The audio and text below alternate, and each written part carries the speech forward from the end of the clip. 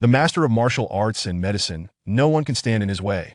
After being expelled from the military, the formidable soldier Lu Xian returns to the bustling city.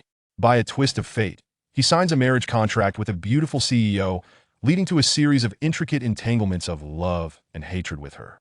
With a stunning CEO, a fierce policewoman, a charming school belle, a first love, and a dazzling star, various enchanting women invade Lu Xian's life, preventing him from finding the peaceful existence he once desired. Chapter 1. The Affection of Bedwetters. As Yi Xiao entered the lobby of the Xinmei High apartment, carrying a somewhat faded black messenger bag, he was promptly halted by the security guard. The Xinmei High luxurious hotel-style apartment stands as the pinnacle of high-end residences in Zhonghai City. The lobby, resplendent with vibrant lights, is infused with a six-star hotel fragrance system accompanied by soft music, creating an ambience of sheer delight. Yi Xiao donned a light-colored short-sleeve t-shirt, a pair of pants procured online for merely 30 yuan, and a pair of ordinary flat shoes. This ensemble, unlikely to exceed 200 yuan, starkly contrasted with the opulence surrounding him, marking him as an obvious outsider. "We do not permit outsiders to enter, please leave," the well-trained security guard politely requested Yi Xiao to exit the premises. Yi Xiao, however, had no intention of departing and inquired, "Is this the Xinmei High luxurious hotel-style apartment?" "Indeed," the guard replied. "Then I have not come to the wrong place. I am here to find someone," Yi Xiao stated confidently. "Whom are you looking for?" the guard inquired. "I am searching for my fiancée, Zhang Shihan," Yi Xiao replied. "She resides here." The guard's eyes widened in astonishment as he exclaimed, "Could you repeat that? What are you searching for?" "My fiancée, Zhang Shihan," Yi Xiao reiterated, casting a glance at the guard's gaping mouth. "Surely you have heard of her? I understand she is quite well known in Zhonghai City." In Zhonghai City, it is inconceivable that anyone would be unaware of Zhang Shihan. She is renowned as the beautiful CEO, a goddess in the hearts of countless men. The guard was taken aback by Yi Xiao's declaration of being Zhang Shihan's fiancé, struggling to reconcile the sight of this ordinary man with the esteemed figure of the beautiful CEO. Suddenly, the sound of delicate footsteps echoed through the lobby. Yi Xiao turned to see a stunningly tall beauty with lustrous black hair gracefully entering. This enchanting woman possessed an exquisite visage, with a flawless complexion, a petite cherry-red mouth, and eyes as clear as water. Her skin was as fair as snow, seemingly delicate enough to break upon touch. Before the beauty even approached Yi Xiao, a captivating fragrance wafted through the air, prompting him to inhale deeply. As she reached him, she inquired, "Did you just say that your fiancé is Zhang Shihan?" "Yes," Yi Xiao responded eagerly. "Do you know me?" The beauty pressed further. "I do not. I am Zhang Shihan, but I do not know you," she replied coldly. "I warn you, leave immediately and cease spreading rumors, or else I will." Thud! Before Zhang Shihan could finish her sentence, Yi Xiao had placed his bag on the ground. He opened his arms and embraced her waist, lifting her effortlessly. "Shihan, it truly is you. I never imagined you would become this beautiful. I hardly recognized you," Yi Xiao exclaimed joyfully as he held her. Slap! Zhang Shihan raised her hand and delivered a sharp slap to Yi Xiao's face. "Scoundrel, release me at once," she shouted furiously. Forced to let her go after the unexpected blow, Yi Xiao gazed at Zhang Shihan in confusion. "Shihan, do you truly not remember me? I am your fiancé. I do not know you." Zhang Shihan retreated a couple of steps, a veneer of frost settling upon her face. "You genuinely do not recognize me? I am Yi Xiao. Surely you cannot have forgotten our childhood days, sharing a bed in our birthday suits. And I still recall how often you wet the bed," Yi Xiao reminisced. Chapter 2. Of course, walk right in. Zhang Shihan's face was ashen, her right hand clenched into a fist. With a swift motion, she aimed a ferocious punch at Yi Xiao's face. However, Yi Xiao reacted quickly, just as Zhang Shihan's fist was about to connect. He transformed his right hand into a palm and blocked her strike. "Shihan, are you attempting to murder your own husband?" Yi Xiao remarked. Having failed to land her punch, Zhang Shihan retracted her hand and coldly replied, "I do not recognize you. Stop spreading rumors. Security, please escort him out." After stating this, Zhang Shihan strode toward the apartment elevator. "Sir, you heard her. She doesn't know you. You should leave," the security guard said in a harsh tone. "Leave? I am a resident here," Yi Xiao asserted. "Huh!" The guard erupted into derisive laughter. He deliberately scanned Yi Xiao from head to toe and mocked. "Don't think I look down on you, but your entire outfit can't be worth more than 200 yuan. You, in your pitiful state, a resident? I wouldn't believe it even if you beat me to death." What if I really am a resident? Yi Xiao asked with a smile. If you were a resident, I'll call you Dad, the guard retorted. That one T be necessary. How about this? If I can prove I'm a resident, you simply have to slap yourself, Yi Xiao proposed. That seems reasonable, doesn't it? All right, the guard agreed. Just wait while I look for it. As he spoke, Yi Xiao crouched down and rummaged through his faded backpack, eventually retrieving his access card. Here, let me show you, he said, presenting the card at the elevator. He pressed the button for the 22nd floor. Now, what do you have to say? Yi Xiao inquired, looking at the guard. Taken aback by Yi Xiao's possession of the access card, the guard seemed to transform, repeatedly apologizing. I had no idea you were a resident. Please forgive my earlier blindness and any offense I may have caused. Is that all? Yi Xiao asked. I should slap myself? The guard exclaimed, raising his hand to strike his own face. Yi Xiao intervened, saying that one T be necessary. In the future, try not to judge by appearances. Yes, I absolutely one T dare again, the guard responded earnestly. As the elevator doors closed, the guard finally breathed a sigh of relief. Suddenly, he felt something was amiss. While Yi Xiao's access card confirmed he lived there, it did not prove he was the owner. Having learned his lesson, the guard decided it was best not to provoke Yi Xiao again. If he truly were the owner, the guard's position could be jeopardized. The luxurious new Meihai apartments boasted infinity pools and expansive terraces with stunning views. Zhang Shirhan sat on the terrace, video calling her father, Zhang Xiaodian, who was abroad. Dad, why did he come looking for me? Zhang Shirhan's face was filled with rage at the memory of Yi Xiao revealing her childhood embarrassments in front of the guard. When she was 3 or 4 years old, she had stayed at Yi Xiao's home with her father, but she had not seen him since. As the chairman of Zhongtian Biogenetics Pharmaceutical Group, Zhang Xiaodian was currently attending a conference in Europe and was not in the country. Shirhan, I asked Yi Xiao to stay with you. You two are childhood friends, and I am good friends with his father. If you two were to marry, our families would become even closer. Before Zhang Xiaodian could finish, Zhang Shirhan interrupted, Dad, stop thinking about that. I just had the security guard throw him out of the apartment. Even if he were the only man left in the world, I would never marry him. Just as she finished speaking, she suddenly heard Yi Xiao's voice, Sister Shirhan. This place has a lovely view. I like it. Looking up, she saw Yi Xiao had appeared in the living room. Yo, how did you get in here? Zhang Shirhan shouted angrily. Yi Xiao waved the access card in his hand and replied, Of course, I opened the door to come in.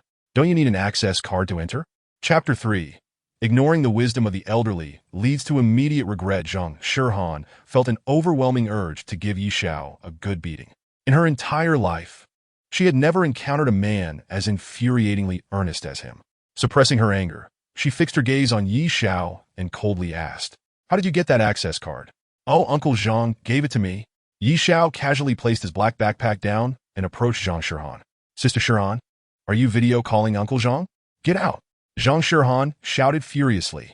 Ignoring her, Yi Xiao had already reached her side, greeting Zhang Xiaodian. Uncle Zhang, you look even more handsome than the last time I saw you. Ha! Zhang Xiaodian laughed heartily from the video call. Yi Xiao, you certainly know how to flatter. Have you just arrived in Zhonghai City? He inquired. Yes, just got here, Yi Xiao replied, glancing at the fuming Zhang Shirhan before turning his attention back to Zhang Xiaodian. Adding, Uncle Zhang, my fiancé, he despises me immensely. If it weren't for you giving me the access card, I wouldn't have been able to come in here. With a swift motion, Zhang Shirhan's fist struck towards Yi Xiao. Yi Xiao extended his hand, grasping Zhang Shirhan's fist, and chuckled. What is this? Are you planning to ambush me? I warned you not to say such things. When did I become your fiancé? Zhang Shirhan retorted angrily. You said you would marry me when you grew up. My family has it on video. Yi Xiao responded. That doesn't count. What I said as a child doesn't matter. Zhang Shirhan insisted. Whether it counts or not, we'll have to ask Uncle Zhang. I came to Zhonghai City to marry you. Yi Xiao turned to Zhang Xiaodian, smiling. Did I say anything wrong? Uncle Zhang? You support your marriage? Zhang Xiaodian affirmed. I disagree. Zhang Shirhan interjected vehemently. I'll say it again. What happened in childhood does not count. Yi Xiao disregarded Zhang Shirhan and released her hand, cheerfully stating, I think I should check where I'll be sleeping. I didn't expect your place to be a duplex. As he spoke, he unexpectedly ascended the staircase to the second floor. Yi Xiao, stop right there. You're not allowed to go upstairs. Zhang Shirhan cried, rushing after him. By the time she caught up, Yi Xiao was already lying on her bed. This bed is quite comfortable, very soft, and it smells nice. Shirhan, it must be yours. right? I really like it. I decided to sleep here, Yi Xiao declared. Zhang Shihan's face turned a deep shade of anger, resembling a person ready to kill. With a swift motion, she yanked open a drawer and retrieved a self-defense stun baton. Flicking the switch, the crackling sound of electricity filled the air. Yi Xiao, you will pay for this. Zhang Shihan was utterly furious, brandishing the stun baton as she charged towards him. Zhang Shihan, this is getting out of hand. Don't use that thing. Yi Xiao, upon seeing Zhang Shihan rushing at him with the stun baton, feigned fear and quickly exclaimed, "Even if you don't want to marry me, there's no need to resort to murder. That's against the law." Yet, Zhang Shihan was too enraged to listen. Her mind solely focused on teaching Yi Xiao a harsh lesson. With a determined shout, she lunged at him. Unbeknownst to her, they hadn't seen each other for many years, and she was unaware of Yi Xiao's experiences during that time. Before his retirement, he had been part of China's most enigmatic special operations unit, known only by the code names. Every agent in this unit was sworn to secrecy, ensuring that their knowledge remained undisclosed to the outside world. Yi Xiao lay on the bed, showing no intention of moving. Thud! Zhang Shihan had already pounced onto Yi Xiao. Yi Xiao, you wretched scoundrel, this is the consequence of provoking my ire. Zhang Shihan, brandishing a self-defense stun baton, thrust it into Yi Xiao's body. The crackling of electricity echoed incessantly as the baton unleashed a staggering voltage capable of rendering a person entirely paralyzed, with severe cases leading to unconsciousness or even death. Zhang Shihan anticipated that Yi Xiao would immediately succumb to unconsciousness. However, to her astonishment, as she jabbed the stun baton into him, he reached out and enveloped her waist with his arm. With a resounding slap, Yi Xiao's hand struck Zhang Shihan's pert rear, and he remarked, "Quickly remove this contraption. For heaven's sake, do not activate it." Zhang Shihan retaliated with another jab. Once more, Yi Xiao's hand landed a sharper blow on Zhang Shihan's backside, this time with greater force. Zhang Shihan, why do you refuse to heed my words? I assure you, trouble will ensue. Was the stun baton malfunctioning? Zhang Shihan pondered in silence. She experimentally prodded her own arm with the baton, curious to ascertain its functionality. In an instant, a surge of potent electricity coursed through her entire being. She had been shocked. Yi Xiao hastily switched off the stun baton in Zhang Shihan's grasp. Observing her immobilized state, he resignedly stated, "I warned you that trouble would arise. You simply would not listen. My body is unique. I cannot be electrocuted." At that moment, a solitary tear rolled down Zhang Shihan's cheek. Chapter 4. The setup on the terrace. Yi Xiao held his phone, engaged in a conversation with Zhang Xiaodian. "Uncle Zhang, if you wish for me to uncover the mole within your company, you must grant me access to Zhongtian Biological Gene Pharmaceutical Group." "That is not an issue," Zhang Xiaodian replied. "I have already made arrangements. You simply need to report for duty." "Excellent," Yi Xiao affirmed. Just as he spoke, footsteps approached, and Zhang Shihan descended from the second floor. Her flawless, delicate visage bore traces of tears, her eyes red and swollen. Paralyzed from the shock, she felt utterly miserable. "You can move again. Come, sit down swiftly." Upon seeing Zhang Shihan, Yi Xiao rose and approached her, extending his hands to assist her to the sofa. Yet, Zhang Shihan shot him a fierce glare, coldly retorting, "You monster, do not touch me." "Rest assured, I am not electrified," Yi Xiao replied.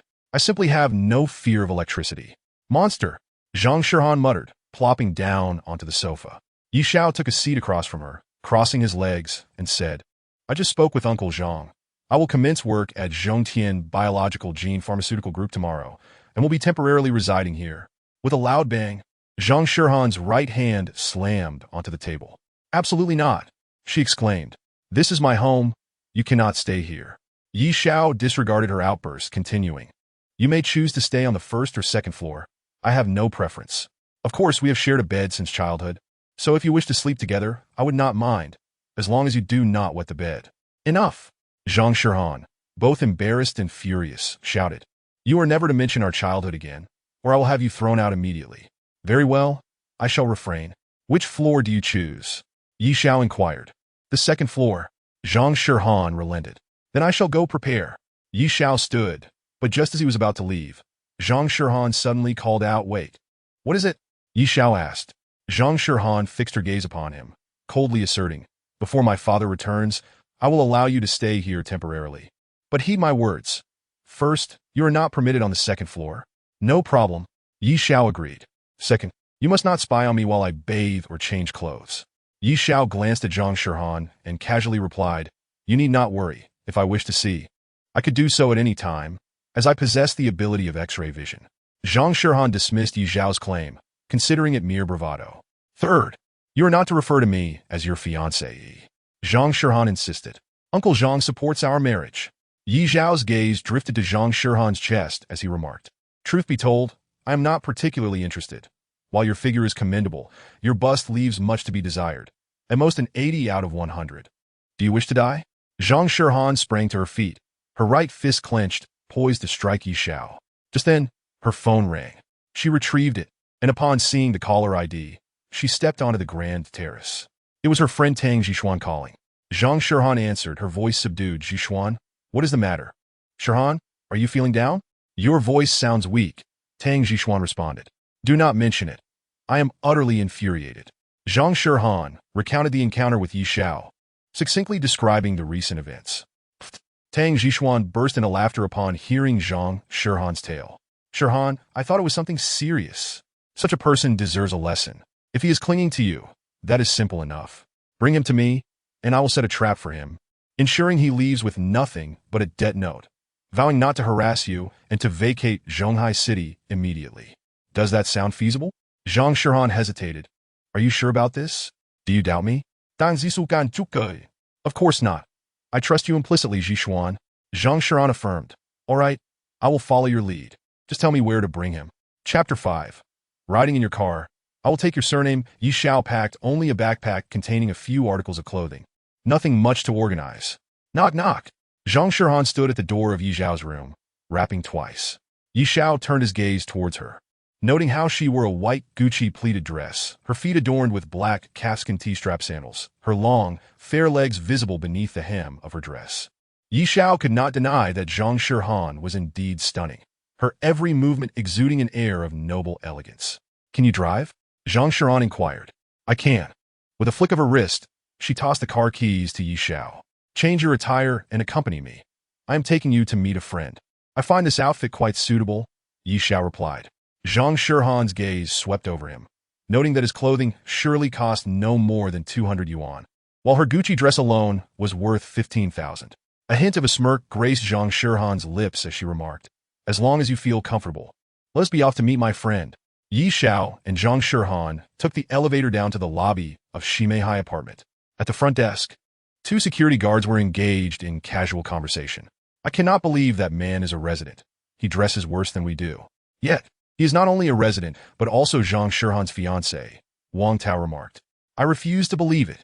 Luan scoffed, skepticism etched across his face. Zhang Shihan is a goddess.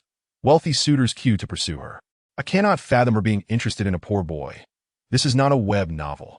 I am not fabricating stories. What I say is the truth.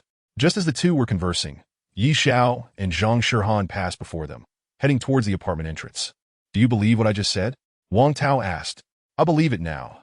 This world truly has a goddess who loves a poor boy, Luan replied, rising from his seat. Where are you headed? Wang Tao inquired. I am going to patrol the floors. Perhaps I too will catch the eye of a goddess. Luan declared. In the parking lot, Zhang Shihan and Yi Xiao climbed into a white BMW sports car. As Yi Xiao pressed the accelerator, the car shot forward with remarkable speed. Brake! Quickly brake! Zhang Shihan exclaimed, her expression changing dramatically. Don't panic, give me a few minutes to adjust, Yi Xiao replied calmly. Do you even know how to drive? Zhang Shihan asked, her voice filled with urgency. Of course, Yi Xiao asserted, but they never let me behind the wheel. They fear riding in my car. With a sudden surge of speed, Yi Xiao accelerated the vehicle, hurtling forward. Slow down. There's a turn ahead. Please slow down. Zhang Shihan's complexion paled as she regretted allowing Yi Xiao to drive. It's fine. Yi Xiao remained unfazed. As they approached the turn, he decelerated and deftly maneuvered the steering wheel, executing a flawless drift that left Zhang Shihan's heart racing, her earlier fright still lingering. Where are we headed? Yi Xiao inhuited. To the Sanzang Club, Zhang Shihan replied. After confirming the location via navigation, Yi Xiao cheerfully reminded her, buckle your seatbelt. It's already fastened, she assured him. Then I shall take the wheel, he declared, suddenly flooring the accelerator. The white BMW shot past 140, speeding through the streets with reckless abandon. What should have been an hour's drive took merely 20 minutes to reach their destination. With a screech of tires, Yi Xiao parked in the club's lot. Bang! Zhang Shirhan forcefully flung open the door, leaping out and retching nearby. Yi Xiao exited leisurely, lighting a cigarette as he observed Zhang Shirhan's distress. Now you understand why they don't let me drive? They claim I'm courting disaster with such speed in the city. My dear, I assure you, I have never been in an accident to date. Yi Xiao, you can go die. Zhang Shirhan shouted, unable to contain her frustration. If I ever ride in your car again, I'll take your surname. Taking my surname? Not a bad idea. Yi Shirhan has a nice ring to it. Yi Xiao chuckled. Chapter 6. You can only be bullied by me as Zhang Shirhan and Yi Xiao approached the club's entrance. A red sports car suddenly barreled towards Zhang Shirhan. Watch out! Yi Xiao yelled, extending his arms to envelop her waist, pulling her to safety just as the car sped past. The vehicle screeched to a halt nearby. Clinging tightly to Yi Xiao, Zhang Shirhan was visibly shaken, her face pale and breath quickening. A delightful fragrance wafted into Yi Xiao's nostrils as Zhang Shirhan held onto him tightly, her heart racing. Seeking death. Yi Xiao's gaze turned icy as he fixed it upon the red sports car, knowing it had been driven to intimidate Zhang Shirhan. He would not allow anyone, aside from himself, to bully her.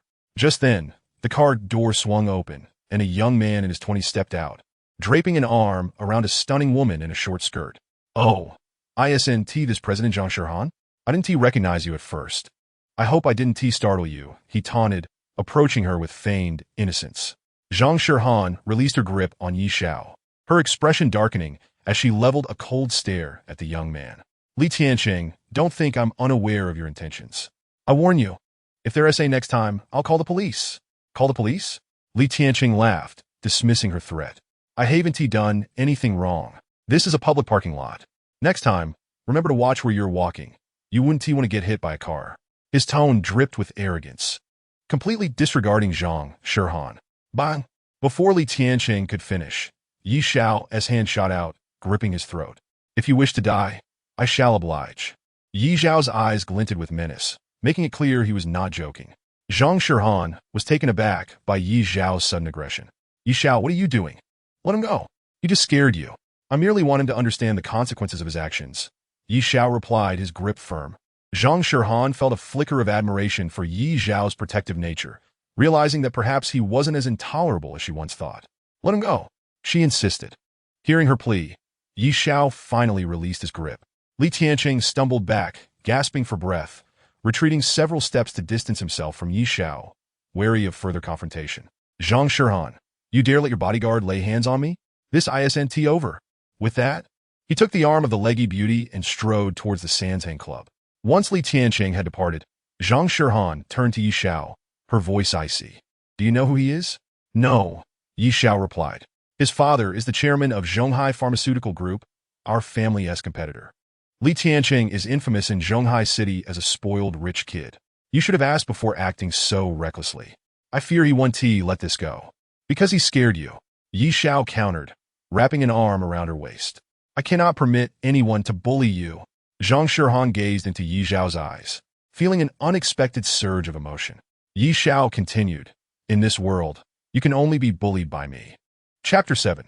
This is a setup. The Sanzang Club was an upscale entertainment venue that operated on a membership basis, with an annual fee of 120,000. Non-members required a member's guarantee for entry, and all expenses incurred within the club were the responsibility of the guaranteeing member. As Yi Xiao and Zhang Shirhan stepped through the doors, four elegantly dressed women bowed in greeting, their smiles radiant. A man in a white suit approached respectfully. President Zhang, which floor will you be visiting? The 5th floor, Zhang Shirhan replied coolly. Very well, please follow me. He escorted them to a private elevator, distinct from the others, which only accessed the 5th floor. Once inside, as the doors closed, Yi Xiao glanced at Zhang Shirhan and remarked, it seems you're quite the regular here. What services do they offer? Any special ones? Vulgar and crude, Zhang Shirhan retorted. Isn't that what you're implying? What else on the 5th floor? Yi Xiao probit. A casino, Zhang Shirhan disclosed. A casino?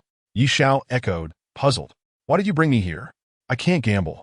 Zhang Shirhan smirked slightly, dismissively saying, didn't you mention wanted to marry me? You need to prove you can win me over. If you can win 5 million here, I'll marry you. If you can't, leave Zhonghai City immediately and never bring up our childhood again. You'll never call me wife again. Do you dare accept? I can't gamble. Yi Xiao protested. Zhang Shihan's lips curled into a cold smile. Are you afraid now? If you possess such limited capabilities, what qualifies you to marry me? Yi Xiao glanced at Zhang Shihan and remarked, Are you suggesting that if I manage to win 5 million here, I can marry you? Indeed. Zhang Shihan responded. Is that so? Yi Xiao produced his phone. What are you doing? Zhang Shihan inquired. I intend to record this. It's essential to have evidence, lest you deny it in the future. Yi Xiao repeated. Zhang Shihan snorted coldly. So you are accepting the challenge? Of course. Yi Xiao affirmed. Within her heart, Zhang Shihan was elated. This plan had been devised by Tang Jixuan, encouraging Zhang Shihan to bring Yi Xiao to the Sanzang Club. Tang Jixuan would enlist a familiar dealer to set the stage, allowing Yi Xiao to join the game. Zhang Shihan could indulge in gambling with Yi Xiao, confident that the eventual loser would undoubtedly be Yi Xiao. Thus, Zhang Shihan wagered that if Yi Xiao could win 5 million here, she would consent to marry him. In her eyes, Yi Xiao, a novice at gambling, was destined to lose. Zhang Shihan led Yi Xiao to the VIP room of the casino. As soon as they entered, Tang Jixuan, who had been placing bets at the table, rose to greet Zhang Shihan with a warm embrace. Shihan, it's been days since we last met. I missed you dearly, Tang Jixuan exclaimed. It's only been 2 days. Zhang Shihan chuckled. After parting, Tang Jixuan's gaze fell upon Yi Xiao. Previously, Zhang Shihan had described Yi Xiao's appearance over the phone, leaving Tang Jixuan somewhat skeptical. However, upon seeing Yi Xiao, she realized that his attire was indeed nothing short of bargain bin merchandise. Nonetheless, Tang Jixuan had to admit that despite his garb, Yi Xiao exuded an extraordinary aura. Having interacted with numerous affluent young men, she found that none, regardless of their extravagant brands, could compare to Yi Xiao standing before her. Tang Jixuan couldn't help but steal a few glances, extending her hand to introduce herself. I am Tang Jixuan, a friend of Shihan. As Tang Jixuan assessed Yi Xiao, he too scrutinized her. Clad in a striking black, low-cut dress, her exquisite features and ample bosom commanded attention. Both Tang Jixuan and Zhang Shihan were stunning goddesses. Yet compared to Zhang Shihan's aloof beauty, Tang Jixuan possessed a touch of allure. Her captivating eyes seemed capable of ensnaring souls, easily drawing men into her spell. Had Tang Jixuan lived in ancient times, she would have been a bewitching temptress, bringing ruin to kingdoms. Yi Xiao detected a delightful fragrance wafting from Tang Jixuan, one that seemed to awaken a primal excitement in men. He extended his hand, grasping Tang Jixuan's delicate fingers. You must be Tang Jixuan. I am Yi Xiao, and Shihan and I grew up together. Before Yi Xiao could finish, Zhang Shihan interrupted, pouting. Could you refrain from mentioning our childhood? Very well, I shall simplify it. Zhang Shihan is my wife, and I have come to Zhonghai City to marry her, Yi Xiao declared straightforwardly. Zhang Shihan hastily responded, Yi Xiao, didn't we agree? You must win 5 million before you can marry me. If you fail, you must leave Zhonghai City immediately. You wouldn't dare to backtrack, would you? Of course not. Yi Xiao smiled. Just wait, Shihan. Soon you shall call me husband. Tang Jixuan released his hand, smiling. Mr. Yi, may I inquire how much capital you have prepared for gambling? We're not playing small here. Without a few million, you might find yourself at a loss. I'm not a gambler. Today is my first time playing. Do I even need capital? Yi Xiao asked. Are you a simpleton? Don't you know you need to buy chips? Zhang Shihan retorted. Oh, so I need to buy chips. What is the minimum value? Yi Xiao inquired. 100 yuan. Tang Jixuan replied. However, we typically buy in the range of several 100,000. If you're short on funds, I can lend you a substantial amount. Really? You're so generous? Yi Xiao chuckled. But if I borrow too much, I fear I might not be able to repay you. How about this? Lend me 100 yuan, and I'll buy a chip. Tang Jixuan took out 200 yuan and handed it to Yi Xiao. Here are 200 yuan. You only need to return 100 to me. The other 100 is a gift. Tang Jixuan stated. Thank you very much, Yi Xiao said, taking the money to purchase chips. Zhang Shihan, flustered, remarked. Jixuan, he is only borrowing 100 yuan. How can we allow him to incur debt? Shihan, don't worry. Once he is at the gambling table, it will be beyond his control. Tang Jixuan smirked. I've set the stage perfectly. Once he experiences the thrill of winning, he will desire more, and when he eventually loses, he'll do anything to recoup his losses. At that point, it will be the perfect opportunity for him to borrow money. Chapter 8. The three of clubs, a beautiful female dealer, stood at the gambling table, dealing cards. At that moment, 3 players, 2 men and 1 woman, were engaged in a game of blackjack. Yi Xiao held 2 chips in his hand, glanced at the table, and remarked, "Isn't this merely a matter of comparing sizes?" "Pretty much." Tang Zhishuan replied, "This game is called blackjack, one of the most popular games. Kings, queens, jacks, and tens all count as 10 points, while aces can be worth either 1 or 10, depending on your choice. The total points of your hand must not exceed 21. After explaining blackjack, Tang Zhishuan looked at Yi Xiao and asked, "So, are you interested? Let us give it a try." Yi Xiao replied, "Then please, take a seat." Tang Zhishuan said. This table could accommodate 5 players, and Yi Xiao sat beside Tang Zhishuan. The alluring scent of her presence wafted into Yi Xiao's nostrils, and at that moment, his hand accidentally brushed against her thigh. Despite the thin fabric of her dress, Yi Xiao distinctly felt the softness of her skin. A warm sensation surged in his abdomen. Tang Zhishuan was an enchanting temptress, and even a mere touch of her leg sent his heart racing. Were it not for Zhang Shihan standing beside her, Yi Xiao would have longed to rest his hand on Tang Zhishuan's thigh, savoring the moment. Just as Yi Xiao was lost in thought, Tang Zhishuan cast a glance at him. Her gaze was seductive. It seemed she knew precisely what he was thinking, and she subtly shifted her leg closer, allowing it to brush against Yi Xiao's hand. In that instant, Yi Xiao's hand instinctively settled upon Tang Zhishuan's thigh. "Mr. Yi, the cards are being dealt. You must stay focused," Tang Zhishuan said with a smile. Yi Xiao withdrew his hand, meeting her gaze with a grin. "Miss Tang, I have a small question." "What is it?" Tang Zhishuan inquired. "I need to win 5 million today, and time is of the essence, so let us skip the formalities. Have your associates leave, and let us wager, just the 2 of us." Upon hearing Yi Xiao's words, both Zhang Shihan and Tang Zhishuan were taken aback, especially Tang Zhishuan. She had believed her scheme was flawless, without a single flaw, yet was astounded that Yi Xiao had discerned her setup. The 3 individuals at the table were indeed her hired players. Tang Zhishuan regarded Yi Xiao, a sultry smile gracing her lips as she asked, "How did you figure out they were hired?" "When you spoke, their gazes were fixed upon you," Yi Xiao replied nonchalantly. "They are merely following your lead. How could they not be hired?" "Clap, clap." Tang Zhishuan applauded, saying, "Impressive. It seems I underestimated Mr. Yi. You must be quite the veteran at gambling." "I'm not an experienced gambler. I've never played for money before." Yi Xiao chuckled, "But I am a genius. I excel in everything I undertake, including gambling. Today, I shall undoubtedly win 5 million. Yi Xiao, upon reaching this point, turned to Zhang Shihan beside him, placing his finger at the corner of his lips, making a gesture of blowing a kiss. "How distasteful." Zhang Shihan displayed an expression of disdain. Tang Zhishuan waved her hand, and the trio consisting of 1 woman and 2 men rose to leave, leaving only her and Yi Xiao at the gambling table. "Now, it is just the 2 of us." Tang Zhishuan glanced at Yi Xiao and said, "Let us commence." The dealer began to deal the cards. Tang Zhishuan was the dealer, with 2 cards before her, 1 face-up ace and another face-down card. "I have just explained the rules, Mr. Yi. You may choose to place an insurance bet." Tang Zhishuan smiled, remarking that if my other card is a king, queen, jack, or 10, it would constitute a blackjack, and your insurance chips would be lost. Before Yi Xiao lay 2 revealed cards, a king and a queen. His gaze shifted to Tang Zhishuan's hidden card, and he chuckled. "Has Shihan not informed you that I possess the ability to see through things?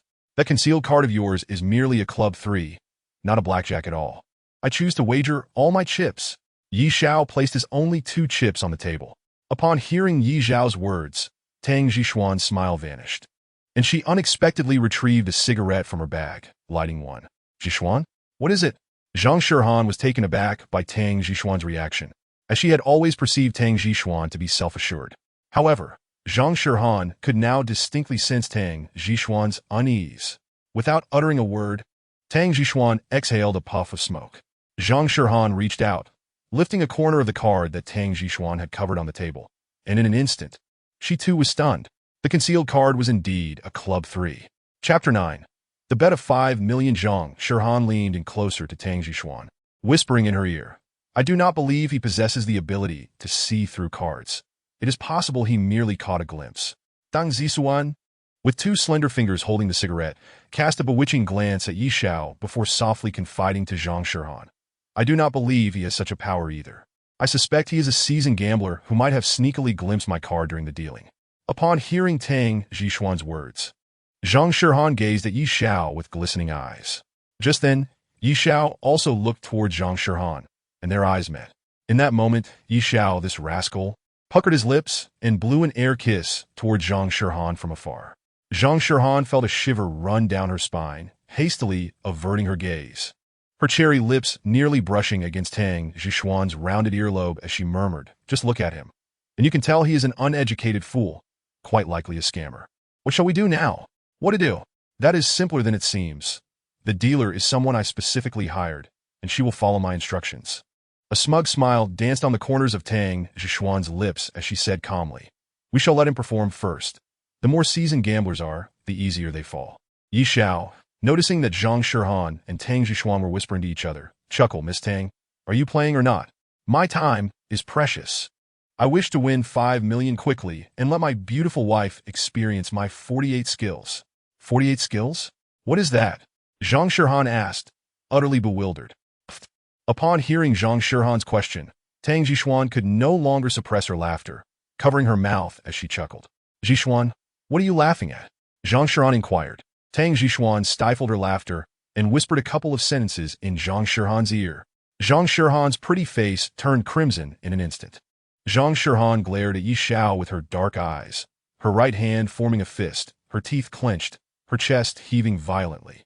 "Stay calm. Tang Zisukan Zhang Xihan. I will help you seek vengeance." Tang Zhishuan placed the cigarette back between her lips, taking a drag, signaling the dealer to continue dealing. The dealer dealt Tang Zhishuan a club 9. Tang Zhishuan smiled, asking Mr. Yi, "Would you like another card?"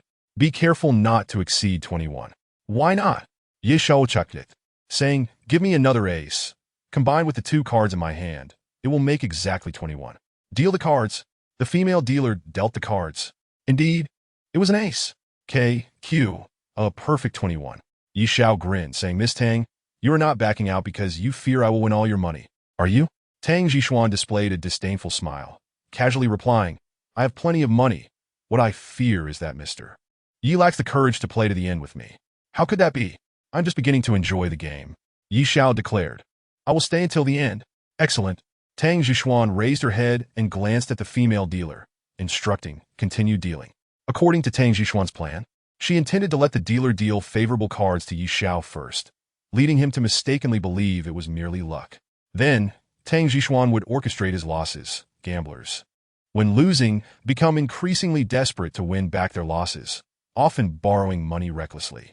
By that time, not only would Yi Xiao be unable to win 5 million, but he might also end up losing millions. Yi Xiao won consecutively for over 10 rounds, transforming his original 200 chips into 300,000. Noticing it was nearly time, Tang Zhishuan exchanged a knowing glance with the female dealer. The dealer began to deal. Before Tang Zhishuan, Leia revealed 3 and a face-down card, while Yi Xiao had a 7 and AK before him. "Mr. Yi, your luck is quite favorable. You have won continuously for over 10 rounds. In this round, do you dare to place a larger bet?" As Tang Zhishuan spoke, she deliberately pushed her chest forward, allowing Yi Xiao a clear view of her deep neckline. Tang Zhishuan believed the time had come. She intended for Yi Xiao to lose. This round would determine everything, forcing Yi Xiao to repay all the money he had previously won from her and to borrow more. With a provocative tone, Tang Zhishuan gazed at Yi Xiao and said, "Yi Xiao, if you are a man, bet 300,000 against me.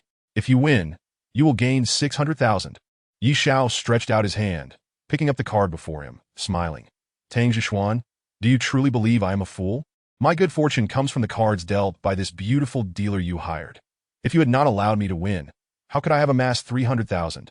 Yi Xiao flicked the card with his 2 fingers, sending it flying accurately onto the pile in front of the dealer. "I have grown weary of 21. I wish to play something else." Yi Xiao stepped closer to Tang Zhishuan, smiling. "If I continue, I will lose this 300,000. Thank you for the gift." "Tang Zisuan." Tang Zhishuan stood up, her enchanting aura captivating, as she spoke in a voice that could soften hearts. "I misjudged you. You are indeed a master at the casino. However, I must caution you, winning 5 million is no easy feat. I believe you are mistaken. This is truly my first time gambling." Yi Xiao replied, and allow me to remind you, I already have 300,000. Next, I only need to win 470,000, and I can soon let Shirhan experience my 48 skills. Upon finishing this statement, he blew another air kiss towards Zhang Shirhan and strode away. That man is truly infuriating. Zhang Shirhan seethed. He is such an enigmatic individual. Tang Zhishuan's gaze remained fixed on Yi Zhao's retreating figure. Zhishuan, could he truly win 470,000? Zhang Shirhan asked, her voice tinged with worry. Certainly not. But what if he actually wins? Zhang Shirhan pressed on. Then you can congratulate yourself. You will finally have the chance to experience his 48 skills. Zhang Shirhan and Tang Zhishuan entered the casino hall, searching for Yi Xiao. Suddenly, Li Tianqing's voice came from nearby. Zhang Shirhan, are you here to apologize? If you are willing to accompany me for a night, I will forgive you for your previous offense. What bad luck! Zhang Shirhan exclaimed, attempting to leave, but Li Tianqing had already positioned himself before her. Li Tianqing deliberately let his gaze sweep from Zhang Shirhan's lower body to her upper body, finally resting on her charming face. Zhang Shirhan, I have heard that you have always been a virgin. I, however, am quite experienced. Why not let me exert a little effort to let you savor the pleasures of being a woman? You rogue! Zhang Shirhan, infuriated, raised her hand to slap Li Tianqing's face. But at that moment, her hand was seized by Yi Xiao. Yi Xiao, what are you doing? Let go of me. Zhang Shirhan was quite displeased that Yi Xiao was holding her hand. All she wanted was to deliver a resounding slap to Li Tianqing. Yi Xiao fully grasped Zhang Shirhan's delicate hand, smiling as he said, wife, hitting him would dirty your hands. Such dirty work is best left to me. With a swift motion, Yi Xiao raised his right hand, and, just as Zhang Shirhan blinked, he delivered a slap to both sides of Li Tianqing's face. Wife, are you satisfied? Yi Xiao inquired. It's all right, I suppose, Zhang Shirhan replied hesitantly. Smack! Smack! Yi Xiao raised his hand again, landing 2 more slaps. What about now? He asked. Stop. That's enough. Fearing that Yi Xiao might escalate the situation, Zhang Shirhan hurriedly protested. All right, you and Tang Zhixian step aside. After uttering this, Yi Xiao turned his gaze towards Li Tianqing. Having received 4 consecutive slaps from Yi Xiao, Li Tianqing covered his face and was about to shout for help when Yi Xiao suddenly said, Li Tianqing, do you harbor deep resentment towards me? I'll give you a chance. Since we're in a casino, why not make it more exciting? I'll wager my right hand. If I lose, I'll chop it off and give it to you. Are you serious? Li Tianqing asked menacingly. Of course, Yi Xiao replied. Let's make a bet. If I lose, my arm is yours, but if you lose, you owe me 1 million. What do you say?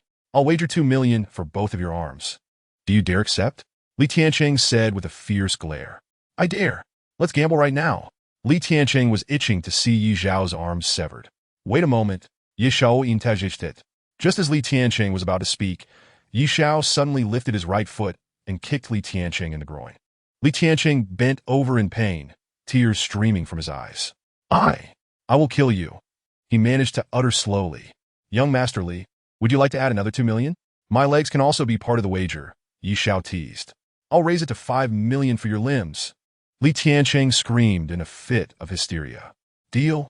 Yi Xiao declared. Chapter 10. Fortune approaches. Unstoppable Li Tianqing's face had swollen completely. It felt as if it were being scorched by fire. He was consumed with a desire to kill Yi Xiao. When Yi Xiao proposed to wager limbs, Li Tianqing accepted without hesitation. He had money. 5 million was a trivial amount. He had been infatuated with a somewhat famous singing internet celebrity, and in a few days, he had already spent 3 million on gifts for her. That evening, she had even invited him to dinner, and they ended up in a hotel room together. Li Tianqing was no petty accountant. He didn't need to embezzle funds to shower gifts on a streamer. What do you want to bet on? Blackjack, mahjong, or baccarat? Li Tianqing glared at Yi Xiao, his eyes filled with murderous intent, eager to take Yi Xiao's life. Let's roll some dice. It's the simplest, Yi Xiao suggested. Let's not waste time. 1 round to determine the victor. Fine, I'll play with you. Li Tianqing immediately agreed. Zhang Shirhan sensed that the situation had escalated. Yi Xiao was about to gamble his limbs with Li Tianqing. If he lost, even if he didn't die, he would be rendered useless. She felt responsible for the predicament. Though Zhang Shirhan didn't harbor feelings for Yi Xiao, she certainly didn't want to see him become a cripple. Zhang Shirhan tugged at Yi Xiao's arm and whispered, Yi Xiao, let me be honest with you. Even if you win 5 million, I will not marry you.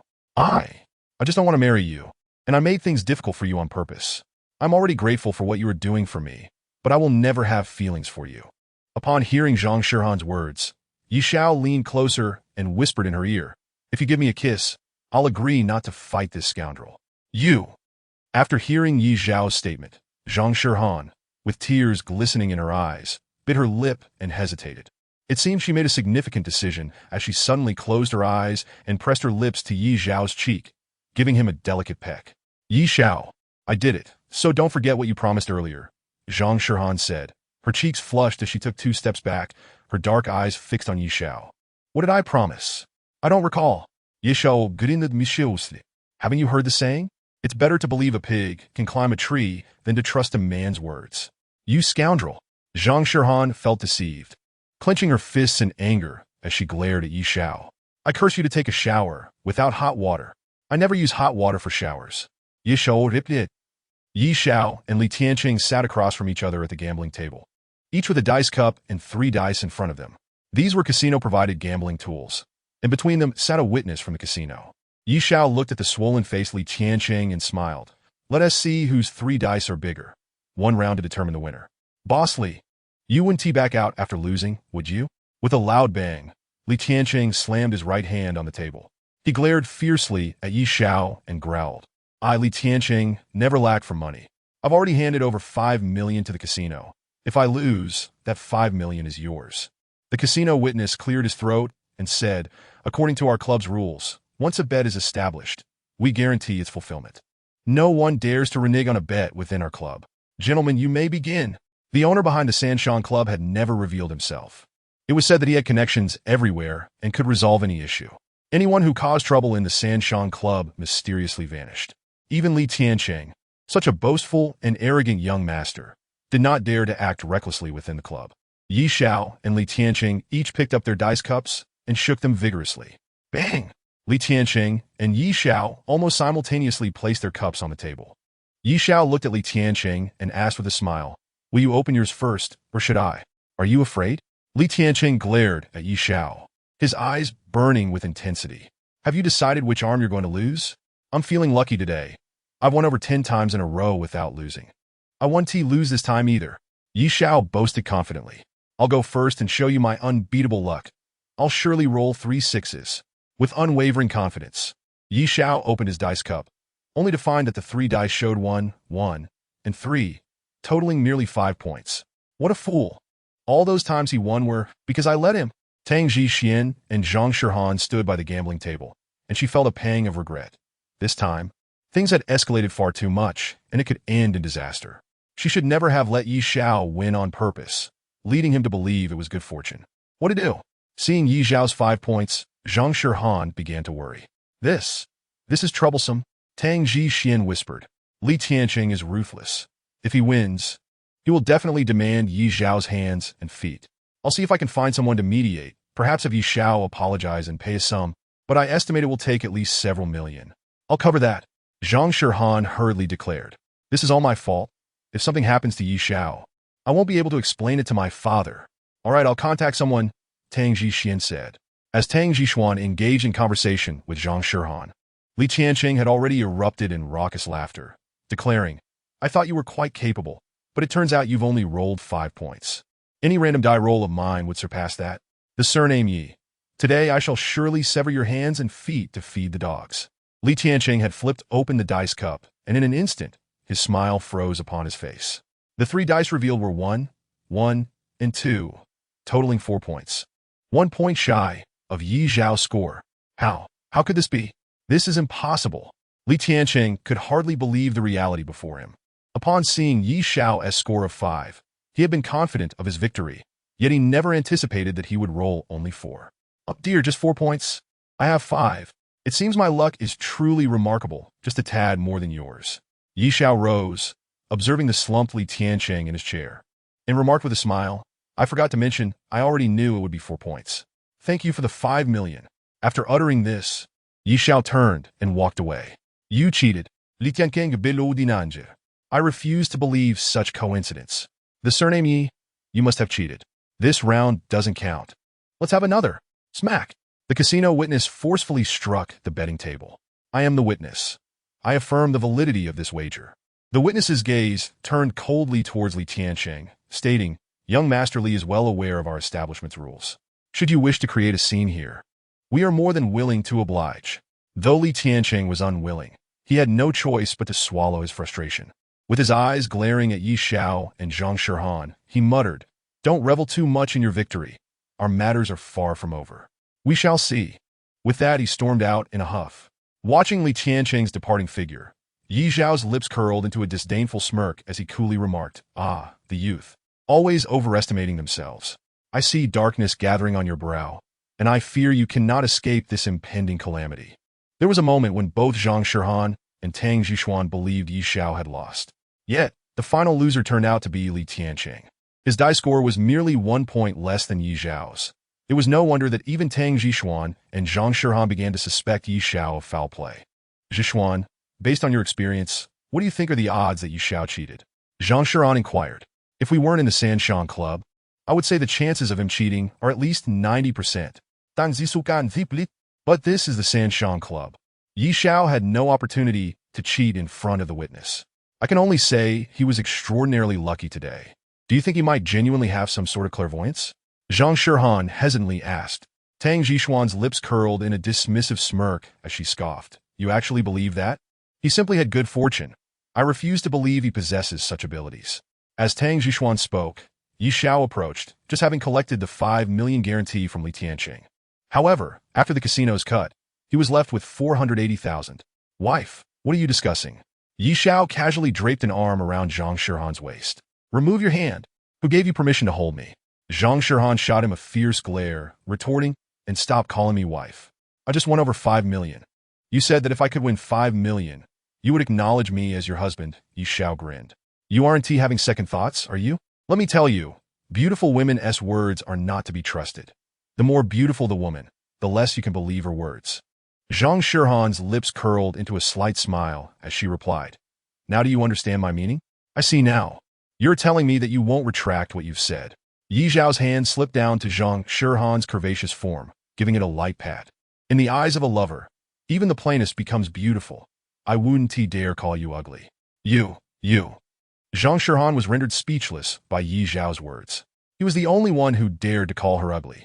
Even those who were not fond of her acknowledged her as a goddess. Noticing Zhang Shihan's irritation, Tang Zhishuan pulled her aside, whispering conspiratorially, Shihan, don't be angry just yet. I have a way to make him leave you willingly. What method? Zhang Shihan inquired.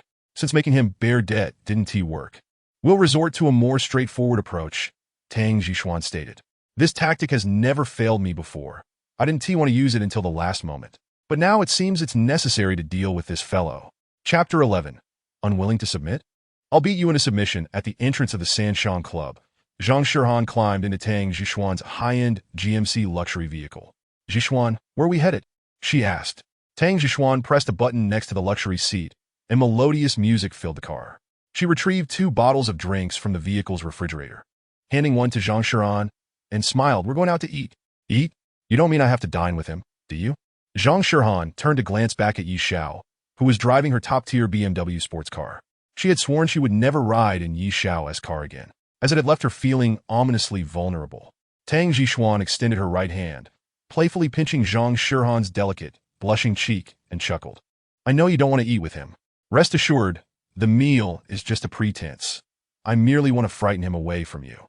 Since our gentle approach has failed, we'll take a more forceful route. At this, Tang Zhishuan's gaze turned to the bodyguard Yang and in the passenger seat, asking, How is the arrangement coming along? Boss, I've arranged for 6 individuals, all according to your instructions, large, imposing, and fierce in appearance. Yang replied confidently, I believe you will be quite satisfied. Tang Zhishuan furrowed her brow, remarking, That sounds odd, as if I'm seeking 6 muscle-bound men for my own pleasure. Zhang Shihan couldn't help but burst into laughter. Upon seeing her friend laugh, Tang Zhishuan playfully grabbed her chest, feigning discontent. Shihan, are you trying to entice my bodyguard? Let me tell you, don't even think about it. I'm not trying to entice anyone. I just find your words amusing. Zhang Shihan protested defiantly. I think it's you who has ideas about your bodyguard. Don't you, Yang? Yang pretended not to hear. Zhang Shihan and Tang Zhishuan were close friends who often joked like this, and Yang had long grown accustomed to it. Tang Jishuan's GMC luxury vehicle led the way, with Yi Xiao following closely in his S5, departing from the Sanshan Club. Just as they left, 3 black sedans trailed behind. In the last car, Li Tianqing, gripping his phone, was loudly cursing. That bitch Zhang Shihan must be taken down. Today, I am determined to have her. If it weren't for my father urging restraint, I would have already made her suffer. As for her bodyguard, I want him crippled. No one has dared to strike me before, and he shall be the first. I will ensure he lives the rest of his life as a useless person. Li Tianqing, vengeful and vindictive, plotted revenge against both Zhang Shihan and Yi Xiao for the humiliation he suffered at the Sanshan Club. He had summoned 8 thugs, intending to retaliate against them. In Tang Jishuan's vehicle, she was still discussing her plan with Zhang Shihan. Shihan, just claim that you have a boyfriend from the underworld. If Yi Xiao continues to pester you, the 6 strong men I've called will intimidate him into leaving. He'll surely be frightened off. Dan Zisukan asat confident. Zhang Shihan's sparkling eyes blinked as she smiled. That is a brilliant idea. I knew you would come up with something good, Jishuan. Certainly, individuals like Yi Xiao are quite common in my experience. I manage both a film production company and a talent agency, and the fans of those artists can be far more formidable than Yi Xiao. Just as Tang Jishuan was about to elaborate, Yang suddenly interjected, Boss, someone is closing in. Tang Jishuan turned to glance behind her, where she noticed several cars pursuing them. One of which, a black sedan, had already collided with Yi Xiao's BMW sports car. Li Tianqing's men, Tang Jishuan asserted with certainty. Accelerate immediately and shake them off. Understood. Yang replied, but just then, Zhang Shihan shouted, What is that fool Yi Xiao doing? Why has he stopped? Tang Jishuan quickly turned her head and saw that Yi Xiao had indeed halted his BMW. Fool! Tang Zisuan Guset? In such a dire situation, Yi Xiao should have pressed the accelerator to distance himself from the pursuers. Yet he made the most foolish choice by coming to a stop. Not only did Tang Jishuan berate Yi Xiao, but even Li Tianqing couldn't help but mock him. Is this fellow out of his mind? I summoned so many people to deal with you, and you voluntarily stopped your car? This saves me some effort. Seeing Yi Xiao not only halt his vehicle, but also step out, Li Tianqing, leisurely seated in the last car, lit a cigarette. He was eager to witness a good show, anticipating his men would incapacitate Yi Xiao. The Sanshan road leading to the city center typically had sparse traffic. Yi Xiao had noticed they were being followed since leaving the Sanshan Club. Had Li Tianqing's men not pursued them in their vehicles, Yi Xiao would have ignored them entirely. However, once they collided with his car, he could no longer turn a blind eye. Yi Xiao parked the car, pushed the door open, and exited. At that moment, the 3 following cars came to a halt. As 2 doors swung open, 8 imposing men emerged, with only the last vehicle remaining unoccupied. Upon witnessing this, Yi Xiao realized that Li Tianqing was seated in the final car. With a cigarette clenched between his lips, he strode purposefully toward it. Are you the scoundrel named Yi? One bald man intercepted, blocking Yi Xiao's path. My boss intends to cripple you. Before he could finish, Yi Xiao's right fist connected with the bald man's jaw. Crack! The unmistakable sound of bone fracturing echoed. The bald man's jaw shattered under Yi Xiao's blow. If you don't wish to die, then be on your way, Yi Xiao coldly declared. At that moment, another man charged forward. Bang! After shattering the bald man's jaw, Yi Xiao's right elbow swung forcefully toward the oncoming assailant. Accompanied by a scream, the man's face was violently struck, leaving him disoriented. Yi Xiao pressed on, having incapacitated 2 men in an instant, leaping forward with renewed vigor. Bang! Bang! One man standing in Yi Xiao's path was sent flying by his knee, while Yi Xiao's left hand swept out, sending another man sprawling. In the blink of an eye, 4 men lay incapacitated on the street. I won't repeat myself. If you wish to live, get out of my sight. Yi Xiao's voice, though not loud, was laced with lethal intent, causing the remaining 4 to instinctively recoil. They lacked the courage to engage Yi Xiao. This was a massacre, and they were not on the same level. If Yi Xiao was the strongest king, they were but mere bronze ranks. Inside the GMC van, Tang Jishuan gasped at Yi Xiao's prowess, instinctively asking, Yang, who is stronger, him or you? I am no match for him. Yang replied honestly. He is extraordinarily strong.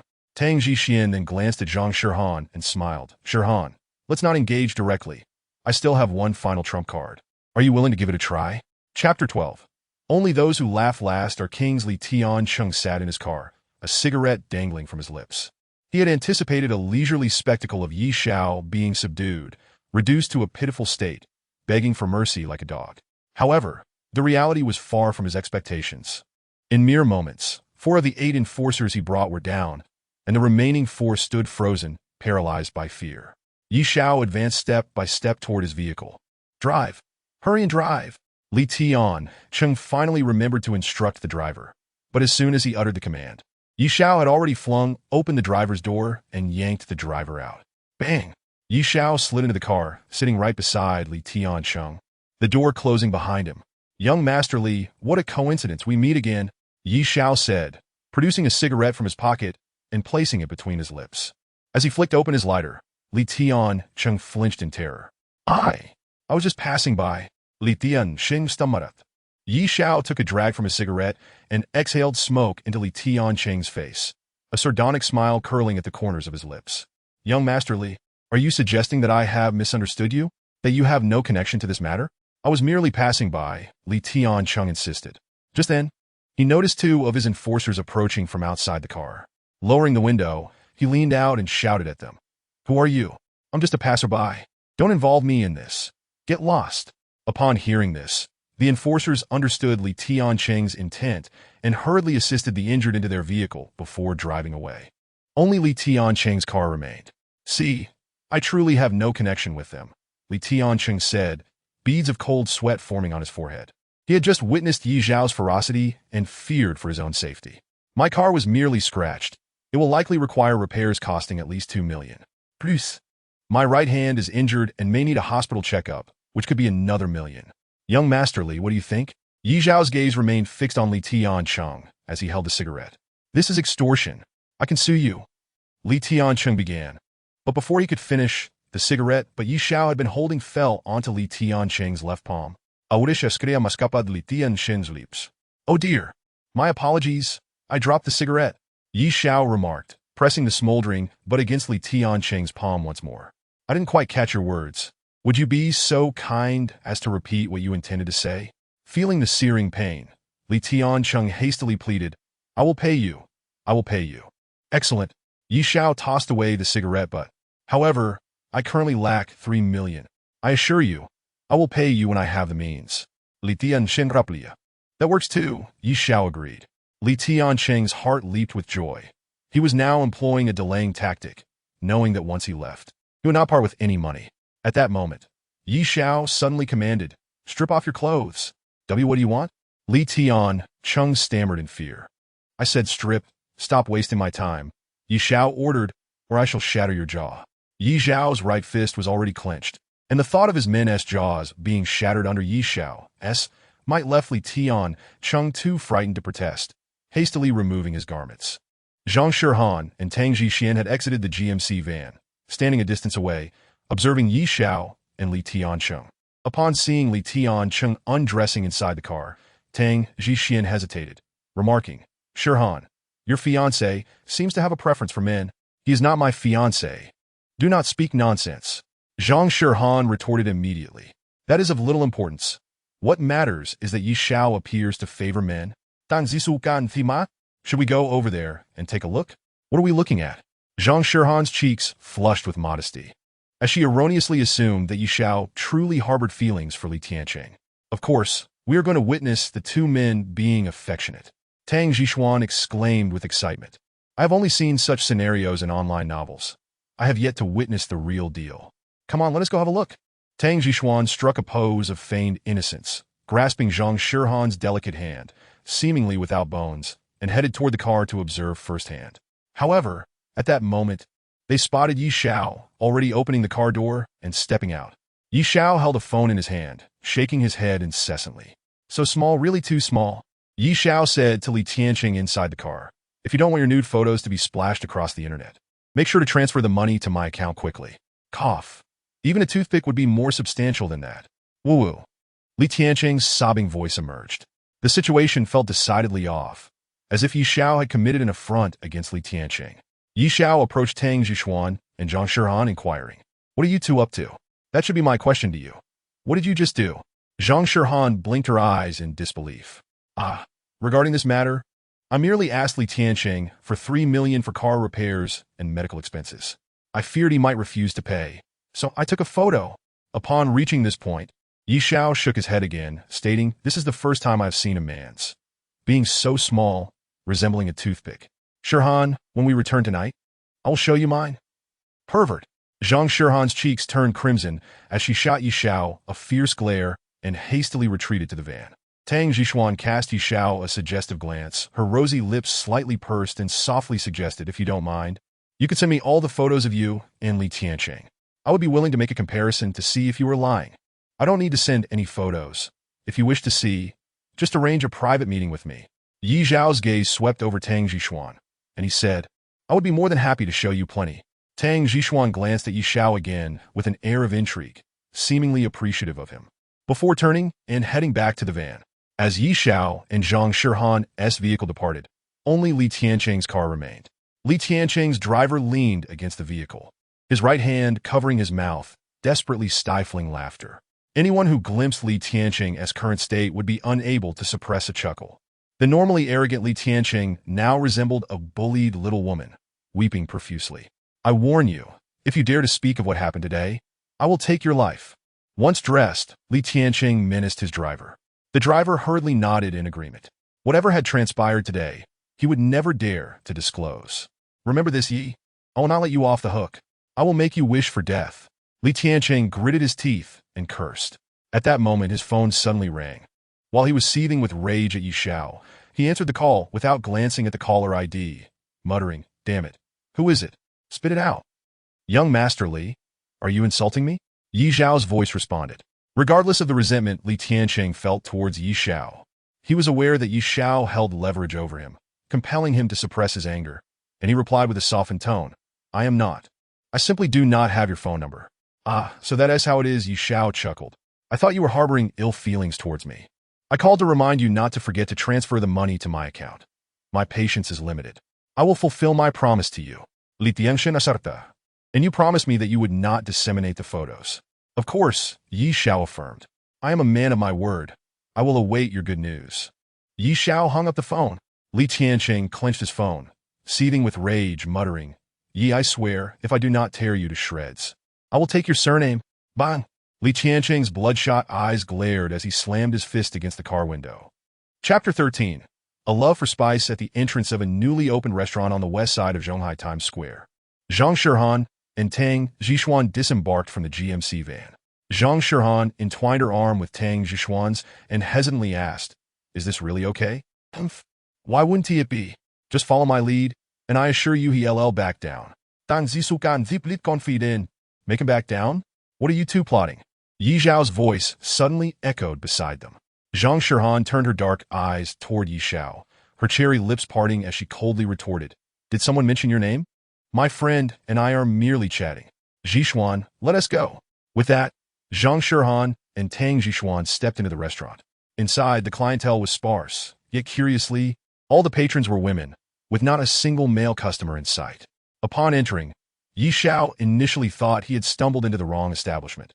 Double-checking to confirm that this restaurant was not exclusively for women, he took a seat, scanning the room, and remarked with intrigue, "What a peculiar sight. Have you noticed that all the customers here are women? Aren't you a man?" Zhang Shirhan suddenly inquired. "Dear, please don't speak to me in that tone." Yi Xiao replied, extending his hand to firmly grasp Zhang Shirhan's right hand. "You are currently my fiancée. We need to cultivate our relationship properly." Yi Xiao's fingers glided over Zhang Shirhan's delicate hand, the silky texture akin to jade, evoking a reluctance in him to withdraw his touch. "Let go!" Zhang Shirhan exclaimed, pulling her hand away forcefully. Yi Xiao brought the fingers that had just caressed Zhang Shirhan's hand to his nose, inhaling deeply, and chuckled, "So fragrant." Zhang Shirhan suppressed the urge to strike Yi Xiao, her fingers gliding over the menu screen as she said, "Zhishuan and I particularly enjoy spicy food. The spicier, the better. Can you handle spice?" "I cannot eat spicy food," Yi Xiao replied. Upon hearing this, Zhang Shirhan felt a surge of delight. Yi Xiao couldn't handle spice. How wonderful. She quickly ordered 6 dishes, including Geli Mountain spicy chicken, Nanshan spring water chicken, and spicy blood curd, all renowned dishes from the Sichuan cuisine, famously known for its heat. Spicy chicken is particularly notorious for being made with the hottest dried chilies. Generally, those who cannot handle spice would shy away at just the scent of it.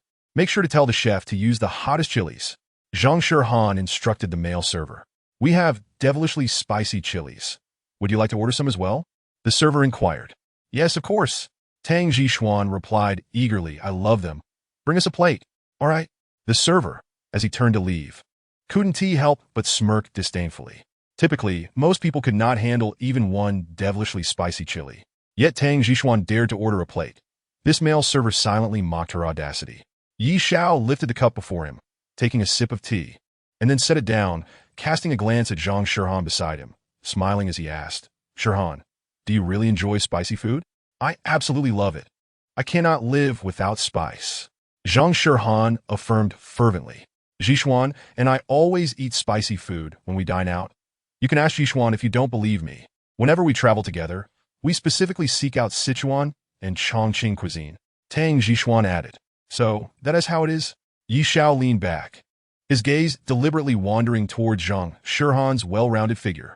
Zhang Shirhan noticed that Yi Xiao was fixated on her posterior and reluctantly shifted her seating position, indignantly exclaiming, Are you a pervert? Shirhan, please don't misunderstand. I merely intended to introduce you to my doctor friend, Yi Xiao replied. Why on earth would we need to meet your doctor friend? Zhang Shirhan scoffed. You're already insufferable enough. I doubt your doctor friend could be any better. I believe you and your companion, Miss Tang. As Yi Xiao mentioned Tang Jishuan, he cast a deliberately suggestive glance her way, continuing. It would be beneficial for both of you to meet my doctor friend. His expertise in hemorrhoid surgery is remarkable, something you both might find necessary sooner or later. What does hemorrhoid surgery have to do with us? Zhang Shirhan had not yet fully grasped the implication of his words when Tang Jishuan interjected. Shirhan, he's implying that our penchant for spicy food might lead to hemorrhoids. Zhang Shirhan's cheeks flushed crimson. As a goddess of high esteem, she was unaccustomed to men mentioning such ailments in her presence and had initially overlooked Yi Xiao's intent. Now, however, she felt utterly humiliated, her anger flaring up. Clenching her fist, Zhang Shirhan swung it towards Yi Xiao's face. Unable to contain herself, she was determined to land a solid punch to vent her frustration. Yet, to her astonishment, as she threw her punch, Yi Xiao happened to lower his head, causing her fist to miss entirely. Overexerting herself, Zhang Shirhan lost her balance and stumbled toward Yi Xiao, who, at that moment, raised his head, resulting in their lips colliding. In that instant, Zhang Shirhan's mind went blank. She had not anticipated such an unexpected occurrence, especially in a public setting. This was, in truth, her first kiss. Just as she was at a loss, she felt Yi Xiao's tongue attempting to part her lips, and at that moment, a surge of rage welled up within her. She forcefully pushed Yi Xiao away and was about to unleash a torrent of insults when Yi Xiao unexpectedly shouted, Zhang Shirhan, that was my first kiss. You've stolen it from me. You must take responsibility. What did you just say? What do you want from me? Zhang Shirhan trembled with fury, her voice quaking. Could there truly exist a man so shameless? Clearly, Zhang Shirhan was the one at a disadvantage. Yet Yi Xiao audaciously claimed she was responsible for his first kiss. Zhang Shirhan, a renowned public figure and the goddess in the hearts of many men, found herself not only robbed of her first kiss, but also being accused of having taken Yi Xiao's. She refused to believe that a man like Yi Xiao could even possess a first kiss. I said nothing at all. Yi Xiao changed the subject. Waiter, please expedite the dishes. I'm starving. Tang Jishuan hurriedly consoled Zhang Shirhan, saying, Shirhan, please don't lose your temper. You still need to get rid of him. He infuriates me. Zhang Shirhan retorted angrily. Yi Xiao was indeed a formidable opponent, clearly intent on provoking her. If you let him get to you, you've already fallen into his trap, Tang Jishuan warned. Zhang Shirhan shot Yi Xiao another fierce glare, took a few deep breaths, and stood up, stating, I'll be right back. I need to go to the restroom. With that, she promptly headed toward the restroom. The dishes Zhang Shirhan had ordered arrived shortly thereafter. In addition to spicy chicken and a hot pot, there was a small plate of devil peppers. The devil pepper is universally acknowledged as the spiciest pepper in the world. At this restaurant, it was merely rinsed clean and cut open before being served. The mere scent of the devil pepper was enough to deter anyone from approaching. Zhang Shirhan glanced at Tang Jishuan, realizing this was her idea. Zhang Shirhan, who typically refrained from consuming spicy food, was now relying on Tang Jixuan. Tang Jixuan had not anticipated that Yi Xiao would not be intimidated. Anyone who could not handle spice would surely retreat upon seeing such a fiery spread. Yet Yi Xiao exhibited no signs of backing down. Since this plan originated from Tang Jixuan, she steeled herself and picked up her chopsticks, taking a piece of Geli Mountain spicy chicken and placing it in her mouth. "This dish is delicious, Shirhan. You should try it too." Tang Jixuan feigned enthusiasm for spicy food, urging Zhang Shirhan to sample it. Upon hearing Tang Jixuan's words, Zhang Shirhan's expression soured. Though she attempted to conceal her inner turmoil, her awkward smile betrayed her. She picked up her chopsticks, took a small piece of chicken, and as soon as it touched her tongue, she spat it out. So spicy. She quickly grabbed a glass of water and gulped it down. "Darling, didn't you say you love spicy food? Weren't you the one who claimed you couldn't live without it? Why are you complaining about the spice?" Ye Xiao remarked, already grabbing his chopsticks and picking a piece of red pepper from the spicy chicken, popping it into his mouth. Both Tang Jixuan and Zhang Shirhan watched Yi Xiao intently, hoping he would display signs of distress. They had both tasted the dish and found it unbearably spicy, feeling as though their tongues had lost all sensation. Even now, they could still feel the lingering heat. "This pepper isn't spicy at all." Yi Xiao continued to eat, shoveling several pieces of red pepper into his mouth while commenting. "This must be a sweet pepper, not spicy at all. It's the chicken that's a little spicy. Really not spicy?"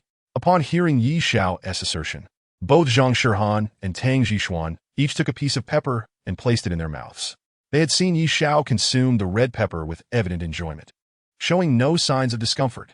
As soon as they bit into the pepper, they felt as though their mouths were set ablaze. Tears instantly streamed down their faces. Chapter 14. Angel Society, so spicy. Zhang Shirhan and Tang Jixuan exclaimed in unison. They felt their tongues had become completely numb from the heat and quickly reached for their glasses, drinking water in desperation. Tears streamed down their cheeks uncontrollably. "Is it spicy? I find it quite mild, lacking any real flavor," Yi Xiao remarked, sampling the hot pot and the Nanshan spring chicken, adding, "These two dishes are acceptable, with just a hint of spice." As Yi Xiao spoke, he noticed Zhang Shirhan extending her tongue and fanning her mouth, clearly indicating her struggle with the heat. Yi Xiao chuckled. "Darling, didn't you say you love spicy food? These dishes were prepared according to your specifications, with an increased amount of chili. They should be spicier than usual." Zhang Shirhan's eyes were reddened from the spice, and at that moment, she had no words. She simply stood up and dashed toward the restroom. Tang Jixuan also got to her feet. Seeing her follow suit, Yi Xiao picked up a devil pepper, saying, "Here, this is what you love. Give it a try." Tang Jixuan shot Yi Xiao a fierce glare before rushing toward the restroom. As Zhang Shirhan and Tang Jixuan exited, Yi Xiao scoffed, stating, "You two are no match for me. Eating this pepper is as easy as snacking." Yi Xiao called the waiter over. "Bring me several more dishes." Yi Xiao instructed, "Please remove these dishes from the table. Except for the devil pepper, I'll treat it as a side dish." When Zhang Shirhan and Tang Jixuan returned from the restroom, Yi Xiao was holding a devil pepper, having just taken a bite. "This pepper is quite nice. Would you like to try a bite?" Yi Xiao offered the devil pepper to Zhang Shirhan. "Get that away from me." The memory of her earlier tears from the spice overwhelmed her, and she finally lost her composure, exclaiming, "Yi Xiao, listen carefully. I do not enjoy excessively spicy food. I'm not a pervert like you." She had just finished speaking when she reached for her bag, preparing to leave. However, at that very moment, her stomach audibly protested with an untimely growl. Zhang Shirhan had not eaten, and she had just been in the restroom, where she expelled a considerable amount of stomach acid. Tang Jixuan was not faring much better. The spiciness had brought tears to her eyes. Initially, they had intended to target Yi Xiao, but it was ultimately the two of them who found themselves on the receiving end. "Neither of you has eaten yet, so I've already ordered some dishes for you. They will arrive shortly." Yi Xiao glanced at Zhang Shirhan and assured her, "Rest assured, I've ordered only non-spicy dishes this time. Even if you decide to leave, you must first fill your stomach." After saying this, he took a bite of the devilishly spicy pepper, seemingly unfazed.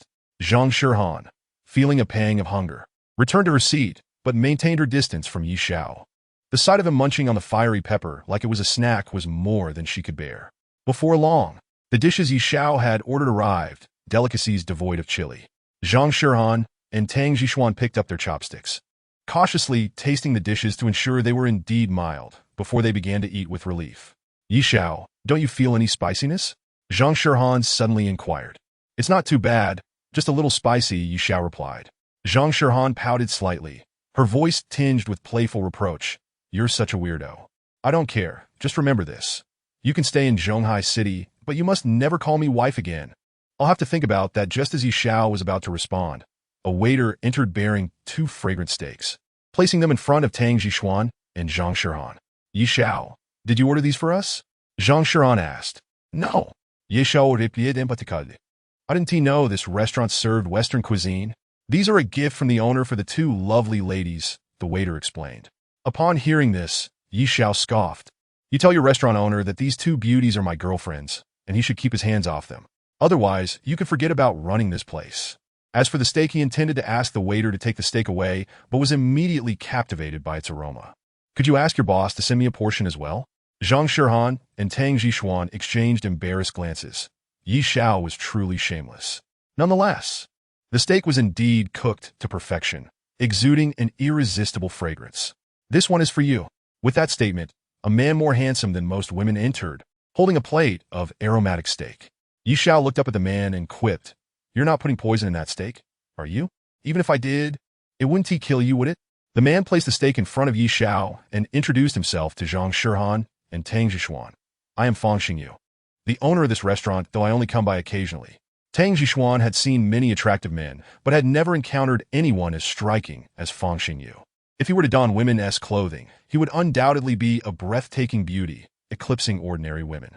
I'm Tang Jixuan. Before she could finish, Yi Xiao interjected. Fang Xingyu, come outside with me for a smoke. I'd like to chat. All right. Fang Xingyu agreed. As Yi Xiao stood and walked outside with Fang Xingyu, the female patrons in the restaurant flocked around, drawn to Fang Xingyu's presence. This explained why the establishment was predominantly filled with women. They were not there to dine, but to admire the handsome man. Outside the restaurant, leaning against the wall with a cigarette in hand, Yi Xiao looked at Fang Xingyu and asked, Is this restaurant really yours? Yes. Fang Xingyu confirmed. I have a passion for gourmet food. When the owner decided to sell, I seized the opportunity. Besides this place, I also own a Western restaurant, and my culinary skills are quite commendable. Would you care to visit my place? I could cook for you personally. It feels odd to hear that coming from a man. I'm not interested in men. Yi Xiao replied. What if I dressed in women-esque clothing? I assure you, I wouldn't pale in comparison to your 2 girlfriends. Fang Xingyu smiled playfully, exuding a hint of allure. No thanks, go charm someone else. Yi Xiao retorted, I'm simply curious why you've come to Zhonghai City. I like it here, Fang Xingyu replied, inching closer to Yi Xiao, his face nearly touching Yi Xiao's as he whispered, You have a dark omen. Your luck hasn't been great lately. Be cautious. I don't want to be visiting your grave during Qingming Festival. Get lost. Yi Xiao snip. Fang Xingyu's lips curled into a smile reminiscent of a woman's charm as he remarked, That woman beside you must be Zhang Shihan, right? She is beautiful. Beautiful femme fatale. Take my advice and keep your distance from her. Someone is eager to uncover what transpired on that fateful Christmas Eve 20 years ago. Among those who survived that night, Zhang Shihan's father, Zhang Xiaotian, is the only one currently traceable. You're not here because of that, are you? Yi Xiao pisit. Not at all. Fang Xingyu lightly shook his head. I have no interest in that night's events. I yearn for romance. I simply adore the city of Zhonghai. That is for the best. Yi Xiao replied, Stay out of those matters. I knew you cared about me the most. Fang Xingyu said softly, Get lost. Don't disgust me. Disappear from my sight before I lose my temper, Yi Xiao warned. Men are all pigs. Fang Xingyu declared as he gracefully re-entered the restaurant. The Angel Society was an organization founded by several top biological genetics experts, with Zhang Xiaotian as a member.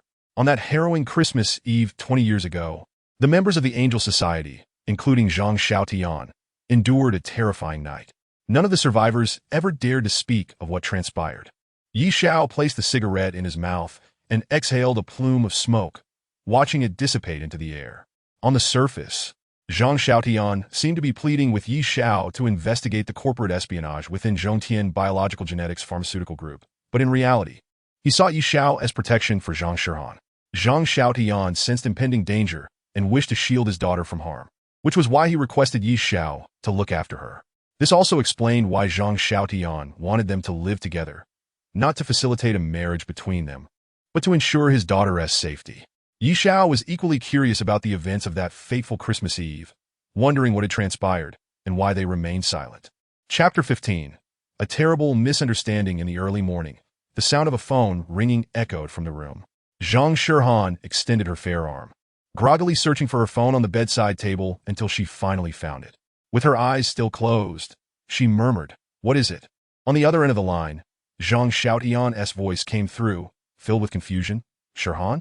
Still half asleep, Zhang Shirhan recognized her father's voice and asked Dad, "Is there something urgent?" "I'm looking for Yi Xiao." Zhang Xiaotian hesitated before adding, "I'll wait until you both wake up to call again. You two should rest well." After saying this, Zhang Xiaotian hung up. Zhang Shirhan set her phone down and closed her eyes, attempting to drift back to sleep. However, just seconds later, she abruptly opened her eyes. "What did he mean by you two should rest well?" "My dad is looking for Yi Xiao. Why is he calling me?" Zhang Shirhan extended her hand to retrieve the phone, which incidentally did not belong to her, but rather to Yi Xiao. Startled, Zhang Shirhan immediately sat up, clad only in a sheer nightgown, beside Yi Xiao, who lay bare-chested in slumber, blissfully unaware. A cacophony echoed in her mind, leaving her momentarily dazed. At that precise moment, Yi Xiao turned over, his right hand inadvertently brushing against Zhang Shirhan's chest. Sensing something amiss, he even gave it a slight squeeze. Overcome with embarrassment, Zhang Shirhan could no longer contain herself. Her right fist clenched, she delivered a swift punch to Yi Xiao's face. Bang! The force of the blow jolted him awake. "Zhang Shirhan, what are you doing in my bed?" Yi Xiao sat up, clutching his nose where he had been struck, his expression one of utter confusion as he gazed at her. "Your bed?" Upon hearing Yi Xiao's words, Zhang Shirhan paused, her dark eyes scanning the surroundings. Realizing she was indeed in Yi Xiao's room, her cheeks flushed crimson. In a sudden burst of panic, she leaped from the bed, her bare feet hitting the floor as she dashed out, not even pausing to slip on her slippers. Zhang Shirhan raced back to her room on the second floor, slamming the doors shut behind her. She collapsed on her bed, burying her head in the covers. "What a disgrace! How could I end up in his bed?" she muttered to herself. She recalled returning to the Xin High apartment with Yi Xiao the previous night, warning him not to venture upstairs, after which she felt secure enough to take a shower. Before sleeping, she had even engaged in a video chat with Tang Jixuan. Yet, she never anticipated waking up in Yi Xiao's bed the following morning. Suddenly, the thought of surveillance cameras at home struck her. "Xiao Yi, activate the surveillance footage." She called out. "Master, the surveillance is already activated," responded Xiao Yi's delightful voice from the AI smart speaker. Xiao Yi controlled all the smart devices within Zhang Shirhan's home, from cleaning to lighting and surveillance. In this era of the Internet of Things, many tasks had been delegated to AI. The projection screen descended as Xiao Yi displayed the previous night's footage. "Xiao Yi, select the footage from 1 a.m., Zhang Shirhan instructed. "Selection complete for 1 a.m. Xiao Yi dipyit." Zhang Shirhan's gaze fixed on the projected image, which revealed her home in utter silence. She detected nothing amiss. Fast-forwarding the footage at triple speed, her face suddenly flushed with embarrassment as she witnessed herself in a nightgown exiting her room and entering Yi Xiao's bedroom, though she had no recollection of it. Panic gripped her momentarily. Yi Xiao lay on the bed, a cigarette pinched between his left fingers, his right hand holding a phone as he conversed with Zhang Xiaotian. When Zhang Xiaotian first called, Yi Xiao had already known, feigning slumber. "Xiao Yi, I didn't expect your relationship with Shirhan to progress so swiftly." Zhang Xiaotian's voice came through. "Shirhan has never been in a relationship. She has always been resistant to men. Who would have thought that on your first meeting, you would become so intimate?" "Uncle Zhang, you've misunderstood." Yi Xiao took a drag from his cigarette, a smile curling at the corners of his lips. "She must have somnambulism. Around 1 or 2 a.m., she sleepwalked into my room to sleep. Perhaps she is still unaccustomed to having someone else in her space?" "Ah, I see," Zhang Xiaotian replied. "Then you must take good care of this child, Shirhan." "Uncle Zhang, let us not beat around the bush. You didn't ask me to help solely to uncover an industrial spy within the company. You also want to protect Zhang Shirhan, right?" Yi Xiao inquired directly. "I knew I couldn't hide it from you," Zhang Xiaotian confessed. "Since you were aware, I won't conceal it any longer. I will be in Europe for a while. During this period, I genuinely need you to protect Shirhan. Uncle Zhang, let us get straight to the point. If I am to protect Zhang Shirhan, I will require an additional 1 billion on top of the original 50 million. Yi Xiao stated decisively. All right, Zhang Xiaodian replied. As long as you ensure Shirhan's safety and identify that industrial spy, I will provide you with 2 billion, 50 million upfront, and the remainder upon completion of your task. Deal? Yi Xiao agreed readily. After finishing his morning routine, Yi Xiao stepped out of his room, only to find Zhang Shirhan descending the stairs in a light-colored professional outfit. Her demeanor transformed from the previous day. Now, Zhang Shirhan exuded an air of aloofness and authority, making her seem unapproachable. Clapping his hands twice, Yi Xiao praised wife. I must say, upon donning your attire, you appear utterly different from the girl I saw on my bed. No wonder people say that clothing makes the man. An icy glare shot from Zhang Shirhan's eyes as she coldly retorted, I warn you, I am the president of Zhongtian Biogen Pharmaceutical Group, and you. Before she could finish, Yi Xiao swiftly scooped her up in a playful embrace. Wife, let us speak civilly. Otherwise, don't blame me for being rough. I wouldn't mind letting go and seeing if I can make your backside land with a thud. You are such a scoundrel. Zhang Shiran exclaimed. Let me go at once, or I. Just as she was about to continue, the door swung open, revealing a stunning woman clad in a fitted skirt and a black and white checkered blouse. President, the car is waiting for you downstairs. Upon seeing Yi Xiao holding Zhang Shirhan, the woman abruptly halted her sentence. With a soft thud, Yi Xiao released Zhang Shirhan, who landed firmly on the floor. He approached the woman, extending his hand for an introduction. I'm Yi Xiao, just arrived in Zhonghai City yesterday, without accommodations, and temporarily staying with Zhang Shirhan. May I know your name? Yang Xiaolu disregarded Yi Xiao's introduction and walked over to assist Zhang Shirhan to her feet. President, the car has arrived, she announced. Let us go. Zhang Shirhan replied. But as she turned to leave, she suddenly paused, her gaze fixed on Yi Xiao. Aren't you supposed to report to the company today? I'll have Secretary Yang arrange your duties. Just give me a minute to get dressed, and I'll join you. Yi Xiao dashed back to his room. However, by the time he emerged, Zhang Shirhan and Yang Xiaolu had already departed, seemingly uninterested in accompanying him to the office. That must be Zhang Shirhan's secretary. What an impressive figure, Yi Xiao thought, admiring Yang Xiaolu's physique.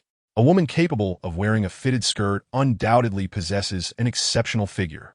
He pulled out his phone, scrolling to find a photo of a beautiful woman who bore a striking resemblance to Yang Xiaolu. As his fingers grazed the screen, it was as though he were caressing the woman's face. If you weren't dead before my eyes, I would truly believe you were still alive, Yi Xiao murmured to himself. A luxurious business vehicle cruised towards the Zhongtian Tower, as Yang Xiaolu sat beside Zhang Shirhan, briefing her on the day's agenda. At 10 in the morning, you are to preside over the group project meeting. In the afternoon, you have a meeting with Chairman Shin. Zhang Shihan abruptly interrupted Yang Xiaolu, declaring, cancel the afternoon and evening appointments. I have other plans. Also, please notify the HR department to assign Yi Xiao to some inventory management tasks. In short, I do not wish to see him. Understood? Yang Xiaolu affirmed. Chapter 16. What a small world. The main road leading to the city center was choked with vehicles, honking and shouting filling the air. Traffic jams are a common ailment of large cities, especially during peak hours when the flow of traffic comes to a standstill. Yi Xiao had initially intended to take a ride-hailing service to the Zhongtian Biological Gene Pharmaceutical Group. However, considering the potential for traffic congestion, he abandoned this notion and opted for the subway to Zhongtian Building. The subway was quite crowded, and after boarding, Yi Xiao took a moment to capture a radiant selfie, which he promptly sent to Zhang Shirhan via WeChat. Good morning, my dear wife. Zhang Shirhan quickly replied with a single word, scram. What is the name of that beautiful lady from this morning? Share her WeChat with me. Yi Xiao directly requested Yang Xiaolu's WeChat. Scram. Zhang Shirhan retorted again, this time adding a kicking emoji. Is she your secretary? Quite lovely. Why not arrange for me to be your secretary as well? Then we could work together. After sending this message, Yi Xiao noticed that Zhang Shirhan had not responded. He sent a question mark, but soon realized that he had been blocked on WeChat by her. So petty. Yi Xiao set his phone down, a hint of a joyful smile gracing his lips. He had deliberately praised Zhang Shirhan's secretary in front of her, seeking to provoke her irritation. Inside the subway car, a balding man in his 40s occupied a seat. When the train arrived at the next station, a beautiful girl with twin ponytails, dressed in a white dress, entered the car. She approached the seat in front of the balding man, and just as she settled in, her phone rang. Flustered, the ponytailed girl hastily retrieved her phone from her pink handbag and answered, I'm on my way to the company. Don't worry, I'll do my best. While she was on the call, the balding man seated across from her covertly extended his phone under her skirt, attempting to take clandestine photos. The subway was already crowded, providing him the perfect opportunity for his lewd actions. As the ponytailed girl ended her call, she suddenly caught sight of the balding man surreptitiously taking pictures. She hesitated, seemingly contemplating confronting him, but upon meeting his gaze, she retreated, biting her lip, and squeezed her way over to Yi Xiao. Her arm brushed against him, prompting Yi Xiao to look up and glance at her. "I'm so sorry." The ponytail girl quickly apologized. "No worries. I was just curious about how you managed to squeeze through," Yi Xiao replied, eyeing the balding man seated with a serious demeanor. Then turned back to the ponytailed girl. "Do you need any assistance?" The ponytailed girl hesitated for a moment before standing on her tiptoes and whispering in Yi Xiao's ear. "That man put his phone under my skirt to take pictures." "Oh, is that so?" Yi Xiao smiled, saying, "Leave this matter to me." With that, he turned and approached the balding man. The man leaned against the back of his seat, eyes closed, seemingly asleep. A cold smirk appeared on Yi Xiao's lips as he kicked the man's right leg, coldly stating, "Hey buddy, stop pretending. Delete the photos you took of that girl and apologize. We'll consider this matter settled." The balding man opened his eyes, seemingly bewildered by Yi Xiao's words. His expression darkened as he angrily replied, "What nonsense are you spouting? When did I take any pictures? Are you blind? Can't you see I've been asleep?" His voice boomed, drawing the attention of other passengers, who turned to see what was unfolding. You just took pictures under my skirt. I saw it with my own eyes," the ponytailed girl asserted. Upon hearing her accusation, the balding man shot her a disdainful glance, folding his arms and sneering, "Little girl, don't slander me. I'm a respectable person. How could I engage in such despicable acts? If you have evidence, present it. Otherwise, prepare to be sued for defamation. I saw you taking pictures. I'm not lying." The ponytail girl was nearly reduced to tears by the man's harsh retort. Suddenly, Yi Xiao reached out and snatched the phone from the balding man's grasp. The man instantly grew furious, standing up and threatening, "You better return my phone right now. This is robbery. I'm calling the police." "Call the police on me? Go ahead. I'd like to see how you plan to do that." Yi Xiao was unperturbed by the balding man's threats. Holding the man's phone, he noticed it was locked with a password. "What's the password?" he asked coldly. "Why should I tell you my password?" The balding man, sensing Yi Xiao's inability to unlock the phone, grew increasingly arrogant, declaring, "I'm telling you, return my phone immediately and apologize, or I'll report you for defaming my character." Thud! Before he could finish a sentence, Yi Xiao delivered a punch to the balding man's nose, sending him crashing to the ground. "You hit me." The balding man, now on the floor, wiped his nose and realized it was bleeding. As he shouted these words, Yi Xiao had already grabbed him by the collar, lifting him up, and with a clenched fist, delivered another powerful blow. Thud! As Yi Xiao's fist swung once more, the balding man pleaded, "Stop. I did take pictures. I was wrong. What's the password?" Yi Xiao pidisit. 3861. Yi Xiao unlocked the phone and accessed the photo gallery, only to discover dozens of illicit photos. Not only had the balding man taken pictures of the ponytailed girl's skirt, but he had also captured images of other girls. "Looks like you have quite the penchant for voyeurism. I think it's necessary to escort you to the police station for a little time behind bars. Perhaps that will deter you from such behavior in the future." Yi Xiao deleted all the inappropriate photos from the man's device, not intending to let him off the hook. Just then, the subway arrived at the next station, and the doors slid open. The balding man suddenly lunged, snatching his phone back and bolting out of the subway car. In his haste, he stumbled as he exited the car, but quickly regained his footing and disappeared into the crowd. The ponytailed girl finally exhaled in relief, a smile illuminating her face. She had two charming dimples, and when she smiled, she appeared particularly adorable. "Thank you," she expressed her gratitude. "It was a minor issue." Yi Xiao replied nonchalantly. "Ah, what is your WeChat? I'd like to add you as a friend." Yi Xiao was taken aback by the ponytailed girl's initiative to connect with him.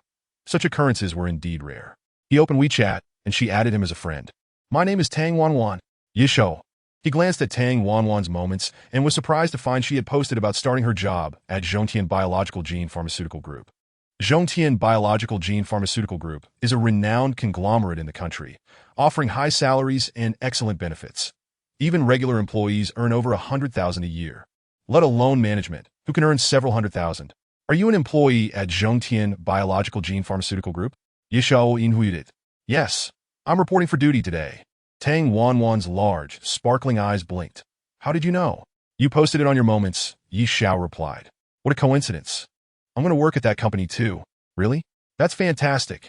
Tang Wanwan exclaimed, her excitement palpable. It's my first job, and I'm quite anxious about performing well. I'd like to know if our President Zhang is easy to get along with? Zhang Shihan? Yi Xiao asked. That should be the one. I'm going to work in the President's Secretary's office. Tang Wanwan remarked. I searched online and found that she is quite strict, intolerant of even the slightest mistakes at work. I am particularly worried that I might be dismissed before the probation period ends. Yi Xiao extended his hand and gently patted Tang Wanwan's shoulder, smiling.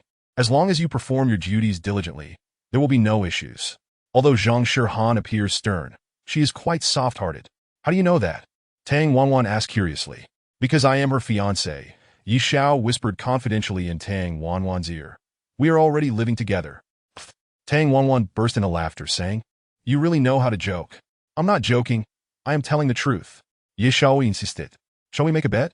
If what I said is true, you must grant me a request. If it's not, I will grant you one. All right. Without a moment's hesitation, Tang Wanwan agreed. She could not believe that the fiancé of the president of Zhongtian Biological Gene Pharmaceutical Group would take the subway. She was certain that she would win this bet. Chapter 17. You are unjust. Do not blame me for being ruthless. Zhongtian Tower, located in the heart of Zhonghai City, stands as a symbol of the metropolis. The building is divided into two sections, A and B, also known as the Zhongtian Twin Stars. The headquarters of Zhongtian Biological Gene Pharmaceutical Group resides within. Tang Wanwan's destination is the President's Secretary Office. As the president of the group, Zhang Shihan has a multitude of tasks, and a single secretary cannot assist her adequately. Thus, the President's Secretary Office exists. Currently, there are 5 secretaries and 1 driver in the office, managed by Yang Xiaolu. Yi Xiao and Tang Wanwan took the elevator to the 18th floor of Zhongtian Tower A, where Zhang Shihan's office is located. As soon as the elevator doors opened, Yi Xiao and Tang Wanwan stepped out and spotted Yang Xiaolu, elegantly dressed in a captivating bodycon dress, walking past with a tall, leggy beauty secretary. Upon seeing Yang Xiaolu, Yi Xiao called out, Secretary Yang, is my wife Zhang Shihan in the office? At this proclamation, both Tang Wanwan and the tall beauty secretary widened their eyes in disbelief. They could hardly fathom that Yi Xiao had referred to Zhang Shihan as his wife. This was utterly inconceivable. Zhang Shihan was renowned as a goddess, and there had been no word of her having a husband. Yang Xiaolu glanced at Yi Xiao and replied coolly, the president is not in. With that, she walked away. Tang Wanwan's eyes were wide with astonishment. She had not expected Yi Xiao to truly be the president's fiancé. Yi Xiao turned his gaze toward Tang Wanwan and grinned. Now do you believe I am the president's fiancé? I'm sorry. I didn't expect you to actually be the president's fiancé, Tang Wanwan stammered, feeling flustered and at a loss. Don't forget our bet. You have to grant me a request. Yi Xiao lowered his voice and said, Tang Wanwan, you wouldn't back out on your word, would you? No, I absolutely will not back out. Tang Wanwan hurriedly assured him, then hesitated, but please, don't ask me to do something I cannot accomplish. You need not worry about that, Yi Xiao said, at which point his right hand playfully patted Tang Wanwan's backside, adding, that Secretary Yang is the head of the President's Secretary Office, your superior. You should go greet her. Be careful not to offend your boss on your first day, or you might get dismissed. Ah, thank you. I will go greet her right now, Tang Wanwan exclaimed, expressing her gratitude as she hurried after Yang Xiaolu. Yi Xiao watched her run, her twin ponytails swaying from side to side, and smiled as he raised the hand that had just patted Tang Wanwan, murmuring, the sensation is truly delightful. Tang Wanwan was an innocent girl, oblivious to the harsh realities of society, and she had no idea that not only had Yi Xiao brazenly taken advantage of her, but she was also to express her gratitude toward him. Although Yang Xiaolu had a position in the president's secretary office, she spent most of her time at the secretary desk opposite the president's office. Yi Xiao approached the secretary desk, where Yang Xiaolu was diligently working, and leaned over, cheerfully asking, Secretary Yang, what is your WeChat number? Without looking up, Yang Xiaolu replied flatly, for business matters, please call my work phone. And for personal matters? Yi Xiao inquired. There is no personal matter between us, Yang Xiaolu replied, finally lifting her head to say, the president has already arranged your work. You need to go to the Human Resources Department to complete the paperwork. Someone will take you to your work department. I would like to work in the secretary office, Yi Xiao stated, looking earnestly at Yang Xiaolu. Secretary Yang, are you free tonight? Shall we have dinner together? I am not free tonight. Yang Xiaolu refused quite directly. Then I shall proceed to the Human Resources Department to complete my paperwork and return to find you, Yi Xiao replied. Yang Xiaolu ignored him, only raising her head after he had left, a cryptic smile playing at the corners of her mouth. Yi Xiao went to the Human Resources Department to complete the necessary procedures and received an employee card. Accompanied by a male staff member from the Human Resources Department, he traveled to Building B of Zhongtian Tower, taking the freight elevator to the 6th floor. Where are we going? Yi Xiao asked. To your workplace. The male staff member replied. My workplace? ISNT at the President's Secretary office? Upon hearing this, the staff member chuckled. What are you thinking? Your job is as a warehouse manager, specifically managing the group's storage. As soon as Yi Xiao heard this, he realized that Zhang Shihan was deliberately playing a prank on him by assigning him the role of warehouse manager. Cunning move, he thought to himself. The fact that Zhang Shihan had even blocked him on WeChat made him feel it was necessary to confront her. Indeed, one should never be too kind to Zhang Shihan. The warehouse management at Zhongtian Biological Gene Pharmaceutical Group is divided into 2 departments. The first department is responsible for managing the group's logistics warehouse, including office supplies and employee benefits. The second department handles the storage of pharmaceuticals, including new drug research, raw materials, and drug formulations. Zhongtian Biological Gene Pharmaceutical Group has a biological gene research institute dedicated to the development of pharmaceuticals, making it the most crucial subordinate department of the group, where all newly launched drugs are developed. When Yi Xiao arrived at the warehouse management department, the department manager, Cui Qinghao, had not yet arrived, so the department supervisor, Wang Qian, took Yi Xiao on a brief tour of the warehouse operations. Your specific duties will be assigned by Manager Cui. I am only here to familiarize you with the warehouse, Wang Qian explained. The warehouse is classified as Grade A, designated as a confidential storage facility, accessible only to the manager and designated warehouse managers. The Grade B warehouse is a general storage area. What level of warehouse can I access? Yi Xiao inhuited. Wang Qian hesitated before responding. Grade C. What type of warehouse is Grade C? Yi Xiao asked. It is the warehouse for sanitary supplies, mainly for the group's cleaning services, Wang Qian clarified. The Grade C warehouse has always been unattended. The cleaning staff simply come to collect what they need. Your employee card indicates that you have access to the Grade C warehouse, so you will likely be managing that sanitary supplies warehouse. Supervisor Wang, I would like to step out for a smoke, Yi Xiao stated. Smoking is not permitted in the warehouse area. If you wish to smoke, you can only do so in the stairwell, Wang Qian replied. Thank you, Supervisor Wang, Yi Xiao said, and then walked away. Yi Xiao's intention was not to smoke, but to call Zhang Shihan to settle the score.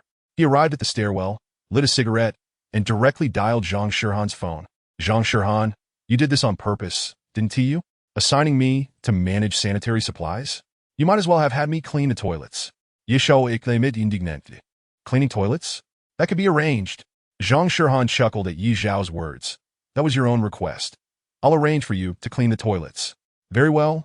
When the time comes, I shall personally attend to the cleaning of the restroom. Yi Xiao remarked with a cold scoff. I will sell you tickets to the restroom. Should you wish to behold the beautiful CEO in her sanctuary, please scan the Alipay code. A mere 10 yuan for a standard visit, and 30 yuan if you wish to utilize the CEO's facilities. Monthly passes are available for 300 yuan, inclusive of a selected photograph of Zhang Shihan. Silence. Zhang Shihan could no longer contain herself, exclaiming, Yi Xiao, you are nothing but a pervert, an utter pervert. You are as well. Yi Xiao retorted coldly. You are a woman with a profoundly disordered mind, yet you have the audacity to block me on WeChat. Is this how a CEO should conduct herself? I am entitled to do so, and it is none of your concern. Zhang Shihan huffed. If you are dissatisfied, feel free to block me. You said it. Do not regret it. Yi Xiao replied. Regret? Dream on. Zhang Shihan scoffed.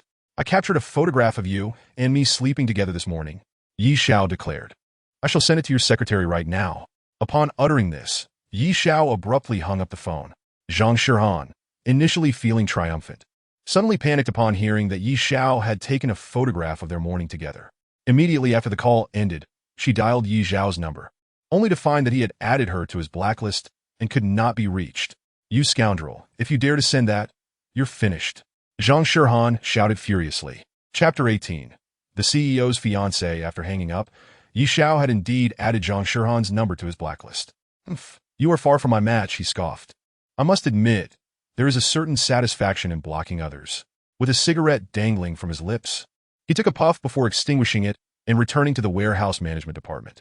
Upon his return, Yi Xiao noticed the supervisor of the department engaged in conversation with a man clad in a suit. The man's silhouette seemed vaguely familiar, yet Yi Xiao could not place him. "Supervisor Wang, you won't believe it. While on the subway, I encountered this lecherous fellow who was secretly filming a young girl's skirt. Naturally, I couldn't condone it, so I intervened, and that scoundrel retaliated." The man lamented, his back still turned to Yi Xiao. "Sigh, the world is indeed going downhill. Some individuals revel in such despicable acts," the man continued. "Manager Cui, you speak the truth. Nowadays, it seems that many enjoy such invasions of privacy.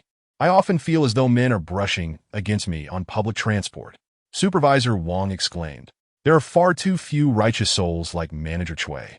"I merely did what was right," Manager Cui replied, smiling at Supervisor Wang's praise. "By the way, where is that young man the HR department assigned to us?" Just as Manager Cui finished speaking, Yi Xiao extended his hand, patting him on the shoulder with a grin. "I thought your silhouette looked familiar. It turns out to be you. What a small world. How does it feel to have been bested by me?" Manager Cui turned around and, upon recognizing Yi Xiao as the young man who had confronted him on the subway, jumped back in shock, exclaiming, "What are you doing here?" Yi Xiao couldn't help but chuckle at Manager Cui's swollen face, which resembled that of a pig. "Where else would I be? Did you not just seek me out?" Wang Qian hurriedly interjected, "Manager, he is the young man assigned by HR." Manager Cui had initially feared that Yi Xiao had come to confront him, but upon realizing that Yi Xiao was the new employee tasked with managing cleaning and sanitary supplies, his alarm dissipated. He cleared his throat, feigning nonchalance. "So, it turns out you were the Yi Xiao sent by HR. Humph. Let me inform you that I am the manager of this department. Whether you work here or not is at my discretion, and I find your character questionable.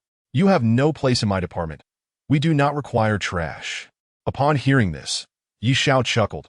"Are you suggesting that you do not want me to work here?" Manager Cui snorted. "My department will not accept someone like you. You are free to go wherever you please. Just do not think you can come to my department. You simply irritate me." "Very well." Yi Xiao submitted. "What is the matter? Are you unhappy?" Manager Cui, feeling Yi Xiao's gaze upon him, sneered. "That's how society operates. If you lack ability, do not act pretentiously." Bang! Before Manager Cui could finish his sentence, Yi Xiao had already thrown a punch, striking him squarely on the nose. "I find you quite irritating as well." Yi Xiao smirked, his lips curling in a mocking smile. "Are you feeling unsatisfied? That's how society works. If you possess the skill, come and hit me. If you cannot defeat me, do not pretend to be superior in my presence." I'm bleeding," Manager Cui exclaimed, touching his nose, which was now covered in blood. Yi Xiao's punch had disfigured his nose. With trembling voice, Manager Cui stammered, Yi Xiao, I will not only ensure your dismissal from the company, but I will also report you to the authorities. Prepare yourself for imprisonment." "Imprisonment? Are you dreaming? Did I actually strike you? Is there anyone who witnessed me hitting you?" Yi Xiao retorted, suddenly turning his gaze to Wang Qian, smiling. "Supervisor Wang, did you see that?" Yi Xiao had indeed struck Manager Cui in front of Wang Qian. As the department manager, Manager Cui had been floored by Yi Xiao's punch, while Wang Qian, being merely a department supervisor, feared the same fate. Having invested significantly in her nose job, she could not afford to have it disfigured. Wang Qian quickly replied, I did not see anything." Yi Xiao turned to Manager Cui, grinning. "Manager Cui, what do you have to say now?" I'm heading to HR right now. If I do not have you expelled from the company, I shall share your surname." Manager Cui spat through gritted teeth. Just as Manager Cui was about to leave, hurried footsteps approached. Zhang Shihan, accompanied by Yang Xiaolu, appeared in the warehouse management department. Zhang Shihan's expression was icy, exuding an aura that deterred any approach. Following closely behind her was Yang Xiaolu, clad in a form-fitting dress. Upon seeing Zhang Shihan enter his department, Manager Cui rushed over, feigning innocence. "CEO, your timing is impeccable. I was just about to report to you that this unruly employee from HR assaulted me, leaving my nose and face bruised. Please, I implore you to take action and have him dismissed." Zhang Shihan, however, showed no inclination to acknowledge Manager Cui's pleas. Striding past him directly, to confront Yi Xiao. You have some nerve to block my phone number? Zhang Shihan shouted angrily. Who gave you the audacity? Why you did? Yi Xiao replied with a grin. I learned it from you. Did you not block me first on WeChat? And what of it? What gives you the right to request Secretary Yang's WeChat? Zhang Shihan shot back, her chest heaving with indignation as her eyes bore into Yi Xiao's. Is it such a crime to want a WeChat? Is it worth blocking me over? Yi Xiao questioned it. I am entitled to do as I please. Do you have any authority over me? Zhang Shihan retorted. Zhang Shihan, since you are so unreasonable, do not blame me for being impolite. Yi Xiao declared, pulling out his phone and waving it in front of her. I shall commence sending out those photographs. You dare? Zhang Shihan shouted. What is there to fear? Yi Xiao chidinch. Zhang Shihan reached out, attempting to snatch Yi Xiao's phone. Trying to take my phone? Let us see your skills. Come and chase me. Yi Xiao spoke as he sprinted towards the warehouse. You scoundrel, don't run away. Zhang Shihan, disregarding the high heels she wore, chased after him. Cui Qinghao and Wang Qian both stood in stunned silence, unable to fathom that Zhang Shihan, the president of the corporation, would abandon her dignified persona in pursuit of Yi Xiao. Was this truly the same aloof and proud beauty they had once known? Cui Qinghao chautiosli inquiret, Secretary Yang. Who exactly is Yi Xiao? Yang Xiaolu cast a glance at Cui Qinghao and replied nonchalantly, the president's fiancée. Thud. Cui Qinghao's legs went weak, and he collapsed onto the ground. Chapter 19. Yang Xiaolu's heart. Yi Xiao dashed ahead, with Zhang Shihan closely trailing him. Zhang Shihan, you are the president of the corporation. You should be mindful of your image. Yi Xiao had not anticipated Zhang Shihan's relentless pursuit, driving him into the corner of the warehouse. The shelves within the warehouse were stocked with numerous sealed pharmaceuticals, alongside various raw materials for drug development, all meticulously organized by category.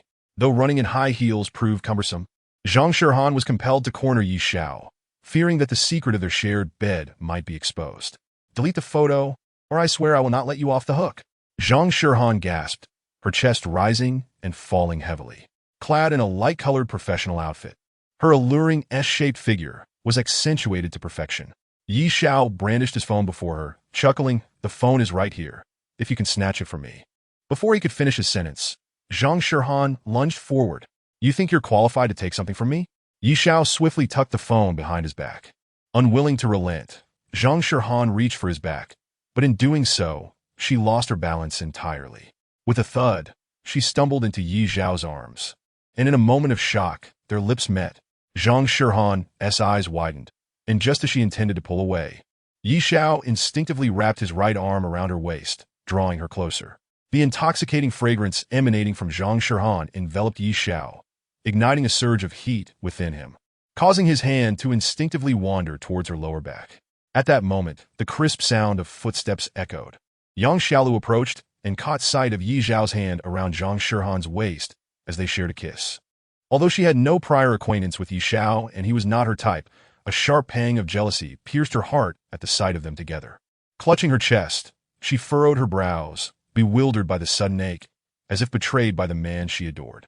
Yi Xiao and Zhang Shihan were equally taken aback by Yang Xiaolu's unexpected arrival, and their lips parted almost instantaneously. Zhang Shihan's face flushed crimson with embarrassment and fury. Stepping back a couple of paces as she admonished, Yi Xiao, do not push your luck. Delete the photo immediately, or I shall sever ties with you. I did not take any photos. I was merely trying to frighten you. Yi Xiao responded, extending his phone for Zhang Shihan to inspect. As she examined the device, he averted his gaze to the pharmaceuticals stored within the warehouse. Zhang Shihan, are these all new drugs developed by the corporation? He inquired. Most of these are raw materials for pharmaceuticals, with a small portion being new drugs under development, Zhang Shihan clarified, returning Yi Xiao's phone after confirming he had not captured any images. These drugs are not for clinical use. They are new medications being developed by the corporation's research institute. Do you see that row of sealed boxes in front? They contain the new drugs we are developing, which are soon to be tested on animals to observe their efficacy. After that, we will recruit volunteers for human trials. Just as Zhang Shihan finished speaking, the warehouse lights abruptly went out, plunging the space into darkness. Ah! In the pitch black, Yang Xiaolu's scream pierced through the silence, and she instinctively clung to Yi Xiao's neck, her hands icy. Chapter 20. Trapped in despair with the lights extinguished, the warehouse was enveloped in shadows.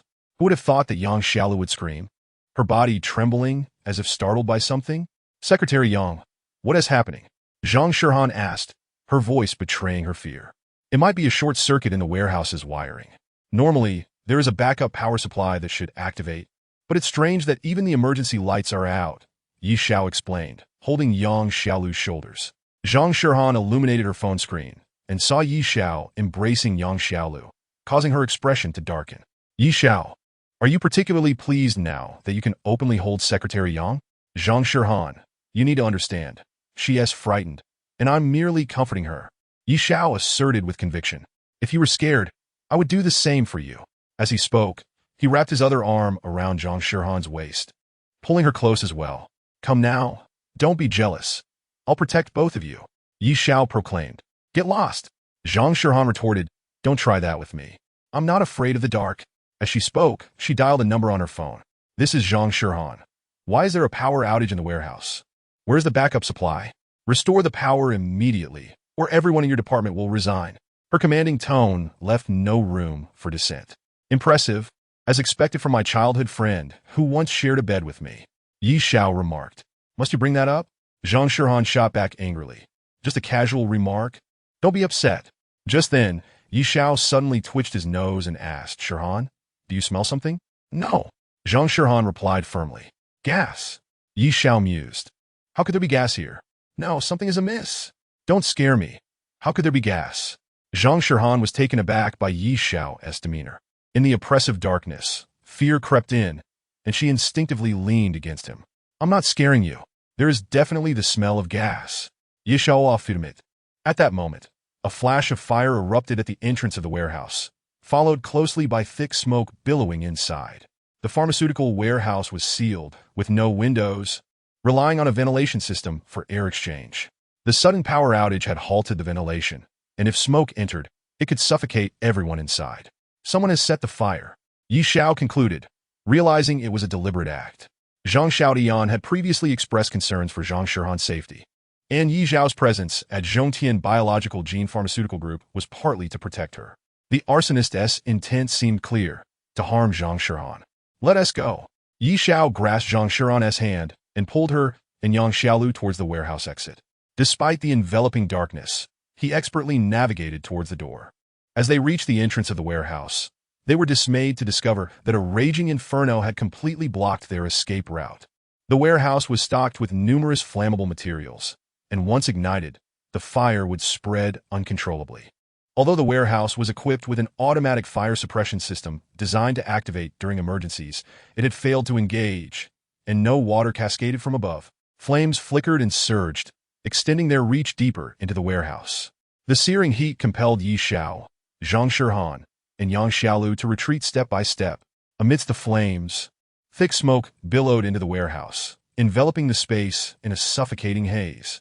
Trapped within, Yi Xiao, Zhang Shirhan, and Yang Xiaolu found themselves in a dire predicament. Chapter 21.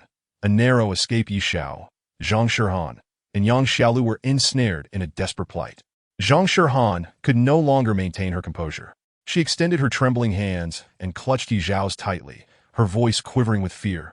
What should we do? Yi Xiao, think of something. I am thinking. Yi Xiao replied firmly, stay close to me, and I will ensure your safety. A fit of coughing erupted from Yang Xiaolu. We can't escape. We will perish here. Her voice trembled as she lamented. I cannot die. I still need to avenge my father. Suddenly, she released Yi Xiao's hand and dashed towards the blazing inferno. Yang Xiaolu aimed to charge through the warehouse's entrance, but after just a few steps, she collapsed, overwhelmed by the smoke. With a swift motion, Yi Xiao tore the white shirt from Zhang Shirhan, exposing her fair skin. Before she could express her outrage, he tore the fabric into 2 pieces. Use this to cover your nose, he instructed, rushing to help Yang Xiaolu to her feet, pressing another piece of cloth against her mouth. If you want to live, follow me. Yi Xiao had saved Yang Xiaolu. The flames roared toward him. Zhang Shirhan and Yang Xiaolu, back this way, he urged, pulling both women deeper into the warehouse. Is there a door at the back? Zhang Shirhan inquired. No. Yi Xiao repeated. Then where are we going? You'll know when we arrive. Yi Xiao led them to the shelves against the west wall of the warehouse, halting his steps.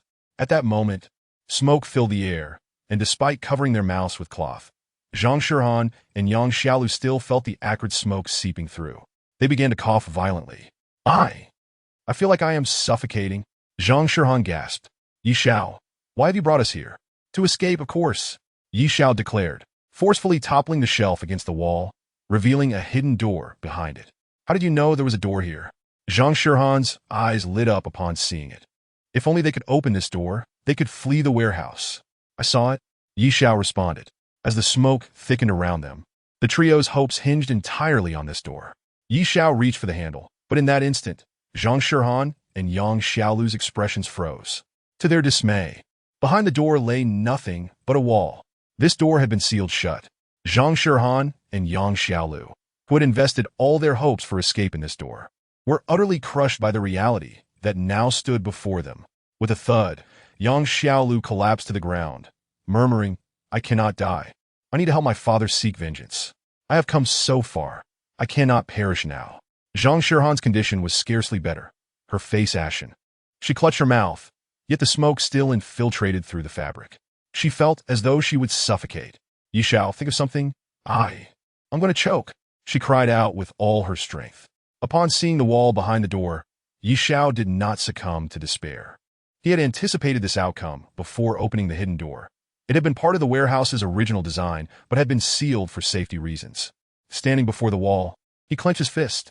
Hearing Zhang Shirhan's plea, he surprisingly chuckled, choke? Oh, I have a solution. One of you can wet the cloth with your urine to filter the smoke. At least it would buy you some time. You. Get lost. Zhang Shirhan retorted, coughing violently again. Get lost. Yang Xiaolu, though desperate to survive, could not suppress her disgust at Yi Xiao's suggestion. Just a joke. Don't take it seriously. Give me 30 seconds. That should suffice. Yi Xiao insisted earnestly, I can get you both out. Boom. After uttering those words, Yi Xiao's fist struck the wall with tremendous force. The wall, which was not particularly sturdy and had merely served to block the door, began to tremble under his assault. Boom, boom, boom. Yi Xiao unleashed a flurry of punches against the wall. On the seventh strike, the wall crumbled with a resounding crash, creating a hole just large enough for one person to escape. Quickly, get out. Yi Xiao extended his hand, pulling Zhang Shirhan through the opening first, allowing her to slip out. Outside lay a corridor, and as Zhang Shirhan emerged, she felt a rush of relief. Following her, Yang Xiaolu emerged, but just as she did, an explosion erupted inside the warehouse. A blast of scorching air surged through the hole, knocking both Zhang Shirhan and Yang Xiaolu to the ground. Thick smoke poured forth relentlessly. Yishao! Zhang Shirhan screamed. No response came from him. Yang Xiaolu regained her footing and, ignoring the smoke, attempted to return to the warehouse in search of Yi Xiao. But just then he reappeared.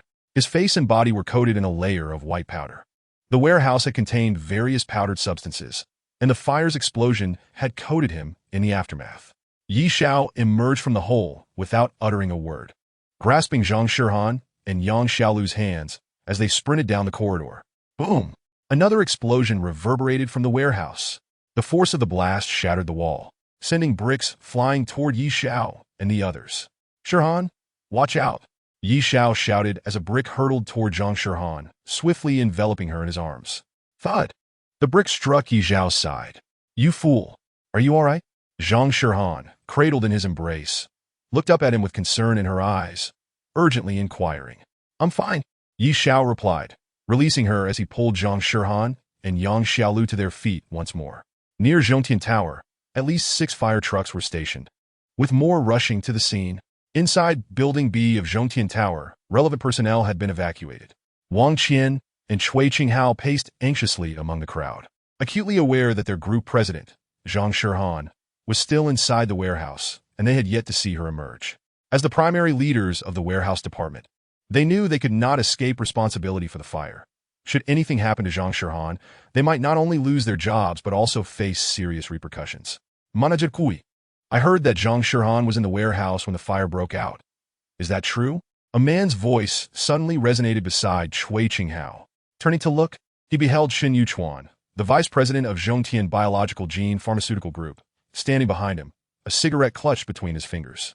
Vice President Shun, President Zhang was in the warehouse department at the time. I have no idea why she would come here. Cui Qinghao felt tears welling up, exclaiming, I swear, we have not neglected our duties. There are no flammable materials in our warehouse. It truly has nothing to do with me. At that moment, Cui Qinghao was desperately trying to evade responsibility. Shen Yuchuan appeared indifferent to these protests. With the cigarette still in hand, he pressed on. But did you see President Zhang Shirhan come out? And no, I haven't seen her. She should still be in the warehouse. Cui Qinghao hurriedly replied. Vice President Shen, please help me out. This fire is genuinely not due to our negligence.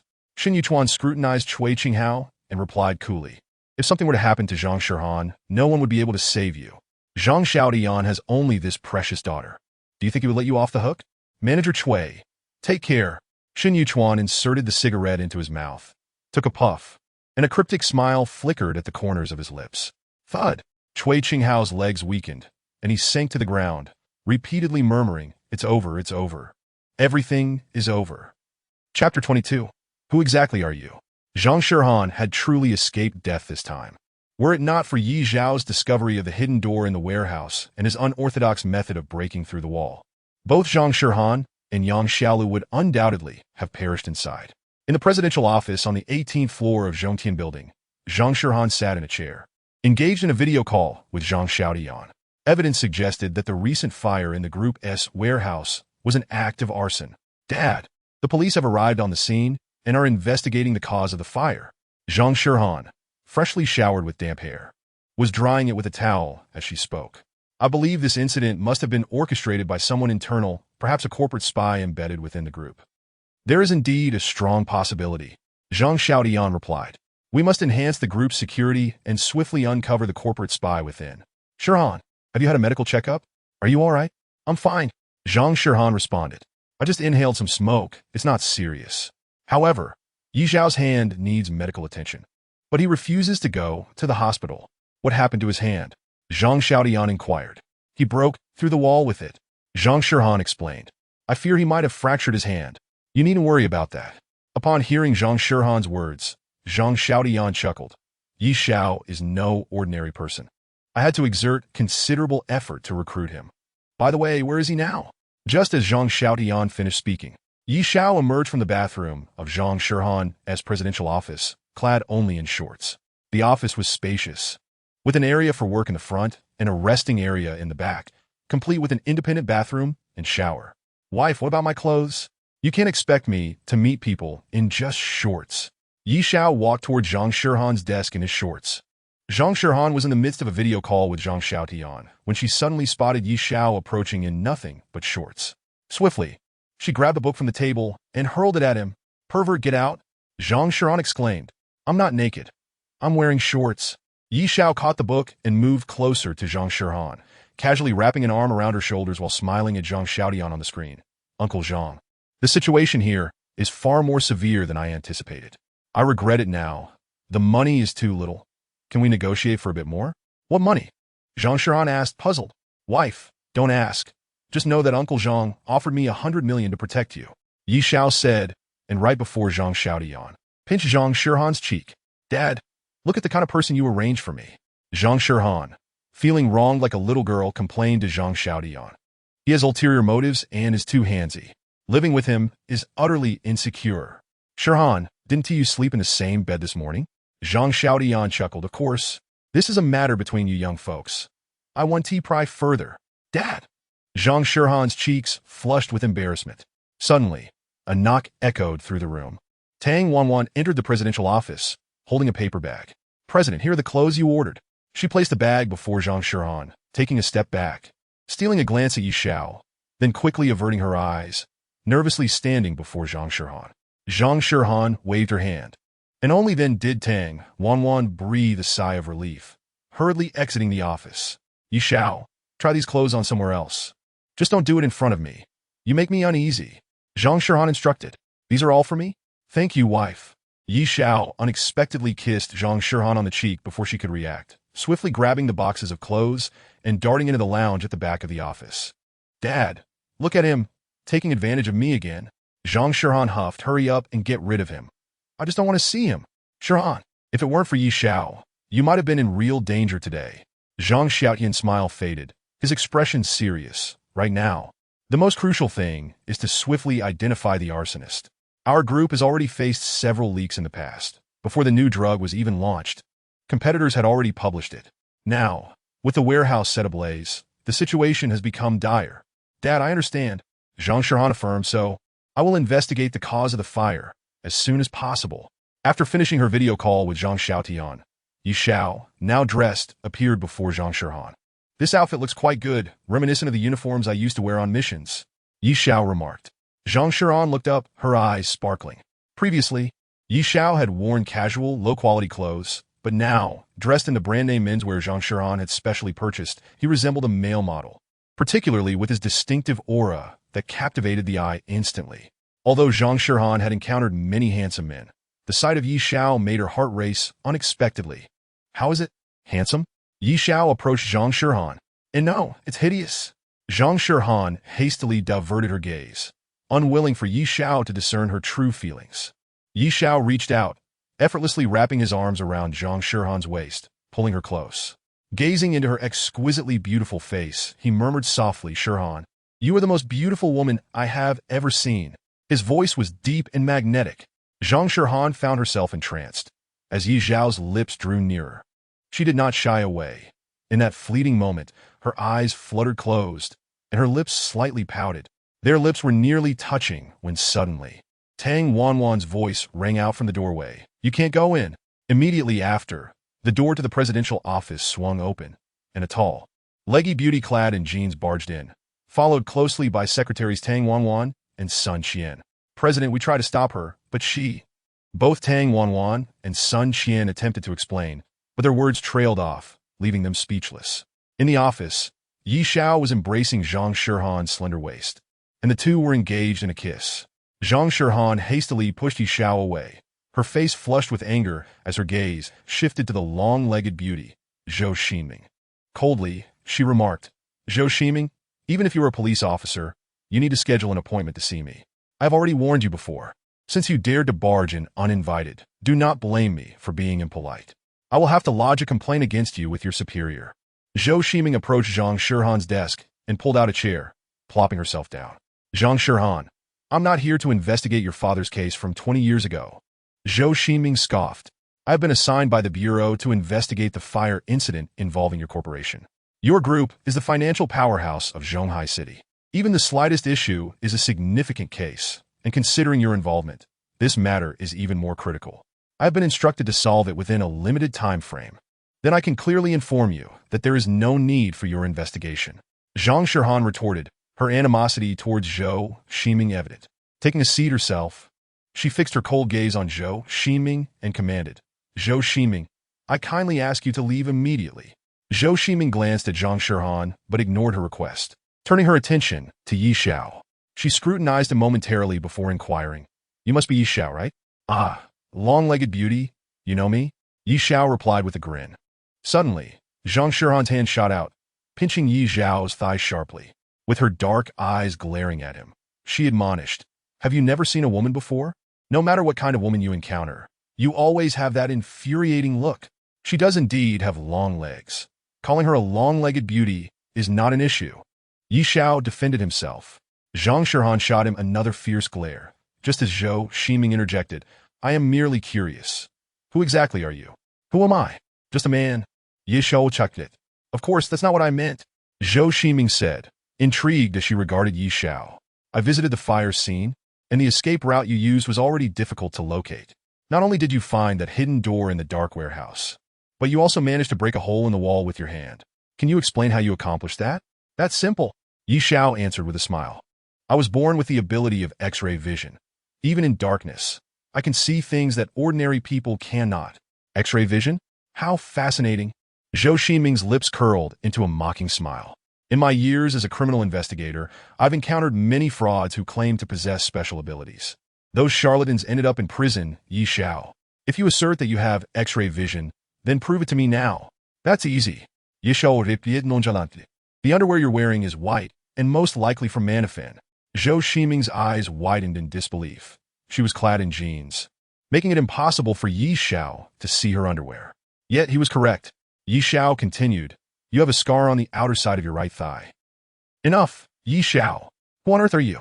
Zhou Ximing suddenly stood up, her piercing gaze fixed on him. Before Yi Xiao could finish his sentence, Zhou Ximing interrupted, her dark eyes locking onto him as she demanded, "Who are you? Why have you been spying on me?"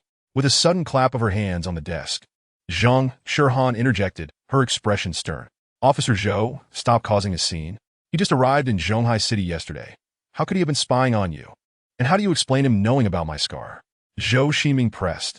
"He possesses X-ray vision," Zhang Shirhan replied coldly. "That's the reason, Zhou Ximing.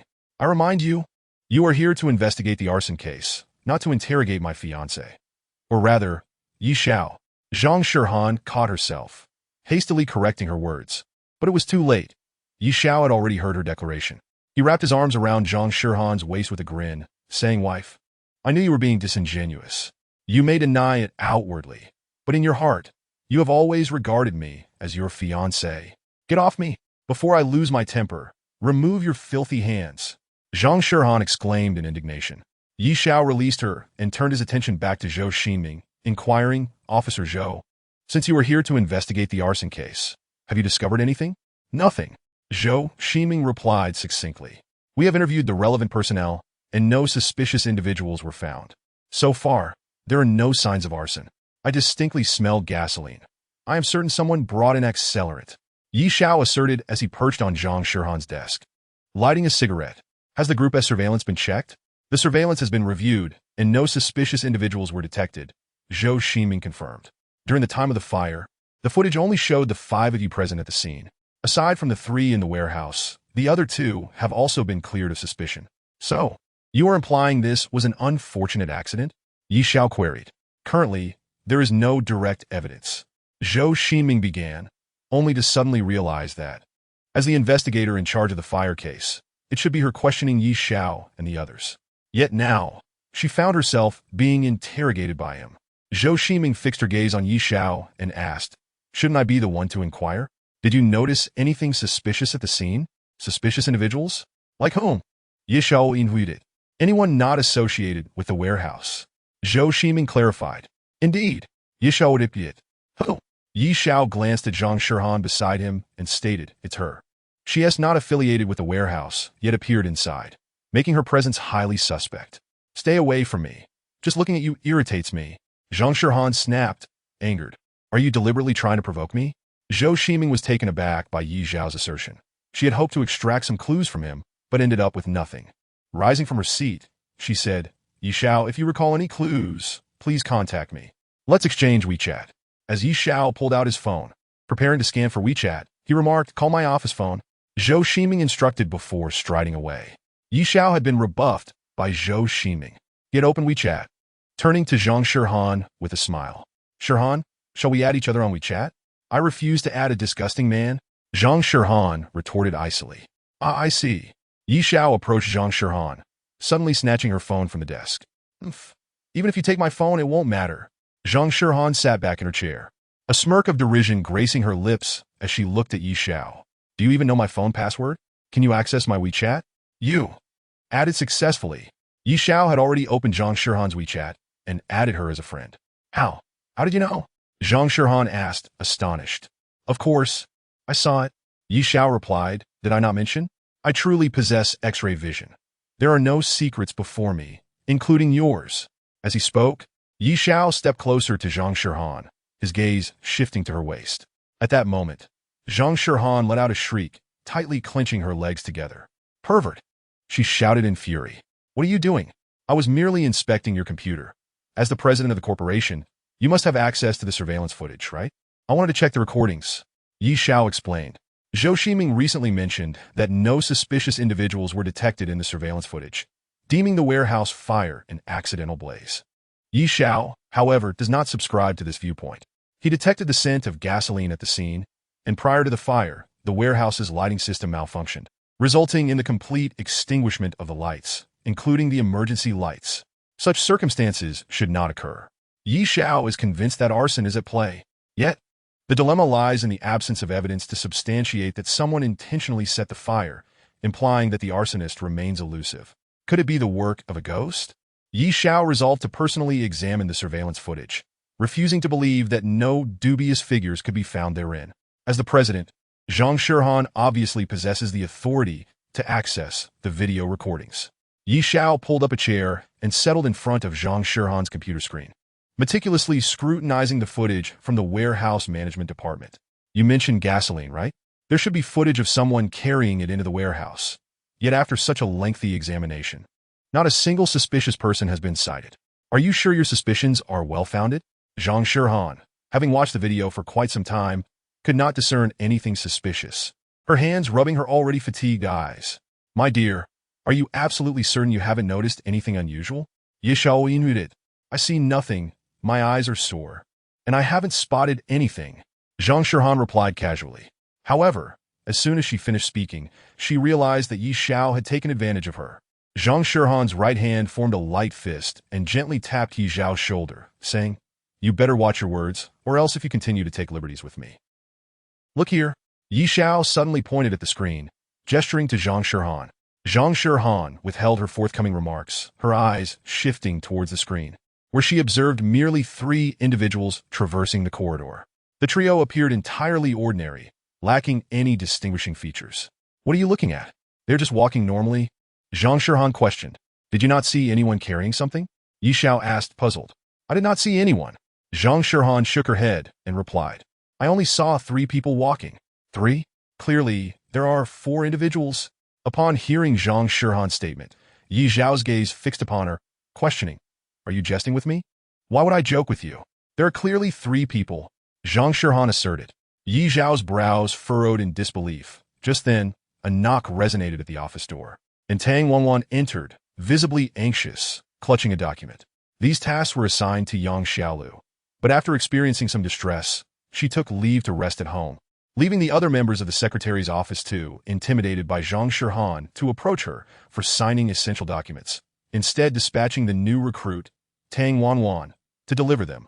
Tang Wanwan cautiously placed the document on Zhang Shirhan's desk, and just as she was about to turn to leave, Yi Xiao suddenly called out, Secretary Tang, could you come over and tell me how many people are depicted in this surveillance video? Tang Wanwan's gaze shifted to the computer screen, lifting her head, her doe-like eyes glistening as she replied, 3 people. See, I told you it was 3. Zhang Shirhan retorted upon hearing Tang Wanwan's assertion, saying, You claimed I was joking. Yi Xiao, perhaps it is your vision that is impaired. Should I assist you in contacting an ophthalmologist to check your eyes?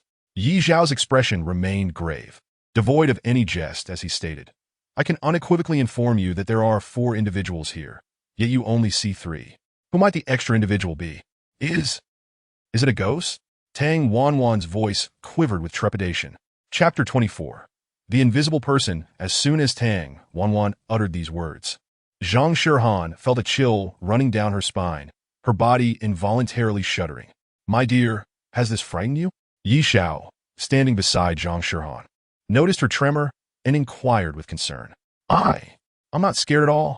Zhang Shirhan stammered, her eyes fixated upon the computer screen, counting 1, 2, 3.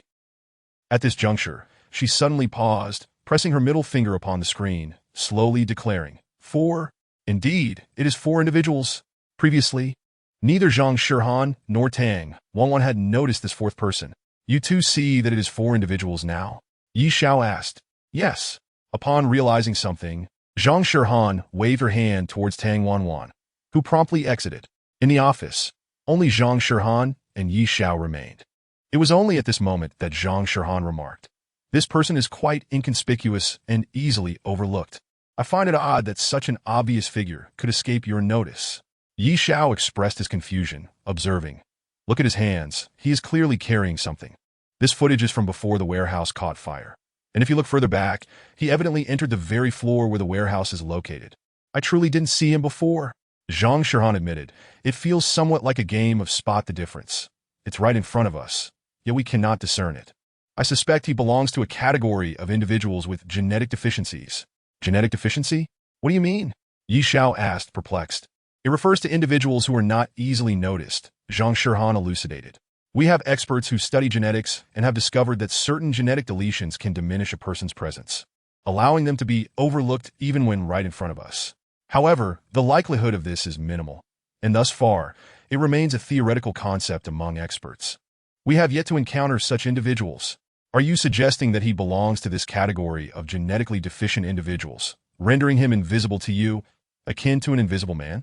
Yi Xiao inquired. Precisely. Zhang Shirhan confirmed. Then how am I able to see him? Yi Xiao suddenly questioned. Zhang Shirhan's long eyelashes fluttered, and she retorted. That indicates you are not a normal person. You belong to an alternative, abnormal type. As soon as Zhang Shirhan uttered this, Yi Xiao's gaze drifted down to her legs. As Zhang Shirhan recalled Yi Xiao's earlier mention of possessing the ability to see through, she hastily shielded her legs with her hands, exclaiming, What are you looking at?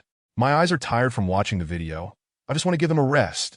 Yi Xiao chuckled lightly, saying, What I wish to see cannot be obstructed by your hands. I told you, I possess the ability of X-ray vision. Do you truly believe you can block it? Bang! Before Yi Xiao could finish his sentence, Zhang Shirhan's right fist struck his right eye. In the president's secretary's office, Tang Wanwan placed a cup of hot coffee on the table in front of Yi Xiao. At that moment, Yi Xiao was applying an ice pack to his slightly swollen right eye. The president asked me to deliver this coffee. Tang Wanwan spoke as she placed the car keys on the table in front of Yi Xiao, saying, This is also arranged by the president. She has provided you with a car for your convenience. Humph. Zhang Shirhan, don't think that because you slapped me and then offered me a sweet treat. I would forgive you, dream on. Yi Xiao grumbled indignantly, asserting, Our matter is far from over. No sooner had Yi Xiao spoken than Zhang Shirhan entered the president's secretary office with a stern expression. Upon seeing Zhang Shirhan's arrival, the several secretaries in the office promptly stood up and retreated outside. Even Tang Wanwan, sensing the impending trouble, discreetly slipped away. You don't like this car, do you? Then hand over the keys. Zhang Shirhan said coldly. Yi Xiao swiftly reached for the keys, slipping them into his pocket. This car was gifted to me. Do not think you can take it away. Yi Xiao scoffed. Let me see how your eye is doing. Zhang Shirhan inquired. No need. Yi Xiao retorted curtly. In that case, I shall reconsider. I was contemplating moving you to the secretary's office. Zhang Shirhan remarked coolly, observing, It appears that someone harbors discontent towards me, the president. Since you refuse to forgive me, perhaps you should remain in charge of the warehouse. Before Zhang Shirhan could finish her sentence, Yi Xiao had already removed the ice pack from his right eye. He stood before Zhang Shirhan, uttering, Did someone express discontent towards you just now? You must have misheard. I harbor no unwillingness to forgive you. I am a man, after all, with a broad-minded disposition. I assure you, I am not angry. With a chuckle, Zhang Shirhan, who had initially worn a serious expression, could not help but laugh at Yi Xiao's panda-like eyes. Was that the result of my earlier actions? She inquired with a smile. Of course, if it wasn't you, then it must have been me. Yi Xiao retorted with a cold snort. Struggling to suppress her laughter, Zhang Shirhan said, I have a meeting to attend, so you should return and rest. Just as she turned to leave, she suddenly pivoted back around. Hand me your phone, she commanded. What for? Yi Xiao asked as he handed his phone to her. Zhang Shirhan removed her number from the blacklist without uttering a word and then turned to exit. What a stingy woman. Yi Xiao Sokovput. As Zhang Shirhan departed, several female secretaries from the office gathered around him. The tall secretary, Sun Qian, curiously inquired, You can't possibly be the fiancé of our group as president, can you? Indeed. Yi Xiao replied with surprising candor. You are truly handsome. The secretaries began to shower Yi Xiao with compliments upon learning of his status. Despite his swollen eye resembling that of a panda, they still insisted he was handsome. The secretaries eagerly requested to add Yi Xiao on WeChat, and he welcomed all requests without hesitation. By the way, do you know where Secretary Yang resides? Yi Xiao asked. I know. I've been to Secretary Yang's home. Sun Qian responded. Please tell me, Yi Xiao urged, and I shall treat you to a meal. Sure. Sun Qian promptly provided him with Yang Xiaolu's address. Driving a black BMW 740 along Central Road, a vehicle specifically arranged for him by Zhang Shirhan, Yi Xiao was determined to avoid the trouble of her sports car. It should be ahead.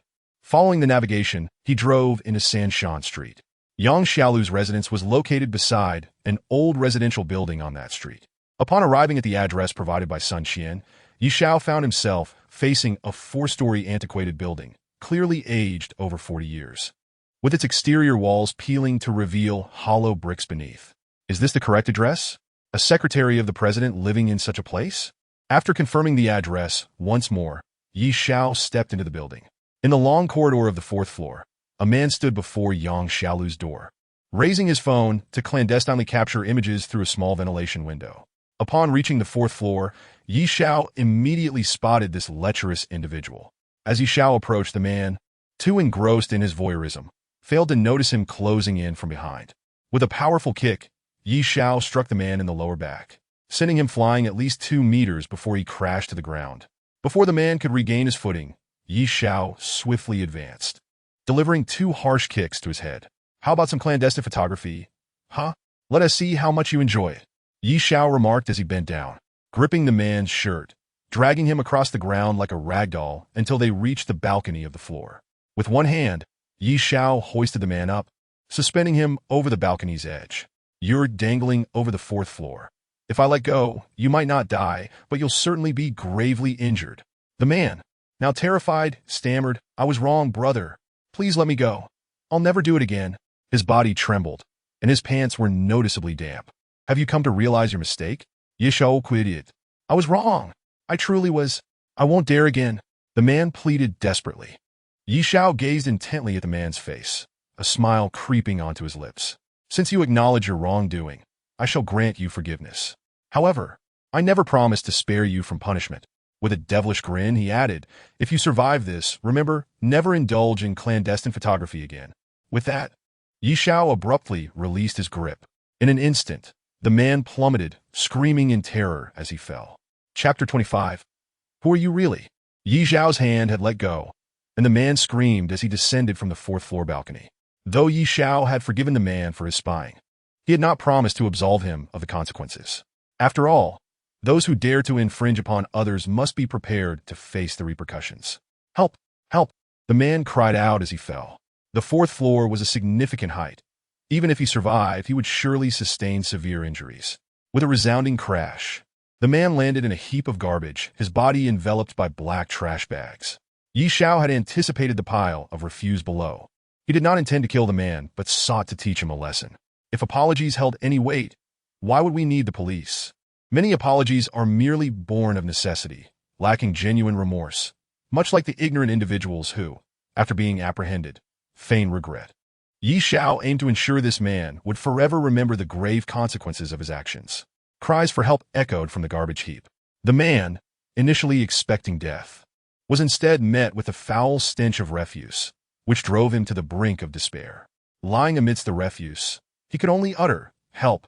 Help!" Yi Xiao gazed into the heap, a disdainful smirk playing on his lips as he turned and returned to Yang Xiaolu's door. "Knock, knock!" Yi Xiao rapped twice on the door. It swung open instantly, and without a word, Yang Xiaolu grasped his arm and pulled him inside. The door slammed shut behind them, and a delightful fragrance wafted into Yi Xiao's nostrils, the scent of Yang Xiaolu. She wore a sleeveless dress, revealing her fair thighs beneath the hem. Barefoot in slippers, her delicately molded toes peeked out. With a serious demeanor, devoid of any smile, Yang Xiaolu sternly admonished, "Do you realize your actions could land you in prison? You must leave immediately, while the police have yet to arrive. I will pretend I did not see you and will not disclose our acquaintance." Hearing her words, Yi Xiao felt no fear. Instead, he reached out, wrapping an arm around her waist, chuckling. "Are you particularly worried about me?" "Not at all," Yang Xiaolu replied coldly. "I simply don't want you to end up in prison because of me. That man is a scoundrel. He has spied on me multiple times." "You are simply too timid," Yi Xiao said, leaning closer to her. "Men like that will only take advantage of your retreat. The simplest and most direct solution is to make him truly fear you. I assure you he won't dare to spy on you again." Yang Xiaolu felt the faint scent of tobacco wafting from Yi Xiao as their faces drew nearer. At that moment, she experienced an inexplicable pang in her heart, a sense of familiarity with him. However, she was quite certain that she had never encountered Yi Xiao. Yang Xiaolu pressed her hand against her heart, her complexion somewhat pallid, and to her astonishment, her body leaned against Yi Xiao. Upon noticing Yang Xiaolu's peculiar state, Yi Xiao disregarded her willingness and swiftly lifted her in his arms. "Let go of me." Yang Xiaolu's voice was faint, and she protested, "I don't want you to touch me." Yi Xiao paid no heed to her words, carrying her into her bedroom. This was a modest one-bedroom apartment. Although the space was limited, Yang Xiaolu had decorated it with great warmth. The walls of her room were adorned with pink wallpaper, and the bedspread and duvet cover were of a soft pastel hue. A few large plush toys were scattered about, and the entire room was permeated with a subtle fragrance of orchids. Yi Xiao had not anticipated that Yang Xiaolu harbored such a youthful spirit. It appeared she had deliberately maintained an icy demeanor towards him. "Is your heart not well? Should I take you to the hospital?" Yi Xiao gently inquired as he laid her on the bed, his concern palpable. "I've seen it." Yang Xiaolu's dark eyes met his, and she retorted, "Don't think that just because you saved me, I'll develop feelings for you. Don't harbor any illusions. I won't grant you a single opportunity. From the very beginning, you have had ulterior motives towards me. I have never denied that I have feelings for you." Yi Xiao replied candidly, "If possible, I would very much like to pursue you, Yang Xiaolu. Why not give a relationship a try?" Yang Xiaolu was taken aback by Yi Xiao's directness, as he boldly suggested they date. Her gaze fell upon his right eye, which was slightly swollen, and she struggled to suppress a smile as she declined. "I don't like your panda eyes. Dislike is of no consequence, but at the very least, let me add you on WeChat." As he spoke, Yi Xiao casually reached for Yang Xiaolu's phone from beside her bed. "What's the unlock password?" "I won't tell you," she replied defiantly. "How can you treat your savior with such disdain?" Yi Xiao protested. "Have I risked my life to save you just to be denied your WeChat? Is this just? Fine. I concede." Yang Xiaolu extended her delicate hand, saying, "Give me back my phone." "What do you want it for?" "To add you as a friend on WeChat." Yang Xiaolu wore a resigned smile and remarked, "You really do act like a child. You hit the nail on the head." Yi Xiao chuckled, recalling how his first love had once said the same thing to him. As Yang Xiaolu retrieved her phone, she began to operate it and asked, "Isn't Zhang Shirhan your first love?" "She is not," Yi Xiao replied, leaning closer to her and adding, "My first love resembles you quite a bit. When I first saw you, I nearly mistook you for her." "Is that so?" Yang Xiaolu lifted her face to meet his gaze and inquired, "What happened to your first love?" "She passed away," Yi Xiao stated. At that moment, as he uttered the word "passed away," Yang Xiaolu felt her heart ache once more. She handed the phone to Yi Xiao, saying, "You skim my WeChat?" I need to take my medication." "Take medication? Is your heart not well?" Yi Xiao asked. Yang Xiaolu ignored his concern, already out of bed, to fetch water for her medication. After Yi Xiao added her on WeChat, he did not return her phone, but instead began to browse through it. Upon returning from taking her medication, Yang Xiaolu saw Yi Xiao perusing her phone and hurried over, snatching it back with displeasure. "Who gave you permission to look through my phone? Who do you think you are? Just taking a look?" Yi Xiao grinned. Yang Xiaolu, who had been smiling moments earlier, now wore a frown, discontentedly stating, "Please leave my house. I'm feeling a bit fatigued and wish to rest." "You don't seem well," Yi Xiao remarked. "How about I take you to the hospital for a checkup?" "I've already told you, leave my house immediately," Yang Xiaolu replied coldly, her expression stern. "If you have anything else to discuss, come to my office tomorrow." "Very well." Yi Xiao turned to exit. Just as he reached the door, he suddenly turned back, finding Yang Xiaolu standing solemnly behind him. Yi Xiao smiled. "I forgot to mention, I've been assigned to the executive secretary's office by the president, so you will be my superior. I look forward to your guidance." "Leave." Yang Xiaolu gestured towards the door, clearly unwilling to engage in further conversation with him. Yi Xiao had no choice but to step outside. Bang! As soon as Yi Xiao's foot crossed the threshold of Yang Xiaolu's home, she slammed the door shut. Yi Xiao made his way down the stairs, pulling out his phone. Just moments ago, he had transferred several photos from Yang Xiaolu's phone to his own. He opened one photo, revealing a family portrait of three, a couple cradling their newborn child. The other photos featured Yang Xiaolu with a woman. The man was conspicuously absent from subsequent images. "Yang Xiaolu, who exactly are you?" Yi Xiao murmured to himself. Chapter 26. A critical moment, Yi Xiao returned to his car. Rather than rushing to drive away, he lit a cigarette and perused the photos on his phone. He was certain that the man in the picture was Yang Xiaolu's biological father. Yet there were no photos of Yang Xiaolu with her father in the subsequent images, suggesting that her father might have passed away. The thought of Yang Xiaolu's declaration in the burning warehouse, her insistence that she could not die and must avenge her father, made Yi Xiao feel that she was concealing numerous secrets. "Yang Xiaolu, who are you truly?" Yi Xiao pondered aloud. He had already scrolled through Yang Xiaolu's social media and noticed she had very few friends. Her posts were mostly selfies and scenic photos. In those selfies, Yang Xiaolu always wore a radiant smile. Yet in the corporate setting, he encountered a frigid Yang Xiaolu. His curiosity about her deepened. Just as Yi Xiao took a few puffs of his cigarette, his phone suddenly chimed with a text message. He opened it to find a notification from the bank regarding a refund. The 4.8 million he had transferred that morning had been returned in full. The recipient's account had been closed, rendering the funds unrecoverable. Closed? She truly refuses my assistance. Yi Xiao sighed, realizing this was not the first time he had been refunded. Previously, he had discreetly transferred money, but each time it was sent back to him. This time, however, the account had been completely deactivated. Yi Xiao had always sought to make amends, yet the other party consistently rejected his help. He understood that mere monetary compensation could not mend the harm he had caused. But what had transpired could not be altered. All he hoped was to provide her with assistance. Ugh, better not dwell on this. Yi Xiao decided to set aside such thoughts. He had more pressing matters to attend to and needed to find the arsonist swiftly. He took his phone out and called Zhang Shihan. As soon as the call connected, before Yi Xiao could speak, Zhang Shihan coldly replied, "I'm in a meeting. If it's not urgent, wait until I'm done. Wife, I have a question." Yi Xiao said, "Do you know who Yang Xiaolu's father is?" "I don't know." Zhang Shihan responded, "Yang Xiaolu was assigned to me as a secretary after my father's interview. Her professional abilities are impressive, and I'm very satisfied. There's nothing more to discuss. So please refrain from calling me again." After finishing her statement, Zhang Shihan hung up the phone. "Wife, I still want to ask." Yi Xiao had more inquiries, but Zhang Shihan had already cut off the call. He reluctantly lowered his phone. Yang Xiaolu, serving as the president's secretary, had not been interviewed directly by Zhang Shihan. A smile appeared at the corner of Yi Xiao's mouth. It seemed that only Zhang Xiaotian truly understood the situation. Yi Xiao had no choice but to call Zhang Xiaotian, as he needed to ascertain Yang Xiaolu's identity. Holding his phone, Yi Xiao prepared to dial Zhang Xiaotian's number.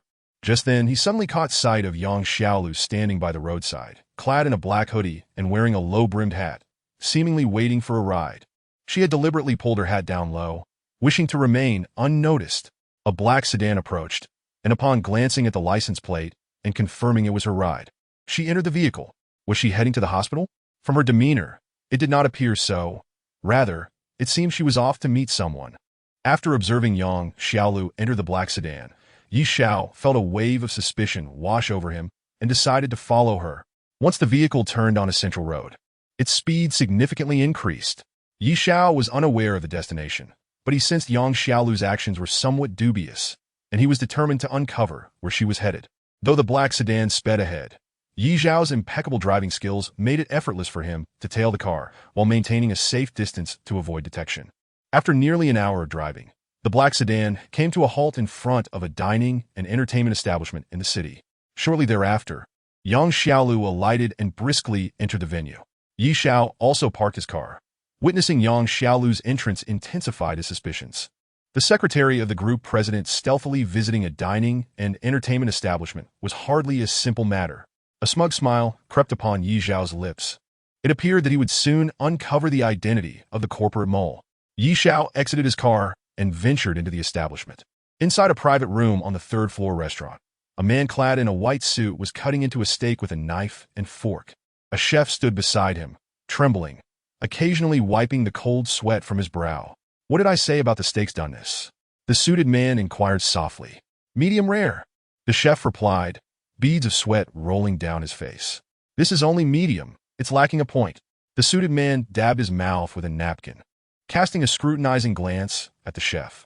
With a thud, the chef, upon hearing the man's words, collapsed to his knees, pleading, "Mr. Li, I truly cooked the steak to medium rare. Please spare me. I assure you, I will not make such a mistake again. There will be no next time." The suited man replied coolly, "If you can't even cook a steak properly, how dare you work for me?"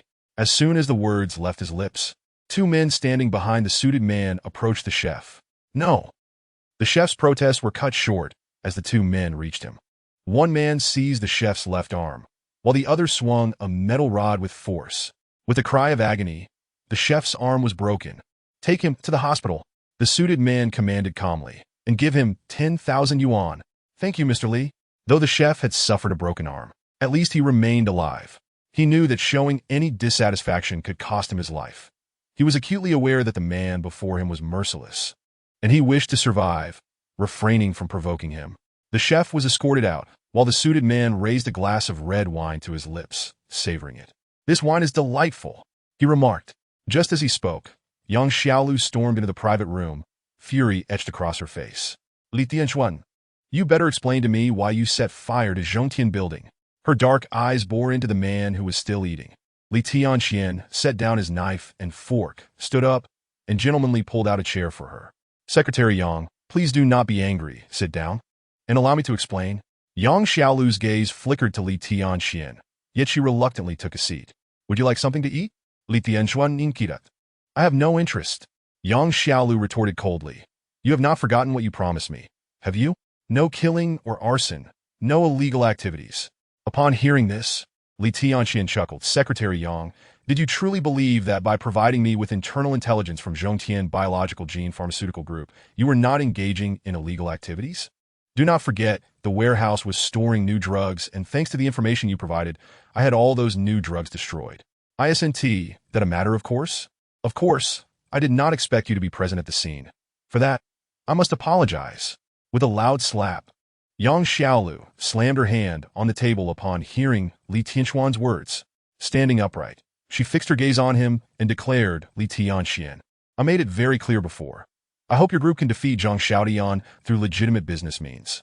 Your actions are criminal. I am here to inform you that our collaboration is terminated, and I will no longer provide you with any intelligence. With that, she turned to leave. Li Tianxian remained seated, a smile gracing his face as he chuckled softly. Secretary Yang, now that you are here, do not think of leaving. As Li Tianxuan's words hung in the air, the two men behind him positioned themselves in front of Yang Xiaolu. Li Tianxian, what do you intend to do? She demanded, her face aflame with anger. Nothing much, just wish to have a little chat. Li Tianxian replied with a light laugh. The water you just drank contained a substance that induces excitement. I believe we should take our relationship to the next level. I have encountered countless women, and from the moment I laid eyes on you, I knew you were extraordinary. Having yet to experience intimacy, I am confident that once I make you a true woman, you will reconsider and continue our collaboration. Shameless, Yang Xiaolu shouted in fury, attempting to push the two men aside. Yet she felt her limbs grow weak and her vision blur. She had indeed been drugged by Li Tianxian. Chapter 27. A den of wolves and tigers. As Yang Xiaolu attempted to flee, she realized she had been drugged by Li Tianxian. Shameless, she yelled in outrage. Struggling with all her might proved futile. The two men held her firmly, rendering her immobile. Li Tianxian sat at the dining table, chuckling lightly. Secretary Yang, I admire your talent greatly, and I hope our relationship can become more intimate. Just as he uttered those words, a mocking voice echoed from outside. I wonder why I couldn't find you in the company. Turns out you were hiding here, chasing women. Li Tianxing entered the private room, flanked by two bodyguards. As he passed by Yang Xiaolu, his gaze deliberately swept over her. Tianxing, if you wish to find me, simply give me a call. Why must you come to the company? Upon seeing Li Tianxing arrive, Li Tianxian hurriedly stood up, a beaming smile plastered across his face. Although Li Tianxian is nominally Li Tianxing's elder brother, in truth, he is merely the adopted son of Li Gaoyu. While Li Tianxing is the rightful heir of the Li family. Li Tianxing walked past Li Tianxian without acknowledging him and directly took a seat. What good is a phone call? Li Tianxian, I told you yesterday to arrange for someone to deal with that fellow surnamed Yi. Have you taken care of it? The corners of Li Tianxing's mouth curled in displeasure. Tianxing, I have already spoken to father about it, but he insists that I should not interfere. Before Li Tianxian could finish a sentence, Li Tianxing had already interrupted him, saying, Li Tianxian, stop invoking father to pressure me. In any case, I want you to eliminate that man surnamed Yi and delete all the photos he took of me. At this point, Li Tianxing's eyes turned towards Yang Xiaolu as he smiled and remarked, This woman is exquisite. Bring her to me. Without waiting for Li Tianxian to respond, Li Tianxing stood up and strode towards Yang Xiaolu. At that moment, Yang Xiaolu felt a wave of heat wash over her, her limbs growing weak. Even if she wished to resist, she lacked the strength. I will call the police. You all will end up in prison, Yang Xiaolu declared. Prison? Do not frighten me. Li Tianxing laughed with arrogance. I am the heir of the Li family. In this city of Zhonghai, who dares to provoke us? Those who dare to touch me have yet to be born. Just as Li Tianxing uttered these words, a sudden scream pierced the air. Thud! A man had flown in from outside, landing at Li Tianxing's feet. I told you not to stop me. You all refused to listen. I detest resorting to violence. Yet you forced my hand. Yi Zhao's voice resonated, and soon after, he stepped into the private room. Yi Zhao spotted Li Tianxing immediately, a broad grin on his face as he said, Oh, if it isn't young Master Li. What a coincidence. When will you repay the 3 million you owe me? Yang Xiaolu, who had already felt despair, having been drugged and believing she would surely face a dire fate, was taken aback by Yi Zhao's sudden appearance. In an instant, she felt as though she had seen her savior. Save me, Yi Xiao, save me. Yang Xiaolu shouted with all her might. Yi Xiao turned his gaze to Yang Xiaolu, smiling. Do not worry. Since I am here, I will ensure your safe departure. For now, just relax and be a bystander. Upon hearing Yi Zhao's words, Yang Xiaolu felt as if she had taken a calming pill, her anxiety dissipating instantly. Li Tiancheng could hardly believe that Yi Xiao had appeared before him. Upon seeing Yi Xiao, he instinctively shivered, his heart filled with trepidation. But remembering that this was his territory, Li Tiancheng feigned calmness. He fixed his gaze on Yi Xiao and said, You, surnamed Yi, this is my domain. How dare you come here? What are you all dawdling for? Quickly, incapacitate him. Li Tiancheng had brought 2 bodyguards along, and with a few security guards from the entertainment club rushing in, they charged towards Yi Xiao. A disdainful smirk appeared at the corner of Yi Zhao's mouth. He had never feared getting physical. No matter how strong his adversaries were, they could never surpass him. One of Li Tiancheng's bodyguards lunged at Yi Xiao, who delivered a swift kick that struck the man's thigh. Crack! The bodyguard's leg was broken in an instant, and amidst the screams, he collapsed to the ground. My mood is rather poor today. I do not wish to waste words with you. Yi Xiao snorted coldly. Which of you is not afraid of death? Step forward. Crack! Yi Xiao delivered another kick, this time to a security guard from the entertainment club, instantly breaking 2 of his ribs. The guard spat out blood as he opened his mouth. In the blink of an eye, 2 men lay grievously injured. Just as Yi Xiao was about to continue his assault, Li Tianxian suddenly shouted, What do you think this place is? Everyone halt! Upon hearing Li Tianxuan's command, the security guards immediately stopped, stepping aside. Li Tianxian approached Yi Xiao. There seems to be some misunderstanding. I am Li Tianxian, the president of Zhonghai Pharmaceutical Group. May I ask how I should address you, sir? Li Tianxian greeted with a broad smile. Spare me the pleasantries. Release Secretary Yang, Yi Xiao said coldly. With a wave of his hand, Li Tianxian signaled the 2 men to let go of Yang Xiaolu. Her face flushed. Yang Xiaolu felt a wave of heat wash over her, but her limbs remained weak.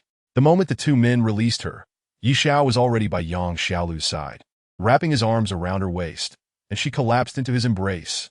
After confirming that Yang Xiaolu had merely been drugged and was unharmed, he turned his cold gaze towards Li Tianxian and said, Yi Xiao, Mr. Yi, Tiancheng is my younger brother. If he has offended you in any way, I apologize on his behalf. Li Tianxian said with a smile on his face. As for the 3 million you mentioned earlier, I can provide it to you now, and I hope Mr. Yi will destroy all my brother's photos. That can certainly be arranged. Yi Xiao replied, Just hand me the money, and I will destroy the photos immediately. I will transfer it to you right now, Li Tianxian stated, proceeding to transfer 3 million to Yi Xiao right in front of him. Yi Xiao deleted the photos from his phone as well. That settles our accounts. Presidente, may I now take Secretary Yang with me? Yi Xiao asked, still holding Yang Xiaolu's waist as he looked at Li Tianxian. Of course, Li Tianxuan raplia. Yi Xiao glanced at Li Tiancheng once more, smiling as he said, Li Tiancheng, you ought to learn from your brother when it comes to handling matters. You are worlds apart. A person like you would not survive the first episode if this were a television drama. Li Tiancheng glared fiercely at Yi Xiao, saying, You, surnamed Yi, we shall see. I advise you to cease provoking me. Otherwise, next time, it will not merely be about 3 million. After delivering this warning, Yi Xiao reached out, effortlessly lifting the incapacitated Yang Xiaolu into his arms, and before both Li Tianxian and Li Tiancheng, he exited the private room. The moment Yi Xiao left with Yang Xiaolu, Li Tiancheng suddenly shouted at Li Tianxian, Li Tianxian, who the hell do you think you are? You are merely an adopted son. I am the sole heir of the Li family. Li Tianxian remained unfazed, a smile still on his face as he said, Tiancheng, I understand you are very angry right now. Please do not lose your temper. Allow me to finish what I have to say. What is there to say? That surnamed Yi is my enemy. You just gave him 3 million and let him go free. Li Tiancheng fumed. What the hell are you thinking? Are you doing this on purpose to irritate me? Li Tianxian chuckled. Tiancheng, how could I possibly do that? We are both individuals of status and standing. We cannot give others the opportunity to exploit our weaknesses. I certainly would not let them off so easily. Then what do you plan to do? The man has already left. Do you intend to send someone to assassinate him? Li Tianxian remarca casually. I was just contemplating that. Li Tianxuan raplia. What? You intend to kill Yi Xiao? Li Tianxing was taken aback. As a spoiled rich kid, he could bully others, but when it came to actual murder, he lacked the courage. Li Tianxian nodded, saying, I have a highly skilled assassin. That fellow has never failed. I will send him to eliminate Yi Xiao and that woman, ensuring they vanish from this world. Li Tianxing was originally seated, his face a mask of fury. Upon hearing Li Tianxuan's words, he abruptly rose to his feet, hesitatingly inquiring. This matter. It won't involve me, will it? If someone has perished, the police will undoubtedly investigate, and I fear it may implicate me. Li Tianxian extended his hand, wrapping it around Li Tianxing's neck, and said, Tianxing, continue to indulge in your revelries. If you're short on cash, just speak to your elder brother. Leave the matter of murder aside. Consider yourself unaware. That's what you said. Li Tianxing retorted, I know nothing. That fellow surnamed Yi won 5 million from me, and I'm in dire need of funds this month. Lend me 5 million. Not a problem. I'll have Zhao Ming transfer 6 million to you shortly. Li Tianxian replied. However, ensure that our father remains oblivious. He would never permit me to give you money clandestinely. I'm not foolish, Li Tianxing declared. He then exited the private room, leaving only Li Tianxian and his confidant Zhao Ming behind. Mr. Li, I fail to comprehend. Li Tianxing is merely a debauched wastrel. The chairman has stated that you are to inherit the pharmaceutical group in the future. Why do you prostrate yourself before him? Constantly yielding? Zhao Ming questioned. Li Tianxian lifted his wine glass and downed its contents in one gulp. Ultimately, I am not of the Li bloodline, he replied coolly. Do not concern yourself with such matters. Dispatch that elusive assassin and eliminate Yang Xiaolu and Yi Xiao at the earliest opportunity. Understood, Zhao Ming affirmed. Chapter 28. We share the same heart. Yi Xiao lifted Yang Xiaolu into his vehicle. With a resounding thud, he closed the door behind him. Instead of hastening to drive, he retrieved his phone and snapped a photo of Yang Xiaolu, who sat in the passenger seat. What are you doing? Yang Xiaolu asked, her cheeks flushed, feeling a warmth enveloping her, a fire igniting within. Just posting to social media. Yi Xiao replied. You dare? Yang Xiaolu exclaimed in a mock fury. Had she not been so weak at that moment, she would have retaliated. Yi Xiao scoffed. In your current state, you still dare to threaten me? Yang Xiaolu, you must remember that I am your benefactor. Without me. Before he could finish, Yang Xiaolu, disregarding all caution, lunged at him, despite her weakness. She opened her cherry lips, attempting to bite his neck. All right, I shall cease speaking. Yi Xiao hurriedly pushed her back into the passenger seat, saying, You behave like a little dog, nipping at everyone. As he spoke, he started the car. After all, this was Li Tianxuan's establishment. And although Li Tianxian had permitted Yi Xiao and Yang Xiaolu to leave, one could never be sure he would not retract his permission. Thus, it was best to depart promptly. The car traversed the route back to Yang Xiaolu's residence. She sat in the passenger seat, her face as red as a ripe apple. Is there nothing you wish to say to me? Yi Xiao inquired as he drove. Yang Xiaolu turned her lovely face towards him and said, Thank you for saving me. Is that all? Do you not wish to explain how you had a clandestine meeting with the president of Zhonghai Pharmaceutical Group? If Zhang Shihan were to discover this, what do you think her reaction would be? Yi Xiao probit. I do not wish to discuss it. Yang Xiaolu replied, reaching for a bottle of mineral water and draining it in one go. Are you thirsty? Yi Xiao asked. Indeed. Yang Xiaolu gazed at him, her voice trembling. I want to. Need to use the restroom? Yi Xiao suggested. Yang Xiaolu shook her head, her breath becoming rapid. I feel as if you are very familiar, yet I do not know you. That suggests I am quite likable. Many people have claimed to feel an affinity for me. Yi Xiao chuckled. Not at all. Yang Xiaolu's breath quickened, her cheeks flushed deeper, her eyes shimmering with fervent fire. Suddenly, she unfastened her seatbelt. Yang Xiaolu, I am driving. Why did you unbuckle? This is no jest. Be cautious. Yi Xiao admonished. Yet, disregarding his warning, Yang Xiaolu released her seatbelt and suddenly embraced Yi Xiao's neck, pressing her lips against his.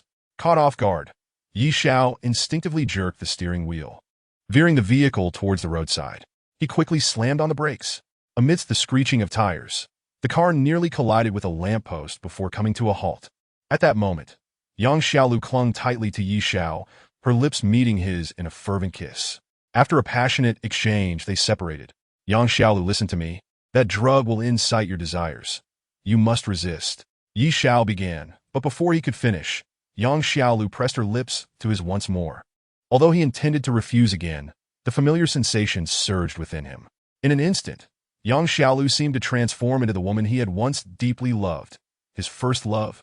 He had believed they would be together forever, yet reality had not unfolded as he had envisioned. Yi Xiao ceased his resistance, embracing Yang Xiaolu tightly as they continued to kiss fervently within the car. Suddenly, Yang Xiaolu pushed him away with force. Slap! She raised her hand and struck him sharply across the face. Shameless, disgraceful.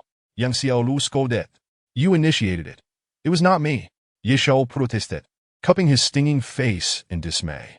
Yang Xiaolu resumed her seat in the passenger side, retrieving the bottle of mineral water again. She twisted off the cap and drenched her head. You took advantage of me, she exclaimed, her hair damp, her eyes blazing as she glared at Yi Xiao. You knew I had been drugged and was struggling to control myself. Why didn't you push me away, you scoundrel? Yi Xiao retrieved a cigarette and lit it. Why should I have pushed you away? You came onto me, he replied. I thought you intended to repay me for saving you with your body. You must be dreaming, Yang Xiaolu retorted. Yi Xiao took a drag from his cigarette, observing the water-soaked Yang Xiaolu beside him. He retrieved a towel from the car and offered it to her, saying, Wipe yourself off. I admit, I was a bit overcome earlier. After all, you resemble my first love, and I could not resist. I apologize and assure you it won't happen again. As Yang Xiaolu dried her hair, she glanced at Yi Xiao and asked, What is the name of your first love? Yang Sueru? Ye Xiao replied. He could never forget that name. It was forever etched in his heart. Yang Sueru? Upon hearing this name, Yang Xiaolu instinctively gasped. She recalled that the person who had donated her heart shared the same name. Was this merely a coincidence? Noticing her reaction, Yi Xiao asked, What is it? Is your heart troubling you again? I shall take you to the hospital at once. And no, it's nothing. Yang Xiaolu bit her lip, offering him a smile. My heart is just fine. You need not worry. I should not have struck you. It was my fault. I have never kissed anyone before, which is why I reacted that way. You meant what happened earlier? That is my fault. Yi Xiao remarked as he drove. Who can blame me for being too handsome? Many women find themselves inexplicably drawn to me. Your reaction is entirely normal. I should have pushed you away. With a chuckle, Yang Xiaolu could not help but laugh at Yi Xiao's words. Yang Xiaolu's smile is particularly enchanting, her eyes curving like a crescent moon. You are overthinking it. You really are not handsome, and in fact, you might even be somewhat. Before Yang Xiaolu could finish her sentence, Yi Xiao interjected, saying, Yang Xiaolu, if you dare to speak it out loud, I will turn against you. I don't care whether the effects of your medication have worn off. I will throw you out of the car without hesitation. I am quite petty and hold grudges. Yang Xiaolu coughed lightly and replied, It makes one feel that you are quite the warm-hearted person. Now that is more like it. Yi Xiao responded. Yi Xiao was driving, with Yang Xiaolu seated in the passenger seat. She glanced at Yi Xiao, hesitating to speak. Is something troubling you? Yi Xiao inquired. How? How did you end up there? Have you been following me all along? Yang Xiaolu asked. Yes, that is correct. Yi Xiao answered bluntly. What do you know? Yang Xiaolu continued her questioning. Not much. Yi Xiao replied. Just that your father passed away quite early, likely around the time of your birth, and you live with your mother. Your purpose in joining Zhongtian Biopharmaceutical Group should be to avenge your father. You are the mole within the organization. Yang Xiaolu bit her lip, and after a long pause, said, My father's name is Yang Tianlai. He was one of the top medical experts at that time. Just before he was to announce a new drug he had invented, he attended an event hosted by the Angel Society, and that very night, he died on site. Zhang Xiaotian later founded Zhongtian Biopharmaceutical Group, and among the new drugs was one that was my father's. Therefore, it was Zhang Xiaotian who killed my father for his new drug formula. I must avenge him and ruin Zhang Xiaotian's reputation. Chapter 29. The fearsome invisible killer Yang Xiaolu revealed the truth to Yi Xiao. She had come to seek revenge against Zhang Xiaotian. Yi Xiao did not expect this matter to involve the Angel Society and be related to the bloody incident from years ago. Yang Xiaolu, how can you be certain that Zhang Xiaotian killed your father for the new drug formula? Yi Xiao asked. Among the survivors of that night, only he founded Zhongtian Biopharmaceutical Group. If it wasn't him, then who else could it be? Yang Xiaolu cuestionó. What about the other survivors? Did they just vanish? Yi Xiao probit. I don't know. Yang Xiaolu's eyes flicked towards Yi Xiao as she said, I don't care. This is what my mother told me before she passed away. She was certain that Zhang Xiaotian stole my father's new drug formula, and the bloody incident that night is inextricably linked to him. Yang Xiaolu statet empatijali. But you have no evidence, do you? Yi Xiao asked. My mother told me before she died. How could it be wrong? Yang Xiaolu retorted. Perhaps your mother harbored resentment towards Zhang Xiaotian all along, Yi Xiao remarked, though he admitted he did not fully understand the specifics. But I do know one thing. Your position as Zhang Shihan's secretary was arranged by Zhang Xiaotian. He personally interviewed you and placed you in a key role beside Zhang Shihan. Perhaps Zhang Xiaotian knew your identity from the very beginning. That's impossible, Yang Xiaolu exclaimed, her emotions rising. What do you plan to do from now on? Will you continue collaborating with Li Tianxian? Yi Xiao shifted the topic, noticing Yang Xiaolu's agitation. Yang Xiaolu looked at Yi Xiao and said, I swear I never intended to kill anyone. I merely hoped to use Zhonghai Pharmaceutical Group to strike against Zhang Xiaotian, ideally bringing about his downfall. However, I did not anticipate that Li Tianxian would send someone to set fire to the place. If it weren't for you, I might have perished in that inferno. Given the circumstances, I cannot remain at Zhongtian Biopharmaceutical Group any longer. I will resign. You haven tea yet uncovered the truth. Do you really intend to leave? Yi Xiao questioned it. I will no longer seek revenge through criminal means, but I will pursue the truth and ensure that Zhang Xiaotian is brought to justice, Yang Xiaolu declared resolutely. If you wish to uncover the truth, why not ask Zhang Xiaotian directly? Yi Xiao suggested, feeling that they had come this far and might as well seek clarity. As he spoke, Yi Xiao took out his phone. What are you going to do? Yang Xiaolu asked. I am calling Zhang Xiaotian, Yi Xiao replied, to inquire whether he killed your father. Don't. Yang Xiaolu suddenly exclaimed. I want to resign first. Yi Xiao parked the car, turning his gaze toward Yang Xiaolu. You are worried that you won't be able to face Zhang Shihan, aren't you? You feel guilty for betraying her trust.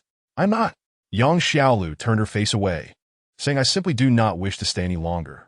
Yi Xiao's hands suddenly reached out, cradling Yang Xiaolu's face as he said earnestly, if you truly wish to avenge your father, you must stay. Only then can you uncover the truth. I will help you conceal today's events. No one will know that you are the mole within the group. Why would you help me? Aren't you Zhang Shihan's fiancé? Yang Xiaolu asked. I am not Zhang Shihan's fiancé, Yi Xiao replied. As for why I want to help you, there is but one reason. I cannot bear to see you sad. Their gazes locked, and in that moment, Yang Xiaolu felt her heart race. Yi Xiao's words moved her deeply. Her long eyelashes lowered, and her rosy lips slightly pursed. Watching her, Yi Xiao felt a tumult of emotions. He could no longer distinguish between Yang Xiaolu and Yang Xiuru, and his lips pressed against hers. In that instant, he felt a familiar sweetness wash over him. He wrapped his arms around Yang Xiaolu, their lips fully meeting. This kiss made Yi Xiao forget the world. When their lips finally parted, Yi Xiao whispered, Xiru, I miss you. Slap. Yang Xiaolu's right hand once again struck Yi Xiao's face. I'm sorry, but I am not your first love. Yang Xiaolu's expression darkened as she coldly remarked, I hope you do not mistake me for someone else. Only then did Yi Xiao realize his confusion between reality and fantasy. Yang Xiuru was gone and could never return. Yi Xiao had to accept this truth. I need to step out for a smoke. Yi Xiao unfastened his seatbelt and exited the vehicle, needing a moment to collect himself. Yang Xiaolu watched as Yi Xiao smoked outside the car. She slowly placed her hand, which had just slapped him, against her heart, feeling the beat of a heart that was never truly hers. On the side of Sanshan Street, Yi Xiao parked the car. Yang Xiaolu, I need to explain something to you. I truly. Before he could finish, Yang Xiaolu interrupted him, saying, Yi Xiao, do you have some misunderstanding? There was never any relationship between us. I was merely under the influence of the drug earlier, which caused that reaction. I am fine now. Please forget what happened before. That makes sense, Yi Xiao chuckled softly. You were affected by the medication. It's all good now. After saying this, he unbuckled his seatbelt. What are you doing? Yang Xiaolu asked. I'm taking you home, Yi Xiao replied. No need. Yang Xiaolu insisted. Please do not disturb me any further. We have no relationship. After saying this, she pushed open the car door and exited. As Yi Xiao watched Yang Xiaolu stride towards her old apartment building, he raised his right hand and slapped his own face twice, muttering, Yi Xiao, wake up! She doesn't like you. Stop being so self-important. Taking a deep breath, he turned his gaze back to Yang Xiaolu. At this moment, Yang Xiaolu had just arrived at the entrance of the building, unaware of whether she knew that Yi Xiao was watching her. She glanced briefly in his direction before stepping inside.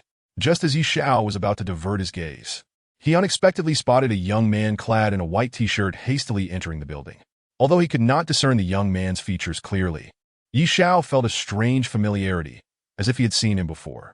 A sense of dread washed over him as he suddenly recalled the identity of the man, the very same individual who had set fire to the Zhongtian building.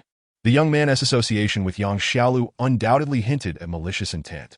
Without a moment's hesitation, Yi Xiao exited his vehicle, dialing a number while sprinting towards the entrance. Yang Xiaolu, you fool! Answer the phone quickly, he urged. On the other end, Yang Xiaolu was engaged in a call. Yi Xiao had no knowledge of whom she was speaking to, yet his attempts to reach her were futile. Fool, answer the phone, he exclaimed in frustration. Despite his pleas, Yang Xiaolu remained engrossed in her conversation, showing no inclination to pick up his call. On the fourth floor, she clutched her house keys in one hand while holding her phone in the other, engaged in dialogue. I'm doing quite well, still single. Of course, I remember our promise. If we are both still single after 10 years, we will marry. As she spoke, Yi Xiao's calls came through once more. Noticing the 5 or 6 missed calls from him, she remarked, I have an important call on the line. I'll return your call when I have the time. After hanging up, she answered Yi Xiao's call, her tone irritated. I'm on the phone with my friend. Why do you keep calling me? Yet before she could finish her sentence, Yi Xiao's voice erupted from the other end. Yang Xiaolu, you imbecile, run. Someone is trying to kill you. At that moment, Yang Xiaolu stood at her door, key in hand, just as she was about to unlock it. Hearing Yi Xiao's warning, she turned to glance down the empty corridor, seeing no one. Yi Xiao, stop scaring me, she retorted, having already opened her door. I don't see anyone. As she uttered those words, the young man in the white t-shirt crept silently behind her, like a specter. In his hand, he wielded a specially designed thin cord, which he swiftly wrapped around Yang Xiaolu's neck. The phone slipped from her grasp and clattered to the ground. Chapter 30, Unrivaled Vision. Yang Xiaolu found herself being strangled by the mysterious young assassin. In an instant, darkness began to cloud her vision as she struggled to breathe. Help! She wanted to cry out, but her voice was barely a whisper. Earlier, when she had cautiously surveyed the corridor, she had seen no one. The assassin had approached her like a phantom, striking without warning. In her mind, only one name echoed, Yi Xiao. He had become her last hope, and she firmly believed he would save her. Just as Yang Xiaolu felt herself on the brink of unconsciousness, she heard a loud crash, followed by the immediate release of the pressure around her neck. Thud! She collapsed to the ground, clutching her throat, gasping for air. You little brat! How dare you lay a hand on my woman? You truly want to die? Yi Xiao's voice resonated beside her. He had arrived at her side and, after knocking the young assassin to the floor, swiftly helped Yang Xiaolu to her feet, more concerned with her well-being. Are you all right? He asked urgently. I'm fine. Yang Xiaolu replied, her fingers tracing the marks around her neck. You saved me again. If you truly wish to thank me, how about offering yourself? Ye Xiao visst it. Even at a time like this, you're still joking. Yang Xiaolu coughed lightly. Go back inside and wait for me. I'll deal with this guy. Yi Xiao instructed, rising to his feet. The young man was also regaining his composure. He appeared to be in his early 20s, with short hair and an utterly unremarkable face. Speak. Who sent you to kill? Yi Xiao approached the young man menacingly. You can see me? The young man seemed taken aback by Yi Xiao's question. Yi Xiao smirked at his response. Are you out of your mind? You're standing right in front of me. Unless my eyes are deceived, how could I not see you? Do you really think you can become invisible? That's not right. How can you see me? The young man spoke while retreating. You were the one who set fire to the Zhongtian building, weren't you? Perfect. Let's settle our previous score, Yi Xiao declared, suddenly launching forward with a powerful punch aimed at the young man. The latter nimbly evaded the blow. Not bad. You managed to dodge my punch. Yi Xiao continued his assault, unleashing a flurry of strikes. Yet the young man deftly sidestepped each one. Remarkably, Yi Xiao could not land a single hit. At this point, the young man found himself backed against the balcony, with nowhere left to escape. Nowhere to run. Yi Xiao's eyes glinted with murderous intent, his patience wearing thin after failing to connect with his target. You are Yi Xiao, the young man suddenly exclaimed. What of it? You know me? Yi Xiao fixed his gaze on the assailant. I will kill you. A smile crept onto the young man's face as he casually replied, I underestimated you this time. Next time, you won't see me coming. I will take both of your lives. With that, he leaped off the balcony, plummeting 4 stories down. Thud! As Yi Xiao reached the balcony, he heard a loud crash below. The young man had vanished into a pile of garbage. Yi Xiao made no attempt to pursue him. This was no ordinary assassin. His previous act of arson at the Zhongtian building had already demonstrated his formidable capabilities. Perhaps he was indeed the kind of low-profile individual Zhang Shihan had mentioned, someone adept at blending into their surroundings like a chameleon, rendering them nearly invisible. The young assassin had slipped from Yi Xiao's sight. I won't let you off easily. Next time, luck won't be on your side, Yi Xiao vowed coldly. At the outpatient department of Central Hospital in Zhonghai City, a young nurse was attending to Yang Xiaolu's neck injury. A deep mark marred her fair neck.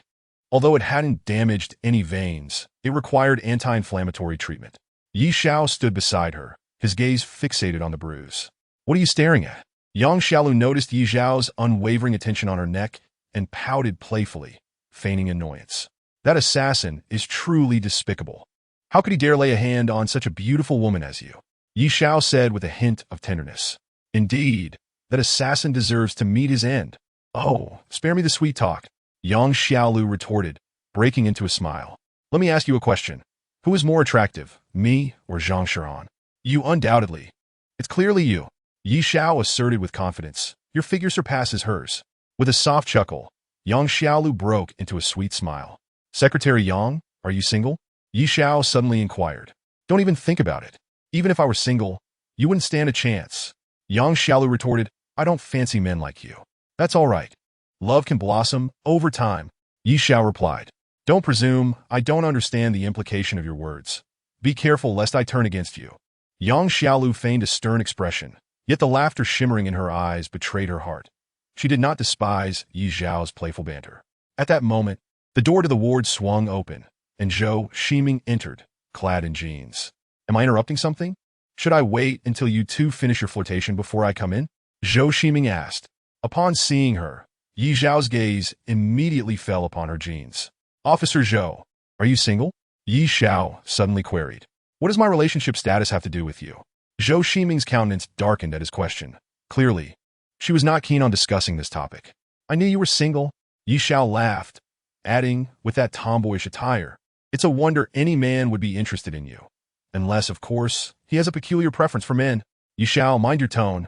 I'm a police officer.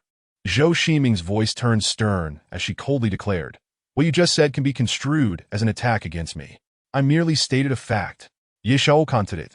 Zhou Ximing shot him a fierce glare, saying, I have questions for Yang Xiaolu. Afterward, I will have a proper talk with you. With that, she turned her attention back to Yang Xiaolu. Do you recognize the person who attacked you? Zhou Ximing inquired. I don't know him, Yang Xiaolu responded. Then, Zhou Ximing had more questions for Yang Xiaolu, but Yi Xiao had already positioned himself in front of her. Officer Zhou, why not direct your inquiries towards me?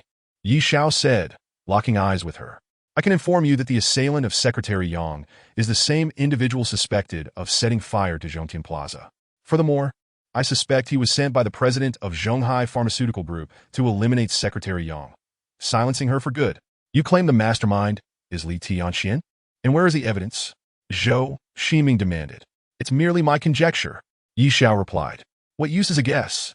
Zhou Ximing glared at him fiercely, retorting, you are nothing but a charlatan, claiming to possess supernatural insight. What age do you think this is? Resorting to such primitive tricks, you are a voyeur.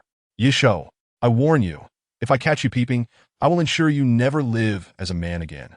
At Zhou Ximing's words, Yi Xiao chuckled. Officer Zhou, how can you trust my words? Zhou Ximing placed her right hand behind her back and asked, how many fingers am I holding up? 3. Yi Xiao answered it. Zhou Ximing's expression shifted slightly as she retracted one finger. 2. Yi Xiao stated. I see now. You understand micro-expressions. Zhou Ximing realized. You deduced my thoughts through my expressions. Yi Xiao smiled. Officer Zhou, I can share something you might not know.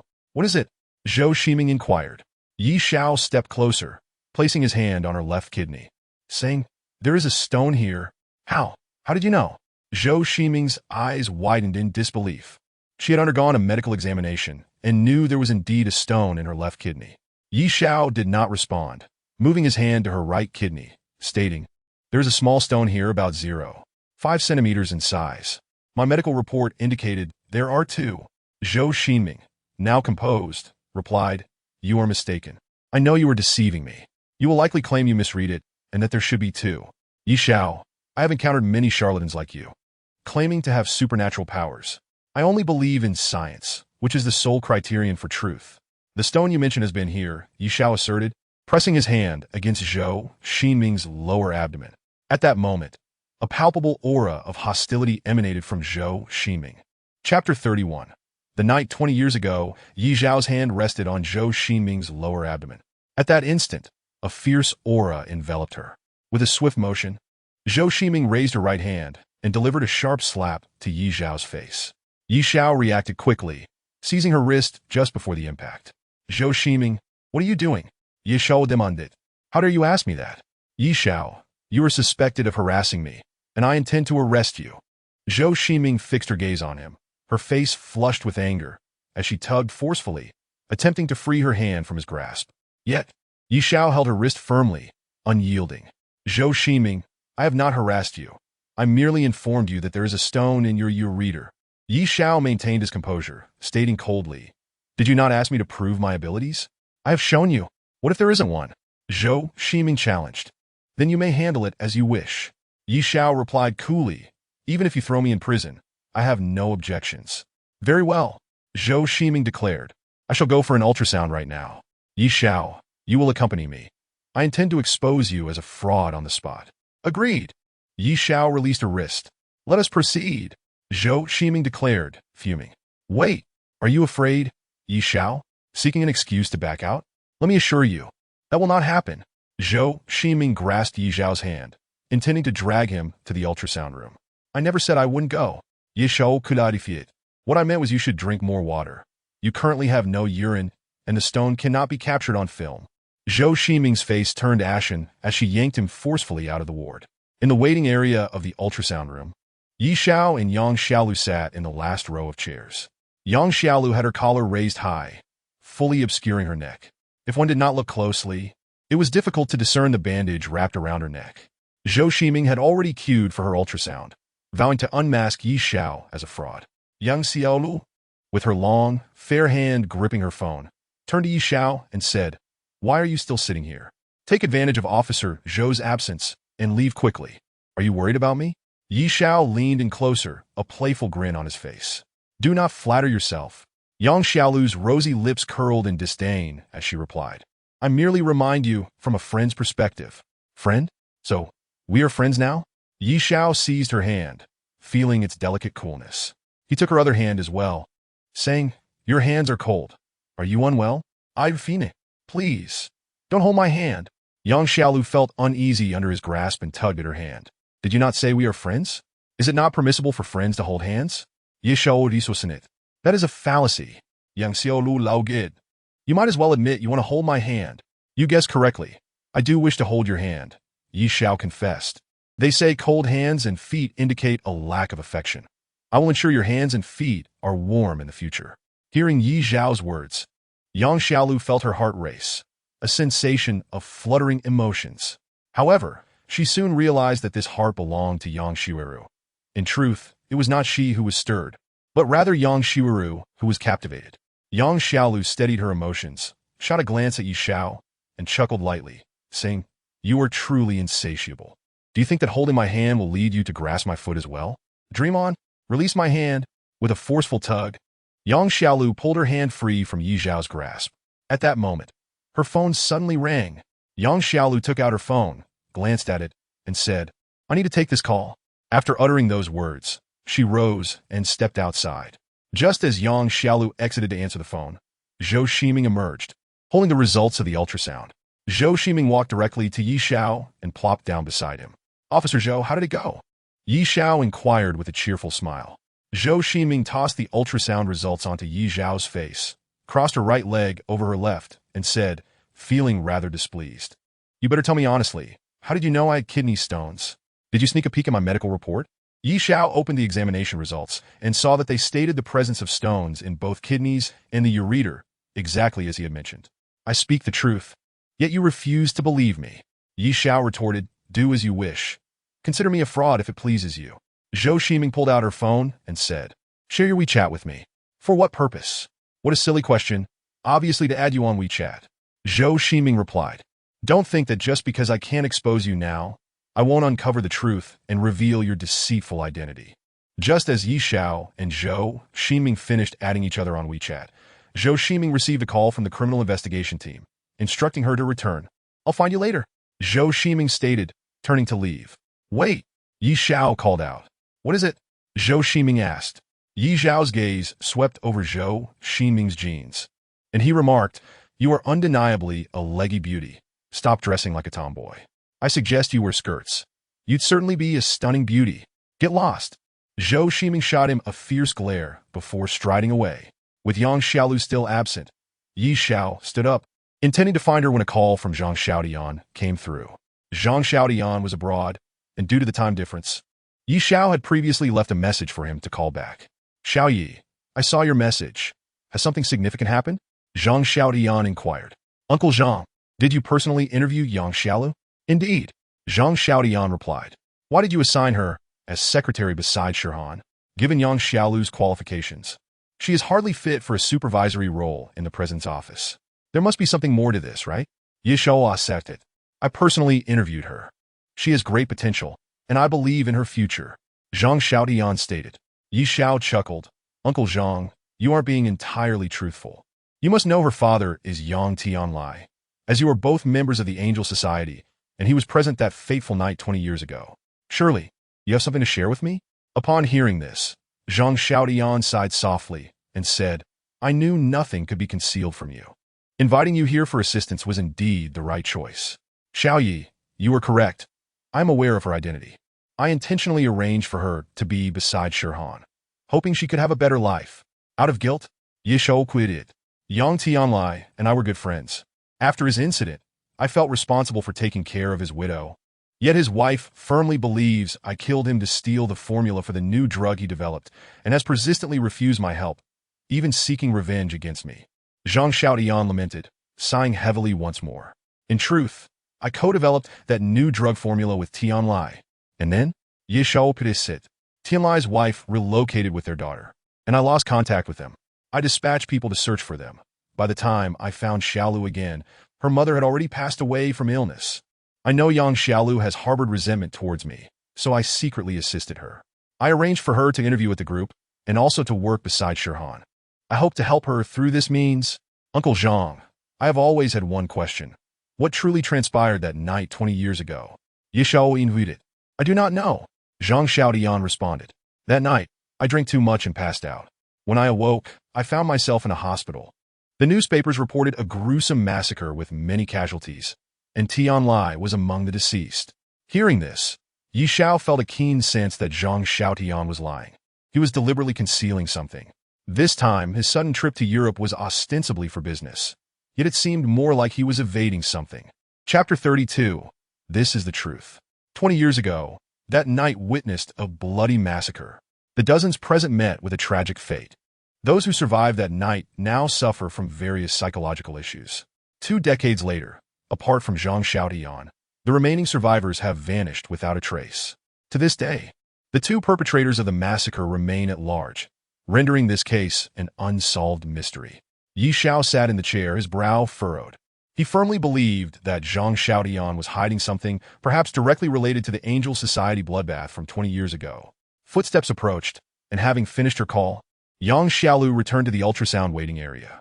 I ran into Zhou Ximing on my way back, and she seemed quite upset. Yang Xiaolu remarked as she arrived before Yi Xiao.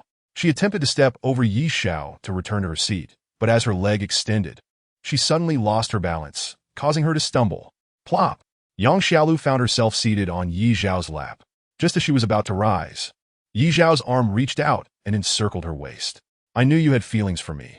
This is quite the bold embrace, Yi Xiao quipped, holding Yang Xiaolu close, his nose brushing against her lustrous hair. He inhaled deeply and whispered, such a delightful fragrance. Yang Xiaolu was both amused and exasperated by Yi Xiao's words.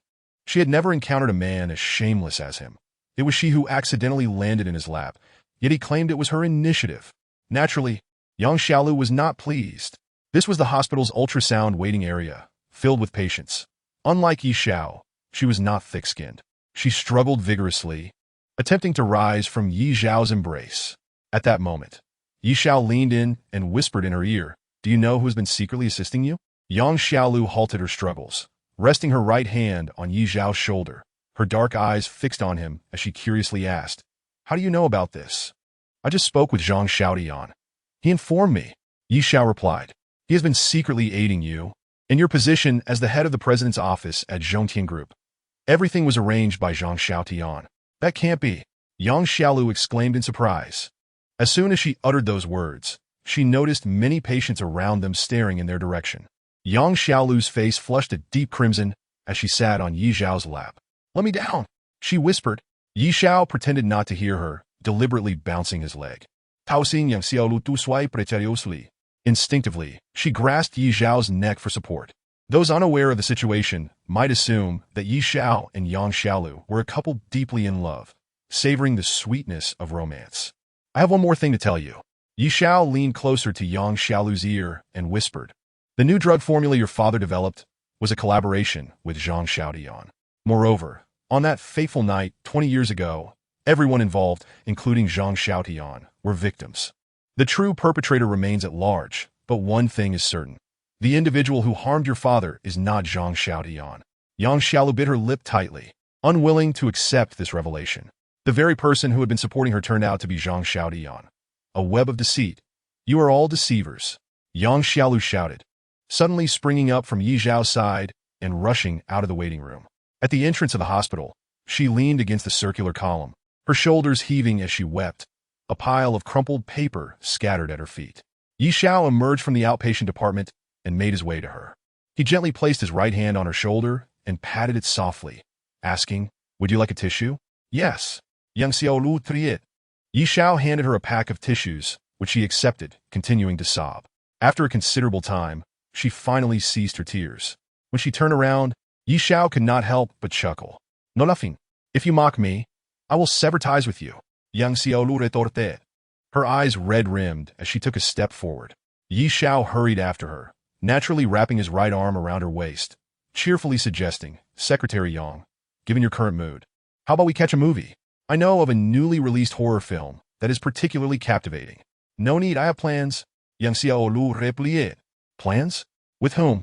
A man or a woman?" Yi Xiao quickly inquired. "Do you wish to join?" "Of course," Yi Xiao exclaimed. "If it's a man, I'll take care of him. How dare he vie for my woman? He must be seeking trouble." Yang Xiaolu shot him a glare and ignored his antics, continuing toward the parking lot. In recent years, Zhonghai City has experienced rapid development, transforming former suburbs into bustling urban areas. With the establishment of the Zhonghai Riverside Development Zone, the city's expansion westward continues. As more buildings arise, property prices soar. In the heart of Zhonghai, land is as precious as gold, and parking spaces become increasingly scarce, especially during dinner hours when finding a spot is a daunting task. After circling for quite some time, Yi Xiao finally located a parking space and parked the car. "Next time, remember, we must avoid restaurants without parking. It's a hassle just to find a place to eat." Yi Xiao grumbled as he exited the vehicle. Yang Xiaolu had touched up her makeup in the car, yet her eyes remained somewhat puffy. She stepped out and strode directly toward the restaurant. "Hey, wait for me," Yi Xiao called out, hastening his pace to catch up with her. He naturally wrapped his arm around her waist again. "Yang Xiaolu how te?" Her dark eyes locking onto Yi Xiao's as she asked, "Do you know who I am meeting?" "I do not," Yi Xiao replied, "but what does it matter? I merely came along for a meal. I am to meet Zhang Shihan," Yang Xiaolu stated. "Are you joking?" Yi Xiao exclaimed, clearly skeptical of her words. "Xiaolu, even if you do not wish for me to dine with you, there is no need to fabricate such an excuse. Secretary Yang is not joking. She indeed arranged to meet me here," came a voice from behind. Yi Xiao turned to see Zhang Shihan approaching. Clad in a fitted short-sleeved dress with a dark jacket and black high-heeled sandals, Zhang Shihan was the epitome of beauty, captivating the attention of many men as she disembarked from a GMC van. Some had already taken out their phones to capture her image. Even Yi Xiao, accustomed to beautiful women, found himself awestruck by her allure. "Release my hand," Yang Xiaolu commanded. Only then did Yi Xiao realize that his hand was still resting on her waist, and he obediently withdrew it. Zhang Shihan had noticed Yi Xiao's hand on Yang Xiaolu's waist and approached her, coldly stating, "Secretary Yang, you mentioned an important matter for our meeting. Could it be that you wish to inform me of your romantic involvement with Yi Xiao? This is a personal affair that does not concern me." Yang Xiaolu understood Zhang Shihan's misunderstanding and retorted, "Even if I remained single my entire life, I would never date a man like him." "What do you mean by that?" Yi Xiao interjected, visibly displeased by Yang Xiaolu's words. "Deservedly so." Zhang Shihan smirked, a satisfied smile gracing her lips. Upon seeing the unmistakable mockery in Zhang Shihan's expression, Yi Xiao's right hand suddenly reached out and playfully slapped her backside. Smack! Afterward, he instinctively wrapped his arm around Zhang Shihan's waist, grinning as he remarked, "Zhang Shihan, are you feeling jealous? If you confess your feelings for me now, I might consider giving you a chance.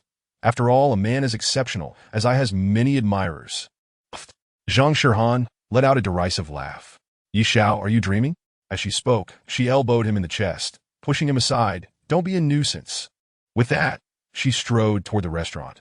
Yi Xiao rubbed his sore chest, and, noticing both Zhang Shihan and Yang Xiaolu heading into the restaurant, made to follow when an unsettling chill crept down his spine. He spun around, only to find pedestrians walking by, with nothing suspicious in sight. How strange. It felt as though someone was glaring at me, yet I cannot pinpoint their location. Yi Xiao mumbled to himself as he proceeded into the restaurant. As he entered, the assassin who had previously confronted him revealed himself. He had indeed been watching Yi Xiao, searching for an opportunity, but Yi Xiao's sudden turn had startled him. He quickly concealed himself behind a nearby vehicle. He had always led a life of low visibility, unnoticed by others. Even when standing right in front of them, people would overlook him. However, now he found himself facing a worthy adversary. The fact that Yi Xiao could detect him filled him with a sense of threat. He must find a way to eliminate Yi Xiao, the one person who posed a danger to him. Chapter 33. All useless inside the restaurant. Zhang Shihan and Yang Xiaolu chose a table by the window. "The environment here is pleasant. I like it," Yi Xiao exclaimed as he pulled out a chair next to Zhang Shihan and sat down. "Aren't you quite fond of Secretary Yang? Sit next to her. I detest you," Zhang Shihan replied, her expression serious, seemingly still feeling jealous. Yi Xiao casually draped his arm over Zhang Shihan's shoulder, chuckling, "I told you, you're jealous. Admit it, Shihan. We are childhood friends.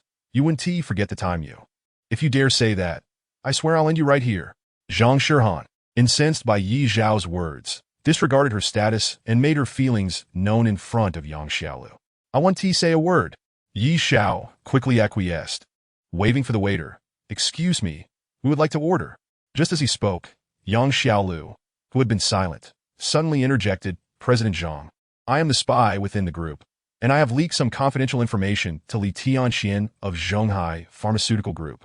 While Yi Xiao was beckoning the waiter, he was taken aback by Yang Xiaolu's declaration, exclaiming, "Yang Xiaolu, have you lost your mind? Did I not tell you that I would keep this a secret? Zhang Shihan must not know about this."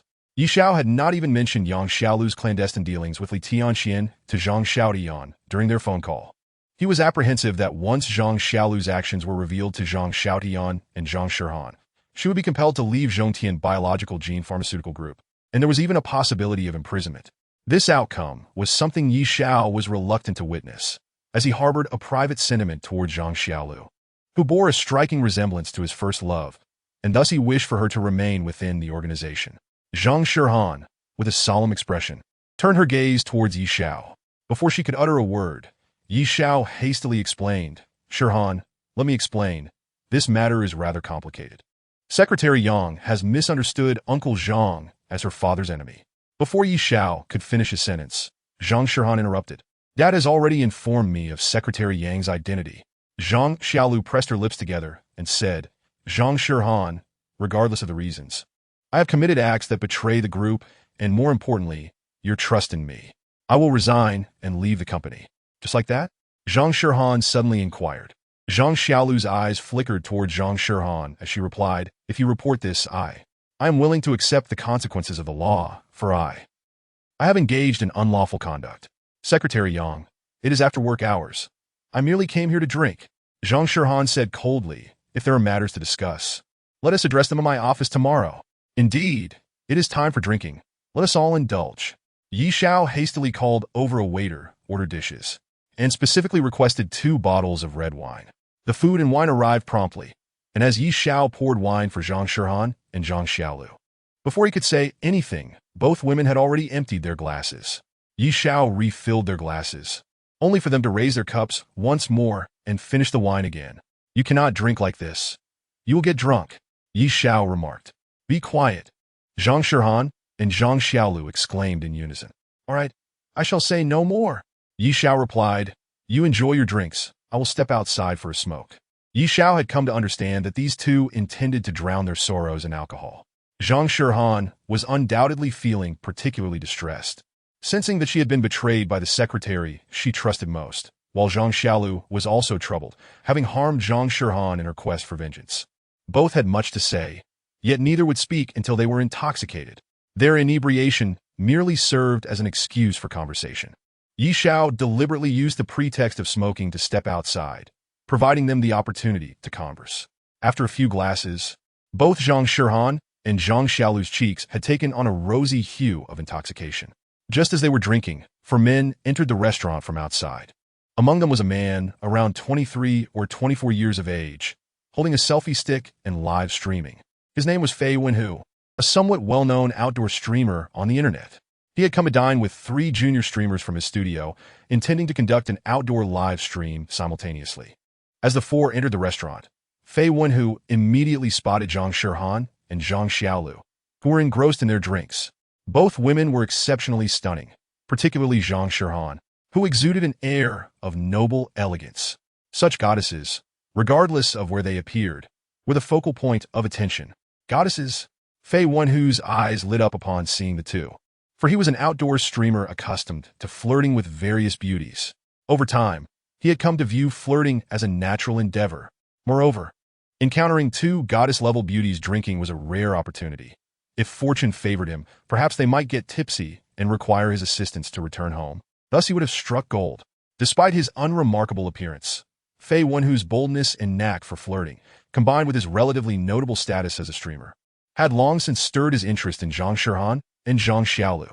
Continuing his live stream, he announced, there are 2 lovely ladies over there, brothers. What do you think of them? Instantly, a flurry of comments flooded his stream. Goddesses, estimated D cup. Tiger brother, go flirt with them. Tiger brother, charge in, charge in, charge in. With just 1 call, our tiger family will rush to support. The comments varied, with some even spamming 6,666. Unaware of the streaming, Zhang Shihan and Zhang Xiaolu continued to drink. Fei Wenhu instructed the other 3 to find a seat while he approached their table, saying, ladies, I am live streaming, and my viewers are praising your beauty. Would you mind greeting them? Without waiting for Zhang Shihan and Zhang Xiaolu's consent, he sat beside Zhang Xiaolu. Leave!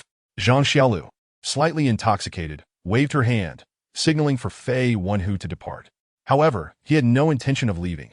He aimed his phone at Zhang Shihan, saying, beautiful lady, my name is Fei Wenhu, and I have over 1 million followers. How shall I address you? Zhang Shihan replied coldly, did you not hear me tell you to leave? Upon hearing their voices, the viewers in Fei Wenhu's stream grew even more excited. The ladies' voices are so delightful. I'm all set. How about you? Just a chance to meet them is worth a lifetime. Tiger brother quickly asked for their phone numbers. Fei Wenhu continued, my viewers are praising your beauty. Before he could finish, Zhang Shihan reached out and forcefully knocked Fei Wenhu's phone to the ground. Crack! The screen shattered. Zhang Shihan was in a foul mood and did not wish for him to continue filming. Leave immediately, or do not blame us for calling the police, Zhang Xiaolu exclaimed. Upon seeing his phone smashed, Fei Wenhu's face darkened as he cursed. You filthy bitch. What do you think you are? I offered you a chance because you have some looks. Don't take it for granted. Someone like you is worth at most 1,000 for a night. Just as Fei Wenhu uttered these words, Zhang Shihan raised her right hand and delivered a sharp slap across his face, leaving a distinct mark. Fei Wenhu, taken aback by Zhang Shihan's aggression, became furious. You filthy whore, today I will show you my power. With wide eyes, Fei Wenhu grabbed a nearby bottle of wine, preparing to strike Zhang Shihan. At that moment, a strong hand seized his wrist, rendering him immobile. Turning to see the source, he found an unfamiliar man standing behind him. He did not recognize Yi Xiao. Realizing his wrist was held firmly, Fei Wenhu's eyes widened as he spat. Let go of me. Mind your own business. Yi Zhao's lips curled into a cold smile. You think that just because you have some followers, you can act without consequence? People like you only learn their place when someone teaches you that this society does not permit reckless behavior simply because you are live streaming. As he spoke, Yi Zhao snatched the beer bottle from Fei Wenhu's grasp. Bang! Yi Zhao brought the bottle crashing down on Fei Wenhu's head. The bottle shattered, and blood began to flow from Fei Wenhu's forehead. The three male streamers accompanying Fei Wenhu, who had been seated speculating whether he would succeed in flirting with Zhang Shihan and Zhang Xiaolu, suddenly sprang to their feet in alarm at the sight of their friend being attacked. As Yi Zhao beheld three men charging towards him with an air of aggression, a disdainful smirk curled upon his lips. He coldly remarked, just in time, I haven't even warmed up yet. Come at me together. With a swift motion, the trio of male streamers advanced, fists clenched. Thud, thud, thud. Yi Zhao merely unleashed a trio of punches, and the echoes of their agonized cries reverberated through the air, followed by the sight of the three imposing male streamers crumpling to the ground. Chapter 34. One wave falls, another rises. Yi Zhao had dispatched them with but 3 blows, leaving the men sprawled upon the floor. Fei Wenhu, previously felled by a beer bottle at Yi Zhao's hands, now lay among them, resulting in 4 bodies strewn across the ground in an instant. I had thought you were formidable characters, yet here you are, merely a bunch of useless fools. Yi Zhao scoffed, astonished by the ineptitude displayed before him. With a mere flurry of punches, he had brought them all to their knees. Fei Wenhu, blood streaming from his head, clutched his injury as he staggered to his feet. His right hand was smeared with crimson. He retreated a couple of steps, only to crush his phone beneath his foot, rendering it into a shattered mess. Call the police, hurry! He shouted at the other 3 men who had just regained their footing. Call the police? Excellent. Do so quickly. I wish to see who among you dares to pick up the phone. Today, I shall incapacitate the one who dares to report. Ye Shao he sit, his eyes glinting with a fearsome, murderous intent. The 3 male streamers raised their hands in surrender, having already tasted the ferocity of Yi Zhao's might. Desperate to avoid having their limbs broken. Are you all pathetic? Didn't you hear me say to call the police? Fei Wenhu yelled, clutching his head. Yi Zhao took a step forward, confronting Fei Wenhu directly. You can indeed call them? He asked, icily. I'm injured. I need to go to the hospital. Fei Wenhu stuttered, trembling under Yi Zhao's fierce gaze, wishing to flee. However, Yi Zhao would not allow him to escape. He seized Fei Wenhu by the collar and yanked him before him, coldly inquiring, What name did you just mention? Fei Wenhu. I am a streamer, he answered, panic evident in his voice. Thud! Yi Zhao abruptly slammed Fei Wenhu's head against a nearby table with great force. The sound of crashing plates filled the air. The other 3 streamers, witnessing Fei Wenhu's head being pressed against the table, initially intended to rush to his aid, but upon meeting Yi Zhao's lethal glare, they recoiled in fear. You little scoundrel! Are you so weary of life that you dare insult my woman? Yi Zhao berated him. Are you seeking death? I was wrong. Big brother, please let me go this once. I promise I won't dare again. Fei Wenhu pleaded, now aware that he had provoked the wrong person. Yi Zhao's ruthless demeanor indicated he was no ordinary individual. Fei Wenhu feared he had offended someone far beyond his comprehension. Is admitting your mistake sufficient? Speak up. What shall we do? Yi Zhao questioned coldly. I will pay. I am willing to compensate. Fei Wenhu quickly responded. Compensation? I have more than enough money. I shall make you pay with your own hand. Yi Zhao replied with icy disdain. Then, big brother, please speak. I will heed your words. Fei Wenhu implored urgently. Since it is your foul mouth that has caused this trouble, you shall slap yourself 100 times. Yi Zhao declared. How does that sound? Very well. Fei Wenhu acquiesced. Yi Zhao then released his grip, casting a cold glance at Fei Wenhu. Shall we begin? Now. Not now. Do you expect me to wait for you to return home and do it leisurely? Slap yourself. Yi Zhao commanded coldly. I will. Fei Wenhu hastily agreed. Smack, smack, smack. He began to slap his own face.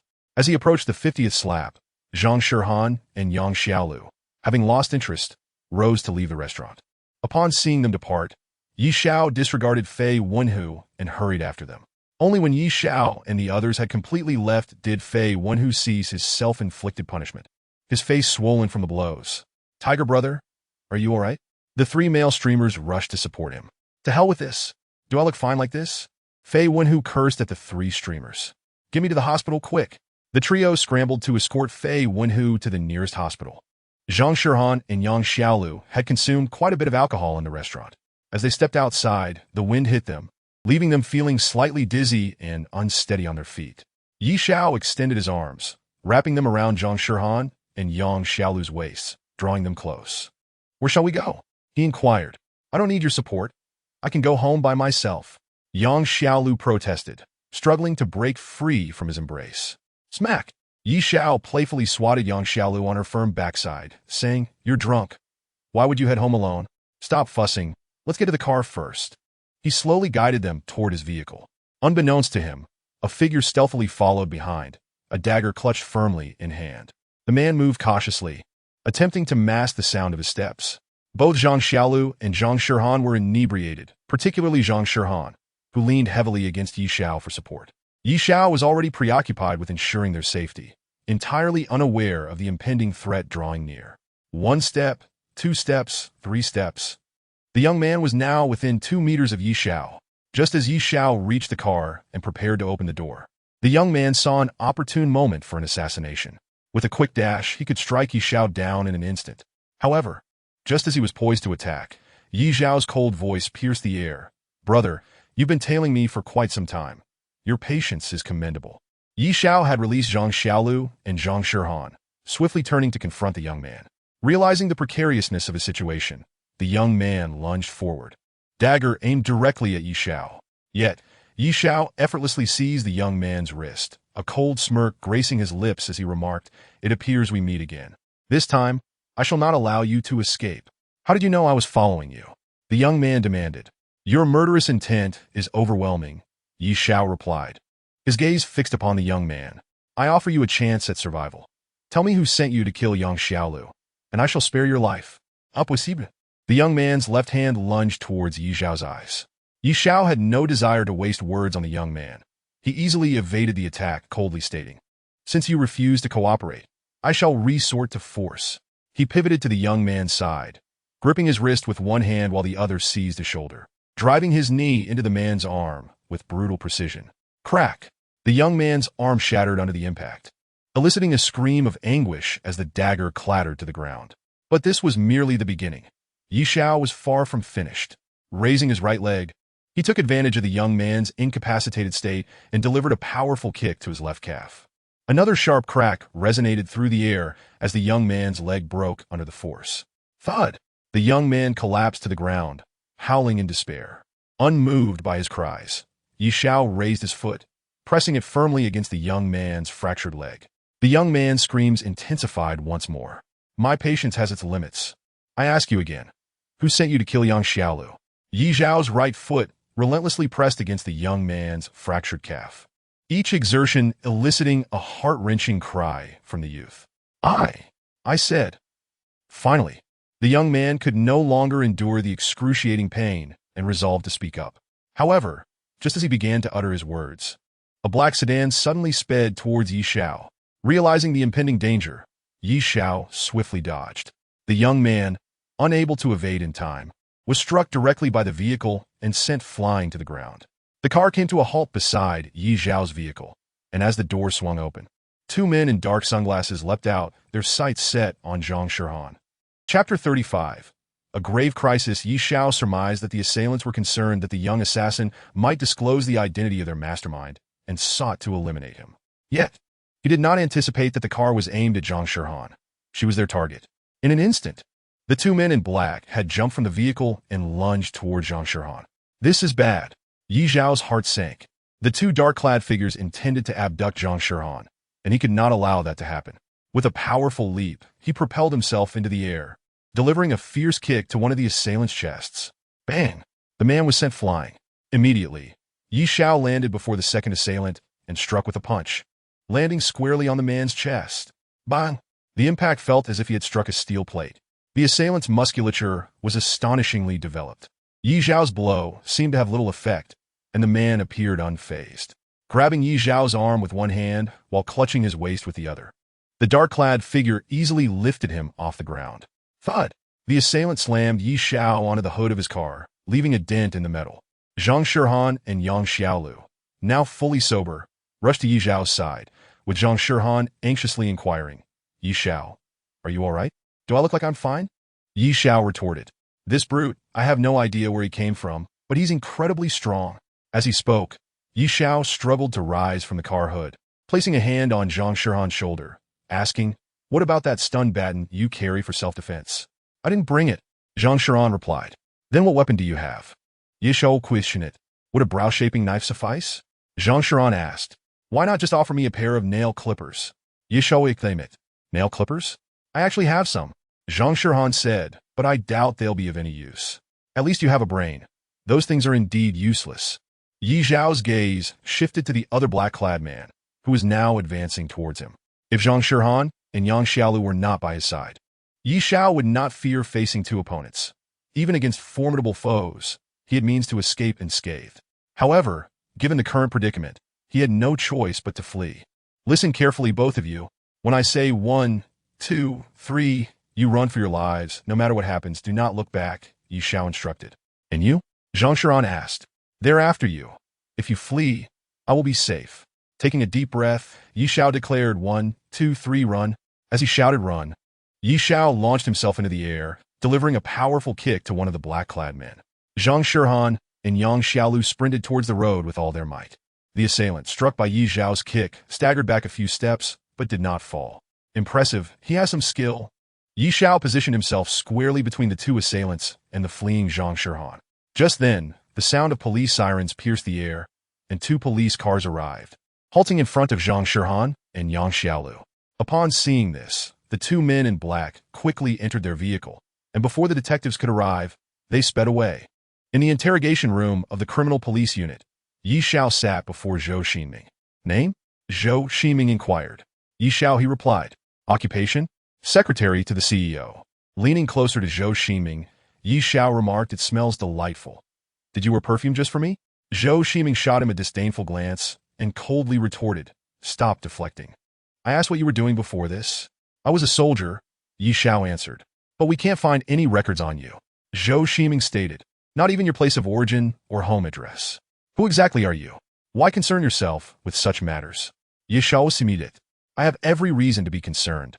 You can see things that ordinary people cannot. Zhou Ximing countered, tossing a folder onto the table before him. This is the profile of that young assassin. Yi Xiao opened the folder, recognizing the photograph of the very young man he had encountered. Niu Xiao? That name sounds quite powerful, he chuckled. Zhou Ximing glanced at him and continued. Niu Xiaowu, 20 years old from Zhonghai City. Orphaned at a young age, he grew up by begging.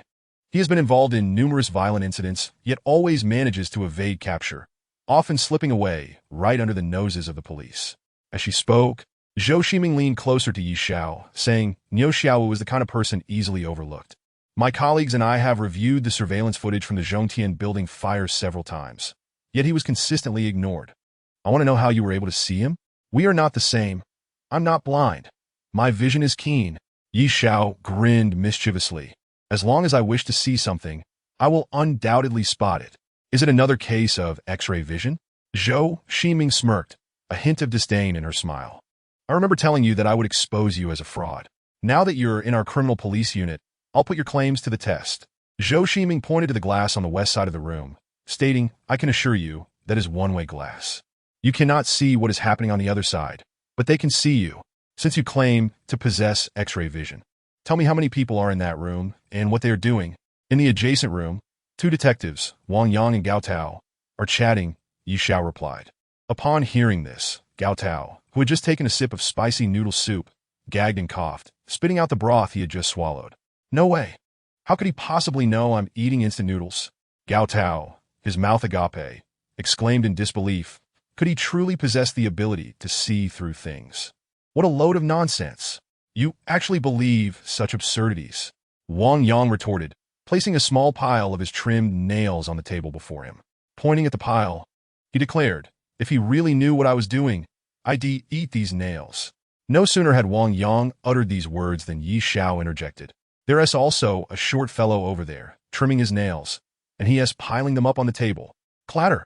Upon hearing Yi Xiao's remark, the nail clipper Wang Yang held slipped from his grasp and fell to the floor. With his mouth agape in shock, Wang Yang stammered, How? How is that even possible? As Wang Yang processed this astonishing revelation, Yi Xiao continued, Oh, and Zhou Ximing, the man trimming his nails, said you're notoriously known for being a tomboy, even more ruthless than a man. Ban. At that moment, Zhou Ximing, infuriated, snapped her pen in half.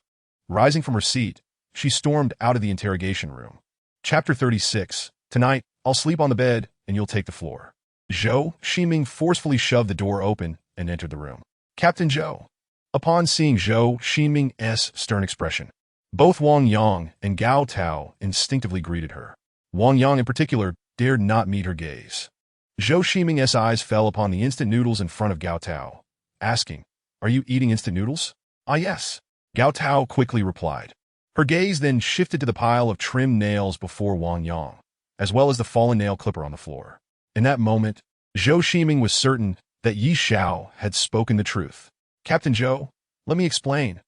Wang Yang attempted to clarify that he hadn't meant to imply that Zhou Ximing was a tomboy, but before he could finish, she interrupted, Wang Yang, your work ethic is lax. I expect to see your 3,000-word self-critique report by tomorrow morning. With that, Zhou Ximing strode out of the room. I'm doomed. Wang Yang plopped down on the chair, his expression one of despair. 3,000 words for a self-critique. I could barely manage 300. Serves you right, Gao Tao said with a smirk. Who told you to speak ill of Captain Zhou behind her back? I never imagined that he truly had the ability to see through things. Wang Yang lamented, but then his eyes suddenly lit up. What if he could foresee whether scratch-off lottery tickets were winners? Indeed, why didn't I think of that? Gao Tao exclaimed excitedly. Zhou Ximing, maintaining her composure, returned to the interrogation room. Yi Xiao looked at her with a smile. What is the matter? Do you now believe what I said? I may have underestimated you. You must possess an extraordinary ability to read minds. Just don't let me find a flaw, or else. Zhou Ximing began, but Yi Xiao cut her off.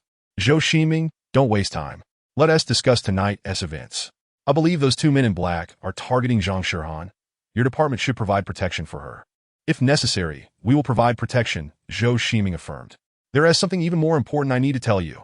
Yi Xiao gestured for Zhou Ximing to lean closer. What is it? She complied. Yi Xiao leaned in, whispering near her ear. I just estimated that you were a C-cup. Get lost, Zhou Ximing retorted. She was adamant in her disbelief that Yi Xiao could truly see through her. To her, it seemed he possessed an extraordinary ability to read minds. Yi Xiao had likely inferred the presence of two individuals in the adjacent room from her expressions, coupled with some deductions, giving the impression that he had the ability of clairvoyance. The more flawless Yi Xiao appeared, the more determined Zhou Ximing became to uncover his flaws. In the police station lobby, Zhang Shirhan awaited Yi Xiao's emergence. Upon spotting him alongside Zhou Ximing, she quickened her pace, approaching them. Zhou Ximing, as a victim. How could you question my secretary as a suspect? I won't let this slide. I will instruct my lawyer to file a complaint against you. Zhang Shirhan declared coldly. File a complaint? By all means, Zhou Ximing replied nonchalantly, assuming an indifferent demeanor. I welcome your complaint at any time. Fine, we'll see about that. Secretary Yi, let us go, Zhang Shirhan said, turning to leave. Yi Xiao hurried to catch up with her, grasping her delicate right hand, saying, Shirhan, listen to me. This situation is serious. We must cooperate with the police. It would be best if they could provide you with protection. I don't need it, Zhang Shirhan replied, her dark eyes fixed on Yi Xiao. I don't trust the police to protect me. Yi Xiao, you promised me when we were kids that you would protect me from harm. It's time for you to fulfill that promise. I remember saying that. Yi Xiao wrapped his arms around Zhang Shirhan's waist, leaning in closer, whispering, I also said that when I grew up, I would marry you. I don't recall that. Zhang Shirhan replied, her gaze locked on Yi Xiao. Slap. Just as she finished speaking, Yi Xiao playfully smacked her shapely rear, declaring, I will not allow any harm to come to my woman. They remained in the police lobby, not yet having departed. Yi Xiao's public display made Zhang Shirhan's cheeks flush with embarrassment as she shot him a fierce glare and hurriedly exited. While Yi Xiao was engaged in conversation with Zhou Ximing, Yang Xiaolu had completed her statement and chose not to wait for him, returning home alone. The apartment she rented was in an old building with a monthly rent of only 800 in the expensive city of Zhonghai. Finding such a reasonably priced one-bedroom apartment was quite a feat. Yang Xiaolu had also made some simple renovations, filling her space with a warm, homey atmosphere. After returning home, she freshened up and climbed into bed. Bang! Suddenly, a loud thud echoed from the hallway. Startled, Yang Xiaolu sat up, instinctively grasping a sharp dagger that she had kept by her bedside for protection. Quietly, she crept towards the door, holding her breath, not daring to make a sound. Not long ago, she had been attacked by an unknown man. If not for Yi Xiao's timely arrival, she might have lost her life. Fearing another assault, she stood at the door, listening intently for any sounds in the corridor. Who the hell threw a banana peel in the hallway? I'll be damned. A coarse voice cursed loudly. I better not catch you, or I'll skin you alive. The man continued to rant for some time, but no one responded. Exhausted from his tirade, he eventually left. Yang Xiaolu finally let out a sigh of relief and returned to the bedside. But just as she sat down, she suddenly heard 2 more knocks on the door. Her previously relaxed heart raced again. Approaching the door, she peered through the peephole, but saw no one. Did I hear wrong? She murmured, turning away. But just as she did, the knocking resumed. Yang Xiaolu was certain now someone was at the door. Who is out there? She called, but there was no answer. Peering through the peephole again, she saw nothing, and a chill ran down her spine. Knock, knock! When the knocking at the door resounded once more, Yang Xiaolu, disregarding all caution, flung open the door, clutching a dagger in her hand, and made a swift gesture toward the entrance. Bang! A large hand firmly grasped her wrist, which held the dagger. Following that, a voice echoed from Yi Xiao. Yang Xiaolu, daring to open the door without seeing who stands before you. It's a wonder you've survived this long. Upon seeing Yi Xiao standing at her threshold, the tension in Yang Xiaolu's heart finally eased. She glared at Yi Xiao, expressing her displeasure. No one else would indulge in such theatrics as you. Yi Xiao had already released her wrist, his gaze sweeping across her chest, as he chuckled. That may not be entirely accurate. A beauty of your caliber may tempt many men to take risks. After all, a few years in prison might be worth it. Did you not see the dagger in my hand? Should any man dare to entertain ill intentions towards me, I shall strike him down. Yang Xiaolu retorted, fearlessly challenging the notion, eager to witness who would possess such audacity. What if he were a formidable assassin? Yi Xiao remarqued. Do not forget, someone has indeed sought to take your life. By opening the door like this, are you not concerned that the assassin might seize the opportunity to strike? Your skills may intimidate the average person, but against a skilled assassin, you would lack the ability to resist and would only be met with demise. Yi Xiao's words evidently struck a chord with Yang Xiaolu, instilling a sense of fear within her. She ceased her retort and turned to retreat into her room. Just as Yi Xiao stepped inside, Yang Xiaolu pivoted, gazing at him, and declared, I am going to sleep. We shall discuss matters tomorrow. As she attempted to close the door, Yi Xiao forcibly stepped into her abode. What are you doing? Yang Xiaolu Inku? Yang Xiaolu, I just spoke with Zhang Shihan. It is far too perilous for you to reside here alone. Although the assassin was struck down by a vehicle, we cannot dismiss the possibility of another assassin coming for you. I believe it would be wiser for you to move in with Zhang Shihan. Yi Xiao insisted. I will not. Yang Xiaolu accepted emphatically. I have already informed Zhang Shihan. Tomorrow, I will submit my resignation and leave the group voluntarily. After uttering this, she pushed Yi Xiao away, stating, Now, you may leave. I wish to sleep. Yang Xiaolu, are you truly unwilling to stay with Zhang Shihan? Yi Xiao questioned. Absolutely not. Yang Xiaolu's resolve was unwavering as she declared. Do not waste your time. Just go. Bang! Yi Xiao suddenly reached out and slammed the door shut, swiftly locking it behind him. Taken aback by Yi Xiao's abrupt action, Yang Xiaolu, armed with her dagger, retreated 2 steps, raising the weapon and exclaiming, Yi Xiao, what are you trying to do? I warn you, it would be wise not to harbor any malicious intentions towards me or I. Before Yang Xiaolu could finish her threat, Yi Xiao had already shoved her aside. Do not obstruct my path, he stated, striding into her bedroom. He glanced at the bed and remarked, This bed seems only fit for one. I shall take the bed tonight, and you can sleep on the floor. To her astonishment, Yi Xiao actually removed his shoes and lay down on Yang Xiaolu's bed. Chapter 37. A mischief maker, not to be provoked. Yang Xiaolu had never encountered someone like Yi Xiao, who seemed to treat her home as his own. Standing beside the bed, she gazed at Yi Xiao reclining there, her expression a blend of amusement and exasperation. Yi Xiao, this is my home. I do not permit you to stay here. Get out, she insisted, emphasizing the last word. Yi Xiao appeared oblivious to her command, instead asking, Do you have an extra toothbrush? You forgot me, ne?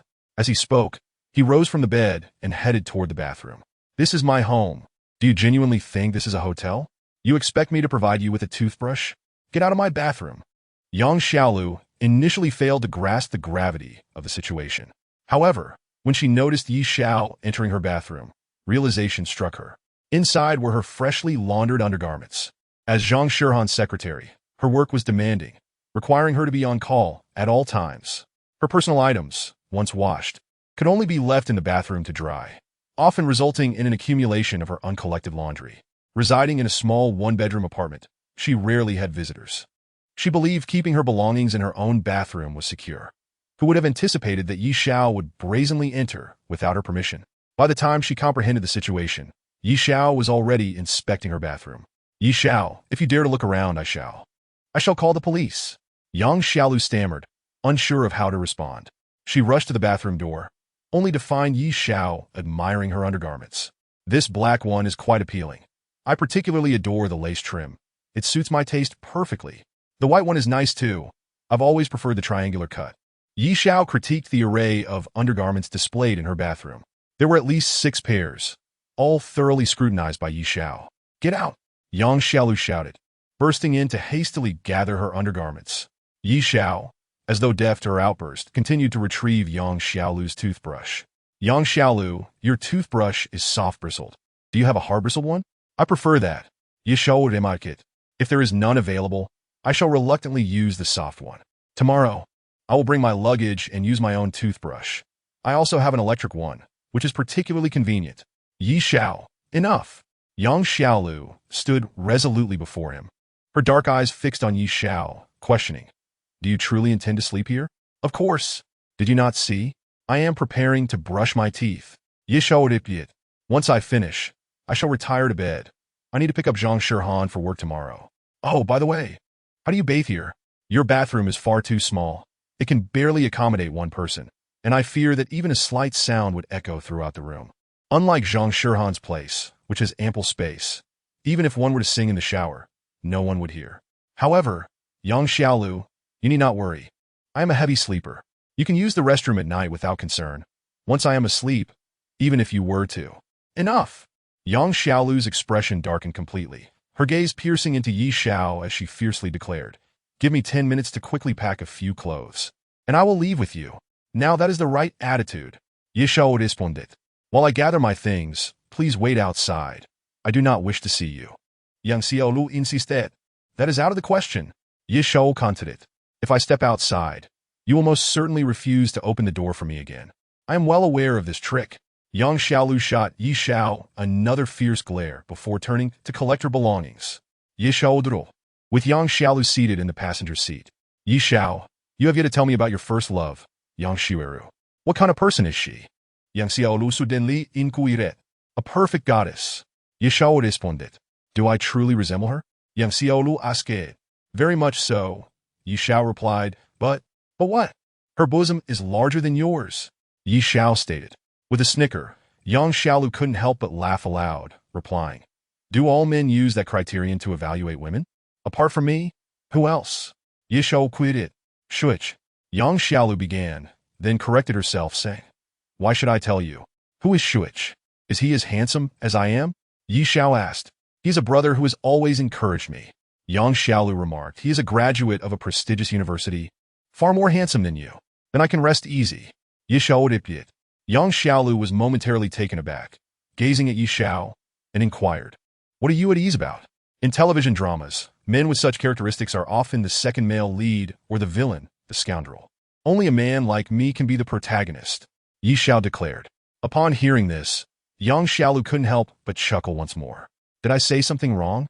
Yi Xiao asked. If it weren't for your panda eyes, you could still play the male lead. However, with those panda eyes, you look like a hapless supporting character from a comedy. Yi Xiao. Yang Xiaolu carried little luggage with her. Just a modest travel suitcase containing a few outfits and some essentials. Yi Xiao parked the car in the Shimei High apartment parking lot, opened the trunk, and retrieved Yang Xiaolu's suitcase. Let's go, Yi Xiao said, holding the suitcase in his left hand while casually wrapping his right arm around Yang Xiaolu's waist. Yang Xiaolu purposely get. What's wrong? Is your throat not well? Do you need me to buy you some medicine? Ye Xiao find ignorante. Move your hand. Yang Xiaolu's right fist waved in front of Yi Xiao. When I was a child, I was particularly fierce. If any boy dared to bully me, I would beat them up. Do you want to give it a try? I think I'll pass. Yi Xiao lowered his hand. You really don't want to give it a shot? Yang Xiaolu asked, taking the initiative. Not interested. As Yi Xiao spoke, he raised his right arm, stating, I'll give you a chance. If you can make me lower this hand, I'll consider you the winner. Really? Yang Xiaolu queriet. Of course. Yi Xiao replied. His left hand gripping the suitcase, his right arm raised as they walked toward the apartment lobby. Yang Xiaolu, undeterred, believed that her two hands could overpower Yi Xiao's single arm. She wrapped her arms around Yi Xiao's raised right arm, straining to bring it down. But despite her utmost effort, not only did she fail, but she found her feet leaving the ground entirely. Yang Xiaolu, is this all the strength you have? I'm quite disappointed. Yi Xiao mocked deliberately. You're even weaker than a child. The more Yi Xiao teased, the more Yang Xiaolu was determined to prove herself. She clung to Yi Xiao's right arm, jumping in an effort to bring it down. Yi Xiao, don't underestimate me. I will definitely bring your arm down. Ah. Just as Yang Xiaolu was halfway through her sentence, she suddenly realized that Yi Xiao had lifted his arm higher, leaving her suspended in midair, as if he were simply carrying her into the apartment lobby. Inside the lobby, Luan and Wang Tao had just finished their routine inspection and were returning to the first floor when they caught sight of Yi Xiao holding a suitcase in one hand and effortlessly carrying a stunning beauty in the other. Upon closer inspection, they recognized Yang Xiaolu as the beautiful woman who frequently visited Zhang Shihan at the apartment. Their eyes sparkled with envy at the sight of Yang Xiaolu practically draped over Yi Xiao. They couldn't fathom what was so special about this man that he was constantly surrounded by such beautiful women. Zhang Shihan was a perfect goddess, the woman of every man's dreams. And Yang Xiaolu, with her figure and looks, was also a top-tier beauty, desired by countless men. Yet, both of these women had ambiguous ties to Yi Xiao, leaving the two security guards green with envy. Realizing her impropriety, Yang Xiaolu quickly released her grip as they entered the lobby, her feet finally touching the ground. I'll settle the score with you later. Yang Xiaolu pote. Just then, Yi Xiao's large hand landed on Yang Xiaolu's rear. Admitting defeat?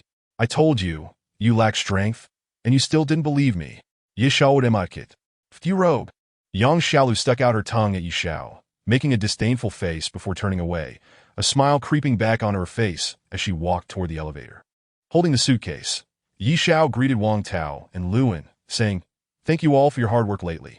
I hope you continue to maintain the security of the apartment. It's our responsibility. We will ensure the security is upheld. Luan replied promptly. Watching Yi Xiao and Yang Xiaolu banter as they entered the elevator, Wang Tao stood up the moment the doors closed. Where are you going? Luan asked. Just going for another patrol.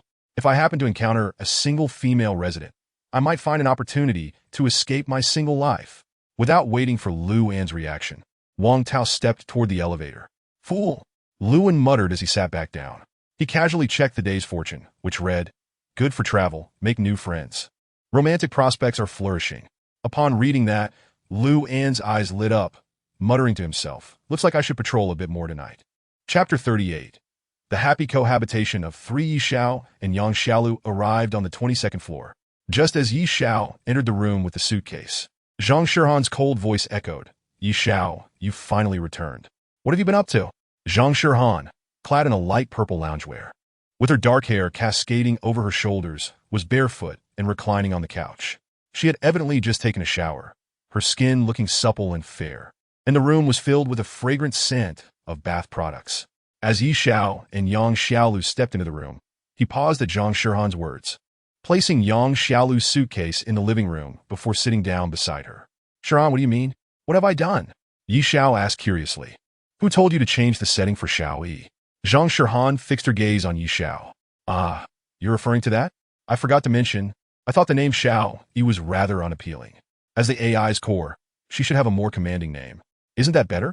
Zhang Shihan glanced at Yi Xiao and exclaimed Xiao Yi. Please call me your majesty. The room resonated with Xiao Yi's response. Zhang Shihan coolly asked, Is this the result you were hoping for? Indeed. Isn't it amusing? Yi Xiao replied. Childish. Zhang Shihan scoffed, her gaze finally shifting to Yang Xiaolu as she said, Secretary Yang, the room on the west side of the second floor is yours. I will share the second floor with you, while Yi Xiao will have the first floor to himself. Yang Xiaolu bit her lip, taking a deep breath, and said, Zhang Shihan, I'm only here for one night. I will submit my resignation tomorrow and leave the group. I will be leaving Zhonghai City. Zhang Shihan, upon hearing this, replied coolly, You are a person my father assigned to me.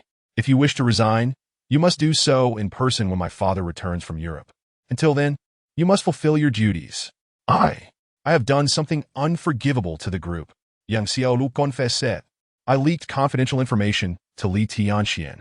I am aware of that, Zhang Shihan said, leaning slightly forward, her dark eyes fixed on Yang Xiaolu. Precisely because of this, you cannot leave the group so easily.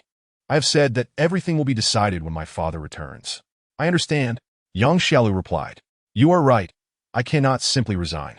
Even if President Zhang intends to send me to prison, it is what I deserve.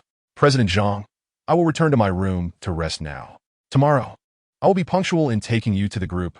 Zhang Shihan nodded slightly, while Yang Xiaolu picked up her suitcase and ascended to the second floor. Yi Xiao extended his hand, grasping Zhang Shihan's delicate right foot. Are you trying to die? She exclaimed, withdrawing her foot from his grasp. She lightly kicked him and said, I have already agreed to let Secretary Yang stay here. Now it is time for you to fulfill your promise. As she spoke, Zhang Shihan produced a contract she had prepared earlier and tossed it onto Yi Xiao. What is this? Yi Xiao inquired, examining the document. It pertains to our agreement. Zhang Shihan clarified. These contractual terms are legally binding, and any violation will result in substantial compensation. Are we really going to do this?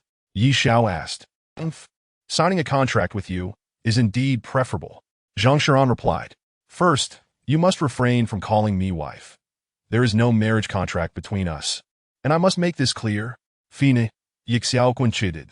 Secondly, you are responsible for ensuring my safety, but you are not to act as my personal bodyguard.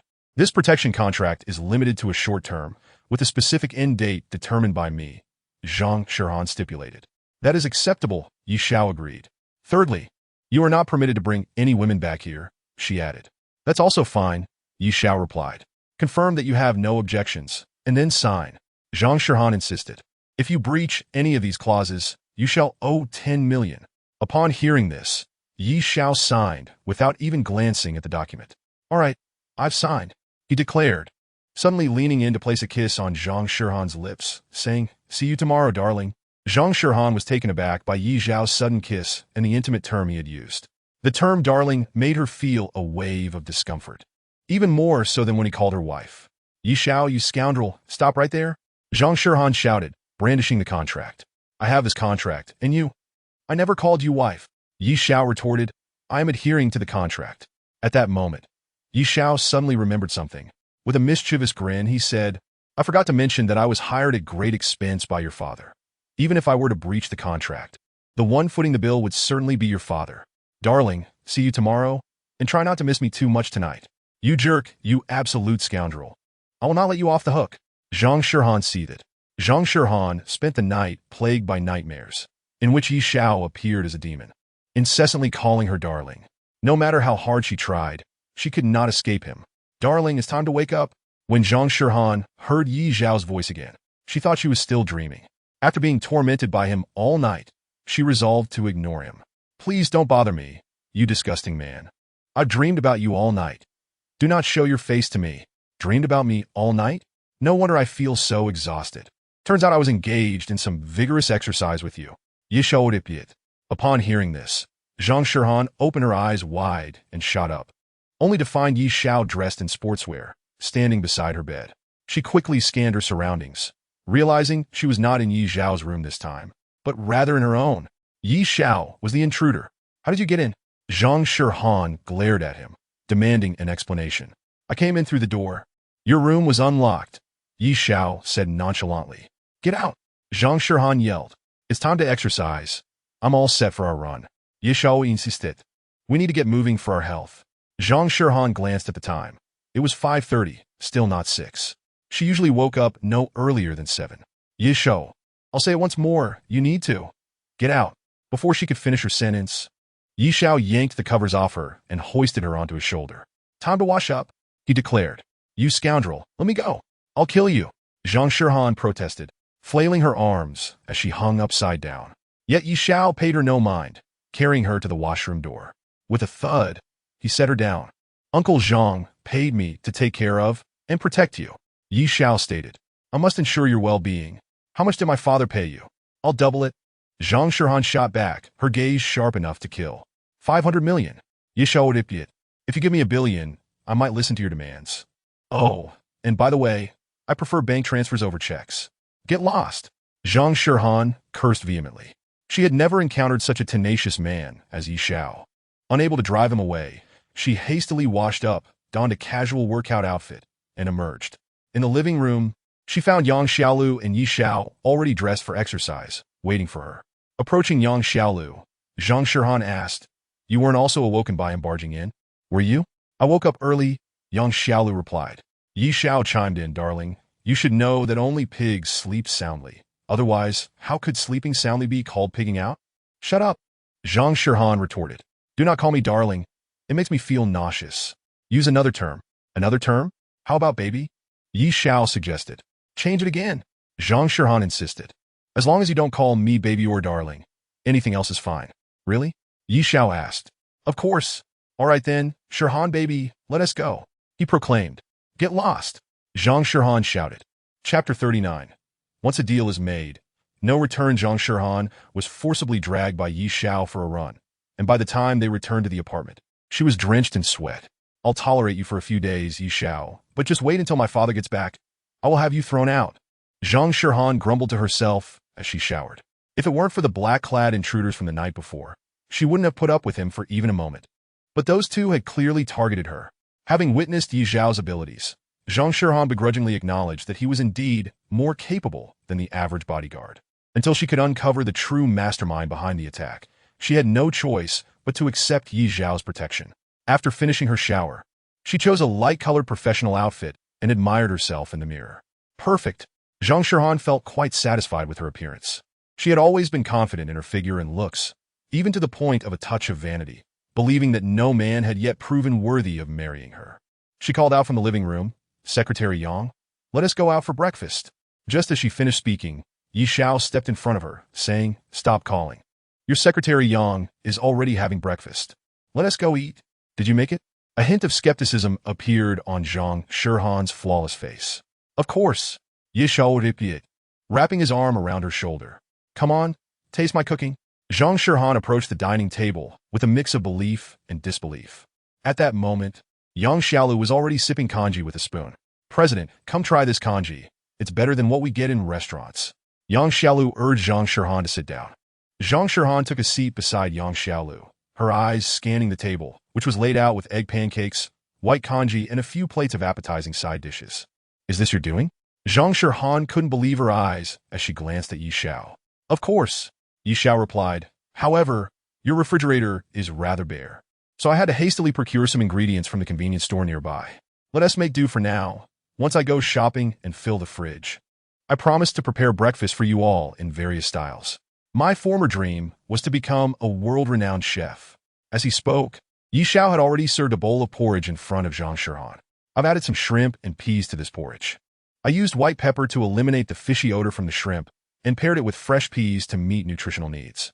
More importantly, the addition of shrimp enhances the taste. Zhang Shihan, somewhat skeptical, grasped a small spoon and took a bite. In an instant, her eyes sparkled with delight. It was indeed delicious. No longer hesitating, she quickly devoured her meal. Yi Xiao then pushed a side dish towards her, saying, This is a cold dish made with kelp and cabbage. You can add chili flakes or chopped scallions to suit your taste. Oh, and there are egg pancakes as well, which are quite delightful. Neither Zhang Shihan nor Yang Xiaolu felt inclined to speak. They simply lowered their heads and enjoyed their breakfast. Before long, the small pot of porridge was completely consumed. After finishing, Zhang Shihan wiped her mouth with a napkin and looked at Yi Xiao with her sparkling eyes, saying, In light of your commendable culinary skills, I choose to forgive your rudeness towards me this morning. Yang Xiaolu's gaze towards Yi Xiao had also transformed significantly. She asked eagerly, Yi Xiao, do you know how to make other dishes? Indeed, Yi Xiao affirmed. I am proficient in both Chinese and Western cuisines, and I can prepare dozens of exquisite dishes. I'll treat you to Western cuisine next time. That sounds wonderful, Yang Xiaolu exclaimed excitedly. I'm looking forward to seeing what specialties you have. And what about Shihan, my dear? Yi Xiao invited. That depends on whether I have time. I will inform you of my schedule in advance. Zhang Shirhan replied, shooting Yi Xiao a stern look. You must refrain from calling me Shirhan dear. You may address me as Zhang Shirhan or Shirhan, but never with dear attached. Understood? Yi Xiao responded just as his phone rang. He answered, saying, you've arrived, right? Come to the 22nd floor. I've already notified the security downstairs. Upon hearing this, Zhang Shirhan looked at Yi Xiao and asked, who is coming? Guess. Yi Xiao repeated. Yi Xiao, don't forget the contract. You're not allowed to bring any women back. At this point, Zhang Shirhan paused, and just as Yang Xiaolu was about to speak, Zhang Shirhan added, Secretary Yang is an exception. Don't worry, he is not a woman. Yi Xiao chuckled. The doorbell rang, and Yi Xiao opened the door to find Fang Xingyu, who was even more attractive than most women, entering with a metallic case in hand. Zhang Shirhan was taken aback. She hadn't expected Fang Xingyu to be the visitor. Realizing he was the restaurant owner and seeing the metallic case, she mistakenly assumed it contained takeout. Zhang Shirhan turned to Yi Xiao, snorting coldly, I told you. How could a man like you make such delicious porridge? It seems you ordered takeout. Ordered takeout? Yi Xiao paused briefly, then burst into laughter at Fang Xingyu. What did I tell you? You look like someone who runs a takeout service. Fang Xingyu, looking annoyed, replied, how could a man as handsome as I am ever stoop to takeout? That would be a grave insult. Zhang Shirhan glanced at Fang Xingyu and remarked, aren't you the restaurant owner? Is that case not filled with takeout? Ha! Yi Xiao laughed heartily at Zhang Shirhan's words. Shirhan, please don't make me laugh. He is certainly not in the takeout business. Then what does he do? Zhang Shirhan asked. He is a delivery courier. Yi Xiao stated with utmost seriousness. Fang Xingyu shot Yi Xiao a glance and said, I'm not doing this business anymore. After saying this, he turned to leave with the metallic case. Seeing Fang Xingyu making to exit, Yi Xiao hurriedly reached out, wrapping an arm around Fang Xingyu's shoulder, saying, Fang Xingyu, it was just a joke. Don't act like a woman and get upset over nothing. I'm not upset. Fang Xingyu retorted. You certainly don't look like you're not upset. Come on, don't be angry. Yi Xiao coaxed quickly, let us see what you brought. Zhang Shirhan and Yang Xiaolu exchanged glances, both sensing that the atmosphere was unusual. Despite Yi Xiao and Fang Xingyu being two men, Yi Xiao's embrace around Fang Xingyu's shoulder easily gave off an ambiguous impression. Fang Xingyu was prettier than many women, and Yi Xiao, as previous comment, made everything seem rather strange. Could this be what they call homosexual love? Fang Xingyu disregarded the peculiar looks from Zhang Shirhan and Yang Xiaolu, and upon hearing Yi Xiao's words, placed the metallic case on the floor, unfastening the metal clasps on either side. Following that, he entered a series of digits into the case as combination lock. With a click, the lock opened. Fang Xingyu did not immediately lift the lid of the case. Instead, he looked at Yi Xiao and asked, let me confirm once more. Do you truly wish to purchase these items? Absolutely. Yi Xiao affirmed. The price is 10 million. Fang Xingyu stated, I must clarify beforehand. Once I open this case, there will be no returns. No problem. Yi Xiao repeated. All right. Fang Xingyu responded, and with that he swung open the metallic case. Chapter 40. Super Weapon. Zhang Shirhan and Yang Xiaolu remained silent, perplexed by Yi Xiao's intentions. The moment Fang Xingyu opened the metallic case, both of their gazes fixated on its contents, eager to uncover what warranted the 10 million price tag. However, upon seeing what lay within, their disappointment was palpable. Initially, they had anticipated something extraordinary, yet what they found were merely mundane items. Among them was what appeared to be a surveillance camera. Zhang Shirhan already owned 2 of those in her apartment. Observing the disappointment on Zhang Shirhan's face, Yi Xiao chuckled. Shirhan, this is specially prepared for you. For me? Are you trying to spy on me? Such cameras can be bought online at any price. Zhang Shirhan replied, bewildered at how a 10 million price tag could be justified. This is no ordinary surveillance camera. Yi Xiao laughed. It's custom-made. This camera is an automated weapon. Once installed and targets are set, it can be activated to attack when the target enters the designated range. It can even fire laser weaponry. This is a prohibited weapon, obtainable only by a genius weapon expert like Fang Xingyu. You flatter me. Fang Xingyu chuckled. Zhang Shirhan's mouth fell agape in shock. She had never expected that this seemingly innocuous surveillance camera could possess such formidable capabilities. Yang Xiaolu stared intently at the camera, struggling to believe her ears. This device looked like an ordinary surveillance camera. Who could have guessed it was a lethal weapon? Suddenly, Zhang Shiran exclaimed, Yi Xiao, this is my apartment. Are you not afraid of causing a calamity by installing a killing machine here? Her expression was frosty, her dark eyes piercing into Yi Xiao. Upon encountering Zhang Shiran in such a state, Yi Xiao approached her, wrapping his arm around her shoulders, and spoke, Shiran, I am doing this for your safety. Those two men in black last night were extraordinary, and their origins remain a mystery. As of now, the police have made no progress. Given the current circumstances, it would be prudent to install self-defense weapons in the apartment. Should they infiltrate, these weapons will ensure your protection. What if we end up harming our own? Zhang Shiran inquired. Rest assured, as I mentioned earlier, we can set designated targets. It will automatically distinguish between friend and foe. Fang Xingyu is a genius weapons expert, listed by the FBI as one of the most dangerous individuals internationally. Just as Yi Xiao finished speaking, Fang Xingyu interjected. I do not kill people, I merely provide weapons. Of course, I can offer other services as long as the payment is adequate. Step aside. This is not your place to speak. Yi Xiao shot Fang Xingyu a glare and added, do not dawdle. Install this immediately. If there is even a slight mistake. Fang Xingyu, you know my capabilities. I assure you, I will make your existence a living hell. Fang Xingyu audaciously rolled his eyes and retorted, why do you act so fierce? It seems no man is worth trusting. As he spoke, he began to work. Suddenly, Zhang Shiran tugged at Yi Xiao's arm and whispered, is he a man or a woman? The more I look, the more feminine he appears. Could he have undergone gender reassignment surgery? That's hard to say. Yi Xiao replied. In any case, as long as he is paid, he dares to do anything. Will nothing go awry?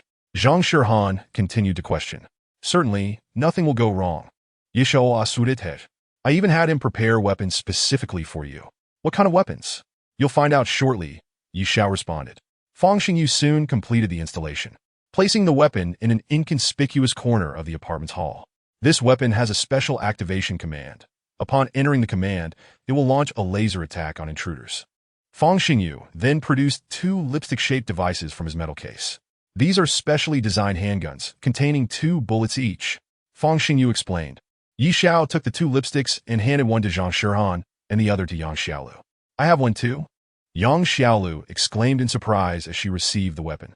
She had assumed these were solely for Zhang Shiran, so she was taken aback to find Yi Xiao had given her one as well. Your situation is also perilous. Naturally, you need a means of defense. Yi Xiao replied. Fang Xingyu then produced a device resembling a mobile phone and handed it to Yi Xiao, stating, this is a defensive weapon I have been developing for some time. If it were to fall into the hands of the international black market, it would create quite a stir. Yi Xiao took it, glanced at Fang Xingyu, and asked, is this the device you were boasting about last night? Indeed it is, Fang Xingyu affirmed. It doesn't seem all that impressive, Yi Xiao remarked. Feel free to test its effectiveness. Fang Xingyu urged. Very well, I shall give it a try. As Yi Xiao spoke, he activated the device. In that instant, Zhang Shiran and Yang Xiaolu gasped in astonishment. Ah! Their sudden cries startled Yi Xiao, who quickly deactivated the device, exclaiming, what are you shouting about? I felt nothing. You just vanished. Zhang Shiran declared. Vanished? Yi Xiao questioned it. Yes, Zhang Shiran asserted. I could not see you. You disappeared before my eyes. To be precise, he did not vanish. Rather, he was overlooked by your eyes. Fang Xingyu boasted. This is my design, a defensive weapon that, once activated, renders you invisible. Albeit with a time limit. For how long? Zhang Shiran pressed. Well, Fang Xingyu hesitated before replying. 8 seconds. 8 seconds may not be long, but it is sufficient. Zhang Shiran exclaimed. With this device, one can truly become invisible. I want to try. Zhang Shiran was eager to test it out. However, there is a drawback. Fang Xingyu cautioned. After one use, it requires 3 hours of recharging before it can be used again. Seriously? Why not design it to charge in 5 minutes for 2 hours of use? Yi Xiao claimed it. I still need to conduct further research. Fang Xingyu replied. Very well. I shall accept all of these items. Yi Xiao stated, turning to Zhang Shiran. Time to settle the bill. 10 million, transferred to Fang Xingyu's account. Wait, are you implying that I should pay 10 million?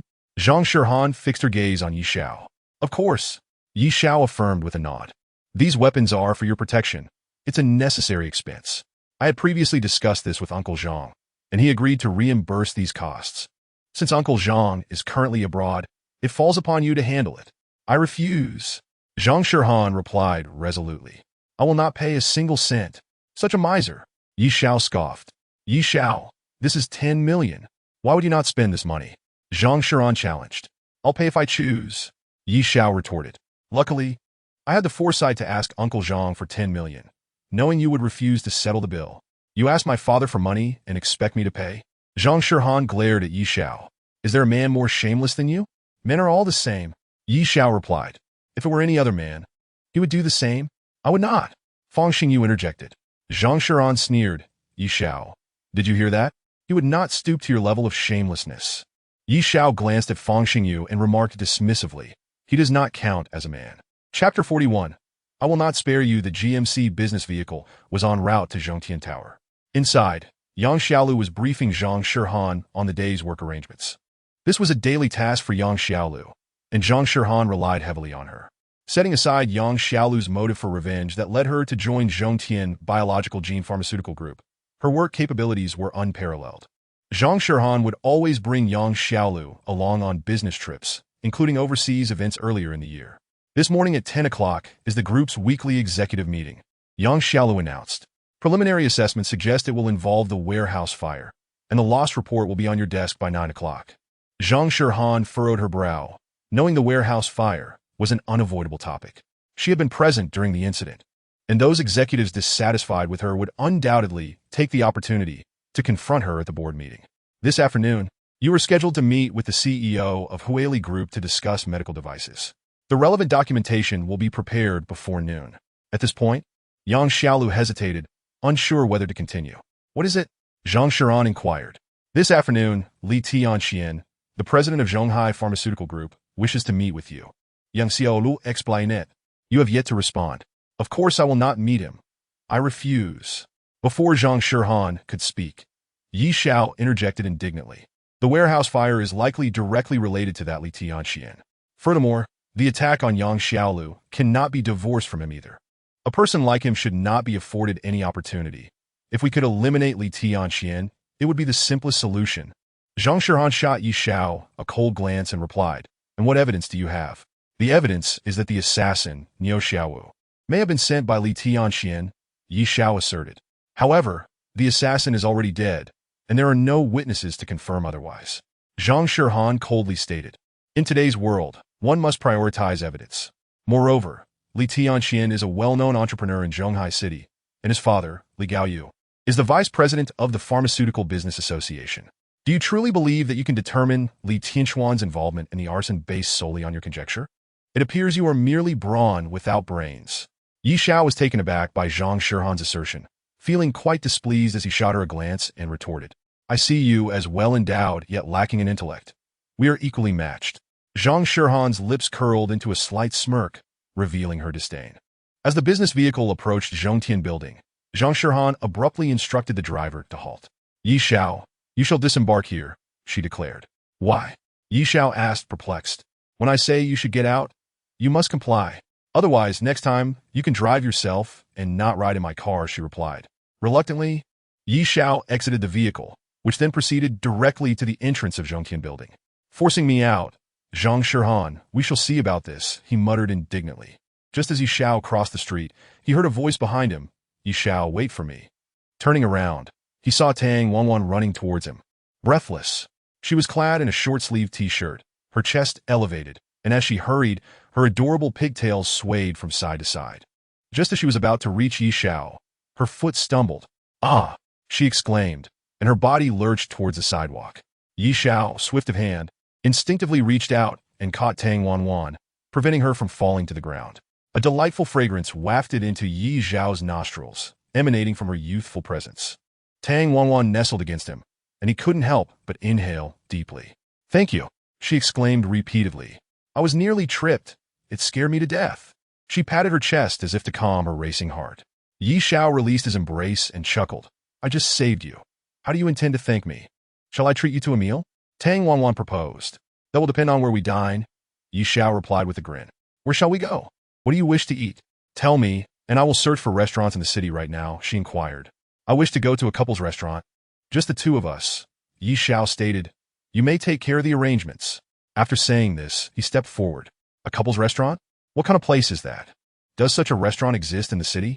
Tang Wanwan pondered with curiosity.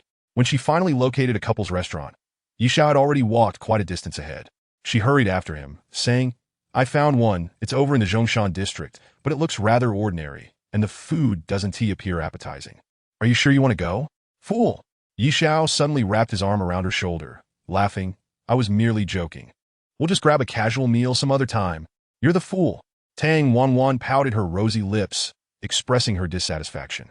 It was during working hours, and the elevators at Zhongtian building were crowded with employees waiting to ascend. As Yi Xiao and Tang Wanwan approached the throng, he remarked while holding her shoulder, Wanwan, don't you think there are too many people waiting for the elevator? We might get squished.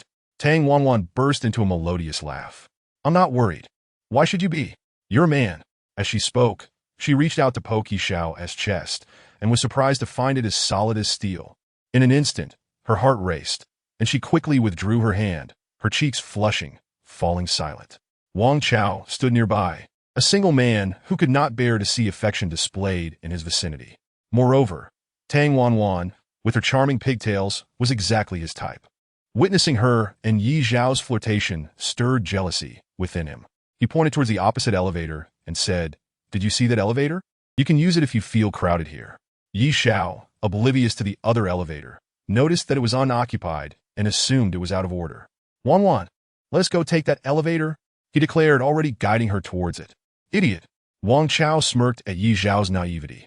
That elevator was designated exclusively for senior executives, accessible only to a select few floors. No employee would be foolish enough to use it.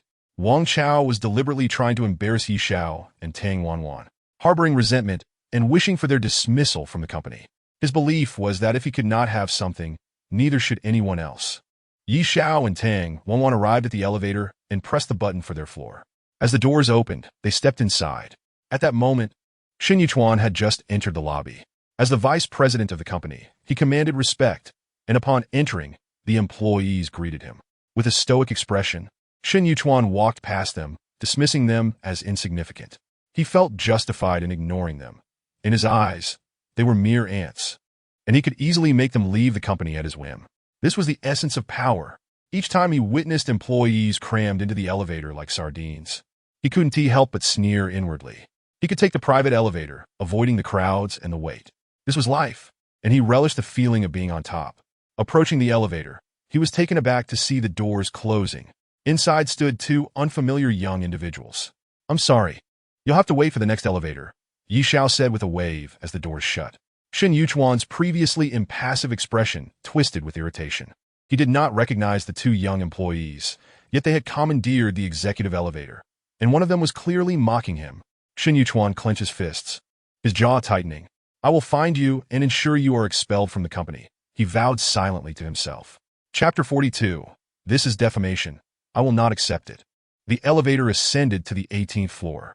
Inside, Tang Wanwan remained anxious about having denied Xin Yuchuan entry. Is this right? It feels rather odd to be in an empty elevator, and that man looked like a high-ranking executive. Could this elevator be exclusive? Hearing her words, Yi Xiao playfully pinched her cheek and laughed. Well done, Wanwan. You're not as dull as I thought. Could it really be an exclusive elevator? Tang Wanwan asked, wide-eyed. Isn't it marked as such? Yi Xiao pointed to the electronic display inside, which clearly stated exclusive elevator. Oh no, what should I do? I just landed this job. I can't afford to lose it during the probation period. Tang Wanwan fretted. Don't worry. Have you forgotten who I am? Yi Xiao risusudet. You are the president's fiancé. At that moment, Tang Wanwan recalled Yi Xiao's identity, taking a step back in haste. I forgot. Mr. Yi, you want to hold a grudge. Will you? Tang Wanwan felt a pang of fear at having called him by his name. Mr. Yi, did you not just call me Yi Xiao? He replied. I was mistaken. Tang Wanwan hurriedly apologized. I forgot your identity. You are a man and wouldn't hold it against me. A young girl? Would you? Of course. I would hold it against you. I am quite the petty man, Yi Xiao replied, deliberately leaning his face closer to Tang Wanwan's and adding. I believe one meal is insufficient. At least two are required. I shall treat you to a week's worth of meals. Tang Wanwan responded, as long as you forgive me, I am willing to spend my entire month's salary to treat you to dinner. Suddenly, Yi Xiao playfully slapped Tang Wanwan on the backside, laughing. What are you afraid of? I'm just joking. We are friends, so it doesn't matter. Tang Wanwan finally breathed a sigh of relief and chuckled. You scared me just now. The two laughed as they made their way to the executive secretary's office on the 18th floor. Just as Tang Wanwan and Yi Xiao entered the office, Yang Xiaolu walked in with some documents in hand. She clapped her hands and, with a beaming smile, announced, Everyone, please work a little harder. Have the materials I requested ready by 9:30. Tang Wanwan, you need to compile the data on warehouse damages and submit it to me before 9. Understood? I will start compiling it right away. Tang Wanwan quickly seated herself at the computer and began working. After assigning the tasks, Yang Xiaolu exited the executive secretary's office. Though she had her own desk in the office, Yang Xiaolu rarely sat there, spending most of her time at the secretary's desk next to the president's office. Yi Xiao followed Yang Xiaolu out of the secretary's office, smiling as he remarked, You look particularly lovely when you smile, yet you are so fierce with me. Yang Xiaolu glanced at Yi Xiao and replied, Not at all. I smile at you too. As she spoke, she flashed him a rather forced smile. See, I knew you were just pretending to smile. Yi Xiao teased it. Yang Xiaolu ignored him and continued walking. However, after taking a couple of steps, she suddenly halted and said, Oh, I almost forgot. The president wants you to attend the executive meeting as well. But I am not an executive. Does Zhang Shirhan want to assign me an important position? Yi Xiao confidently replied, Actually, I have always been quite capable. Even if I were to be appointed as a vice president, it would be no problem. Yang Xiaolu smirked slightly, her lips curling into a sardonic smile as she said, What are you thinking? You are currently a secretary in the president's office. When the president attends meetings, the secretaries accompany her to take notes. Yi Xiao followed Yang Xiaolu to the secretary's desk. Xiaolu, you are not resigning, are you? He inquired. I will submit my resignation to the chairman upon his return. Yang Xiaolu replied. Yi Xiao sat beside Yang Xiaolu, pulling his chair closer to her and saying, I really don't think it's a big deal. You are avenging your father. And besides, Uncle Zhang deliberately arranged for you to join the group. Who knows if Uncle Zhang is aware of your secret dealings with that Li Tianxian? I have firmly decided to resign. Yang Xiaolu asserted, You needn't try to persuade me. By the way, please take this document to the president. Aren't you going in? Yi Xiao asked. Yang Xiaolu replied, I need to finish processing the group's promotional photos first, then submit them to the president for final confirmation of the promotional plan. Just as Yi Xiao picked up the document, he unexpectedly caught sight of a man on Yang Xiaolu's computer screen and pointed, asking, Who is this? Shen Yuchuan. Yang Xiaolu responded, the vice president of the group. Upon hearing this, Yi Xiao leaned closer to Yang Xiaolu and inquired with a grin, What is this Shen Yuchuan like? Is he the petty, revengeful type? I cannot say for sure, Yang Xiaolu replied, but I do know he has always been at odds with the president. There was once a plan to remove him from the vice president position, but it ultimately fell through. Oh, and he is also a member of the board of directors. Yi Xiao, why are you asking about him? Yi Xiao chuckled and said, I deliberately blocked him from entering the elevator when I came up.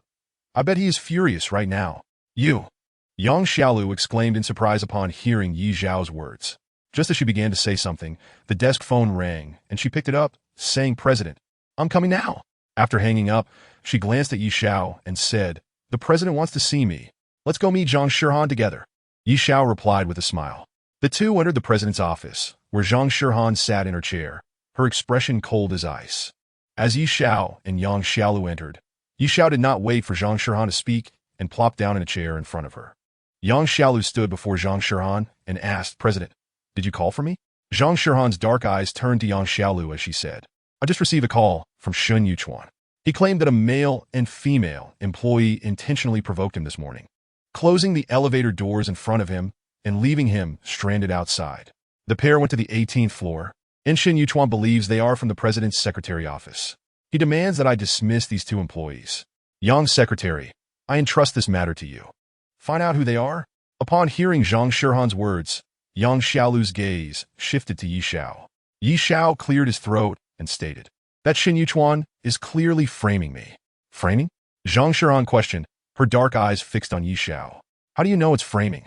Yi Xiao smiled and explained, I am the man Shen Yuchuan referred to, and I did not intentionally provoke him. Is that so? Then what were you doing at the time?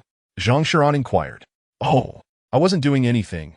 Yi Xiao grinned and replied, I merely waved politely to him as the doors closed, signaling him to take the next elevator. Chapter 43. You are not qualified to scheme against me. Zhang Shirhan burst into laughter upon hearing Yi Zhao's words, her anger turning to amusement. This guy is too good at arguing. Yi Zhao's actions were clearly provocative, yet he claimed Xin Yuchuan was slandering him. Zhang Shirhan waved her hand at Yang Xiaolu, saying, Yang's secretary, you may leave. This matter does not require your attention. All right, Yang Xiaolu agreed. As she turned to leave, she could no longer contain her laughter, finally breaking into a smile. Anyone who heard Yi Zhao's clever arguments would surely be amused. The office door closed behind them. Zhang Shirhan's gaze locked onto Yi Xiao as she said, So you deliberately provoked Xin Yuchuan today? If merely waving my hand counts as provocation, then I suppose I did provoke him. Yi Xiao replied. With a loud slap, Zhang Shirhan's right hand struck the table. Yi Xiao, don't be so self-righteous, thinking you are helping me with something. Zhang Shirhan's eyes bore into Yi Xiao as she coldly remarked, Although I have some professional conflicts with Xin Yuchuan, I do not wish for you to use such childish tactics on my behalf. Next time, do not engage in such behavior. Yi Xiao was taken aback. He had not anticipated Zhang Shirhan would perceive it this way. He had merely wanted to prevent Xin Yuchuan from entering the elevator while he was with Tang Wanwan, not knowing Xin Yuchuan or the conflict between Zhang Shirhan and him. It was a misunderstanding. Yi Xiao, upon encountering Zhang Shirhan, fell prey to a misunderstanding. Not only did he show no inclination to clarify the situation, but he also chose to echo Zhang Shirhan's words, saying, Shirhan, we are childhood friends. Although we have not seen each other for many years, it does not diminish the affection I hold for you. I will not allow anyone to bully you. Even if you find yourself at odds with the entire world, I shall stand before you, opposing them all. After uttering these heartfelt words, Yi Xiao inwardly berated himself, thinking, Yi Xiao, you are indeed a genius for conjuring such a poignant sentiment. Zhang Shirhan pressed her rosy lips together, and her gaze towards Yi Xiao held a hint of something different. Just as Yi Xiao anticipated that Zhang Shirhan would be moved and leap into his embrace, she simply opened her mouth and coolly stated, You may leave now. Let's leave it at that. Please do not act this way again. After saying this, she shifted her focus to the computer screen, disregarding Yi Xiao entirely.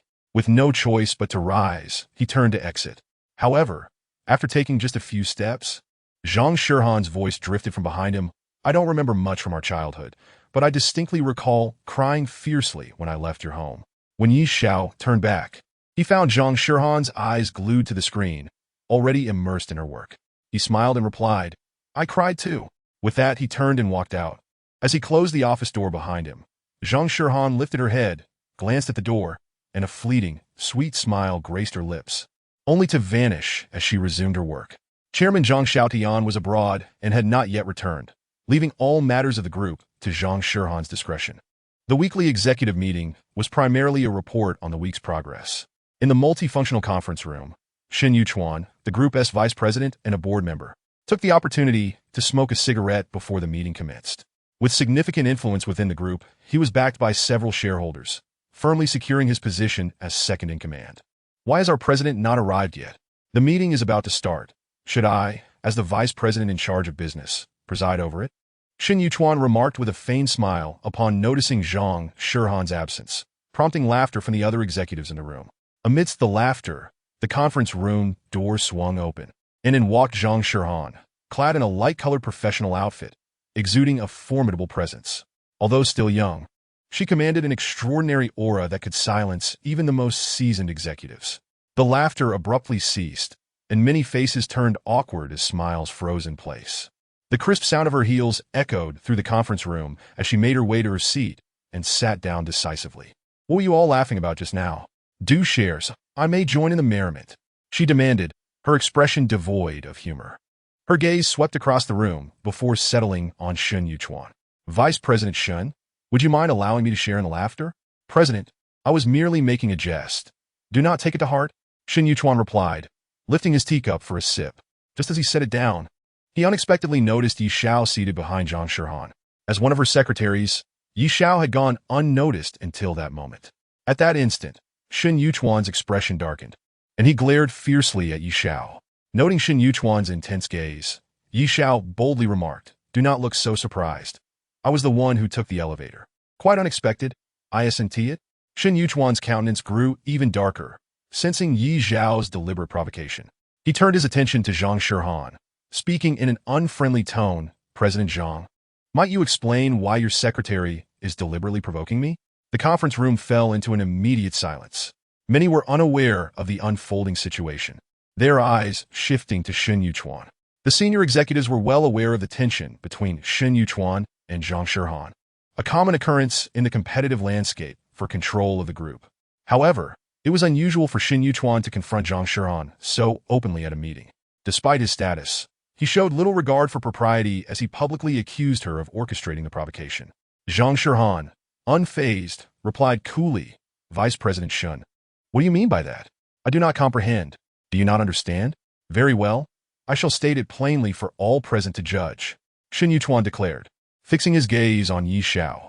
This morning, while I was taking the group's private elevator to the office, Zhang Shihan's male secretary audaciously boarded before me and even waved dismissively at me just as the doors were closing. Since when have our employees become so brazen as to commandeer the elevator designated for executives? If this was not instigated by President Zhang, I find it hard to believe he would possess such audacity. Upon hearing Shen Yuchuan's words, the executives turned their attention to Zhang Shihan. She appeared unruffled, caught off guard by Shen Yuchuan's decision to address the matter during the executive meeting. As she opened her mouth to respond, Yi Xiao, seated behind her, interjected, Vice President Shen, your assertion is rather misplaced. Misplaced? What do you mean? Shen Yuchuan retorted, locking eyes with Yi Xiao. You did not provoke me? What I did does not constitute provocation. I was merely greeting you. Yi Xiao replied with a grin. Upon seeing you, I thought it courteous to acknowledge your presence. Should I simply ignore you when I spot an executive? You. Shen Yuchuan paused, momentarily at a loss for words. Yi Xiao's comment had left him speechless, prompting him to dismiss the issue with a cold snort. Then why did you not hold the elevator door open for me? The elevator doors had already closed. It was beyond my control, Yi Xiao explained. We all have experience with elevators. Once the doors shut, there is little one can do to intervene. Shen Yuchuan's gaze remained fixed on Yi Xiao, his voice laced with disdain. Do not attempt to wriggle out of this. I will ask you plainly, as a secretary, how dare you use the executive elevator? Without Zhang Shihan as your support, would you have had the audacity to do so? Oh, you say that elevator is for executives? I was unaware. Yi Xiao chuckled. I only began working at the group yesterday and had no idea that ordinary employees were prohibited from using it. However, I do have a small suggestion. As he spoke, he turned to Yang Xiaolu, seemingly inquiring about something.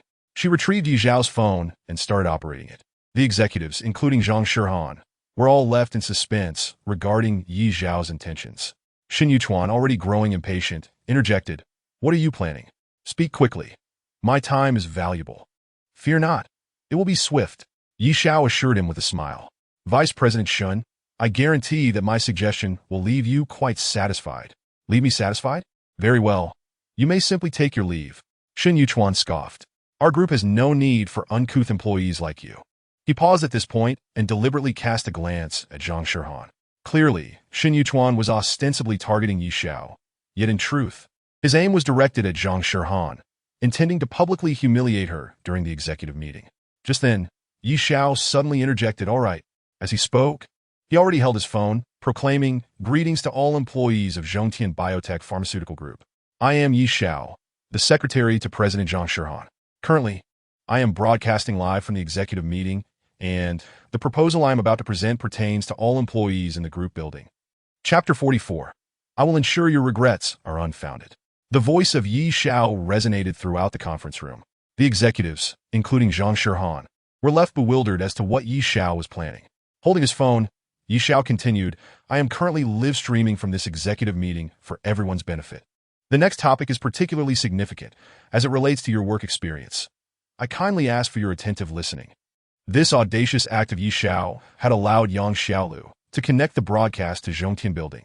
He was now live streaming to all employees in both Building A and Building B. This was something Zhang Shihan and the others had not anticipated. The implications of Yi Xiao's live broadcast were profound. It was no wonder he had solicited Yang Xiaolu's assistance. To directly broadcast to all members of Zhongtian Building required a super privileged account, a privilege held only by a select few executives, including Zhang Shihan herself. As Zhang Shihan glanced at Yi Xiao, she remained silent. In this situation, she was curious to see what Yi Xiao would conjure up. Upon hearing that Yi Xiao intended to broadcast live to everyone, Shen Yuchuan understood he needed to tread carefully with his words, lest he cause significant repercussions. Clearing his throat, Yi Xiao addressed the assembly. Surely, all of you have experienced the morning rush when squeezing into the elevators at Zhongtian Building. The concentrated influx of employees during peak hours results in insufficient elevator availability, forcing many to cram in to avoid tardiness. Yet, there exists a dedicated elevator for executives that remains underutilized.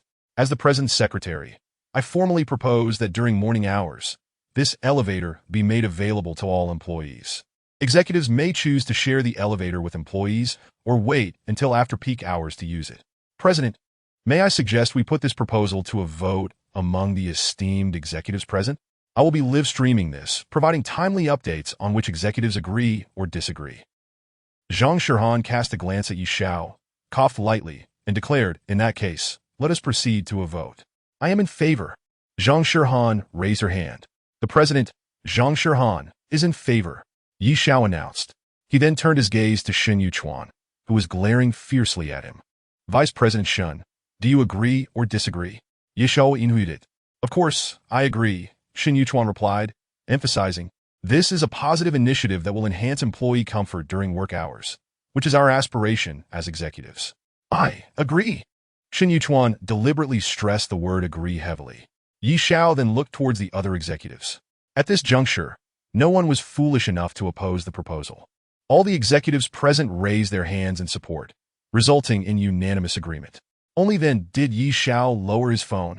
Zhang Shihan's gaze shifted back to Shen Yuchuan as she inquired, Vice President Shen, may we now commence the meeting? Yes, of course, President Zhang. You have indeed chosen an exceptional secretary. Quite impressive, Shen Yuchuan retorted, visibly frustrated by Yi Xiao's maneuvering. In that moment, Shen Yuchuan realized he had been outmaneuvered by Yi Xiao.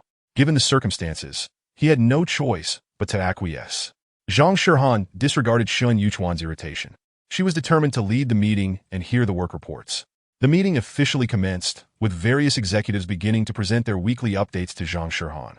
Yi Xiao and Yang Xiaolu took their seats behind Zhang Shihan.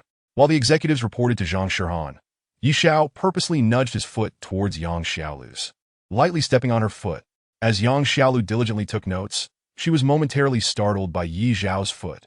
She feigned indifference, continuing her note-taking, yet in truth, she had already lifted her foot, preparing to retaliate against Yi Xiao. However, just as her foot reached him, Yi Xiao had already moved aside, causing her to miss her target. Yi Xiao couldn't help but chuckle. At that instant, all eyes in the conference room turned towards Yi Xiao, including Zhang Shihan's piercing gaze. Embarrassed, Yi Xiao quickly apologized, I'm sorry. Lowering his head, he pretended to be engrossed in taking notes. Shen Yuchuan shot another furious glare at Yi Xiao, his frustration boiling over as he felt cornered by Yi Xiao's cunning. He had been planning his response all along. When he heard someone mention the warehouse fire from yesterday, his eyes lit up with opportunity. Clearing his throat, he interjected, regarding the warehouse fire, I would like to express a few thoughts. Vice President Shen, if you have something to say, could you please wait until the work reports are concluded? Zhang Shihan coldly interrupted, showing no leniency. President, as the Vice President of the group responsible for sales, I believe I am in the best position to address the warehouse fire that occurred yesterday. Many newly researched pharmaceuticals were destroyed, resulting in significant losses for the group. I heard that you were also present at the fire scene, and I would like to request a reasonable explanation for your sudden visit to the warehouse department. What do you mean by that? Zhang Shihan questioned icily. I am merely curious. Shen Yuchuan replied, the warehouse department has always maintained strict management, and there have been no prior incidents of fire. However, after your visit, a fire occurred, and it seems no suspicious individuals were found in the warehouse, ruling out arson, which can only be attributed to an accident. Are you implying that I caused the warehouse fire? Zhang Shihan asked coldly. Of course, that is not my implication, Shen Yuchuan retorted. I merely believe that given the substantial losses, someone must be held accountable. It cannot simply be overlooked. As the president of the group present at the fire scene, shouldn't you bear some responsibility? Upon uttering these words, before Zhang Shihan could respond, Yi Xiao interjected with a chuckle. Who told you it wasn't arson? The criminal investigation team has already reported that this was indeed arson, and they have identified the arsonist.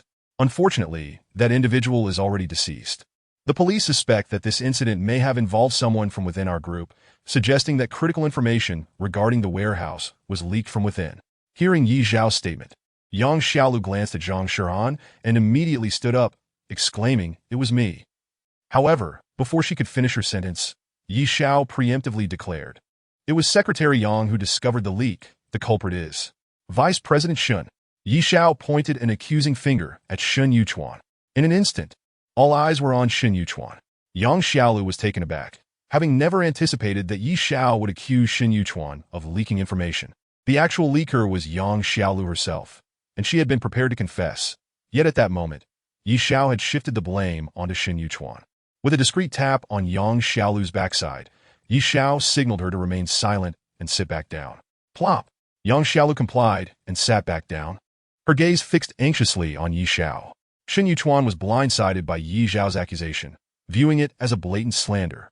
Slamming his hand down on the table, he roared, "This is slander. I am the vice president of the group, a director, and a shareholder.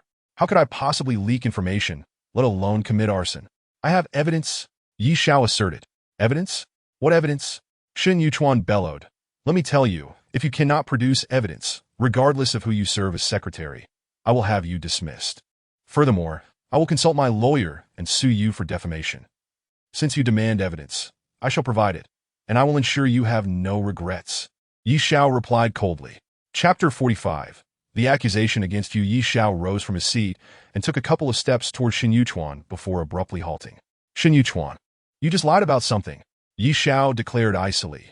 "From the very beginning, you were aware that arson was involved." "I know nothing of the sort," Shun Yuchuan retorted coldly. Yi Xiao stood before him, scrutinizing Shun Yuchuan with piercing eyes. The latter felt a chill run down his spine under Yi Xiao's gaze and stammered, "What do you intend to do?" "I merely wish to understand why you claim to have ruled out any suspicion of arson," Yi Xiao replied nonchalantly. "Have you reviewed the surveillance footage?" "Of course I have," Shun Yuchuan scoffed. "After watching it, I confirmed that during the time Zhang Shihan was at the warehouse, there were no suspicious individuals entering or exiting." "Are you certain you actually watched it?" Yi Xiao pressed. "Of course I did," Shun Yuchuan said, a mocking smile creeping onto his face. "You claim to have evidence, yet it seems your proof merely drags out this conversation. I personally verified the surveillance footage, and during that period, no outsiders entered the warehouse, save for Zhang Shihan and her secretary." Clearly, Shun Yuchuan was intent on shifting all blame onto Zhang Shihan. Clap, clap. Yi Xiao snapped his fingers twice and smiled. "Excellent. Since Vice President Shun admits to having reviewed the surveillance footage and confirms there were no suspicious persons entering, we are now about to witness a miracle. Do not blink." As he spoke, Yi Xiao approached Yang Xiaolu and whispered a few words to her, prompting her to rise and exit the conference room. Upon seeing Yang Xiaolu leave, Shun Yuchuan turned his gaze to Zhang Shihan and sneered, "President Zhang, what exactly does your male secretary intend to achieve? Do you believe he is attempting to fabricate evidence?" Zhang Shihan glanced at Yi Xiao, confident in his abilities. In response to Shun Yuchuan's words, she coolly replied, "Why the haste? If Yi Xiao claims he has evidence, then he surely possesses it. Very well. I shall see what evidence he can produce." Shun Yuchuan scoffed. "To think he dares to accuse me. If he fails to provide evidence, this matter will not end here. He is your secretary, and if you condone his attack on the group's vice president, I will demand a board meeting to discuss your competency as president." Shun Yuchuan was determined to escalate the situation. At that moment, the projector in the conference room flickered to life, and the surveillance footage was projected onto the large screen.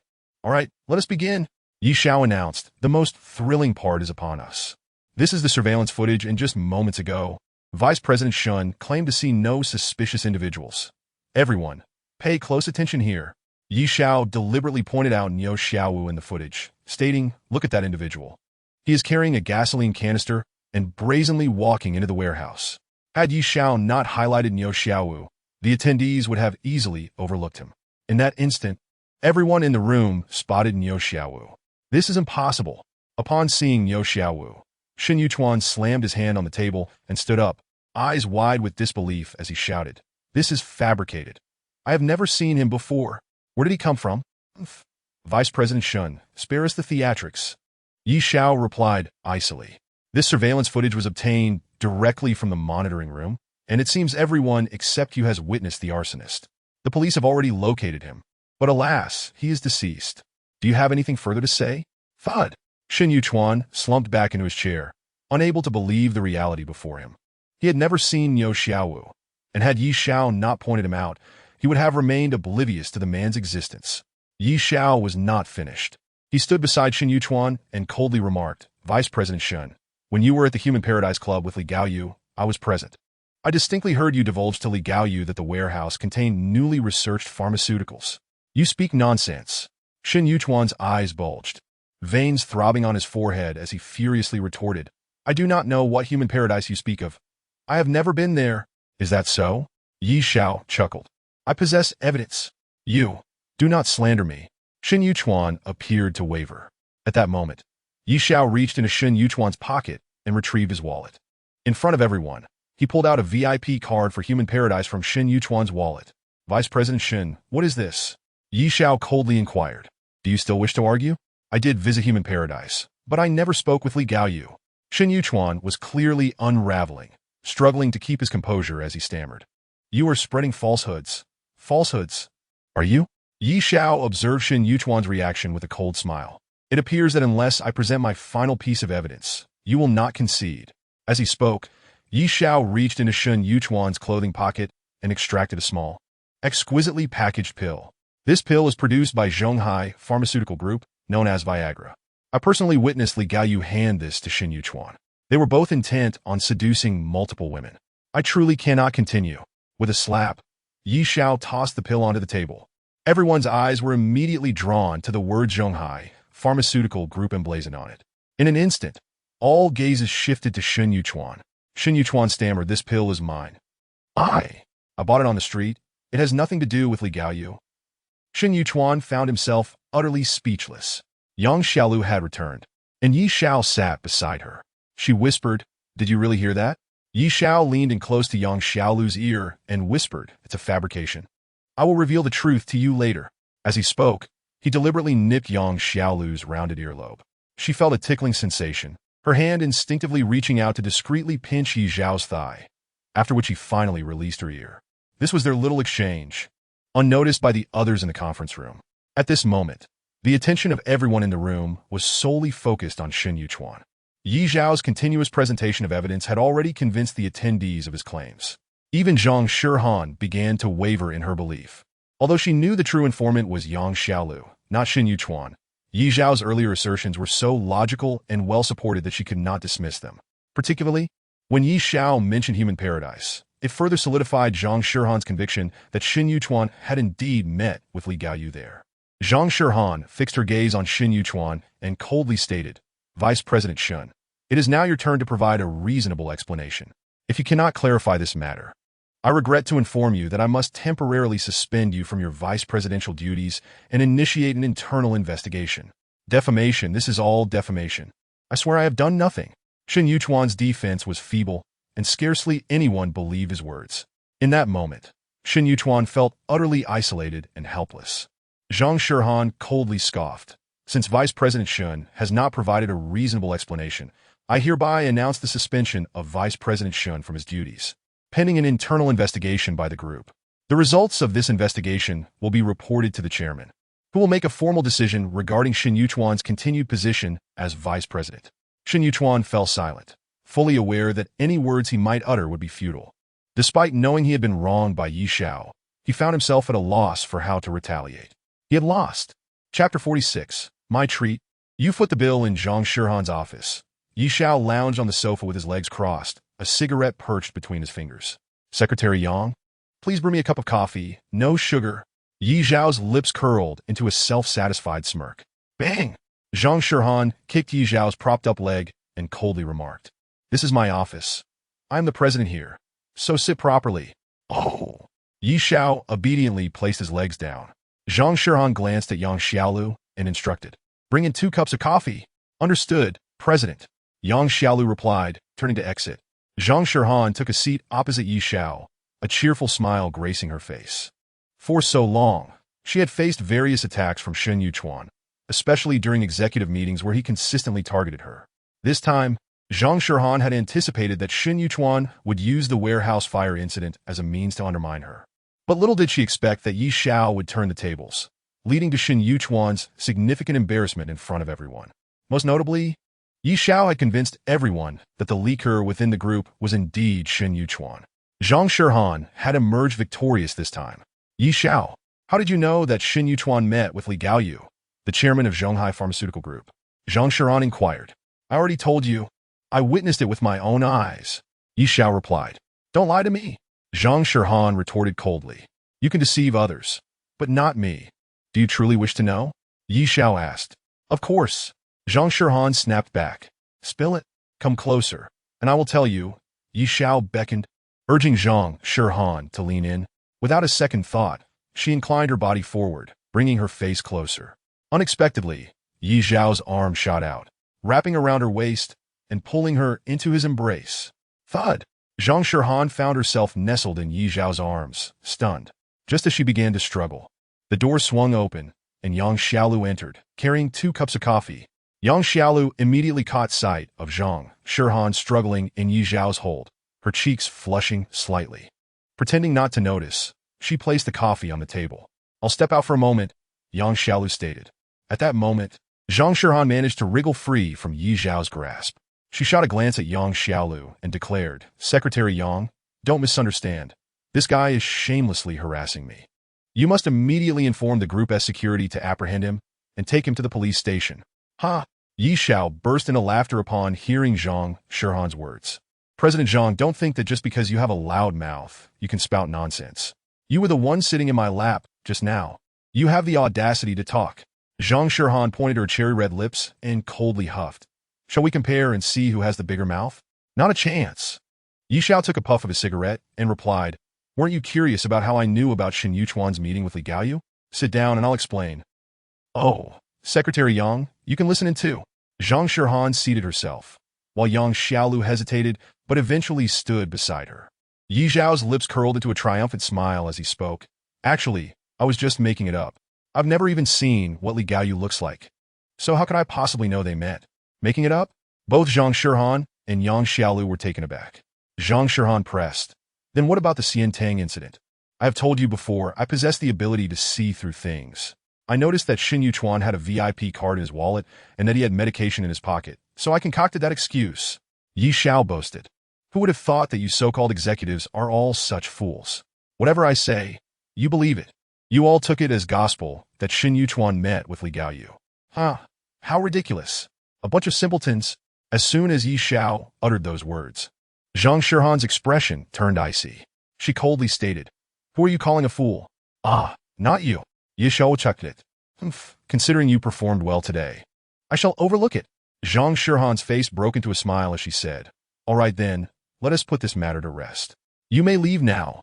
Zhang Shihan stood up, preparing to return to her seat when Yi Xiao suddenly interjected. Shihan, do you have any plans for this evening? This evening? Not at the moment. That's splendid. Yi Xiao exclaimed. I just arrived at the President's Secretary's office and plan to invite all my colleagues for a gathering tonight, just to get to know each other better. Since the Secretary's office works specifically for the President, I hope you can grace us with your presence. I'm not attending such an event. Zhang Shihan firmly declined. Yi Xiao rose and grasped Zhang Shihan's delicate right hand, saying, The black-clad assailants who attacked you are still at large. I cannot rest easy knowing you are alone. Come with me to the Secretary's gathering. Is it for my safety, or so I can pay the bill? Zhang Shihan directly questioned. Well, it's certainly for your safety. Yi Xiao replied with a smile. I mentioned it would be my treat, but as the President, it is only fitting that you cover the expenses. If you're treating, I'll go. Zhang Shihan's eyes sparkled as she looked at Yi Xiao. All right then, I'll treat. Yi Xiao conceded. Zhang Shihan turned to Yang Xiaolu and instructed, Secretary Yang, please notify all employees of the President's office that we will have a dinner gathering tonight, with all expenses covered by Yi Xiao. The Secretary's office is merely a department within the President's office, which also includes legal, transportation, archives, corporate culture, affairs, and foreign-related departments, totaling nearly 80 individuals, including the Director and Deputy Director of the President's office. Understood? I will inform them right away. Yang Xiaolu affirmed. Wait a moment. Upon hearing Zhang Shihan's directive for him to treat the entire President's office, Yi Xiao quickly interjected. I was only treating the Secretary's office. Did you say that? I didn't hear it. Zhang Shihan's lips curled into a smug smile as she declared, As the President, I have issued a notice that cannot be altered. Next time, I shall pay closer attention to what you say. Trying to trick me. Ye Xiao gurumlit. We shall see about this. As he spoke, Yi Xiao turned to leave. But after a few steps, he spun around, approached the coffee table, and gulped down a cup of coffee in one go before storming out. Bang! He slammed the door of the president's office shut. The moment Yi Xiao slammed the door, Zhang Shirhan burst into laughter. All this time, she had maintained a stern demeanor within the group, devoid of any smiles, giving others the impression that she was a formidable, unapproachable CEO. Yet in reality, Zhang Shirhan was not that kind of woman. She simply had not encountered anyone capable of bringing her joy. At a young age, she held sway over a business empire worth hundreds of billions, a pressure that was palpable. Many were watching her every move, waiting for her to make a mistake so they could exploit it and usurp her from her position as president. Shen Yuchuan was among them. This time, he had mistakenly believed he had a prime opportunity to attack Zhang Shirhan, only to find himself the one facing the consequences. As he was suspended from his role as vice president, pending an internal investigation by the group. Leaking information to competitors is a grave offense. Even though Shen Yuchuan's position within the group is robust, if it were confirmed that he divulged secrets to Li Gaoyu, he could very well be ousted from Zhongtian Group.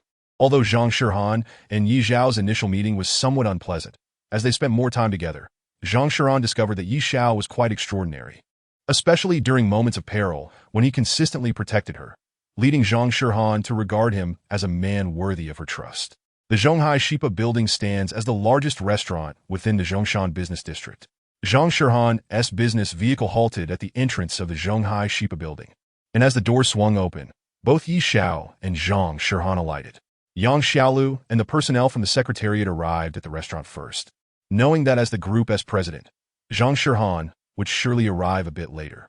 Secretary Yi, do you harbor any grievances against me?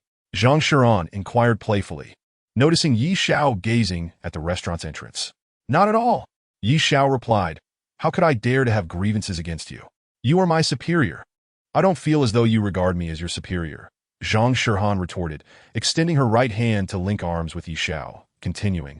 The last time you won 4 to 5 million from Li Tiancheng and treated everyone to a meal was a trivial matter. Can't you be a little more generous? How am I being stingy?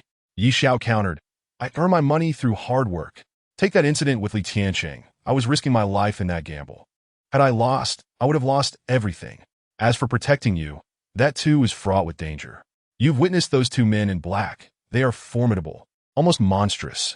Enough with the complaints, Zhang Shirhan said, her chest brushing against Yi Xiao's arm. Am I not currently linked to your arm? Consider this a reward. You should know that aside from my father, I have never linked arms with another man. Upon hearing this, Yi Xiao mischievously asked, so, did I receive your first kiss as well? Zhang Shirhan fell silent, suddenly stepping forcefully on Yi Xiao's foot. Wearing high heels, the heel pressed against Yi Xiao's foot, causing him to wince in pain. I misspoke. Please don't be angry. Yi Xiao quickly apologized. Just as they were conversing, a few young women swiftly passed by the entrance of the restaurant and entered.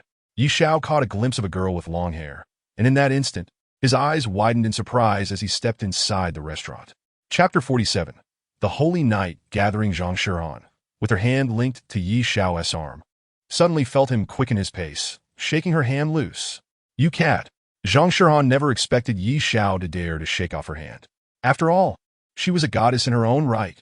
Countless men longed for the opportunity to have her link arms with them, and in Zhang Shirhan's view, being able to link arms with Yi Xiao was the greatest reward she could bestow upon him. However, who could have anticipated that Yi Xiao would fail to appreciate this gesture and would dismiss her hand? At that moment, Zhang Shirhan was filled with indignation. Yi Xiao, oblivious to the fury that flared upon Zhang Shirhan's face, remained focused on the long-haired girl. By the time he reached the restaurant's entrance, the group of girls had already vanished inside. The restaurant was bustling with patrons, aside from a few employees from the president's office who had taken leave. The rest were present.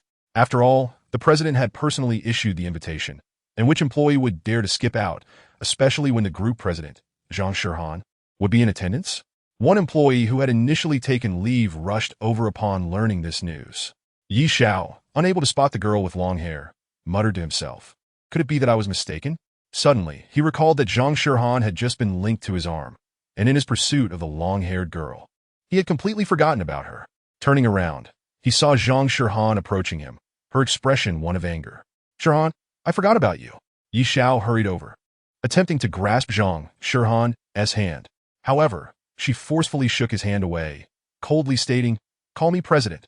President, please allow me to explain. I truly didn't mean to forget you." Yi Xiao insisted, "I saw a girl with long hair." Before he could finish, Zhang Shirhan interrupted, her tone icy. "Are you implying that I am inferior to that long-haired girl?" "No, you've misunderstood," Yi Xiao hastily replied. "I have not misunderstood," Zhang Shirhan declared, her demeanor resolute as she walked away into the restaurant. "This is bad," Yi Xiao thought to himself. The entire third floor of Shipa building was occupied by the president's office staff, and as soon as Zhang Shirhan appeared on the third floor, the office director, Yang Ming, rushed to greet her. Zhang Shirhan maintained a stoic expression, saying nothing as she proceeded directly to the table at the back. That table was reserved for only 3 individuals: Zhang Shirhan, Yi Xiao, and Yang Xiaolu, with even the office director, Yang Ming, not seated at their table. Following Zhang Shirhan, as Yi Xiao approached their table, Yang Ming intercepted him, whispering, "What's troubling the president? She seemed quite cheerful before we arrived. Someone provoked her." Yi Xiao replied. "Who would dare to do such a thing?" Yang Ming inquired. "I did," Yi Xiao confessed. He settled down beside Zhang Shirhan. "Director Yang?" Zhang Shirhan called. "Yes." Yang Ming rushed her aside, asking cautiously, "President, what can I do for you?" "Have the restaurant manager bring out the finest wine they have. We shall drink whatever is most expensive tonight, with a spending target of 1 million. Zhang Shirhan ordered. "All expenses will be borne by Secretary Yi. Feel free to indulge." 1 million? That's excessive, Yang Ming exclaimed. "There are only about 70 of us. If we spend 1 million, that's over 10,000 per person. That's absurd." Yang Xiaolu, seated beside Yang Ming, quickly nudged him with her foot upon hearing this. Yang Ming immediately understood and quickly corrected himself. "Thank you, President." Zhang Shirhan was clearly intent on making Yi Xiao foot the bill. She turned to Yi Xiao, coldly asking, "Secretary Yi, do you wish to invite that long-haired girl you were just admiring?" Zhang Shirhan's words were laced with jealousy. Upon hearing this, Yang Xiaolu looked at Yi Xiao with wide, curious eyes, eager to understand what had transpired to provoke such a remark from Zhang Shirhan. Yi Xiao was equally taken aback, never expecting Zhang Shirhan to voice such a statement in front of more than 70 members of the president's office. It was evident that Zhang Shirhan was only expressing her anger, disregarding the decorum of the situation. Yi Xiao quickly smiled. "President, please don't jest. I have no interest in that long-haired girl. You shook me off and yet claim you have no interest." Zhang Shirhan retorted coldly. The atmosphere suddenly grew tense. No one had anticipated such a shift in mood. Yang Ming and the others dared not speak, fully aware that Zhang Shirhan was in a foul mood, resembling a jealous woman engaged in a silent feud with Yi Xiao. Sensing the awkwardness, Yi Xiao quickly murmured, "Shirhan, let us discuss this at home. Once we return, I'll explain everything." Zhang Shirhan shot him a glare, her voice icy. "In my entire life, no one has ever deliberately shaken me off. Yi Xiao, you are the first. It's all my fault, and I apologize," Yi Xiao said earnestly. "We shall settle this later," Zhang Shirhan replied. Seeing Yi Xiao's contrition, her anger dissipated considerably, and her expression softened. The rest of the attendees finally breathed a sigh of relief as the previously tense atmosphere lifted, allowing them to enjoy their meal in peace. Just as they were dining, Yi Xiao's phone rang. Glancing at the caller ID, he stood up, taking his phone outside. At the entrance of the restaurant, Yi Xiao received a phone call, and a melodious woman's voice came through. "Grim Reaper, the situation you asked me to investigate has yielded results. You were right. The Holy Knight Society has indeed dispatched 2 members to China. Their intentions remain unclear. If it truly is the Holy Knight Society, then I can understand why Zhang Xiaodian has chosen to go into hiding," Yi Xiao remarked. "The members of the Holy Knight Society are elusive, and if they have taken an interest in the events of 2 decades ago, it spells trouble for Zhang Xiaodian. He is likely to be plagued by unrest for the foreseeable future." "When will you return?" the woman inquired.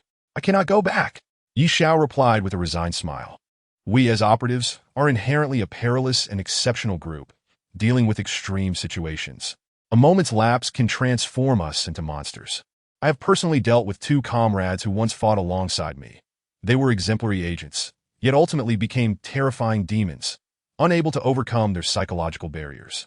I am now facing my own issues, and if I do not depart soon, it will fall to my colleagues to deal with me. You won't, the woman asserted. I firmly believe that you surpass any operative in this department. But I am human. Ye Xiao contradicted. Every human has weaknesses, and mine have already surfaced. I can sense their presence, lurking within me. Inform the captain to seal that location completely. While I cannot be certain it is indeed the gate of hell, it harbors something truly terrifying. Yi Xiao hung up the phone. He did not hurry back into the restaurant, but instead stood at the entrance, lighting a cigarette. Once a covert operative, his department was the most enigmatic of all, without a name, merely a code. S. The operatives in this division were extraordinary individuals, stronger and more formidable than the average person. Any task that ordinary individuals could not accomplish could be successfully executed by them. There is undoubtedly something at that location. Yi Xiao murmured. I can feel their existence, but they had best not show themselves, for I shall eliminate them all. Finishing his cigarette, Yi Xiao turned and re-entered the restaurant. At that moment, in the lobby of the establishment, 3 intoxicated men were harassing a long-haired girl, attempting to obtain her WeChat contact. Clearly, the girl had no desire to share her information and flatly rejected them. Just as she turned to leave, facing Yi Xiao, his eyes widened in surprise. It's truly you? Yi Xiao's emotions surged with excitement. He had searched for her for so long, never expecting to encounter her here. Perhaps this is fate. Yi Xiao had not anticipated meeting her here. It was indeed destiny.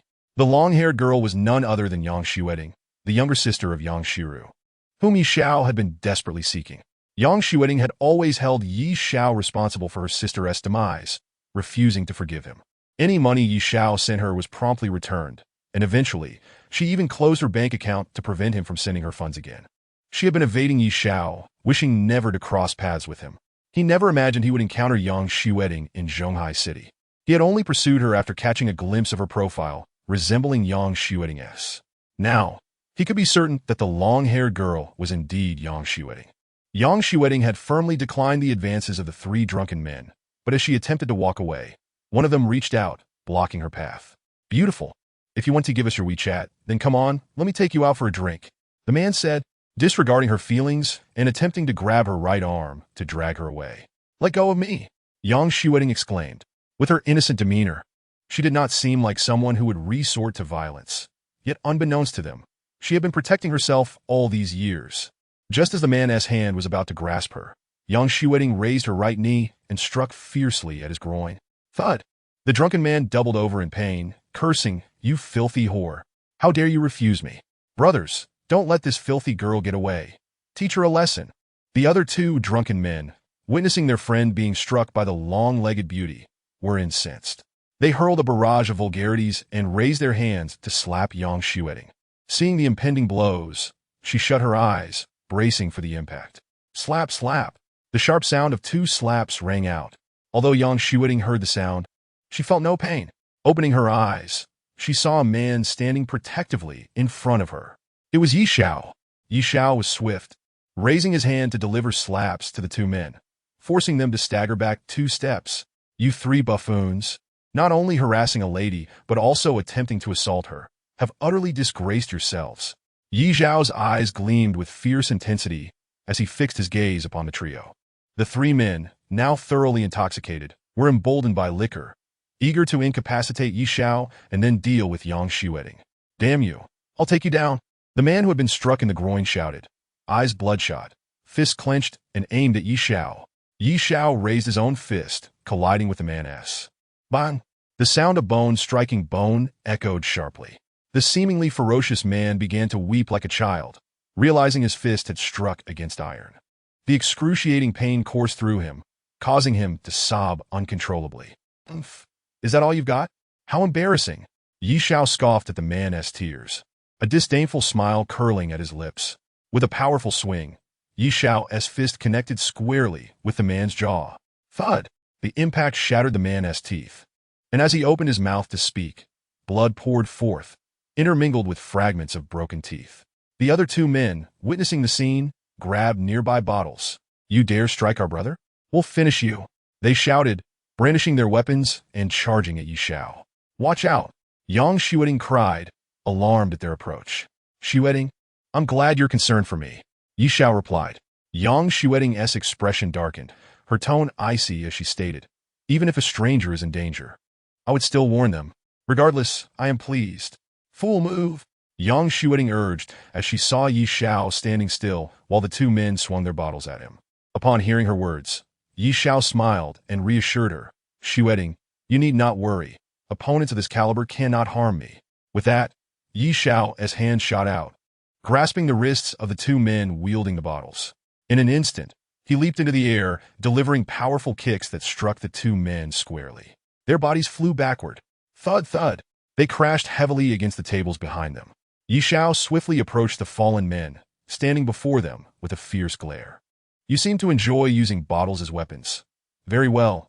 I shall ensure you get your fill today."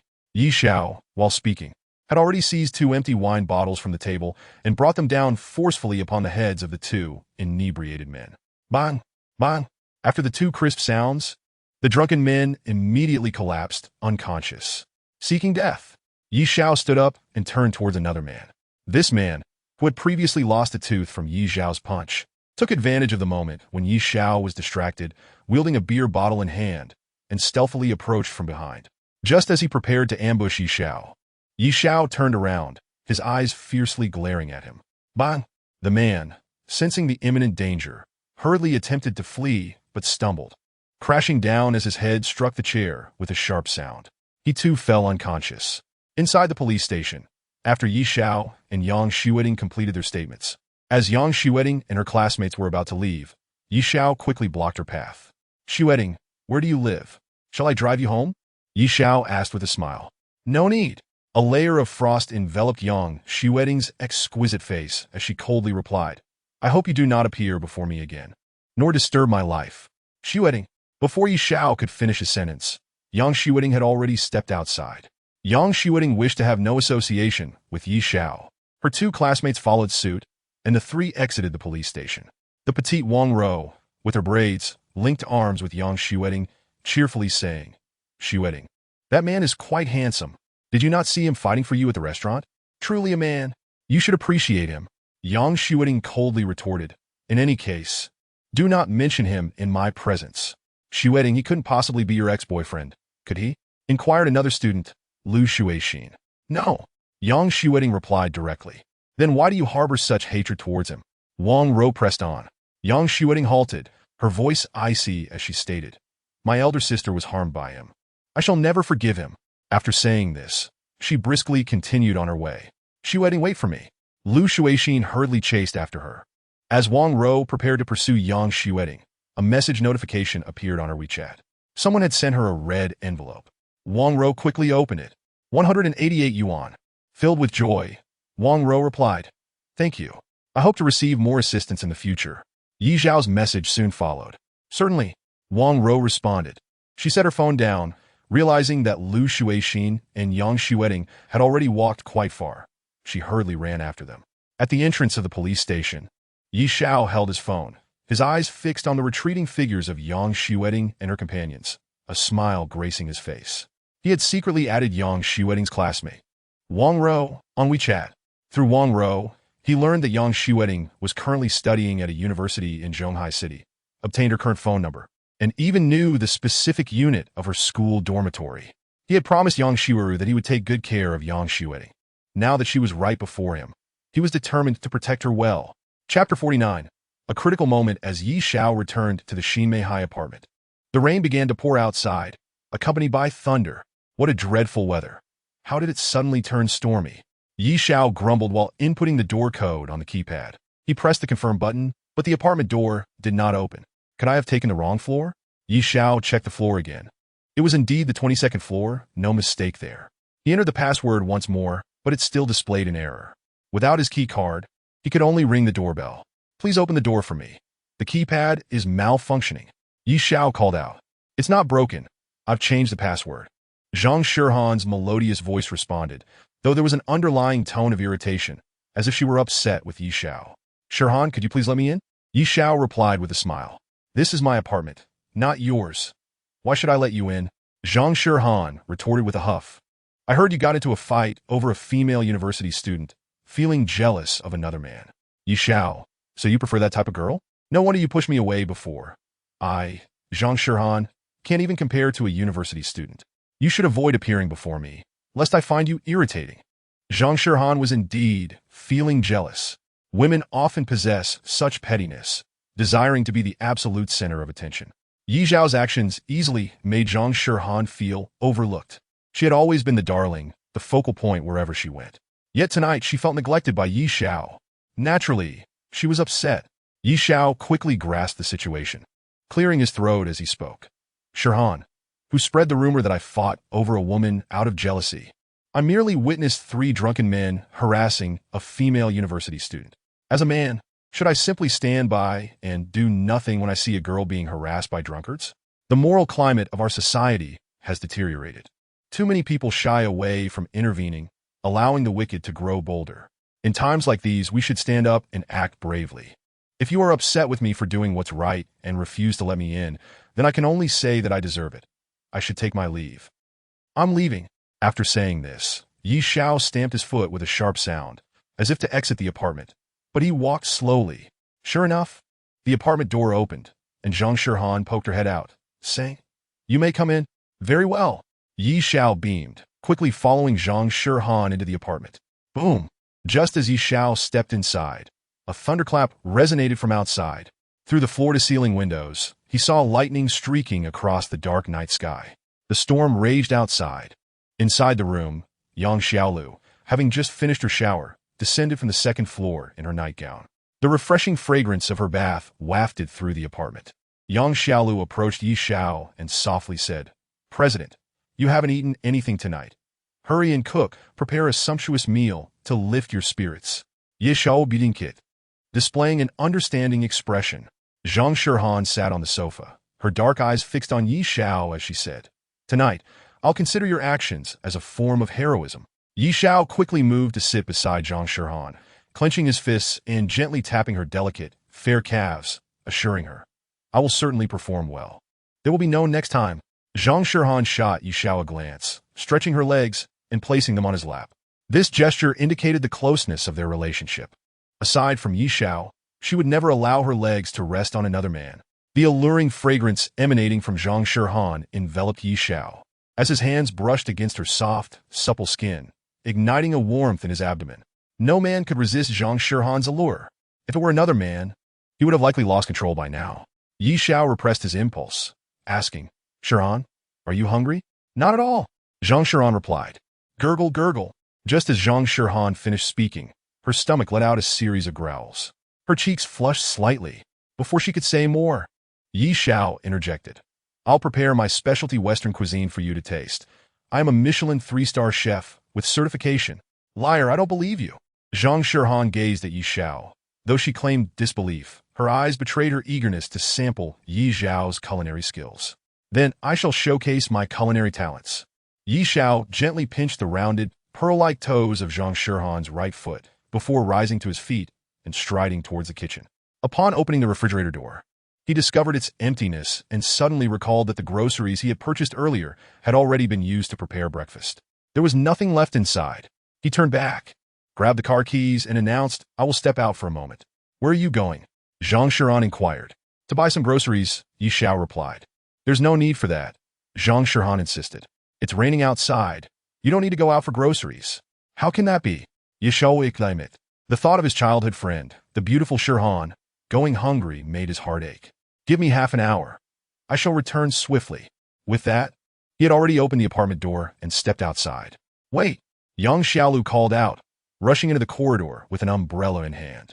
She offered it to Yi Xiao, saying, "Be careful on your way." "Thank you." As Yi Xiao took the umbrella from her, he suddenly leaned in and pressed his lips against Yang Xiaolu's soft mouth in a fleeting kiss, then turned and walked towards the elevator. Yang Xiaolu felt her heart race. Every time she shared a moment of intimacy with Yi Xiao, her heart would invariably quicken. It seemed that this heart, which did not truly belong to her, retained the echoes of Yang Xiaolu's feelings, slowly influencing Yang Xiaolu. For instance, when Yi Xiao kissed her, her typical reaction would have been one of disgust, perhaps even outrage. Yet, she found herself feeling rather exhilarated instead. She placed a hand over her heart, sensing that fluttering sensation. "It's impossible between us," Yang Xiaolu thought to herself. "He's not my type." With a loud bang, She slammed the apartment door shut. Turning around, she spotted Zhang Shirhan barefoot, sitting on the sofa and gazing at her. Stunned, she asked President, "What's wrong? Do I have a problem? What happened to your face?" Zhang Shirhan inquired. Yang Xiaolu, her hand pressed against her face, felt the heat radiating from it. She was entirely oblivious that she had blushed the moment Yi Xiao kissed her. "Oh, I'm fine," Yang Xiaolu stammered. "Are you running a fever? If so, take some medicine. The weather is unpredictable, and it's easy to catch a cold," Zhang Shirhan said as she rose from the sofa and approached Yang Xiaolu. "President, I'm really fine," Yang Xiaolu repeated, anxious that Zhang Shirhan might touch her forehead, revealing her flushed cheeks. She hurriedly added, "I just remembered that I have some company documents to attend to, which you will need tomorrow. I'll handle them right away." She hastily walked past Zhang Shirhan and headed to her room. Thunder rumbled outside, accompanied by flashes of lightning. Zhang Shirhan approached the floor-to-ceiling window, glancing outside with concern. "I hope he is safe." Near the Shimei High apartment complex, a black sedan was parked. A patrolling security guard approached the vehicle, knocked on the window, and said, "Parking is not allowed here. If you're a resident, please move your car to the underground parking lot." The car door swung open, and two men clad in black exited the vehicle. One of them stepped forward to confront the guard, speaking in a stilted Mandarin. "Take us to the 22nd floor." "Who are you?" "If you're not residents," the guard began, but before he could finish, the second man had already seized him, snapping his neck with a swift motion. "Enough of this nonsense. Time is of the essence," the first man declared. "Qiaowen, we have already wasted too much time." With that, he strode towards the entrance of the Xinmei High apartment complex. Qiaowen, standing before the guard's lifeless body, made a cross gesture and murmured, "Rest in peace." The two men in black vanished into the downpour, leaving only the guard's corpse behind. Chapter 50. The will of fate. Yi Xiao arrived at the nearest supermarket to the Xinmei High apartment complex. At this hour, the store was nearly deserted. A young female cashier sat at the counter, idly playing a game with little else to occupy her. Yi Xiao picked up a shopping basket and made his way to the vegetable section, meticulously selecting produce like a devoted homemaker. Yi Xiao had once contemplated becoming a chef, dreaming of creating exquisite culinary delights. However, fate had led him down the path of a special agent instead. Whenever he had the time, he would indulge in cooking, as it was his passion. Selecting vegetables required knowledge. Many appeared fresh, but were laden with various preservatives. Such produce was best avoided. He selected 2 packages of broccoli and tomatoes, placing them in his basket, then chose some blueberries and strawberries, adding them as well. While Yi Xiao was busy selecting ingredients, the supermarket door swung open to reveal Zhou Ximing entering, engaged in a phone conversation as she headed towards the instant noodle aisle. "Mom, I'm out with friends for dinner right now. I didn't mean to avoid you. I genuinely forgot about the blind date," she said while comparing instant noodle prices. "I'm having dinner here, so I can't step away, and you have to listen to my friend. I'm not lying. I really am with friends." With a look of distress on her face, just then, Yi Xiao reached out and snatched Zhou Ximing's phone. He spoke into the device. "Annie, Ximing and I are having Western cuisine right now. You are Ximing's friend?" "Indeed."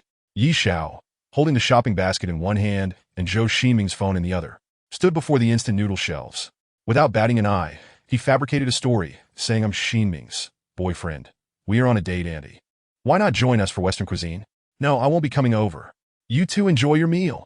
Zhou Ximing's mother hurriedly responded from the other end. "I had no idea Ximing was dating someone. I was just worrying for nothing." Yi Xiao returned the phone to Zhou Ximing, saying, "No need to thank me." Bang! Just as Yi Xiao finished speaking, Zhou Ximing lifted her right foot and stomped down hard on his foot. Yi Xiao furrowed his brow, expressing his dissatisfaction. "Zhou Ximing, what are you doing? I was only trying to help you, and you repay my kindness with malice. Not only do you fail to thank me, but you also step on my foot. Do you have no conscience?" Zhou Ximing scoffed. "Who told you to lie, claiming we're dating and having Western cuisine?" As she spoke, Zhou Ximing deliberately scrutinized Yi Xiao. She noticed the basket in his hand, filled with an assortment of vegetables and meat products. "Yi Xiao, when you lie, can't you be a bit more believable?" Zhou Ximing challenged. Yi Xiao retorted with a snort. "Weren't you just lying about dining with friends? Are you really here, selecting instant noodles with friends? How absurd!" Zhou Ximing exclaimed. "Just go buy your groceries." "I knew I shouldn't have bothered to help." Yi Xiao turned to leave, but after taking 2 steps, he heard Zhou Ximing say, "Thank you." Yi Xiao turned back, a broad smile on his face, and approached her, saying, Not bad. At least you can say thank you. Zhou Ximing picked up 2 bags of instant noodles and some pickles, glancing at the vegetables in Yi Zhao's basket. I never would have guessed you could cook. A homemaker? My dream was to become a chef. Yi Zhao was sikit. But alas, fate had different plans. I inadvertently became a hero, and my dream of being a chef had to be relinquished because I bear the responsibility to protect this world. Nonsense. Zhou Ximing shot him a glance. Can you really cook? Of course. Yi Zhao remarked. Would you like to accompany me back? I would love for you to experience my culinary skills. I have no time. Zhou Ximing replied. I still have matters to attend to. Those 2 men in black you mentioned have yet to be apprehended, and I worry they might strike again at Zhang Shihan. Just as Zhou Ximing spoke these words, Yi Zhao's phone rang unexpectedly. He answered the call before Zhou Ximing. Shihan, I'll be back shortly. Just wait for me for 10 minutes. Yes, I'm on my way, goodbye. After hanging up, Yi Zhao noticed Zhou Ximing's expression had turned somewhat grotesque. How revolting. All right, you family man, hurry back to cook. We wouldn't want to leave President Zhang starving. I certainly don't wish to be on the receiving end of your presidential girlfriend's ire. Zhou Ximing had firmly concluded that Yi Zhao and Zhang Shihan were romantically involved, having witnessed them share a kiss in the office. At that moment, a young man with short hair, dressed in jeans and wearing a mask, entered the supermarket. Upon entering, he scanned the store with his eyes and made a beeline for the beverage section. Yi Zhao, carrying a shopping basket, approached the checkout counter alongside Zhou Ximing, where the female cashier began scanning the items. That will be 130, the cashier announced. Yi Zhao casually picked up a pack of cigarettes from a nearby shelf and placed the 2 packs of instant noodles and pickles that Zhou Ximing was holding on the counter, saying, let us settle these together. I don't need it. I'll pay for myself. Zhou Ximing retorted. Stop kidding around. Wait for me by the entrance. I have something important to discuss with you. Yi Zhao insisted. Zhou Ximing glanced at Yi Zhao, hesitated for a moment, but ultimately relented and walked towards the supermarket entrance. Yi Zhao opened his Alipay app, allowing the cashier to scan the code before completing the transaction. He then carried the purchased items towards the exit. Outside, the rain continued to pour heavily. Zhou Ximing stood at the entrance waiting for Yi Zhao, who emerged and handed her the plastic bag containing the noodles and pickles. With a snap, Yi Zhao lit a cigarette and turned to Zhou Ximing. Did you see that young man in the mask earlier? I did. What about it? Zhou Ximing inquired. He's going to rob this supermarket, Yi Zhao stated. I suggest you wait here. As soon as he makes his move, take him down. Zhou Ximing scoffed. You liar. You're not telling me you can see into his mind, are you? Zhou Ximing, let me clarify, Yi Zhao said seriously. X-ray vision does not grant insight into a person's thoughts. That is mind reading. My ability allows me to perceive things others cannot. I saw that the young man is concealing a sharp dagger. He deliberately approached the beverage section to wait until we leave before he strikes. I've said all I needed to say. Whether you choose to believe it is your decision. I must take my leave. Yi Zhao opened his umbrella and got into his car, driving away in front of Zhou Ximing. She stood outside the supermarket, torn about whether to trust Yi Zhao. Her gaze turned towards the inside of the supermarket, where she spotted the masked young man making his way to the checkout counter. Zhou Ximing noticed the young man's right hand discreetly gripping a dagger.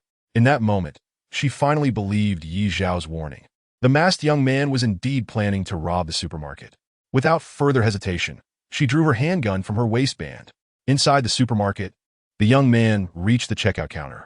Just as he raised his dagger and prepared to speak, Zhou Ximing burst in. Don't move. I'm a police officer, she shouted, aiming her gun at him. Drop your weapon. Clang. The young man tossed the dagger to the ground, raising his hands in surrender. Zhou Ximing approached him, pressing him against the checkout counter, as she produced handcuffs to restrain him. Just as she finished cuffing the young man, Yi Zhao's call came through. What's the matter? Do you believe me now? He asked with a chuckle. This time, you guessed correctly, Zhou Ximing replied with a cold scoff, but it merely indicates you possess mind-reading skills, not actual X-ray vision. Cough. If you refuse to believe, that's entirely up to you, Yi Zhao responded. The reason I called was to tell you that the black lace lingerie you are wearing today is quite alluring. I didn't realize you would choose such provocative attire. It's quite enticing to men. If you were to wear a dress, you'd likely captivate a multitude of suitors. You scoundrel. If I see you again, I'll make sure you understand my prowess. Zhou Ximing retorted angrily. Until next time, my dear, Yi Zhao concluded, hanging up. Chapter 51. No regrets. The rain continued to pour relentlessly, showing no signs of abating. Thunder rumbled through the night sky. Zhang Shirhan sat on the sofa in the living room, having just spoken with Yi Xiao, who was still en route. Gurgle, gurgle. Her stomach growled in hunger. Zhang Shirhan placed a hand on her belly and murmured, "I'm so hungry. Perhaps I should grab some cookies first?" Just as she uttered these words, she suddenly heard a noise at the door. Yi Xiao had returned. A wave of joy surged within her. She immediately rose from the sofa to open the door, but then abruptly halted. Something was amiss. Zhang Shirhan had just spoken to Yi Xiao on the phone. He could not have arrived so quickly. Anxiety gripped her. Yi Xiao had previously provided her with a self-defense weapon, a lipstick gun, but Zhang Shirhan had not taken it with her while at home. She swiftly turned and dashed to her room. At that moment, the door was suddenly flung open with a bang, and two drenched men in black entered the apartment. Drip, drop. Water continuously dripped onto the floor, creating a sharp sound. Upon seeing the two men in black, Zhang Shirhan felt her mind go blank. She immediately recognized them as the assailants from that fateful night. She had not expected them to invade her apartment while Yi Xiao was out shopping. Zhang Shirhan had witnessed Yi Xiao engage with these two men. He had struggled against them, let alone herself. She lacked the ability to fight back. In that instant, she disregarded everything else and raced up to the second floor. She needed to retrieve her self-defense weapon. The two men in black, having entered the apartment, noticed Zhang Shirhan fleeing upstairs. One of them coldly remarked, "Miss Zhang, there is no need to waste time. Come along with us willingly." Zhang Shirhan would never comply. She had already reached the staircase. The speaking man began to follow her up the stairs at a leisurely pace, his face devoid of expression, his eyes glinting with an ominous light. Bang! A sharp gunshot rang out. There stood Yang Xiaolu, clad in her pajamas, holding the lipstick gun aimed at the man in black. The earlier gunshot had been fired from the lipstick gun. Yi Xiao had provided both Zhang Shirhan and Yang Xiaolu with such weapons for self-defense. Yang Xiaolu fired, and the bullet struck the man in black approaching Zhang Shirhan. The man merely glanced down at the bullet embedded in his chest, which had failed to penetrate his skin. He casually removed the bullet from his body, a mocking smile playing on his lips as he discarded the bullet on the floor. "Help!" Zhang Shirhan and Yang Xiaolu screamed in desperation upon realizing that the bullets could not penetrate the men in black. The lipstick guns had minimal destructive power, suitable only for self-defense. The men in black were not ordinary individuals. Their bodies were exponentially more resilient than that of an average person, rendering it unsurprising that the bullets could not pierce them. Zhang Shirhan had reached the second floor. "I have previously stated, do not squander any more time. Zhang Shirhan, come with us." The man in black sneered as he spoke, striding towards the staircase. Just as he reached the center of the living room, an unexpected beam of laser light shot through the air, piercing straight through his heart. It all happened in the blink of an eye. The heart of the man in black had been obliterated by the laser. No matter how robust his physique, it was no match for the lethal weapon. Gripping his chest in disbelief, he could hardly fathom the fact that his body had been penetrated. With a thud, his lifeless form collapsed to the ground. Zhang Shirhan and Yang Xiaolu breathed a sigh of relief, realizing that Fang Xingyu's laser weapon in the apartment had indeed proven effective, successfully eliminating a foe. However, before they could celebrate, another man in black, Qiaoan, had already detected the laser weapon. He forcefully ripped the security door off its hinges and hurled it towards the laser device hidden in the corner. Boom! The deafening sound echoed as the laser weapon was utterly destroyed. Qiaoan's gaze fell upon the corpse of his comrade, and then he lifted his eyes to Zhang Shirhan and Yang Xiaolu, his eyes instantly turning blood red. The two women screamed and fled towards the room. Qiaoan ascended the staircase, intent on finding and exterminating both Zhang Shirhan and Yang Xiaolu. Trembling, they hid at the doorway of the room, the lights extinguished. They held their breath, fearful of making a sound. The footsteps grew ever closer. Qiaoan had already entered the room. Suddenly, the lights flickered on. Qiaoan had switched on the room lights, scanning the space with his eyes. His gaze swept over Zhang Shirhan and Yang Xiaolu, yet he failed to spot them. The invisibility device that Fang Xingyu had sold to Yi Xiao was working its magic. Although it only provided 8 seconds of invisibility, it was sufficient. Qiaoan turned and exited, continuing his search in other rooms. Zhang Shirhan and Yang Xiaolu sighed in relief as Qiaoan entered another room. They quietly slipped out of their hiding place and stealthily descended the stairs. In the living room, the lifeless body of the man in black lay sprawled on the floor. They cautiously stepped over the corpse, believing they could leave the apartment unnoticed, when suddenly, Zhang Shirhan's phone rang. It was a call from Yi Xiao. The ringtone attracted Xiao An's attention, and he spotted Zhang Shirhan, who was nearly at the apartment's entrance from the second floor. Without warning, Xiao An leaped down from the second floor. Run, run! Zhang Shirhan shouted, and she and Yang Xiaolu dashed out of the apartment, racing toward the elevator. Inside the elevator, Wang Tao and Lu and were patrolling the 22nd floor. As the elevator doors opened, they saw the two stunning women sprinting towards them. The opportunity had arrived. Wang Tao exclaimed excitedly to Luan, "We've waited so long.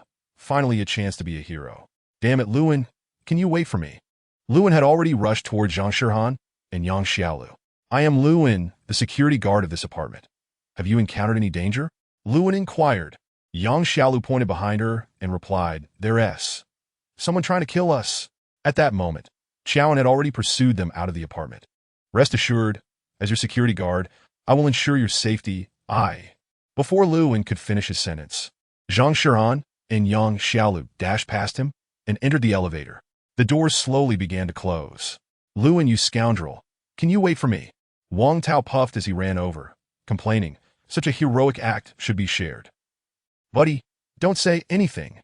Upon seeing Xiao An's visage, Luan slapped Wang Tao on the back, saying, "This man looks dangerous. I'm out of here." He turned and fled. Wang Tao, upon catching sight of the blood-red eyes of the man in black, shuddered. He was merely a lowly security guard. It wasn't he worth risking his life for a heroic act. He too turned and sprinted towards the elevator. At that moment, the elevator doors had already closed. Luan and Wang Tao could do nothing but dash towards the stairs. Zhang Shirhan and Yang Xiaolu arrived at the first floor via the elevator and rushed to the front desk. "Call the police. Quick, call the police." Yang Xiaolu pounded the front desk, only to find a security guard slumped over, seemingly asleep. When Yang Xiaolu pushed him, he collapsed to the ground, blood trickling from his mouth. He was dead. They hurriedly fled towards the entrance of the apartment. Outside, the rain poured heavily as they rushed through the door. Zhang Shirhan's phone rang again, still a call from Yi Xiao. Zhang Shirhan answered the phone, nearly in tears, saying, "Where are you?" He wants to kill us." "Who?" "Yi Xiao Inhuited, the person who tried to kidnap me last time." Just as Zhang Shirhan uttered these words, a loud crash resounded as Xiaoan jumped from the apartment building, landing heavily on the lawn in front of Shimei apartment. Xiaoan had slid down the exterior drainage pipe from the 22nd floor and jumped down from the 6th. He stood merely 10 meters away from Zhang Shirhan, his gaze fixed intently upon her. Zhang Shirhan screamed, calling out, "Yi Xiao, help!" He jumped down. At that moment, Xiaoan was striding toward Zhang Shirhan. In the pouring rain, he advanced step by step towards her. Zhang Shirhan wanted to run, but her legs felt weak. Never before had she encountered a creature like Xiaoan. He was no longer human. Fear engulfed her. In that moment, Zhang Shirhan could only cry out desperately, "Yi Xiao, save me. Please come quickly." "Zhang Shirhan, run!" Yang Xiaolu rushed over, grabbing Zhang Shirhan with all her might as they attempted to flee. However, after just a few meters, Yang Xiaolu slipped and fell to the ground. Zhang Shirhan tumbled down alongside her. At that moment, Xiaoan was closing in on them. Yang Xiaolu glanced at the approaching Xiaoan, biting her lip fiercely. She urged, "Zhang Shirhan, run. I will hold him off, even if it means atoning for my deceit towards you." Yang Xiaolu sto tresoluteli, lunging et kioan. Yang Zhang Shirhan watched in horror as Yang Xiaolu bravely charged at Xiaoan, her heart aching in that moment. She could utter no words, tears streamed down her cheeks. Chapter 52. The demon from hell. Yang Xiaolu lunged at Xiaoan, aware that she might perish at the hands of this man in black. She charged forward without hesitation. Ever since discovering that the one who had always aided her was Zhang Xiaotian, a profound guilt had nestled in her heart. She felt she owed the group, and Zhang Xiao's trust in her weighed heavily on her conscience. Disliking the feeling of indebtedness, Yang Xiaolu resolved to sacrifice her life to atone for her wrongs. Xiaoan, drenched to the bone, had blood-red eyes that resembled a beast, ready to shred the two women before him. As he saw Yang Xiaolu charging at him, his right hand clenched into a fist, poised to deliver a fatal blow. Just then, the sound of a car approached. A vehicle hurtled through the rain, crashing into Xiaoan. Bang! The car struck Xiaoan, sending him flying several meters before he landed heavily on the ground. The car door swung open, and Yi Xiao leapt out. He rushed to the fallen Zhang Shirhan, lifting her up in his arms, asking urgently, "Are you okay? Where have you been?" Upon seeing Yi Xiao, Zhang Shirhan clung tightly to his neck, weeping. That man in black wants to kill me. I thought I was going to die. In Zhang Shirhan's heart, Yi Xiao was the most trustworthy man. She was engulfed in fear moments ago, convinced that death was imminent. Yet upon the appearance of Yi Xiao, Zhang Shirhan felt an unprecedented sense of security. I know. Do not be afraid, Yi Xiao said as he carried Zhang Shirhan toward the car. Yang Xiaolu was already inside the vehicle, and Yi Xiao placed Zhang Shirhan gently onto the seat. With a resounding thud, he closed the door. Yi Xiao, what are you doing? Hurry up and get in. We must leave this place. Yang Xiaolu called out urgently when she noticed Yi Xiao hesitating. I have matters to attend to. Yi Xiao replied with a smile directed at Yang Xiaolu inside the car. You drive Shirhan away? I must deal with this monster. Yi Xiao, you fool. Get in the car. Zhang Shirhan shouted anxiously. If he escapes, you will continue to live in fear. Yi Xiao reached for a cigarette, only to discover that the pack he had just purchased was soaked from the rain. He flung the cigarette to the ground in frustration. At that moment, Qiaoan had risen to his feet. Although Yi Xiao's car had sent him flying several meters away, Qiaoan was very much alive. Upon seeing Yi Xiao, his eyes turned an even deeper shade of crimson. He approached Yi Xiao slowly, yet with palpable strength, each step causing the ground to tremble beneath him. Are you not leaving? Do you wish for me to treat you to a meal? Yi Xiao observed Yang Xiaolu's reluctance to drive away and chuckled. Only when you depart can I focus on eliminating this creature. You are but a burden to me. Zhang Shirhan bit her lip and murmured, you scoundrel. Promise me you will not get hurt. Do not worry, I will be fine. I still wish to share some intimate moments with you. Yi Xiao, you fool. Even at this moment, you still joke, Zhang Shirhan said, tears glistening in her eyes.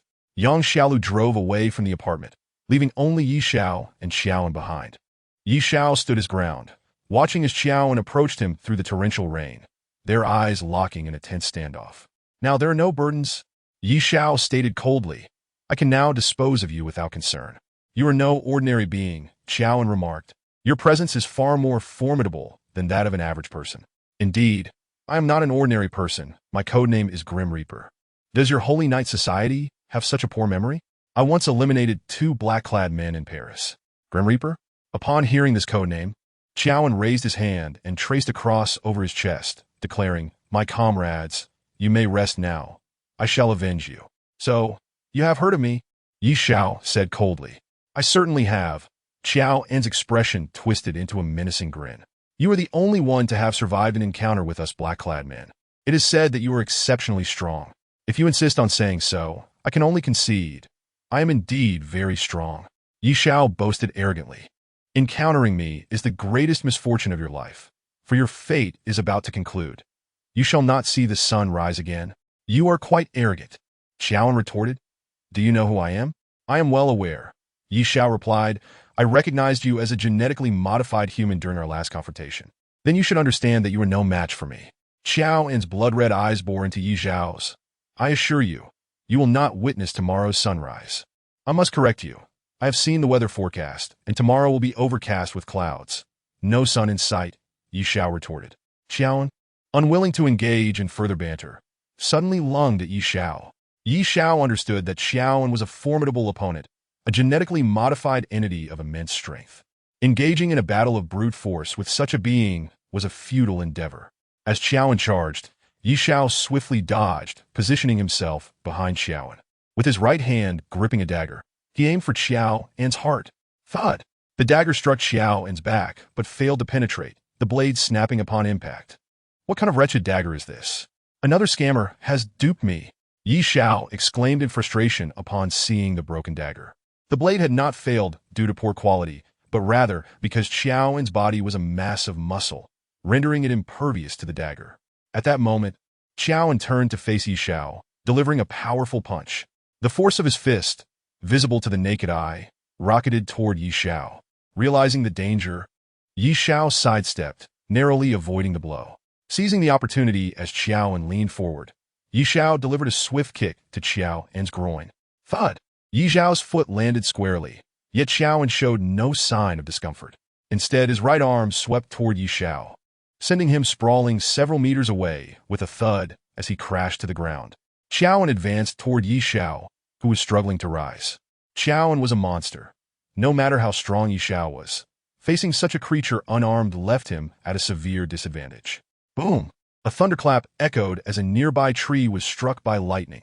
The storm raged on, the rain intensifying. Yi Xiao was soaked to the bone. He finally managed to rise to his feet, and now Xiao and stood just a breath away. Do you lack even the basic attributes of a man? Yi Xiao lamented. In his eyes, if Qiaoan was not vulnerable even in that regard, he had no apparent weaknesses, leaving Yi Xiao at a significant disadvantage against this level of monster. Qiaoan closed in on Yi Xiao, his expression growing increasingly menacing. Is this all the skill you possess? You have greatly disappointed me, Qiaoan stated coldly.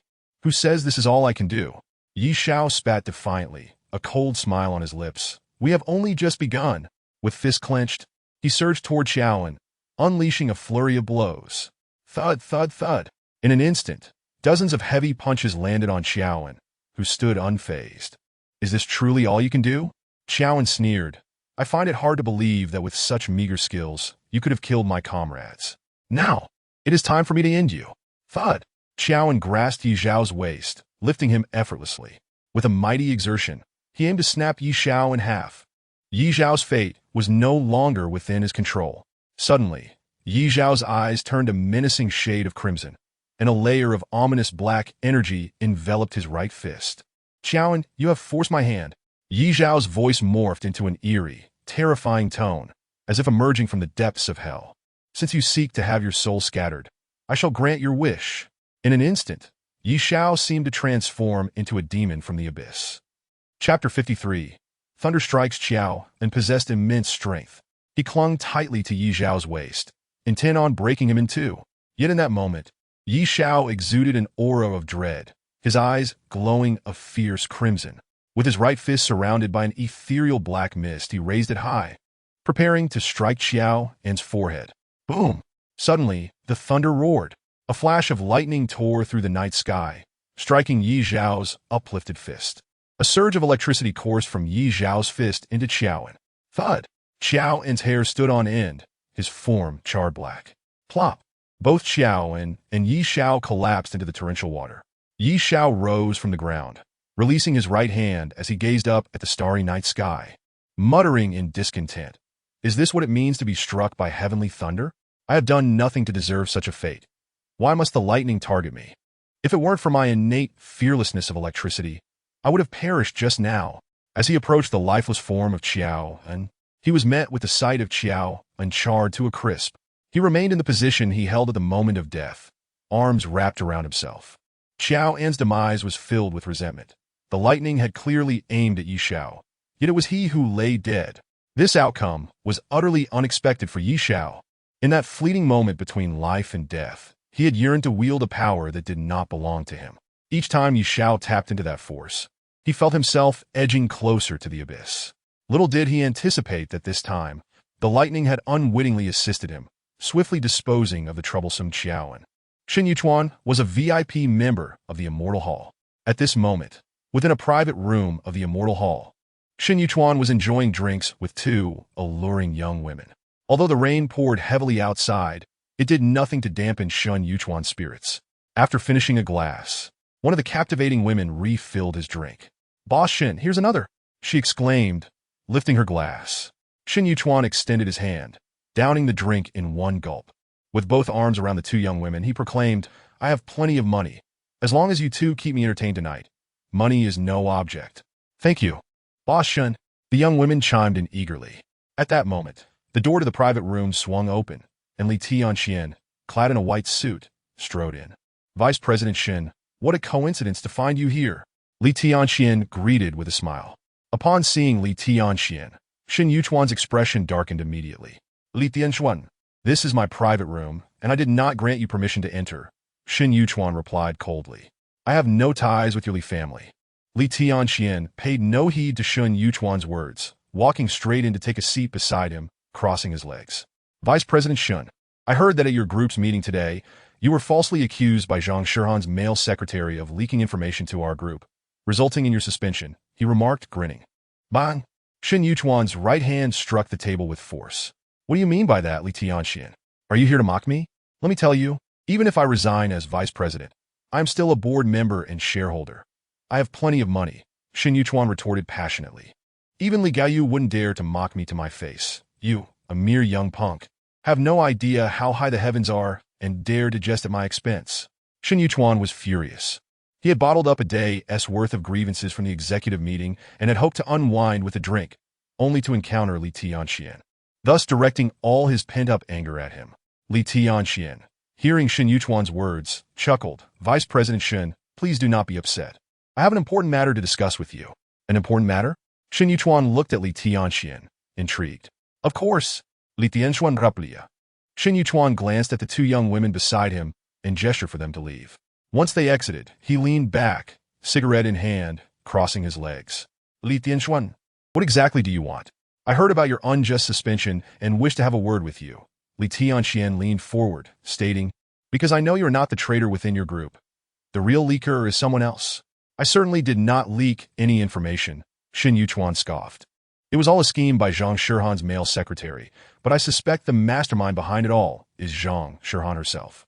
She has always had it in for me, plotting to drive me out of the group. Clap, clap. Li Tianxian applauded, saying, indeed, you are astute.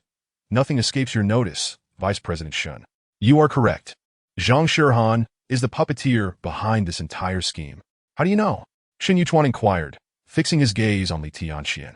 The one who leaked information to me was Zhang Shihan's secretary, Yang Xiaolu. Li Tianxian replied with a grin. I have no intention of hiding anything from you. Vice President Shun. To be direct, the fire at your group was instigated by me. That warehouse contained some of your newly developed pharmaceuticals, and my goal was merely to impede the speed at which your new drugs were brought to market. Yang Xiaolu leaked your group's internal information to me. Bang! Upon hearing this, Shin Yuchuan sprang to his feet. I knew that wretched Zhang Shihan was scheming against me, deliberately framing me to force my suspension for investigation. He seethed, gritting his teeth. This cannot simply be overlooked. What do you plan to do? Li Tianxian asked. Shin Yuchuan opened his mouth to respond, but suddenly regained his composure and sat back down. Fixing his gaze on Li Tianxian, he said, it seems you have a good plan? While I do not have a specific plan, I have a suggestion, Li Tianxian replied. My father merely harbors a dislike for Zhang Xiaodian. Our Zhonghai Pharmaceutical Group is not aiming to target your group, but rather Zhang Xiaodian himself. I wish to collaborate with you, Vice President Shun, and I will assist you in becoming the chairman of the group step by step. Really? Shin Yuchuan asked, incredulous. Of course it is true, Li Tianxian smiled. I have no reason to jest with you, Vice President Shun. To demonstrate our sincerity, I have a generous gift for you. A generous gift? Shin Yuchuan was taken aback. Li Tianxian grinned. My father has decided to unconditionally gift you 0.5 of Zhongtian Group's shares, which we hold. Shin Yuchuan could hardly believe the generosity of Li Gaoyu, who was giving him shares worth millions without a second thought. Overjoyed, Shin Yuchuan immediately poured 2 glasses of wine. Mr. Li, I never anticipated that Chairman Li would be so generous. Shin Yuchuan exclaimed. Once I become the chairman of the group, I assure you that we will develop alongside Zhonghai Pharmaceutical Group. The pharmaceutical industry is vast. There is no need for our two groups to clash. We should collaborate for mutual profit. My father shares that sentiment, Li Tianxian replied. Now let us toast, Shin Yuchuan declared. The two raised their glasses and downed their drinks in unison. At the entrance of the Immortal Hall, Li Tianxian entered the waiting car. Zhao Meng, seated in the passenger seat, said, Boss, the assassin I dispatched has failed. Should I send someone else to eliminate Yang Xiaolu? That won't be necessary. Li Tianxian lit a cigarette, a faint smile playing at the corners of his mouth. Let Yang Xiaolu live. Shin Yuchuan now knows that it was Zhang Shihan's secretary who leaked information. He will not let this go easily, so let them fight amongst themselves. Understood, Zhao Meng replied. Just then, Zhao Meng's phone rang. Answering the call, he said, Are you saying that the second young master, Li Tiancheng, is in a bar with a woman wanting YTW? At this, Zhao Meng glanced at Li Tianxian in the back seat. Li Tianxian nodded slightly, prompting Zhao Meng to continue. The second young master can have whatever he wants. Remember, when he comes to the venue, everything he desires must be fulfilled. There is no need to consult the boss. The boss dotes on the second young master. Sitting in the back seat, Li Tianxian wore a sneer of disdain. Chapter 54, Lavish Spending After a Night of Torrential Rain.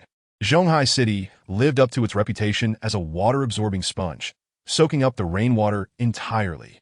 On the streets of Zhonghai City, only a few puddles remained. Most of the rainwater had vanished without a trace. In light of the recent incident involving the men in black, Zhang Shirhan decided to move back home. She initially moved to the new Beauty Sea View apartment in pursuit of freedom. It was only after the attack by the men in black that Zhang Shuiyao realized that home was indeed the safest place.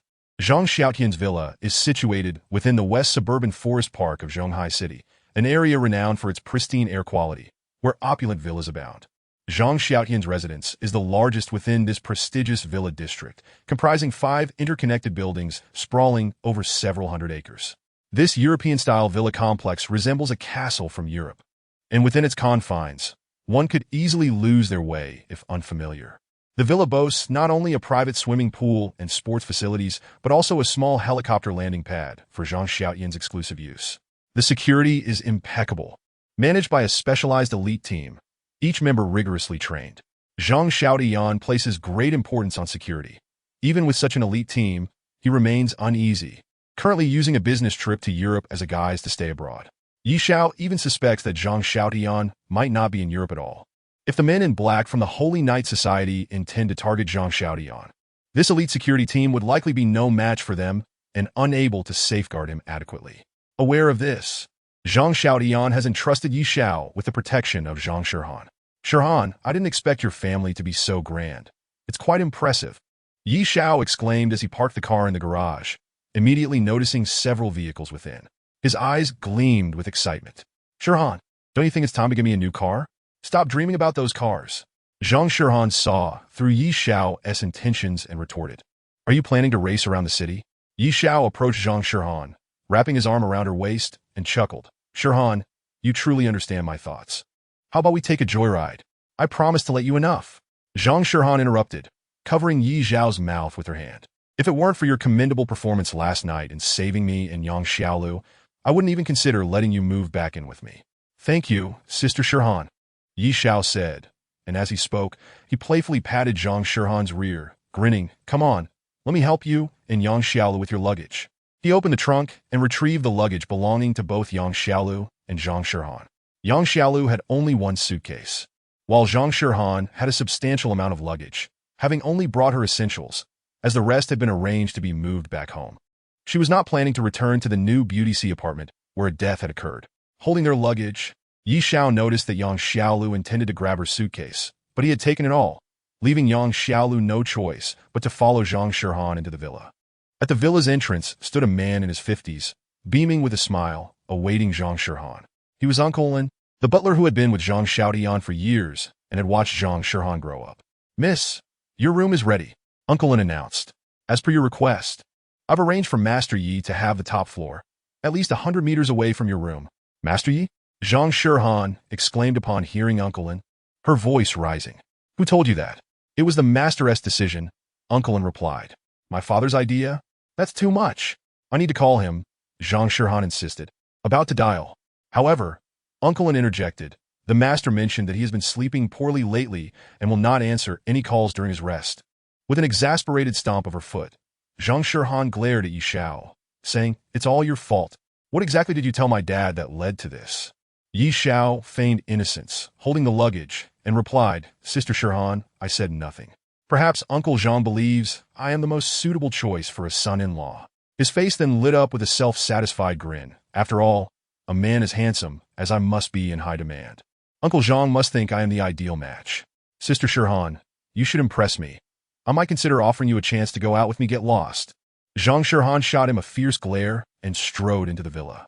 Yi Xiao's room was on the top floor, well lit, featuring an en-suite bathroom and a large terrace complete with a pool.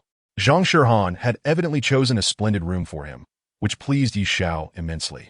Standing on the terrace with a cigarette in hand, a satisfied smile crept across his face as he mused, I never expected Zhang Shirhan to be so thoughtful. Preparing such a wonderful room for me. Are you satisfied? Suddenly, a woman's voice came from behind him. Yi Xiao turned around in surprise to find Tang Jixuan standing there. Dressed in cobalt blue, high-waisted, wide-legged trousers and a white sleeveless chiffon blouse, her fair arms and elegant shoulders were prominently displayed. Tang Jixuan et ensemble exudait d'un bewitching charme, coupled with an air of grace, creating an irresistible allure for men. Few could maintain their composure in her presence. Each of her movements radiated an intoxicating magnetism. Upon seeing Tang Jixuan, Yi Xiao quickly scanned the room, asking, "Did I walk into the wrong room? This isn't mine. Why are you here?" Tang Jixuan approached him, a fragrant aura wafting from her that only became apparent upon close proximity. She smiled, her captivating eyes locking onto Yi Xiao's as she spoke. "Am I not allowed to take a look at your room?" "Of course you are," Yi Xiao replied with a grin. "No man can resist the request of a beauty like you, no matter how challenging it may be. I have countless admirers, yet they are all unworthy fools. True men are not swayed by me. They have their own pursuits," Tang Jixuan said, her gaze fixed on Yi Xiao. Her luscious lips parted as she added, "You are one of those men." In a sudden motion, Yi Xiao pulled her close, encircling her slender waist. "You've misjudged me. I'm not the type to exercise great self-control," he chuckled. "Really? Then I wonder if you would agree to leave Shirhan for me," Tang Jixuan said, her blood-red lips inching closer to Yi Xiao's, the alluring fragrance intensifying. "That would depend on the conditions." Yi Xiao's hand slid down her waist as he spoke softly. "If you offer me 200 million, I might consider it. Weren't you saying you're just like those men pursuing me, unable to refuse my requests?" "Tan zisukan questin." "I did say that." Yi Xiao leaned in closer, smirking, "But if I had to choose between money and you, I would undoubtedly choose money. You must understand, the one thing in this world that will never betray you is money." "A greedy man?" Tang Jixuan pushed Yi Xiao away, laughing. "Shirhan was right about you. She said you only care for money. So, was it Zhang Shirhan who sent you to test me?" Yi Xiao intuited. "Not at all." Tang Jixuan leaned against the railing, clarifying, "I merely came to see your room. You still haven't explained how you came to be here." Yi Xiao pressed. "I heard that Shirhan was in danger last night, so I hurried over to check on her," Tang Jixuan replied, then suddenly inched closer to Yi Xiao, asking, "I heard you were struck by lightning? Is it true?" "Indeed." Yi Xiao would remark it. "Truly a scoundrel." Tang Jixuan laughed. "Yet I find myself increasingly drawn to you, this scoundrel. What do you think? Are you interested in becoming a despised rogue?" Tang Jixuan. "What do you mean by that?" Yi Xiao intuited. With a smile, Tang Jixuan replied, "I can offer you an opportunity to become a wealthy tycoon, to spend lavishly, but you may end up being called a scoundrel. Would you care to give it a try?" Chapter 55. I want to be a tycoon. Upon hearing Tang Jixuan's words, Yi Xiao turned his gaze toward her, chuckling. "Tang Jixuan, are you jesting with me?" "Not at all." Tang Jixuan shook her head with a smile, asserting, "Yi Xiao, I am serious."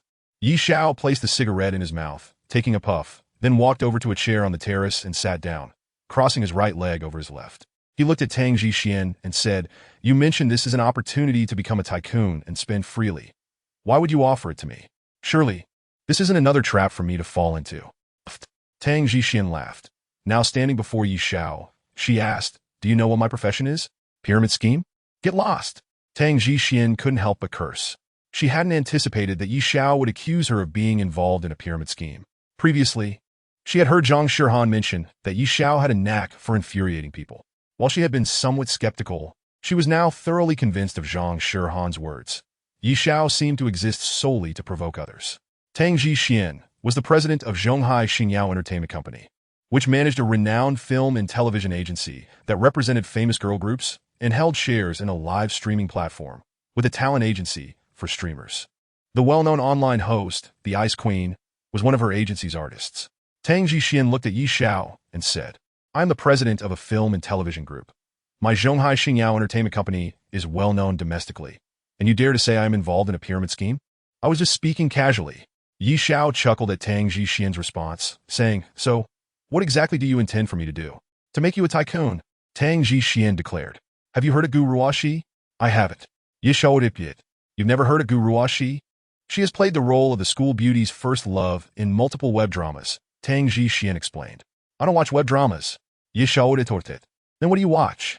"Dan zi suan in guit." "I read books." Upon hearing this, Tang Jixuan's eyes sparkled with approval as she remarked, "I never would have guessed you were such an avid learner. Fewer and fewer people read nowadays. Of course, we must always maintain a spirit of reading and learning. Knowledge propels our progress." Yi Xiao replied. "You are absolutely right. Only through continuous reading can we cultivate a more refined demeanor and character." Tang Jixuan wholeheartedly agreed. "What good books have you read? Can you recommend some to me?" "I've read quite a few, but I can never remember the titles." Yi Xiao chuckled. Mostly fantasy and cultivation web novels, which are quite enjoyable. I'll find a few that are not overly violent or explicit, and let you know. Tang Zhixian realized that she and Yi Xiao were fundamentally different. Clearing her throat, she quickly interjected, "That's not necessary. I don't read such novels. Let's continue discussing the matter at hand." Tang Zhixian continued. Although Gu Ruo, she has portrayed many roles of school beauties, she has not achieved significant fame. We believe she is better suited to becoming an internet celebrity. She should first build up her popularity on a live streaming platform before venturing into acting. Understood? Yi Xiao responded. So, you're saying she can't act at all? Well, you could say that. Tang Zhixian replied. Our talent agency is specifically nurturing her. She has gained some recognition, but it is still insufficient. We need wealthy fans to support her.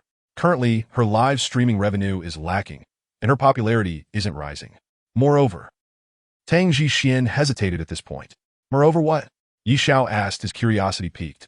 Moreover, her number one fan at the moment is Li Tiansheng, who constantly flirts with her in the live stream. She is not adept at live streaming and finds it hard to cope. Dan Zisuan et lai. I considered having you appear as a wealthy tycoon, which would not only suppress Li Tiansheng in the live stream and stimulate his spending, but also elevate her popularity and attract more viewers to tip her. After all, the streaming realm relies heavily on a large number of everyday viewers for financial support. I see. Yi Xiao looked at Tang Zhixian and stated, You want me to pose as a wealthy tycoon, competing with Li Tiansheng in the live stream over Gu Ruoxi, thereby provoking Li Tiansheng to spend more, while encouraging those common folks to spend their leftover money on Gu Ruoxi, ultimately hoping to hear her say, "Thank you for the tips, brother," right? Tang Zhixian paused for a moment before replying, "That's about the gist of it. What about the money? Do you expect me to provide it?" "Not a chance." Yi Xiao scoffed. "I have no interest in tipping female streamers.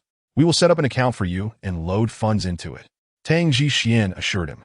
"Besides Gu Ruoxi, you can also tip other streamers under our company. This account will have a balance of 50 million. What? That's a staggering amount." Yi Xiao gazed at Tang Zhixian, suddenly exclaiming, "You truly are generous. In fact, I'm one of the shareholders of the streaming platform, and my agency has a contract with them. This 50 million is merely a contractual amount, not actual cash. The real amount is around 500,000. Yi Xiao understood now. He looked at Tang Zhixian and said, "None of that matters. I only have one question. What's in it for me? Your benefit? Don't you like the idea of being a wealthy tycoon?" Tang Zhixian asked. "Not really." Yi Xiao replied, "I'm not fond of being a tycoon. Let us get to the point. How much will I be compensated?" "Yi Xiao, you must realize that many people are vying for this opportunity to be a tycoon. If you are unwilling, I will have to find someone else," Tang Zhixian stated. "Be my guest." Yi Xiao waved his hand dismissively. Tang Zhixian glanced at Yi Xiao before striding away. Yi Xiao watched her retreating figure, a smile curling at the corners of his mouth. 1, 2, 3, 4. "Turn." Yi Xiao counted her steps, and at the moment he said turn, Tang Zhixian indeed turned around. Her captivating eyes locked onto Yi Xiao as she said, "I knew I wasn't mistaken. You are indeed a man worthy of my trust. Very well, I have decided to offer you 1 million as compensation." 2 million. Yi Xiao counted it. Tang Zhixian bit her lip, seemingly making a decision. "All right, I agree to give you 2 million as compensation," she declared. Yi Xiao rose and approached Tang Zhixian, extending his hand as he said, "Pleasure to collaborate." Tang Zhixian also extended her hand, shaking Yi Xiao's firmly, saying, "Yi Xiao, I hope you won't let me down." Yi Xiao's thumb glided over the delicate back of Tang Zhixian's hand as he confidently asserted, "Tang Zhixian, we needn't dance around the issue. You seek me not because you trust me, but because you know Li Tiancheng despises me and wish to use me to provoke him into spending. Rest assured, provoking others is my forte. I shall not disappoint you. You just claimed that you don't like being a tycoon. Is that true?" Tang Zhixian asked. "Of course, that's a lie. Yi Xiao laughed it. Who wouldn't enjoy being a tycoon? It feels splendid. Oh, by the way, how many female streamers does your company have?" "I'm not quite sure about that. The contract should be around a dozen." Tang Zhixian remarked. "What do you intend to do? What else is there to do? Of course, it's about scheduling. I can't possibly indulge in the company of a dozen female streamers every day. That would be unbearable for me." Yi Xiao replied. "Indeed, heaven has not chosen the wrong person. You are nothing but a scoundrel." Zhang Shirhan's voice suddenly interjected, and she appeared on the balcony. "Shirhan, are you feeling jealous?" Yi Xiao checked it. "Jealous? I'm merely stating the fact that you are a scoundrel. Zhang Shirhan scoffed, adding, I was puzzled as to why you would be struck by lightning. But now it makes perfect sense. Your mind is filled with repulsive thoughts, and you deserve to be struck. Zhishuan, let's go and ignore this scoundrel. Zhang Shirhan linked arms with Tang Zhishuan, and the two of them strode away. Yi Xiao remained motionless, his gaze lingering on the two stunning beauties as they left his room. What a fortunate scenario. Yi Xiao mused with a light chuckle, contemplating the idea of rewarding the female streamers. Just as this thought crossed his mind, a sudden realization struck him, and he exclaimed, I am truly a genius for even thinking of this. This time, she will never suspect it's me. Huh? Yi Xiao burst into joyous laughter. Chapter 56. A mysterious woman, Yi Xiao possessed little more than a black backpack, making it effortless to tidy up his belongings. In a matter of moments, the room was in order. He even took the liberty of enjoying a refreshing shower. Upon his first visit to Zhang Xiaotian's villa, he found it comprised 5 interconnected buildings, creating a labyrinthine atmosphere within, making it easy to lose one's way. Yi Xiao wandered aimlessly within the villa, hoping to locate Zhang Shuyao's room, but she had not provided him with specific directions. Suddenly, he noticed a door ajar, from which music emanated. Approaching the threshold, he peered inside and beheld an empty dance studio where a woman, seemingly in her late 20s, was gracefully dancing to the rhythm. Her movements were light and fluid, captivatingly swaying alone to the melody. As the music came to a halt, she too ceased her dance, standing still and gesturing in gratitude to an invisible audience. Clapping twice, Yishao exclaimed, Bravo! That was splendid. The beautiful dancer, clearly taken aback by the unexpected applause, turned her stunning gaze upon Yi Xiao and inquired, Who are you? How did you end up here? My name is Yi Xiao, a friend of Shirhan, he replied. Has Shirhan returned home? The woman's face lit up with joy as she quickly asked. Yes, she just returned with me, Yi Xiao answered. That's wonderful. I must go see her right away. The woman exclaimed, rushing towards the exit, only to suddenly halt beside Yi Xiao, realizing she was still dressed in her dance attire. I need to change my clothes, she declared, hastily departing the studio, seemingly oblivious to Yi Xiao's presence. How peculiar, Yi Xiao murmured to himself, recalling that Shirhan mentioned having an older sister. Could she be a cousin? Just as this thought crossed his mind, his phone rang. Checking the caller ID, he saw it was a call from Tang Zhishuan. Hello, President Tang. Have you missed me after such a short time apart? Yi Xiao. Indeed I have. You are an important individual I cannot afford to offend, and I am counting on you to help me earn more money, Tang Zhishuan replied, her voice alluring. Your words are music to my ears, President Tang. If I could hear such flattery from you every day, I'd gladly work for free, Yi Xiao responded. Really? Then I shall praise you daily, Tang Zhishuan teased. I must thank you in advance for not expecting any payment for your assistance, she added. Oh, don't take that seriously. I was merely joking, Yi Xiao quickly retorted. Next time, don't say such things, or I might take you seriously. Give me an account number and password. I shall have the company set it up for you right away. I have matters to discuss with you. Yi Xiao said. Where are you? I will come find you. I am in Shirhan's room, Tang Zhishuan informed him. Yi Xiao's eyes brightened, and he quickly asked, Please tell me where the room is. I shall head over immediately. No, you mustn't come over. I don't want you in my room. Don't even think about it. Zhang Shirhan's voice suddenly came through the phone. Shirhan, my dear. Yi Xiao's tone softened. Have you forgotten how close we were as children? Back then, when you were bullied, I was always there for you. We even shared a bed as kids. You cannot possibly forget the time you wet my bed. Shut up. Zhang Shirhan abruptly hung up the phone. How petty. Yi Xiao muttered in response to her abrupt disconnection. You really think I can't find your room? Although this place is quite large, I can always ask someone to guide me there. Truly, I am a genius.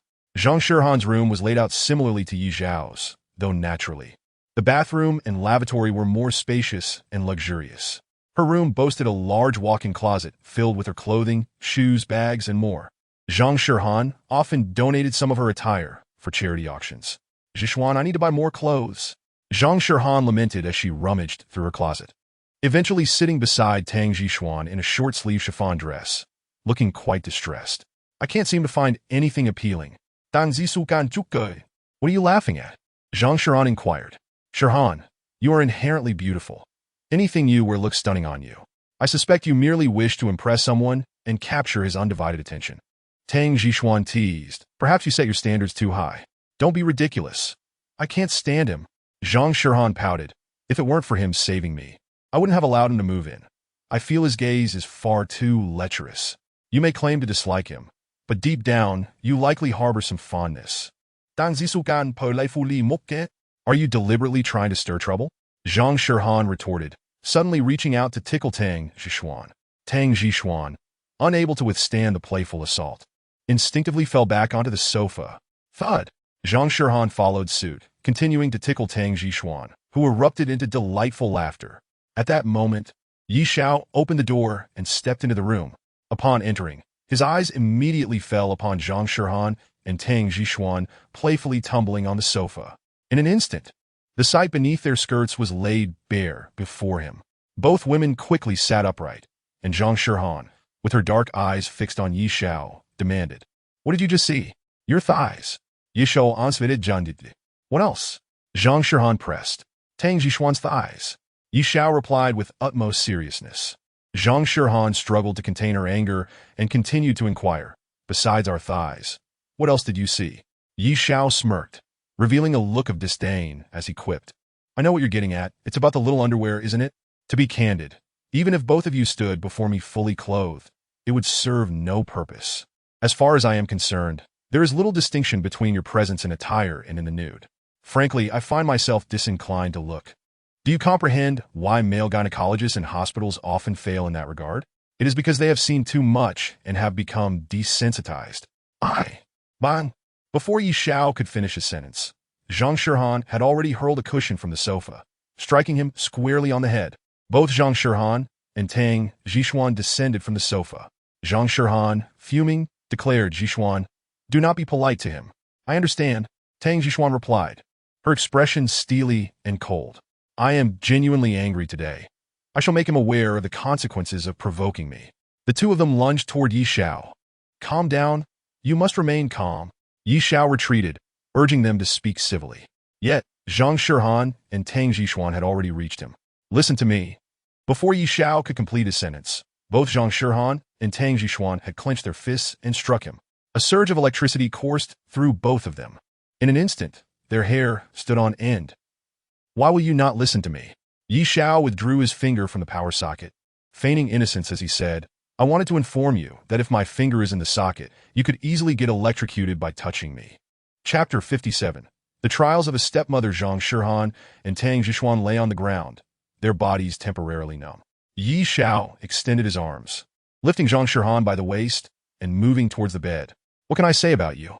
I warned you earlier not to touch me, yet you refused to listen." Yi Xiao chided. "Fortunately, my reflexes are quick, and I managed to withdraw my finger in time. Otherwise, you and Tang Jixuan would have been in dire straits. You must understand that severe electrocution can lead to death." He set Zhang Shihan down at the edge of the bed. Slap! Yi Xiao's hand landed on the supple curve of Zhang Shihan's backside, and he remarked, "Consider this a lesson, so you remember that if you wish to strike me, at least wait for me to finish speaking." As he spoke, he turned his attention to Tang Jixuan. Although she felt completely numb, she was still able to speak. "Do not touch me. I can get up by myself." Dan Zisukan insi. Yi Xiao ignored her, effortlessly lifting her up as well. Dan Zisukan. "Sharon has not informed you, has she? I am unafraid of electricity. Thus being struck by lightning poses no issue for me." As he reached the bed with Tang Jixuan, the moment he set her down, she exclaimed, "Do not hit me." Slap! Before she could finish her sentence, Yi Xiao's hand had already descended upon her in a manner akin to Zhang Shihan's. After delivering the slap, he glanced at Tang Jixuan and stated, "Remember, this is a lesson. Next time, you must wait for me to finish speaking." As Yi Xiao surveyed Zhang Shihan's room, he remarked, "This room is quite spacious." "Yi Xiao, you scoundrel, do not rummage through my room." Zhang Shihan protested, struggling to sit up, but the numbness had yet to fully dissipate. Yi Xiao paid her no heed as he approached her wardrobe, beginning to sift through her belongings.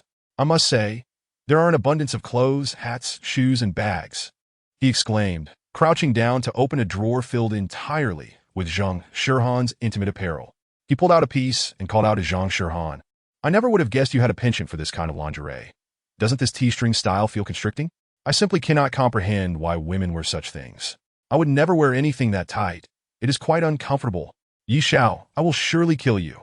Zhang Shihan shouted with all her might. Kill me? That would land you in prison. Yi Xiao retorted, moreover, you lack the capability to kill me. The person destined to do so has yet to be born. You scoundrel. You absolute scoundrel. Zhang Shihan cried out, a mix of embarrassment and fury flooding her, yet she was powerless to stop Yi Xiao from perusing her garments. At that moment, the young woman Yi Xiao had previously seen in the dance studio entered. She had changed her attire, and upon entering, she immediately noticed Zhang Shihan lying on the bed. Hurrying to her side, she inquired with concern, Shihan, what happened to you? Mu Xiaorong, mind your own business.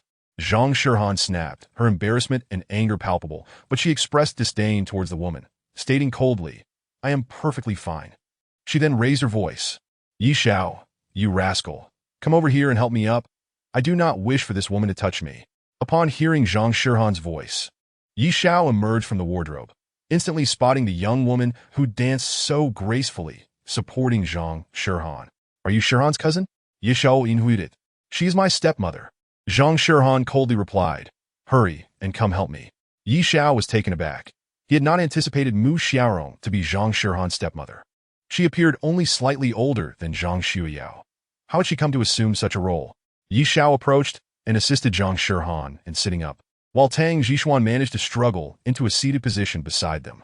Upon seeing Yi Xiao there, Tang Zhishuan recalled the humiliation she had just endured and suddenly bit down hard on Yi Xiao's neck. With a bit more force, it felt no more painful than a mosquito bite. Yi Xiao felt no pain from Tang Zhishuan's bite. She shot him a fierce glare and then leaned against him in silence. Yi Xiao paid little mind to Tang Zhishuan, instead taking a keen interest in Mu Xiaorong, asking, are you truly Shihan's stepmother? Indeed. Mu Xiaorong nodded affirmatively. Zhang Shihan shot a glance at Mu Xiaorong and declared, I do not wish to see you. Please do not address me. Just pretend I am not here. Shihan? Do not call me Shihan. Zhang Shihan shot a cold glance at Mu Xiaorong, asserting, you are unworthy. After a moment's hesitation, Mu Xiaorong said, then I shall take my leave.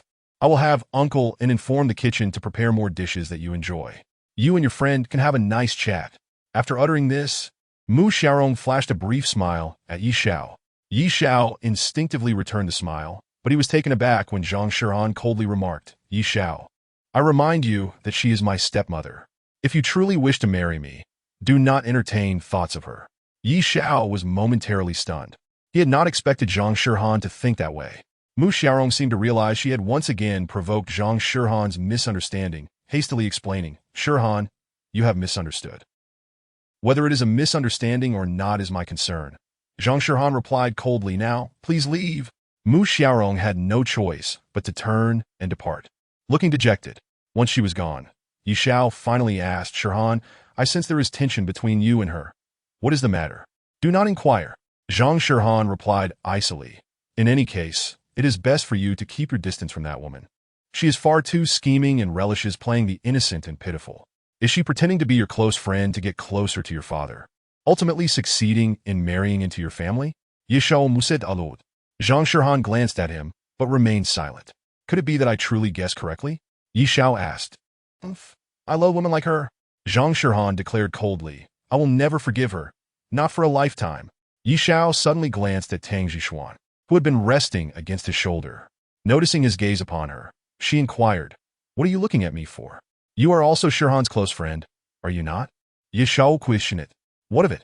Shihan no longer has a biological father to rely on, yet there exists a childhood friend, a genius man. Would you consider putting in some effort to get closer to me? Yi Xiao remarked, I am still single, and you still have a chance to marry into the Yi family. Tang Zhishuan shot Yi Xiao a glance, retorting, you fool. Chapter 58.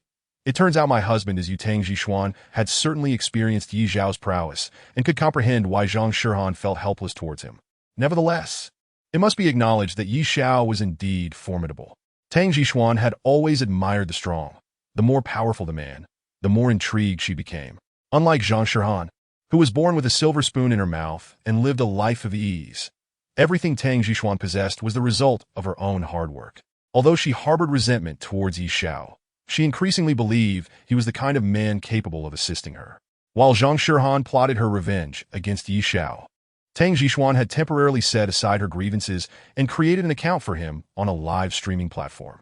Yi Xiao, this account has been topped up with 50 million, but it's not a one-to-one ratio. You only need to reward Guruashi in her live stream. As for other streamers, you can decide based on the situation. The company merely wants to foster Guruashi and a few top anchors first. Yi Xiao, are you really going to stick with that name? Tang Jixuan inquired as she noticed Yi Xiao had chosen a rather cheeky name for his newly created account. Is it not allowed? Yi Xiao asked. Of course.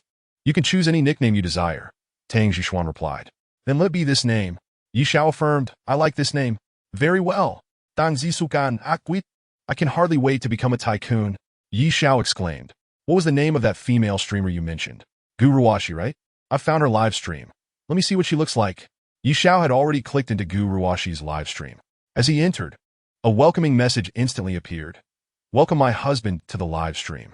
Yi Xiao turned to Tang Jixuan, saying smugly, don't you think my choice of name is brilliant? Quite cheeky. Dan Zisukan Ziplit. Don't say that. Yi Xiao's hand suddenly draped over Tang Jixuan's shoulder. After all, I am your person. Can't you compliment me a little? My person? Tang Jixuan's enchanting gaze fixed on Yi Xiao as she replied, your words easily lead to misunderstandings. We have no connection. Am I not your hired help? It's not wrong to say I am your person, is it? Yi Xiao stated earnestly. Tang Jixuan opened her mouth, gazing at Yi Xiao, finding herself at a loss for words. Yi Xiao paid no mind to her, his attention captivated by the young girl singing in the live stream. This girl was Guruashi, dressed in a white gown, her lustrous black hair cascading over her shoulders. She resembled an ethereal fairy, transcending the mundane. Her melodious voice filled the air as she sang an ancient-style song, evoking feelings that this melody must surely belong to the heavens, seldom heard in the mortal realm. As the song concluded, the live chat erupted with praise. Beautiful. 66,666. My wife sings beautifully. Fairy. Amidst the flurry of comments, numerous gifts were also sent. Guruashi only acknowledged those who gifted planes and rockets with a simple thank you, her expression as calm as still water. Even when showered with gifts, she remained unaffected. Isn't Guruashi exuding purity? Do you not feel a sense of first love? Danzisukan inquit. Guruashi must be using $1 million sound card. And that camera? It must be worth at least 100,000. Yi Xiao smirked disdainfully, scoffing, don't think that just because I don't watch live streams, I'm oblivious. Those female streamers not only enhance their beauty, but can even alter their facial structure. If she has the capability, let her meet me in person. And she must be without makeup. She looks beautiful without makeup. Danzisukan Gautoi. I cannot attest to her natural beauty, but I can confidently say that Shirhan is the most stunning without makeup. Yi Xiao declared. Spare me, Zhang Shirhan's voice chimed in. Zhang Shirhan entered, adorned in a white, fitted, pleated dress, her fair thighs peeking out from beneath the hem. The moment she stepped in, a waft of orchid fragrance enveloped the air. She approached Yi Xiao and Tang Jixuan, her gaze sweeping across the laptop screen, catching a glimpse of Guruashi before turning to Yi Xiao. You only said I was the most beautiful without makeup because you saw me come in, right? How could that be? I only speak the truth. Yi Xiao replied. Even if you hadn't arrived, I would still proclaim that the most beautiful woman in the world is Zhang Shirhan. Zhang Shirhan scoffed. Although she feigned disdain for Yi Xiao's words, the smug smile at the corner of her mouth betrayed her heart's delight. Zhang Shirhan vedishet Yi Xiao's flatted. What woman wouldn't wish to be deemed the most beautiful? Even though she was already recognized as a goddess, Zhang Shirhan still yearned for compliments regarding her beauty. Zhang Shirhan linked arms with Tang Jixuan, saying, Jixuan, let us go soak in a hot spring. All right. Tang Jixuan agreed. Hot springs? I love that. Yi Xiao exclaimed, immediately rising. Let us all go. Dream on. Zhang Shirhan shot Yi Xiao a glare. How stingy. Yi Xiao retorted. Suddenly, a conspicuous emblem appeared in Guruashi's live stream, indicating that a wealthy patron had entered to protect her, welcoming Emperor Dragon Prince. Guruashi exclaimed. This Dragon Prince directly rewarded her with 100 rockets. To put it into perspective, each rocket costs 99 yuan. Thus, 100 rockets equate to 9,900 yuan. This was truly a significant display of wealth. Guruashi graciously thanked, thank you, Dragon Prince, for the rockets. Immediately, a barrage of comments flooded the chat. Dragon Prince is so generous, wealthy. Impressive. Now that's a tycoon. Dragon Prince is magnificent. At this moment, The newly entered dragon prince boldly declared, "If Ruashi calls me husband, I will reward her with 1,000 super rockets. Hurry and call me husband. Tycoons certainly know how to spend. Ruashi is ours." More comments cascaded through the chat. Clearly reluctant to call him husband, Gu Ruashi hesitated, yet she could not afford to offend Dragon Prince, the top patron in the chat. Just as she was mulling over her options, a golden rain of money began to pour down in the live stream. Someone had activated the Emperor's Protection in Gu Ruashi's stream, causing this spectacle. The Emperor's Protection costs 150,000 for a month, while the Supreme Emperor's Protection costs 1,500,000, a genuine tycoon. In an instant, the entire live stream erupted in excitement. After all, the Emperor's Protection was a rare occurrence, and viewers in Gu Ruashi's stream were witnessing someone activating it for her. Gu Ruashi, caught off guard by the unexpected support, was momentarily taken aback. She had never anticipated someone would grant her such a grand gesture. Typically composed and unruffled since the start of her streaming career, Gu Ruashi finally allowed a smile to grace her face.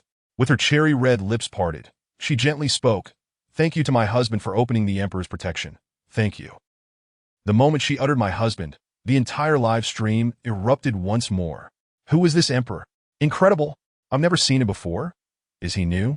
I've never seen Gu Ruashi smile. When she does, she truly resembles a fairy. Oh no, I feel like I might faint. Gu Ruashi's smile is simply too enchanting. Brothers, I'm already smitten. How about you? 6,666. Yi Xiao gazed at the flurry of comments flashing across the live stream, a satisfied smile gracing his lips as he exclaimed, "Being a tycoon is truly exhilarating. This is the essence of a wealthy life." Just as Yi Xiao activated the Emperor's Guardian for Gu Ruashi, Zhang Shihan approached him, her dark eyes fixated on the computer screen. Upon spotting the account that had activated the Emperor, she glanced at Yi Xiao and inquired, "Is my husband you?" "Indeed. Your husband is none other than I," Yi Xiao replied, extending his arm to embrace Zhang Shihan's waist. Thud! Zhang Shihan promptly settled into his embrace. "Shihan, you finally acknowledge me as your husband." Yi Xiao chuckled. "Now, give me a kiss. Get lost." Zhang Shihan retorted with mock indignation. Chapter 59. The super tycoon Zhang Shihan remained nestled in Yi Xiao's arms. "Let me go," she insisted, feigning anger. "You were the one who just admitted I was your husband." Yi Xiao had no intention of releasing her, his grip tightening around her. "Are you looking for trouble?" Zhang Shihan's expression darkened, her piercing gaze locking onto Yi Xiao. "Is this how you treat your husband?" Yi Xiao inquired with a grin. "You will regret this," Zhang Shihan warned coldly. "Regret? I am yet to even learn how to write the word." Yi Xiao retorted. Tang Jixuan, who had been nearby, overheard Yi Xiao's comment and smirked disdainfully. "Regret consists of 2 characters, you fool. If I add an exclamation mark after it, then it becomes 3. Yi Xiao countered with a smirk. Suddenly, Zhang Shihan shifted her hips, causing Yi Xiao to feel a jolt of alarm as he realized her intentions. As a man, being graced with the presence of a sensual beauty like Zhang Shihan in his lap was bound to elicit a natural response. While Tang Jixuan was unaware of Yi Xiao's current predicament, Zhang Shihan was acutely aware of his reaction. Since Yi Xiao refused to let her go, she decided to take matters into her own hands. Rising slightly, she then forcefully pressed down. This maneuver aimed to render Yi Xiao impotent. Should she truly settle back down in his lap, he might indeed find himself unable to perform as a man. Goodness! Yi Xiao sensed the impending danger from Zhang Shihan's earlier movements. He instinctively shifted back an inch, narrowly evading her lethal strike. Thud! Zhang Shihan landed solidly on the sofa. At that moment, Yi Xiao rolled aside, his eyes fixed on Zhang Shihan as he shouted, "Zhang Shihan, you wicked woman! Are you plotting to murder your husband?" Zhang Shihan rose, a mocking smile playing on her lips as she coldly remarked, "I already warned you. If you don't let go, don't blame me for being impolite." "Jixuan, let us go soak in the hot spring," she said, linking arms with Tang Jixuan as they stepped outside. Having noticed the noticeable bulge in Yi Xiao's lap, Tang Jixuan chuckled. "Shihan, do you really have feelings for Yi Xiao?" "Jixuan, what nonsense are you spouting? How could I possibly like this? Sleazy man?" Zhang Shihan scoffed. "That is not necessarily true. Haven't you heard that prolonged companionship can foster affection? Spending time with Yi Xiao naturally cultivates feelings." "Stop talking nonsense." "I do not," Zhang Shihan firmly denied.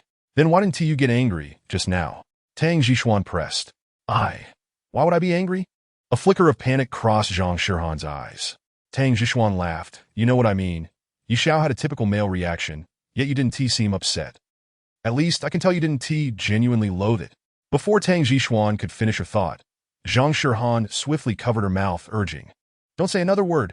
If you continue, we'll become like plastic sisters.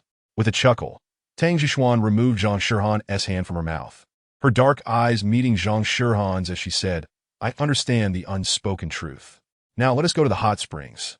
Yi Xiao watched as Tang Zhishuan and Zhang Shihan linked arms and departed, then turned his attention back to Gu Ruoshi's live stream. In the brief interlude of Yi Xiao's absence from the live stream, an unexpected wave of excitement erupted. This account was new, yet it bore the hallmarks of a corporate entity. A tycoon had directly spent $5 million on the emperor. We all know that a true tycoon offers full refunds. Not a penny withheld. Only we, the Dragon Prince, are the genuine tycoon. Dragon Prince 666. A deluge of comments flooded Gu Ruoshi's live stream. At that moment, the Dragon Prince suddenly sent 100 rockets in the live stream. Dragon Prince, please intensify your efforts. An emperor is indeed an emperor. Money is of no concern. So please don't practice rational spending. 66,666. Gu Ruoshi, marry the Dragon Prince. Upon seeing the Dragon Prince send rockets again, Gu Ruoshi calmly stated, Thank you, Dragon Prince, for the 100 rockets. At this juncture, the Dragon Prince declared in the live stream, Ruoshi, if you just say thank you, husband, I'll send you 10 super rockets. One super rocket costs 2,000. That is 20,000 for 10. All Gu Ruoshi needed to do was utter a simple phrase to effortlessly earn 2,000 in gifts. Such easy money. The chat was soon overwhelmed with comments expressing gratitude to the husband. Reluctantly seated in her gaming chair, Gu Ruoshi forced herself to utter, Thank you, husband, under the mounting pressure of the situation. Just as she found herself in a bind, someone casually typed, Dragon Prince, don't waste your time on Gu Ruoshi. This comment came from the Emperor, my husband. In an instant, the live stream erupted once more. The Emperor, my husband, had directly challenged the mighty Dragon Prince. If the Emperor, my husband, were truly a marketing account for Gu Ruoshi's entertainment company, he would never have dared to confront the affluent Dragon Prince. Given the context of the Emperor's statement, it seemed he was familiar with the Dragon Prince. Viewers in Gu Ruoshi's live stream sensed that a spectacle was about to unfold. The Dragon Prince quickly retaliated with an irate response. You dare insult me? Who do you think you are? If you lack funds, don't pretend to be a tycoon. You worthless fool who can't even come up with 300,000. Let me demonstrate the correct way to send gifts. Following that, a rain of cash poured down in Gu Ruoshi's live stream. The Emperor, my husband, promptly sent 100 super rockets in the live stream. Just moments ago, the Dragon Prince claimed he would send 10 super rockets, yet the Emperor, my husband, sent 100, instantly overshadowing the Dragon Prince. In that moment, the live stream was filled with comments praising the Emperor. The earlier doubts regarding the Emperor, my husband, being a mere marketing ploy vanished without a trace. This was not the act of a promotional account, but rather two affluent individuals vying for Gu Ruoshi's affections. Yeah, don't pretend. I will not concede to you. The Dragon Prince suddenly declared. Instantly, a rain of cash descended once more. This time, the Dragon Prince sent 150 super rockets. That amounted to 300,000. When the Dragon Prince made that statement, all the viewers understood. It appeared that these two tycoons were indeed acquainted. Moreover, it further confirmed that the Emperor, my husband, was not a marketing account, but a genuine tycoon. The entire live stream was now in a frenzy, with comments overwhelming the screen, obscuring Gu Ruoshi's entire broadcast. Before the computer, Yi Xiao held a cigarette in his hand, gazing triumphantly at Long Taizi as he sent 150 super rockets. He was certainly aware that the Emperor, Long Taizi, was none other than Li Tiansheng. Yi Xiao intentionally uttered the terms 3 million and toothpick, knowing that only Li Tiansheng would comprehend their significance. Yi Xiao aimed to provoke Li Tiansheng into guessing his identity. This was also the reason why Tang Zhishuan sought out Yi Xiao. Li Tiansheng harbored a grudge against Yi Xiao. When Yi Xiao revealed his identity, Li Tiansheng would not suspect that it was merely a marketing ploy, but would genuinely believe that Yi Xiao was vying for the affections of a woman. Regardless of the circumstances, he could not afford to lose face to Yi Xiao. As expected, Li Tiansheng fell right into the trap. Conversely, Li Tiansheng inadvertently aided Yi Xiao significantly, proving that Yi Xiao was not a mere marketing account, but a genuine super tycoon. Chapter 60. The scapegoat Gu Ruashi's livestream room experienced a surge in popularity, instantly claiming the top position. Within the livestream, Li Tianqing directly showered 30,000. And in an instant, the chat was flooded with praises for Long Taizi, extolling his might and dominance. At that moment, Li Tianqing felt his status restored. He was now certain that the My Husband Emperor was indeed Yi Xiao. Li Tianqing harbored an intense hatred for Yi Xiao. Seeing this man daring to vie for a woman with him ignited a fury within him. The reason Li Tianqing lavished money on the female streamer was to entice her into an offline rendezvous. Typically, spending several tens of thousands would suffice to secure a hotel room with a lesser-known female streamer. Having already spent 30,000 on Gu Ruashi, he had become her foremost benefactor. Gu Ruashi, being a nascent streamer, should have been amenable to an offline meeting with Li Tianqing, according to his experience. However, she offered him no such opportunity. Gu Ruashi appeared ethereal, aloof from worldly affairs, responding to Li Tianqing's generous gifts with nonchalance, often merely expressing gratitude before moving on. The more indifferent she was, the more it fueled Li Tianqing's desire to conquer her. In his eyes, Gu Ruashi was purposely toying with him, and he was determined to make her submit. Little did Li Tianqing anticipate that Yi Xiao had also set his sights on Gu Ruashi, and with a single move, he granted her an emperor's protection. Li Tianqing felt utterly humiliated, as if the woman he had his eye on was being snatched away by Yi Xiao, an intolerable affront to any man. Yeah, let's see how you dare to compete with me. Li Tianqing thought smugly as he observed his phone screen. Ever since he had splurged 30,000, the chat was filled with adulations for him, while Yi Xiao refrained from further contributions. He felt triumphant. Thank you, Long Taizi, for the 150 super rockets. Thank you. Gu Ruashi's celestial voice resonated in Li Tianqing's ears, igniting a yearning within him. Li Tianqing possessed Gu Ruashi's WeChat and sent her a message. Isn't brother treating you well? Are you free tonight? Let us meet, and I'll send you another 100 super rockets. Li Tianqing was willing to go to great lengths to win Gu Ruashi's affection. Just as Li Tianqing sent this message, suddenly, a rain of cash poured down in Gu Ruashi's livestream. Yi Xiao unleashed another 100 super rockets. Another 20,000. Thank you to my husband for the 100 super rockets. As Gu Ruashi expressed her gratitude, a gentle smile graced her face once more. Damn it! Li Tianqing cursed under his breath, his frustration mounting. This Yi Xiao was blatantly opposing him. He had just reclaimed his dignity with 30,000, only for Yi Xiao to immediately counter with 20,000. As Li Tianqing hesitated over whether to continue splurging, Yi Xiao remarked in the livestream, Li de Xiaoye, stop pretending. If you lack funds, just obediently accept your place. You should be the one to obediently accept your place. Li Tianqing retorted, I have plenty of money. He then sent another 100 super rockets, another 20,000 rewarded to Gu Ruashi. The entire room erupted once more. This was 20,000, not merely 20. In an instant, it had all been bestowed upon Gu Ruashi. While the viewers were still in shock, Yi Xiao followed up with yet another 100 super rockets. Yi Xiao had now spent a staggering 600,000. In an instant, he had become the top benefactor in Gu Ruashi's room. Just when everyone expected the Emperor Long Taizi to continue showering gifts, they discovered he had already exited the live stream. The room was left with Yi Xiao as the sole emperor. Bang! Li Tianqing slammed his right hand on the table before him. He was seething with anger.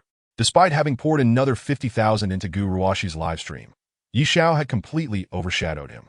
Yi Xiao was far more willing to spend money. And though Li Tianqing intended to keep splurging, he found his funds depleted. He felt deeply aggrieved. Yi, I will not let you off the hook. Li Tianqing gritted his teeth. He picked up his phone and dialed Li Tianqian. What is going on? Did you not say you would deal with that Yi fellow? Why is he still unharmed? And how dare he compete with me for a woman? Li Tianqian interrogata angrili. Li Tianxuan shukla Tianqian. I did indeed send someone to handle that Yi chap, but his luck was extraordinary. The person I dispatched met with an accident and was killed in a car crash. How can your subordinates be so useless? Li Tianqian grumbled in dissatisfaction. What is the point of having such inept subordinates?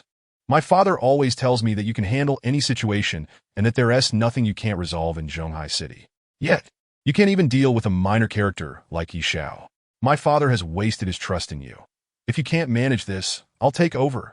Li Tianqing spoke with a tone that completely disregarded Li Tianqian as his brother. In Li Tianqing's eyes, His nominal elder brother was merely a pawn his father had raised, while he was the true master of the Li family. Regardless of Li Tianqing's contemptuous attitude, Li Tianqian remained composed and amiable. Tianqing, don't be angry. I have already dispatched someone to take care of this matter, he assured. I believe this time, he will not see the dawn of tomorrow. Really? Li Tianqing inquired. Why have I ever deceived you? Li Tianxuan replied. Fine, I'll trust you this once. Li Tianqing conceded, I need money. Transfer me 10 million. While 10 million was not a large sum, it required their father's approval. Without father's consent, I cannot transfer it, Li Tianqian stated. Don't use my father to intimidate me. Li Tianqing skufa. You have plenty of other funds. I'm asking you, not my father. Just tell me, will you give me the money or not? Tianqing, I can give you 10 million, Li Tianqian replied, but it cannot be transferred through the bank. You'll have to collect the cash in person. Is that acceptable? What a hassle, Li Tianqing said impatiently. Fine, I'll go collect it. After finishing the call with Li Tianqing, Li Tianqian set his phone down and glanced at Zhao Ming, who stood nearby. Li Tianqing wants 10 million. I've agreed to it. Boss, you're being too indulgent with him. If this continues, it will lead to trouble. Zhao Ming cautioned. I fear trouble won't arise, Li Tianqian sneered. I've been worried about how to replenish the 100 million that was misappropriated. Now that Li Tianqing has delivered himself on a silver platter, let him be the scapegoat. Zhao Ming, do you understand what to do? I'll arrange for the cash immediately, Zhao Ming affirmed. Li Tianqian nodded and added, remember to keep evidence. It will be useful in the future. Understood? Zhao Ming responded. And just as he was about to leave, Li Tianqian suddenly asked, is everything prepared for tonight's operation? The arrangements with Qian Tong have already been set. Zhao Ming replied. Excellent. Li Tianxuan nudda. Tell Qian Tong that if he messes up this task, he can forget about staying in Zhonghai City. I will convey that to him, Zhao Ming promised. Chapter 61. A true genius being a wealthy magnate feels exhilarating. The moment Yi Xiao took action, he had already spent 2 to 3 million. The title Emperor, my husband, instantly spread across the live streaming platform. Many began to speculate about Yi Xiao's identity, but they were more intrigued by the rivalry between Yi Xiao and the imperial prince Long Li Tianqing. Provoked by Yi Xiao, ended up spending over 600,000. Dispelling any doubts that Emperor, my husband, was merely a marketing ploy. If Li Tianqing were to discover the truth, he would likely be infuriated to the point of spitting blood. Tang Zhishuan did not anticipate such an impressive outcome. Upon receiving a report from her subordinate, she learned that Gu Ruoshi's live stream had surged to the top of the platform, gaining an additional 500,000 subscribers. It is worth noting that Gu Ruoshi's total subscribers were only 200,000 prior to this, and as a result of the fierce competition between Emperor, my husband, and the Imperial Prince Long, many flocked to subscribe to Gu Ruoshi's stream, simply to witness the spectacle. Unbeknownst to her, Gu Ruoshi's popularity was skyrocketing. Yi Xiao is truly a genius. Draped in a bathrobe, Tang Zhishuan languidly lounged on the sofa, her tablet in hand, as she perused the data report of Gu Ruoshi's live stream. Having just emerged from a hot spring, her skin radiated with a rosy glow, and her long, fair thighs peeked out from her bathrobe. Although Tang Zhishuan sat casually on the sofa, her posture was undeniably alluring. Zhishuan, it's rare to hear you praise anyone, especially a man. Zhang Shihan, also clad in a bathrobe, tossed a bottle of mineral water to Tang Zhishuan before taking a seat beside her.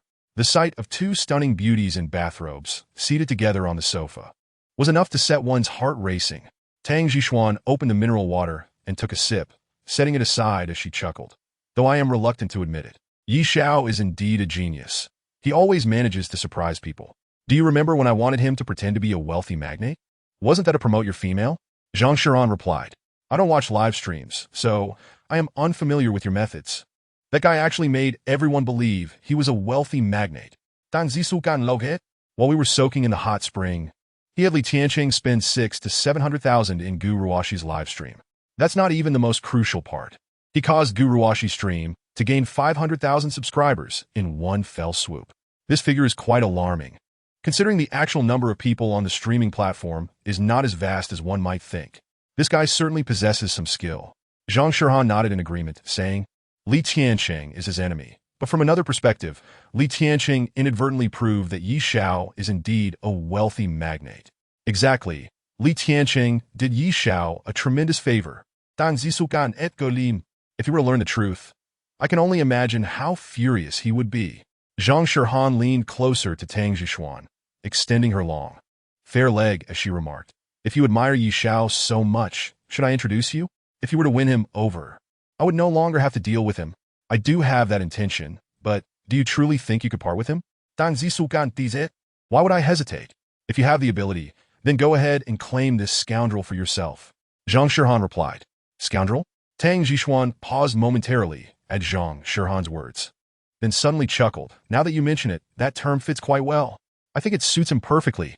Just then, Zhang Shirhan's phone rang, and upon seeing that it was Yi Xiao calling, she answered, "Scoundrel. What do you want?" "Scoundrel?" Yi Xiao paused slightly upon hearing Zhang Shirhan's words, then chuckled. "That term suits you well. Don't you think it aligns perfectly with your character? Am I not allowed to call you that?" Zhang Shirhan teased. "Well, you may call me whatever you like. It matters not to me." Yi Xiao replied. "Zhang Shirhan, I need to step out for a moment. Remain in the villa and do not venture out carelessly. I warn you, the last assailant was a member of the Holy Knight Society's dark forces. Though they failed this time, we cannot guarantee there won't be a next time." "Where are you going?" Zhang Shirhan inquired. "To the morgue." "Stop scaring me," Zhang Shirhan exclaimed. "Be serious. What exactly are you planning to do?" "All right, let me speak to you seriously." Yi Xiao paused, then continued. "I need to go to the morgue to confirm the identities of those two corpses, especially the one that was struck by lightning and now emits the scent of barbecued meat." He emphasized the word corpses deliberately. "Get lost."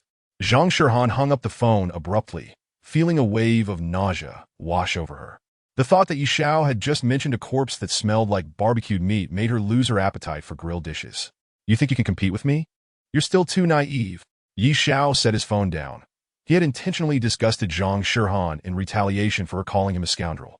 Lighting a cigarette, Yi Xiao strode towards the garage.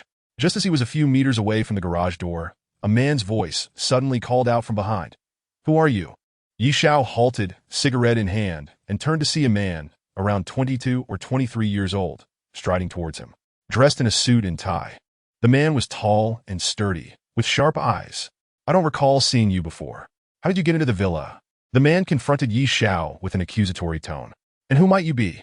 Yi Xiao retorted coldly. "I am Lung Yunfei, the captain of the vanguard team." "Oh, I know who you are," Yi Xiao replied nonchalantly, then turned to leave, showing no intention of engaging with Lung Yunfei. Taken aback by Yi Xiao's dismissal, Lung Yunfei had been patrolling when Yi Xiao and Zhang Shirhan returned to the villa, unaware of Yi Xiao's presence.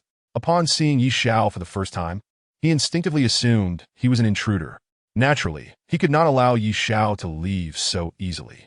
Lung Yunfei's hand shot out, aiming directly for Yi Xiao's throat. This was a chokehold maneuver. Lung Yunfei intended to subdue Yi Xiao first, then slowly interrogate him about his identity. If Yi Xiao truly was an intruder, he would be taken to the police station. Whoosh! Lung Yunfei's hand was already approaching Yi Xiao's throat. Too slow. Yi Xiao remarqued jesually. "No wonder Uncle Zhang is wary of you. Your skills are merely average and unworthy of facing off against the dark forces." As he spoke, Yi Xiao had already sidestepped Lung Yunfei's attack. Feeling humiliated, Lung Yunfei, as the captain of the security team, had never been insulted in such a manner. He could not tolerate Yi Xiao's condescending tone and was determined to demonstrate his prowess. His eyes widened in fury, veins bulging on his forehead. Like a furious beast, he aimed to shred Yi Xiao to pieces. "You will pay for that remark," Lung Yunfei bellowed. "The last person who spoke to me like that is currently lying in a coffin." Yi Xiao retorted coldly. Chapter 62. "You are not worthy to fight me." Lung Yunfei was furious. He had never been so humiliated. The disdain in Yi Xiao's tone only fueled his anger, and he was resolute in making Yi Xiao understand his might. Lung Yunfei's right hand formed a fist, his eyes locked on Yi Xiao. "You seek death," Lung Yunfei roared, swinging his fist towards Yi Xiao. But just then, a voice interrupted from the side. "Captain Lung, please do not act rashly. He and President Zhang are childhood friends." Lung Yunfei's fist was already in motion, aimed at Yi Xiao, but upon hearing Yang Xiaolu's words, he abruptly halted his punch. At this moment, Yang Xiaolu had approached Lung Yunfei.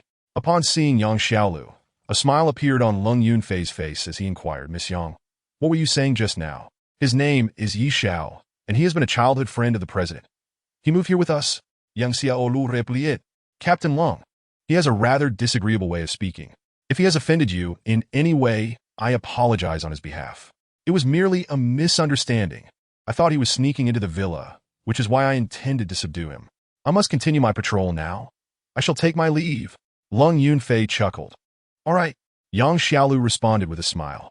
As Lung Yunfei waved goodbye, his gaze inadvertently fell upon Yi Xiao, who happened to meet his eyes. In that instant, the smile on Lung Yunfei's face vanished. He couldn't even muster a greeting for Yi Xiao and simply turn away. Yang Xiaolu, noticing the change, felt her own smile fade. What is wrong with you? Always ready to resort to violence. Are you inherently aggressive? She scolded. Yi Xiao leaned closer to Yang Xiaolu, inhaling her fragrant scent, and remarked, Have you just taken a shower? Unlike you, I don't particularly enjoy bathing.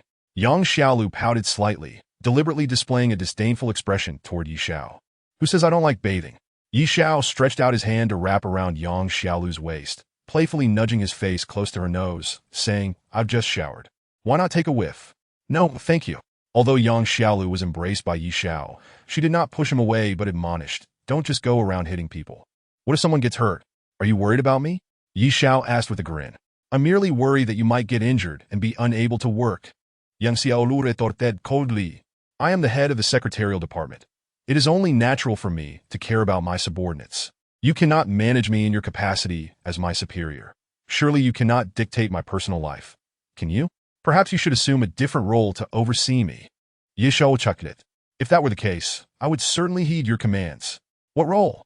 Yang Xiaolu inquired curiously. Wife. Yi Xiao's lips were now mere inches from Yang Xiaolu's, and she could feel the warmth of his breath on her face. Panic surged within her, prompting her to hastily push Yi Xiao away. If you keep this up, I will truly ignore you. Yang Xiaolu declared. All right, it was just a joke. I must be on my way. Yi Xiao replied. Do take care. Yang Xiaolu hesitated for a moment before slowly adding, Thank you for saving me once more. Having a friend like you truly makes me feel secure. Perhaps we could share a meal together next time? Certainly. Yi Xiao affirmed. As Yang Xiaolu turned to leave, she hurried back toward the main building of the villa. Watching her retreating figure, Yi Xiao momentarily saw a reflection of Yang Xiaolu. He opened his mouth to call out her name, but just then, Yang Xiaolu turned back and flashed him a sweet smile. It was then that Yi Xiao realized she was forever lost to him. No matter how much Yang Xiaolu resembled Yang Xiaolu, she was ultimately not her. He had permanently lost Yang Xiaolu. In that moment, a profound pain gripped Yi Xiao's heart. He turned away, walking despondently toward the garage. In the morgue, Zhou Ximing and Yi Xiao stood before two corpses. One of the bodies was charred black, resembling a lump of charcoal. This was Qiao An's remains. We have confirmed that both of them were members of the Holy Knight Society. One of them is named Qiao An. Prior to joining the society, he was a devout believer. Zhou Ximing stated. This must be the one struck by lightning, right? Yi Xiao remarked. At that moment, I could smell the aroma of grilled meat. Yesterday, it rained heavily. You must have a nose like a dog to detect the scent of barbecued meat. Zhou Ximing shot Yi Xiao a disapproving glance. Believe me, there truly was the scent of grilled meat. Yi Xiao suddenly sniffed the air and said, Can you smell it now? The aroma of barbecued meat still lingers. Get lost. Zhou Ximing glared at Yi Xiao. Are you mentally unstable? Running to the morgue with KFC chicken wings to eat? Yi Xiao finished the chicken wing in his hand, discarded the bone into the trash can, and wiped his hands with a tissue, saying, I was helping Shirhan and Xiaolu move today, and didn't he have time for a meal? So, I had to grab some fast food on my way here. Frankly speaking, these chicken wings don't compare to the ones I grill myself. When I have the time, I will personally make you some. The aroma of my grilled wings is simply irresistible. Get lost. Zhou Ximing shouted angrily. This is a morgue. Can you refrain from discussing such perverse topics? What's wrong with the morgue? Sooner or later, we will all end up like these bodies, lying here ourselves. It's better to get accustomed to it early. Yi Xiao replied, turning his attention to Qiao An's corpse. Zhou Ximing, let us discuss serious matters. These men in black appear to be physically stronger than average individuals, likely genetically modified. Your local police will struggle to handle them. It would be best to report this and involve S. What is S? Zhou Ximing inquired. A special departmental organization. Think of it as a group specifically tasked with addressing such extraordinary incidents. Yi Xiao explained, I was once affiliated with S. Zhou Ximing shot Yi Xiao an incredulous glance and scoffed. Stop spinning tales in front of me. I don't believe a single word you say. Why do you always doubt me? Should I reveal what you are wearing beneath your clothes today? When Yi Zhao's gaze landed on Zhou Ximing, her hand instinctively shielded her midsection, her expression darkening as she retorted, "Are you getting too full of yourself just because I've been nice to you? Do you want me to lock you up? Lock me up for what? For claiming I can see through your clothes? Don't be ridiculous. Not even you believe I possess such abilities, nor would your colleagues. Ye Shao Ripiet. Keep your eyes to yourself." Zhou Ximing commanded. Ye Shao Sonortet dismissivedi. You may claim I am not perceptive, but deep down, you know the truth. Just then, Yi Shao suddenly patted his stomach, saying, "I'm hungry. I'm going out for a bite. Care to join me? Are you just leaving?" Zhou Ximing asked. "What else is there to do?" Yi Shao glanced at Zhou Ximing and remarked, "Haven't you already performed the autopsy? You should know the cause of death for these two bodies." "Of course, I know the cause of death for these two corpses." Zhou Ximing's gaze turned to Yi Shao, stating, "I called you here to examine another body. Tomboy, I'm not a forensic doctor. Let your forensic team handle the corpse examination." Yi Shao replied, "That body belongs to Niu Xiao." Zhou Ximing said, "Niu Xiao? The assassin who was struck by a car? What happened to his body?" Yi Shao invited. "You'll find out when you see it for yourself," Zhou Ximing said, pulling open the cooler. Chapter 63. A matter of great importance. Zhou Ximing mentioned Niu Xiao's body. Yi Shao had a vivid impression of Niu Xiao. An extraordinary young man. Niu Xiao had an almost negligible presence, easily overlooked by others. Such individuals possess genetic defects, resulting in their low visibility. If it weren't for Yi Xiao's unique vision, Niu Xiao would have been just as easily disregarded by him. Niu Xiao was exceptionally suited to be an assassin, almost blending into the background. Though Niu Xiao had been killed by a car, Yi Shao had not given the situation much thought. But Zhou Ximing's renewed interest in Niu Xiao clearly indicated that there was something unusual about his remains. Niu Xiao's body had been stored in the cooler, and Zhou Ximing opened the compartment containing it. "Take a look for yourself," Zhou Ximing remarked.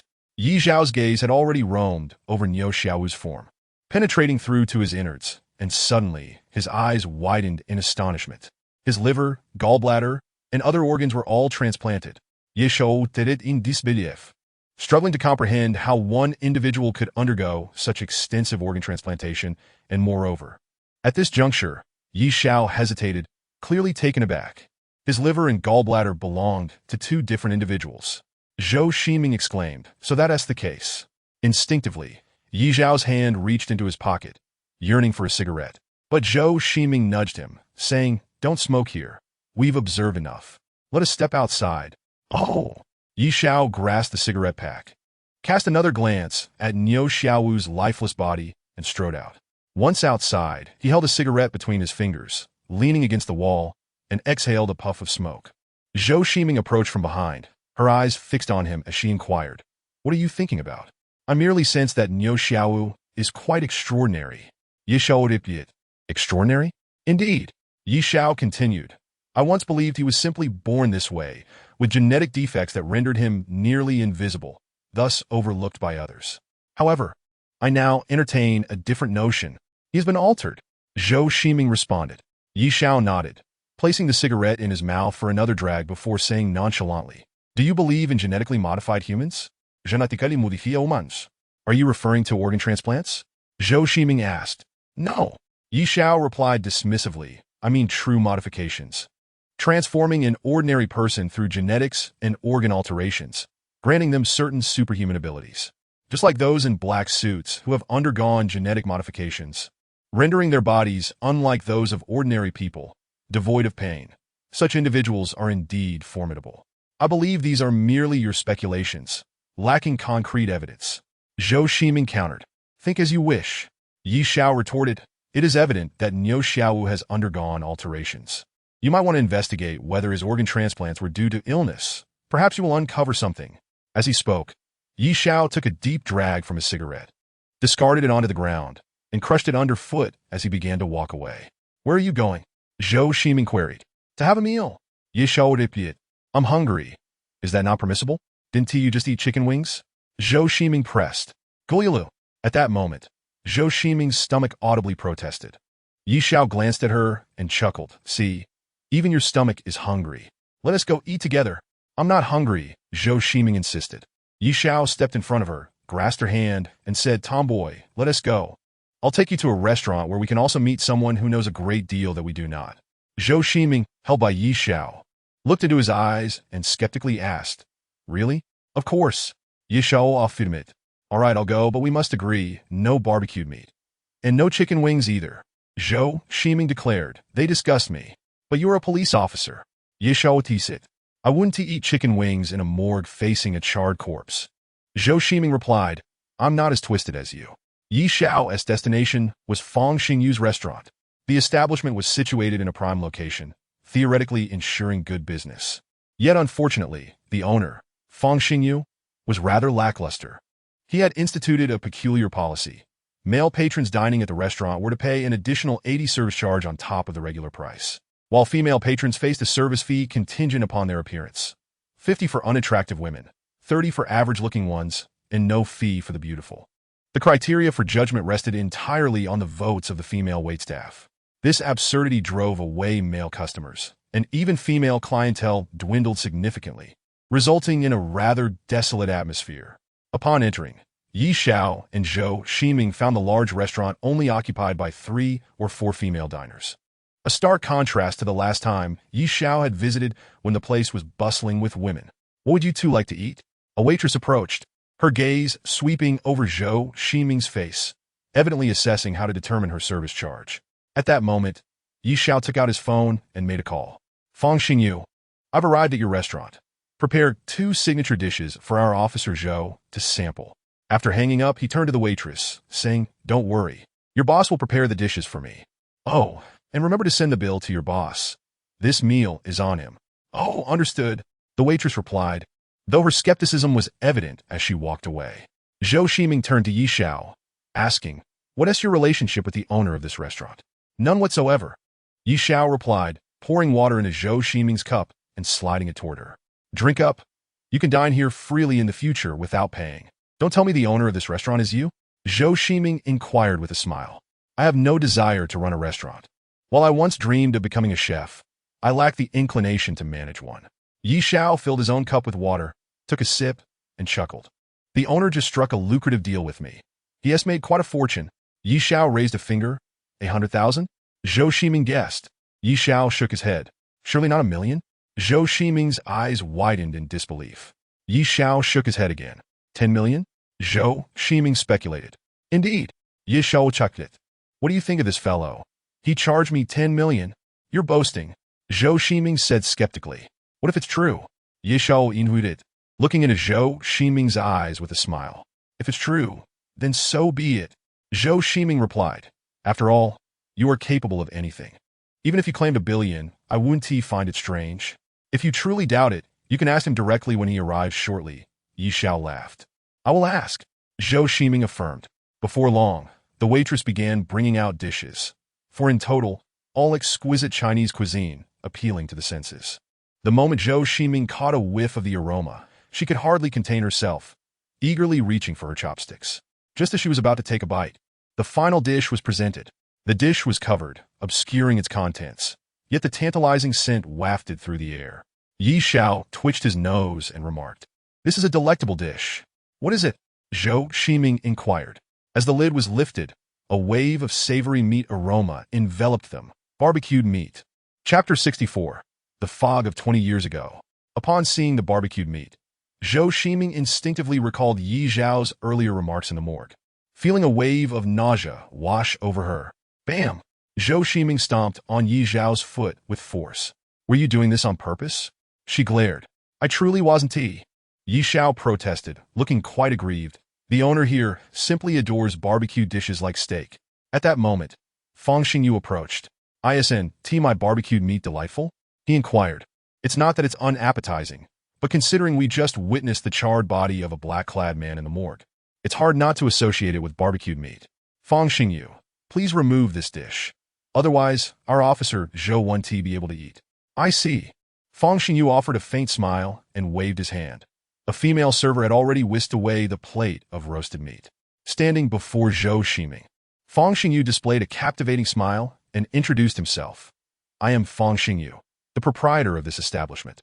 Zhou Ximing's gaze swept across Fang Xingyu's face, deliberately lingering on his Adam's apple. Yi Xiao chuckled. Zhou Ximing, you need not doubt. He is indeed a man. I wasn't doubting. Zhou Ximing hastily defended, her heart exposed by Yi Zhao's words. I've just never seen such a handsome man. Is it wrong to take a few more glances? Of course not. Yi Zhao replied. Though he is a man, he has no interest in women. However, I must say you, my tomboyish friend, might have a chance. Do you want to die? Zhou Ximing retorted, biting her lip and clenching her fists, gesturing animatedly in front of Yi Zhao. At that moment, she suddenly remembered she hadn't introduced herself to Fang Xingyu yet. Zhou Ximing promptly turned to him and said, I am Zhou Ximing, a police officer. A police officer? Fang Xingyu glanced at Yi Zhao, somewhat taken aback. As someone in his profession, he was not fond of dealing with law enforcement and couldn't fathom how Yi Zhao had brought a police officer to his restaurant. Fang Xingyu, please sit down and enjoy your meal. Do not mind this tomboy, Yi Zhao suggested. Fang Xingyu took a seat beside Yi Zhao. Zhou Ximing cast an odd look at Yi Zhao. What are you staring at? Yi Zhao invited. Don't you think it's peculiar for you two to be sitting together? Zhou Ximing replied. What is peculiar about it? Yi Zhao asked. It feels as if you are a couple. Zhou Ximing remarked. Oh, I see. You are feeling jealous. Yi Zhao exclaimed, rising to sit beside Zhou Ximing. He casually draped his right arm over her shoulder, grinning. I didn't realize you had feelings for me. Remove your hand at once. Zhou Ximing declared coldly. Yi Zhao withdrew his hand, but remained beside her. And Zhou Ximing made no move to send him back. Fang Xingyu, I need to discuss something with you, Yi Zhao said, picking up his chopsticks to take a bite of food. What is it? Fang Xingyu asked. Yi Zhao set down his chopsticks and continued. Is it possible to endow an ordinary person with superpowers through organ transplantation? That question is best directed to a medical expert, Fang Xingyu replied. Don't give me that. I know you are quite knowledgeable. Yi Zhao insisted. I encountered a person whose body houses 3 transplanted organs, liver, gallbladder, and so forth. I have interacted with this individual, and his presence is so faint that even when standing before you, one might unconsciously overlook him, as if he were invisible. I suspect that organ transplantation has altered his genes, resulting in the creation of such a monster. Really? Fang Xingyu's interest was piqued. Of course it's true. Yi Zhao scoffed. This individual can become invisible for far longer than your pathetic contraption. And by the way, Shirhan claims you are a rogue merchant, suggesting your device is not effective, and she intends to return it. Once sold, all sales are final, Fang Xingyu declared. Yi Zhao resumed eating, saying, I knew you wouldn't entertain returns.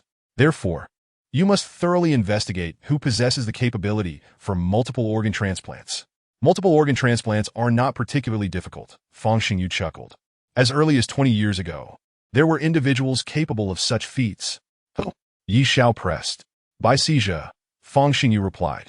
Upon hearing Bai Sijia's name, Zhou Ximing, who had been silent until then, expressed her surprise. How could it be him? Yi Zhao glanced at Zhou Ximing beside him, saying, Tomboy, it seems you are quite familiar with this person. Zhou Ximing nodded, stating, Do you recall when I mentioned the Angel Society massacre from 20 years ago? How could I forget? You have always suspected Zhang Xiaotian's involvement in that case, which is why Shirhan holds such disdain for you. Yi Zhao remarked, reaching for a cup and draining its contents. That was my cup. Zhou Ximing reminded him. No worries. I don't mind. Yi Zhao retorted. But I do mind you. Zhou Ximing huffed. Yi Zhao ignored her, saying, Zhou Ximing, please tell us more about Bai Sijia. Bai Sijia was one of the victims of the Angel Society massacre 20 years ago, Zhou Ximing explained. I thought you might have more information. This is such a waste of time. Yi Zhao turned to Fang Xingyu, urging, Fang Xingyu, please continue. Bai Sijia was a world-renowned biomedical expert and the leader of the Angel Society, Fang Xingyu elaborated. He was also Zhang Xiaotian's mentor. So, Zhang Xiaotian is skilled in organ transplantation as well. Zhou Ximing interjected excitedly. Zhang Xiaotian may have orchestrated the Angel Society massacre to seize his mentor's research achievements. And that Nuxio is likely Zhang Xiaotian's experiment. Bang! Before Zhou Ximing could finish her sentence, Yi Zhao lightly slapped her on the head. Zhou Ximing, you are still a police officer. Making baseless accusations without evidence could lead to Zhang Xiaotian suing you for defamation. Yi Zhao stationed. Yi Zhao, don't push your luck. No one has dared to strike my head until now. Zhou Ximing exclaimed, standing abruptly, her dark eyes locking onto Yi Zhao. It was clear she was incensed. Yi Zhao, Zhou Ximing began, but before she could finish, Yi Xiao reached out and tugged at her arm. Zhou Ximing forcefully shook off his grip, her face stern as she coldly demanded, "What are you trying to do? Look beside you." Yi Xiao urged, "That woman seems to know you. Don't be ridiculous." Zhou Ximing snapped, "I refuse to believe your words. You claim there is a woman who knows me? Even if you want to change the subject, at least choose a credible excuse. I haven't been fooled by such excuses since I was 3. Just as Zhou Ximing was about to continue, someone suddenly tapped her on the head. Infuriated, she cursed who was blind enough to dare. Turning around, she found a woman standing beside her. Instantly deflated, Zhou Ximing exclaimed, "Mom, what are you doing here?" Chapter 65. Being foolish is innate. As Zhou Ximing called out, "Mom," Yi Xiao sprang to his feet. "Annie, please. Have a seat." Yi Xiao quickly pulled a chair next to Fang Xingyu, his face beaming with a radiant smile.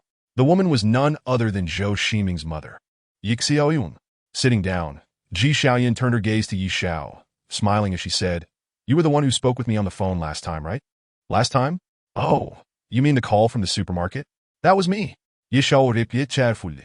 Ji Xiaoyun's eyes scanned Yi Xiao, revealing a satisfied smile as she remarked, "Zhou Ximing, this child, you both are in a relationship, yet you don't bring him home to meet me. If I hadn't passed by here and noticed someone resembling Ximing in the restaurant, I might never have seen you." "Mom, you misunderstood," Zhou Ximing protested, clearly displeased as she shot a glance at Yi Xiao, saying, "I am not in a relationship with him." Bang! Ji Xiaoyan tapped Zhou Ximing on the head again. "Misunderstood? The last time I set you up on a blind date, didn't you say you were dining with your boyfriend? Now you deny it?" Yi Xiaoyun chided. "Mom, I've told you. Stop hitting my head in public." Zhou Ximing complained. "I didn't get into Tsinghua because you hit me on the head so much." "Foolishness is innate and bears no relation to the act of striking one's head," interjected Yi Xiao. "Silence yourself," Zhou Ximing retorted, fixing a fierce glare upon Yi Xiao. "Isn't it you who has caused me trouble? Who told you to claim I had a boyfriend last time? I am single now, with no boyfriend." Bang! This time, it was Yi Xiao who reached out and flicked Zhou Ximing on the forehead. "Zhou Ximing, I must say, the sound your forehead makes when flicked is quite crisp." Yi Xiao chuckled. "Yi, I swear I will not let you off today," Zhou Ximing exclaimed, her fury evident as her right fist flew towards Yi Xiao's face. However, Yi Xiao's hand swiftly caught her wrist. "Let go," Zhou Ximing commanded, unable to move. "I will not," Yi Xiao replied. The two of them struck an unusual pose. A cough interrupted the moment. Fang Xingyu stood up and remarked, "Since you two are indulging in a display of affection, I shall not intrude. I have matters to attend to at the restaurant. Please continue your conversation." "Annie, I shall take my leave." "Who is showing affection with him?" Zhou Ximing retorted hastily. Fang Xingyu ignored her, already departing from the table. Ji Xiaoyan sat across from Yi Xiao and Zhou Ximing, a smile gracing her face. Zhou Ximing sensed the impending disaster and quickly stated, "Mom, please don't misunderstand. I assure you, there is absolutely nothing between us." "Ximing, you need not explain. I am an experienced person. I understand," Ji Xiaoyan replied, turning her gaze to Yi Xiao and smiling. "I haven't asked for your name yet." "What is it?" "Yi Xiao." "Yi Xiao, when shall you come to my home for a meal?" Yi Xiaoyun inquired. "It's only proper to get acquainted. It will be convenient for future visits with Ximing." "Mom, what are you doing? Why do you make it seem like I am unable to find a partner?" Zhou Ximing exclaimed. "I shall reiterate, I am not familiar with him. We aren't even friends." "Annie, I would be delighted to dine at your home." Yi Xiao interjected, still holding Zhou Ximing's hand without any intention of releasing it, smiling as he said, "I fear Ximing may not want me to come. Perhaps she views me as a backup option and is reluctant to have me visit her home." Ji Xiaoyan glanced at Zhou Ximing, expressing her discontent. "A backup? With her demeanor, she hardly qualifies. She behaves like a boy. Even if she were to go on a blind date, she would discuss matters of murder and corpses, scaring everyone away." Worried that such comments would lead her mother to hastily arrange a marriage registration for her and Yi Xiao, Zhou Ximing abruptly stood up, declaring, "Mom, I just remembered I have something important to attend to. I cannot linger any longer. I must leave." After saying this, Zhou Ximing cast a look at the immobile Yi Xiao, signaling him to rise and leave quickly. Yi Xiao, noticing her gaze, replied with a smile, "I have nothing pressing. I can stay and chat with Annie at my leisure." Upon hearing this, Zhou Ximing bit her lip hard, adopting a fierce expression. Given her demeanor, if Yi Xiao truly refused to leave, she would forcibly drag him away. In truth, Yi Xiao was merely teasing Zhou Xinming. He had no real intention of pursuing her. Observing her fierce determination, Yi Xiao eventually stood up and said to Ji Xiaoyan, "Annie, I too have matters to attend to. I shall take my leave." "Xiaoyi, what is your phone number?" Ji Xiaoyan asked. "My phone." Yi Xiao began, but before he could finish, Zhou Ximing seized his left hand, urging, "Let us go." No more chatter. Zhou Ximing pulled Yi Xiao out of the restaurant. Once outside, she promptly released his hand, turning to him with an exasperated expression. "Yi Xiao, I must remind you, we are not well acquainted, and I do not fancy men like you." "Oh, I see," Yi Xiao replied, turning to stride away. "Where are you going?" Zhou Ximing inquired. "Back to the restaurant to speak with your mother, informing her that we are not familiar, and asking her to continue arranging blind dates for you," Yi Xiao stated. "Stop right there," Zhou Ximing exclaimed, her frustration boiling over as she rushed forward to grasp Yi Xiao's hand, preventing him from leaving. Yi Xiao turned back, grinning. "I knew you had an interest in me. This is merely a case of feigned disinterest." "I understand. Feigned disinterest, my foot. I am not interested in you. I merely wish to avoid my mother's incessant matchmaking." Zhou Ximing shot back, her temper flaring. "For now, let us pretend you are my boyfriend, but remember, you are not to have any private interactions with my mother." "Understood," Yi Xiao acknowledged, then suddenly wrapped his arm around Zhou Ximing's waist. "What are you doing?" Zhou Ximing demanded. "Since we are pretending to be a couple, it is only fitting to play the part convincingly. Otherwise, your mother would never believe it." Yi Xiao repeated. "We are still at the restaurant entrance. Your mother is surely watching us. Let us return to the car before we discuss further." "But you mustn't act inappropriately," Zhou Ximing insisted. "Rest assured, I have always viewed you as a tomboy." "I have no interest," Yi Xiao retorted. "I am a woman," Zhou Ximing declared. Yi Xiao and Zhou Ximing returned to the car. As Yi Xiao fastened his seatbelt, he glanced at Zhou Ximing, who was seated in the passenger seat. "Officer Zhou, where shall I take you?" "To Hope Building," Zhou Ximing replied. "Hope Building?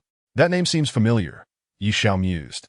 "The Angel Society massacre occurred there 20 years ago," Zhou Ximing informed him. "We are heading there now." Chapter 67. The fear of the unknown. The elevator within the building moved slowly. Inside, a woman in her 30s spoke with a quiver in her voice. "I truly saw a ghost on that floor. It was terrifying. Everyone says that floor is haunted, where the spirits of those who died roam." Zhou Ximing remained silent. As a police officer, she could not possibly believe in ghosts. Of course, prior to meeting Yi Xiao, she had also doubted the existence of someone with the ability to see through things. However, after witnessing Yi Xiao's abilities firsthand, she remained skeptical about his power of perception. Nevertheless, she acknowledged that Yi Xiao possessed a form of mind reading, believing his previous displays of clairvoyance were merely a manifestation of this skill, allowing him to discern people's thoughts. Rumors of ghosts in Hope Building had circulated for quite some time, but Zhou Ximing did not believe them. In fact, she had visited the 18th floor before and had never encountered any ghosts. Upon hearing the woman claim she had seen a ghost, Yi Xiao leaned closer and asked, "What did the ghost look like?" "It was a man. Several men, at least. 2. The woman replied. "My cat ran to the 18th floor, so I went to find it and saw 2 men. Could they not be humans?" Yi Xiao suggested. "They were ghosts. Their faces were pale. Clearly ghosts." The woman insisted. "I was so frightened that I ran away." "Then why not move away?" Zhou Ximing suddenly asked. "I have nowhere to go?" The woman lowered her head and murmured, "I was deceived and spent all my money buying a house here. I have no funds to relocate." The woman fell silent. No longer speaking, the elevator finally reached the 16th floor, and the moment the doors opened, the woman hurriedly exited. The doors closed once more. "Zhou, do you believe what that woman said?" Yi Xiao asked. "I do not," Zhou Ximing replied coldly. "I am a police officer. How could I possibly believe in ghosts?" "But what if she truly did see a ghost?" Yi Xiao countered. "In that case, we should consider sending her to a psychiatric hospital. She seems to be experiencing mental issues," Zhou Ximing declared. "Cough, I knew it would be like this." Yi Xiao let out a soft sigh and remarked, "This is precisely why I have consistently concealed my extraterrestrial identity. I fear that if my true nature were to be revealed, I would be confined to a psychiatric hospital. You need not worry. You will absolutely not be sent to a mental institution." Zhou Ximing glanced at Yi Xiao and retorted, "I shall have you imprisoned for your deceit." At long last, the elevator arrived at the 18th floor. As the door slid open, Yi Xiao and Zhou Xinming stepped out. Goodness, it is exceedingly chilly here. Yi Xiao stood in the desolate corridor, surveying the empty floor, and mused, "Do you suppose there might actually be ghosts here?" Zhou Ximing paid him no heed and strode forward. Having visited this place before, she was aware of the location of the gruesome incident. Zhou Ximing, to be honest, it has been 20 years. The site of the original bloodbath must have been renovated, and there should be no remnants left. Our visit is in vain. Yi Xiao followed closely behind Zhou Ximing, voicing his concern. "It is far too eerie here. We ought to leave, as I find myself feeling quite frightened." As he spoke, he had already wrapped his arms around Zhou Ximing's, leaning against her. "I will count to 3. You must release me immediately," Zhou Ximing coldly commanded. 1, 2. Before she could utter 3, Yi Xiao relinquished his grip. "I am so frightened that I nearly wet myself. I must go to the restroom." Yi Xiao turned to head back toward the elevator, but Zhou Ximing reached out and seized his hand, saying, "Enough of your antics. I will allow you to hold my arm." "Now, that is more like it," Yi Xiao exclaimed, wrapping both arms around Zhou Ximing's. "Zhou Ximing, this place truly feels ominous. I cannot ascertain whether ghosts exist here, but I am certain of one thing. There is something amiss on this floor. You need to be silent," Zhou Ximing replied coldly. This floor had indeed undergone renovations. The original layout was altered, and Zhou Ximing guided Yi Xiao to the area where the bloodbath had occurred, now transformed into a warehouse. At that moment, the warehouse was empty, save for some debris scattered about. "Is this the place?" Yi Xiao inquired. "Indeed," Zhou Ximing affirmed. This was the primary venue of the heinous act, where, according to reports, the Angel Society held a significant internal meeting. Yi Xiao stepped toward the window of the warehouse and opened it wide. He produced a cigarette from his pocket. Crack! He lit it. "What do you wish to show me?" "Most of this has been remodeled. After 20 long years, all traces of evidence have vanished." Zhou Ximing, "Heed my advice. Abandon your pursuit of the Angel Society case," Yi Xiao stated. "Was it not said that 2 perpetrators remain at large? Then they must be apprehended." "I seek the truth," Zhou Ximing countered. "My mentor has been investigating this case. Before his passing, he urged me to continue the pursuit until the true culprits are caught." Yi Xiao took a drag from his cigarette and exhaled smoke towards Zhou Ximing's face, declaring, "I can assure you, there are no useful clues here, nor are there any so-called ghosts. However, I do know one thing. The woman we encountered earlier was lying." "Lying?" Zhou Ximing paused, her eyes narrowing at Yi Xiao. "What did she lie about?" "She." Just as Yi Xiao was about to finish his statement, a woman's weeping echoed from outside, the sound chilling to the bone. Yi Xiao abruptly swallowed his words, exchanging glances with Zhou Ximing before they bolted outside. A white figure darted down the corridor. After it, Zhou Ximing shouted, immediately pursuing the specter. Yi Xiao remained rooted in place, his cigarette still in hand, coldly muttering, "How intriguing. It seems this place truly is haunted." After a brief chase, Zhou Ximing returned, having failed to catch the fleeting white figure, only to find Yi Xiao wielding a hammer, standing before a wall. "What are you doing?" Zhou Ximing inquired. "Since that woman claimed there are ghosts here, I intend to uncover the truth," Yi Xiao replied, casting a sidelong glance at Zhou Ximing. "I want to see what this ghost truly looks like." "I do not believe in ghosts," Zhou Ximing scoffed.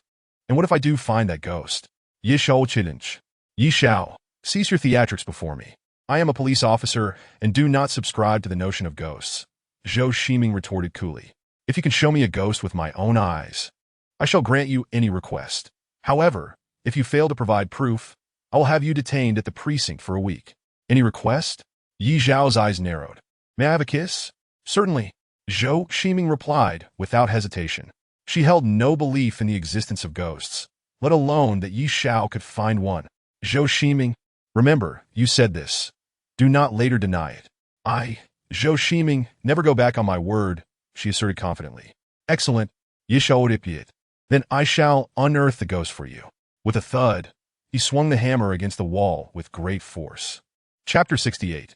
Silencing witnesses, Yi Xiao brandished the hammer and struck the wall before him. Bang! The hammer collided heavily with the surface, causing it to tremor. A fissure appeared in the wall. Yi Xiao swung the hammer once more, striking again. Bang! Bang! Bang!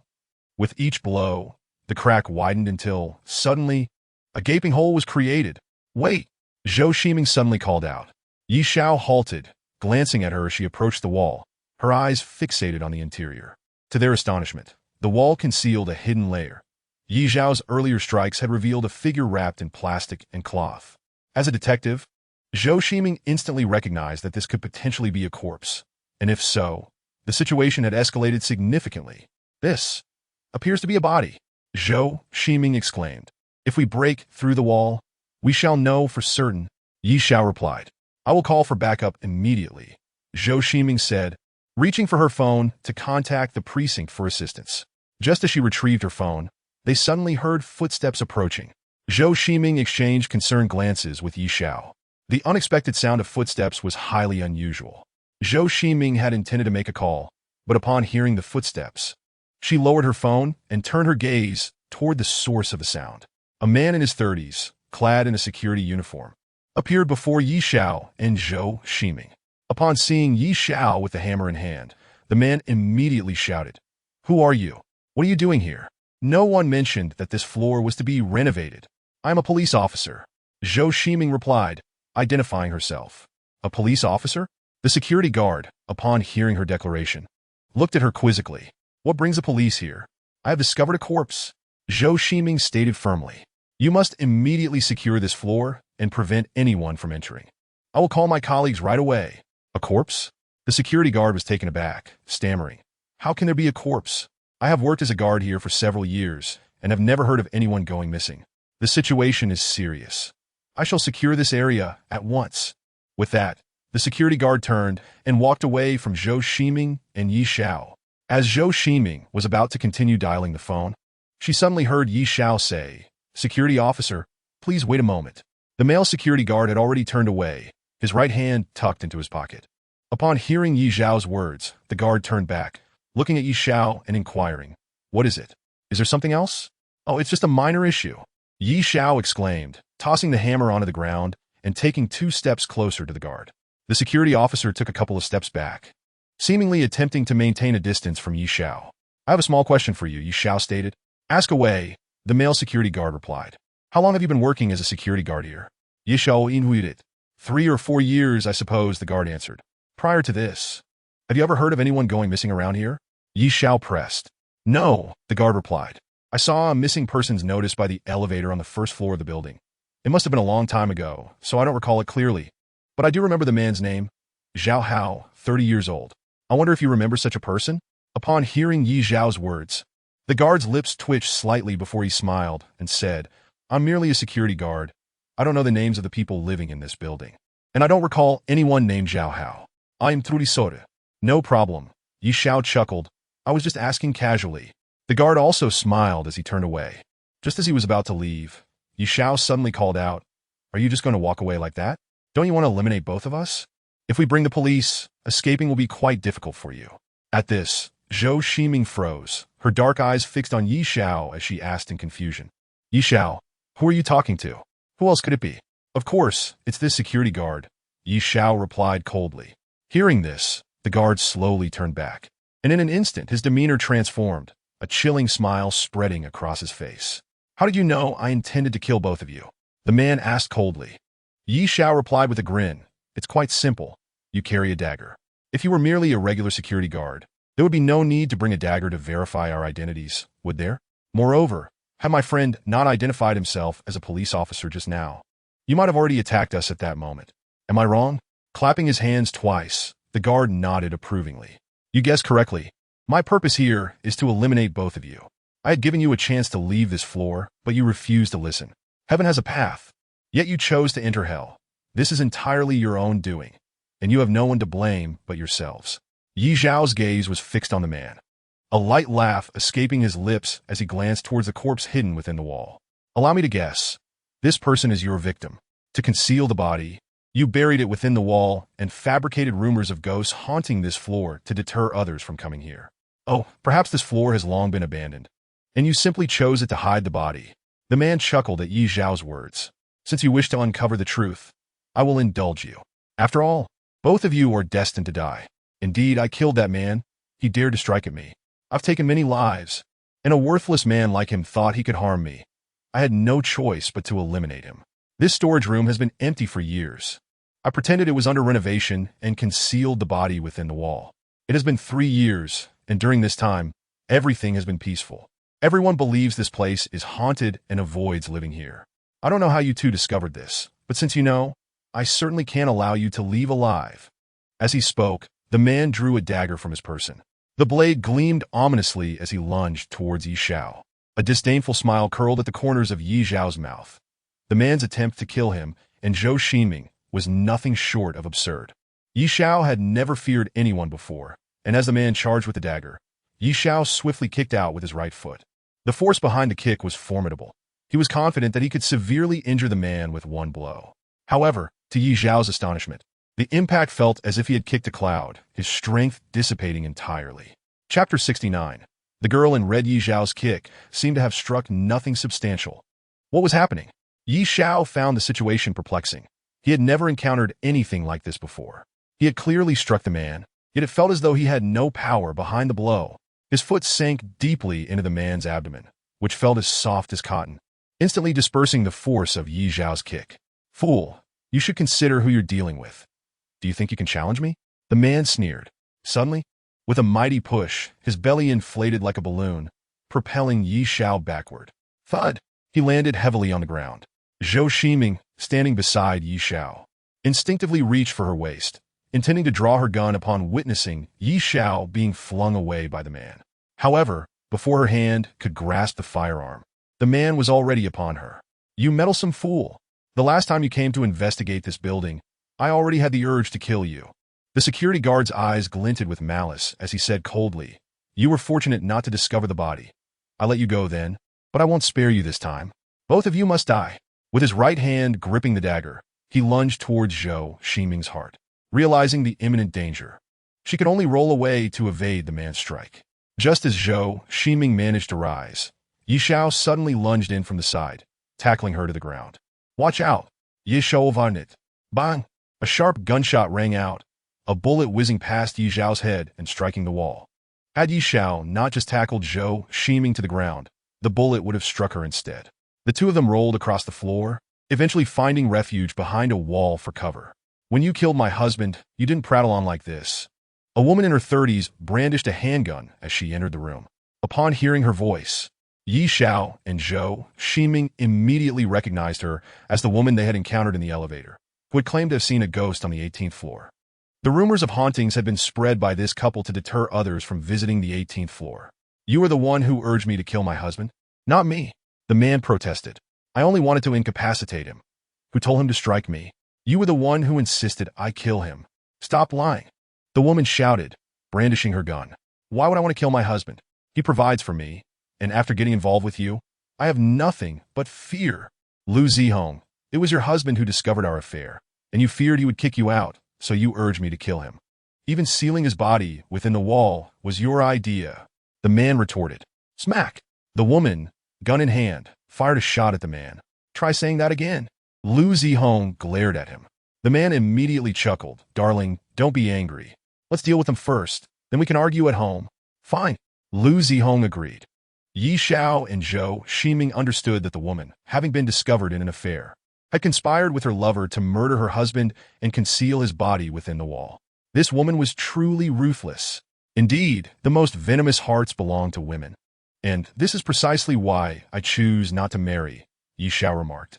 Zhou Ximing, gripping a pistol in her hand, cast a scornful glance at Yi Xiao upon hearing his words and coldly replied, "Do not use your status as a scoundrel as an excuse." "I am truly not a scoundrel." "Then you are a disgrace," Zhou Ximing retorted icily. "Stop your petty banter and deal with the two before us." "Very well. Both shall be mine," Yi Xiao declared, as he swiftly seized the pistol from Zhou Ximing's hand. He abruptly stood, the weapon now firmly in his grasp. "Enough of this game. The jest is over," Yi Xiao stated, his demeanor shifting to one of grave seriousness. "Now will you two bind yourselves, or shall I extinguish both of you?" "You speak nonsense," one of the men shouted back. "Do you not see your own worth? Did you not experience my prowess earlier? You are utterly unworthy to contend with me. I have slain at least 5, and with you 2, that makes 7. I was merely jesting with you, warming up." "Yi Xiao Dipyit, have you ever watched One Piece?" "I haven't," the man responded. "Such a pity. If you had, you would know that Luffy often endures severe beatings before he suddenly erupts." Oh wait, that seems to be Nat Su from Fairy Tale. Regardless, it serves to create an atmosphere, allowing the opponent to appear arrogant in the early stages. Yi Xiao continued earnestly. I was merely warming up, and that warm-up is now complete. It is time to conclude this.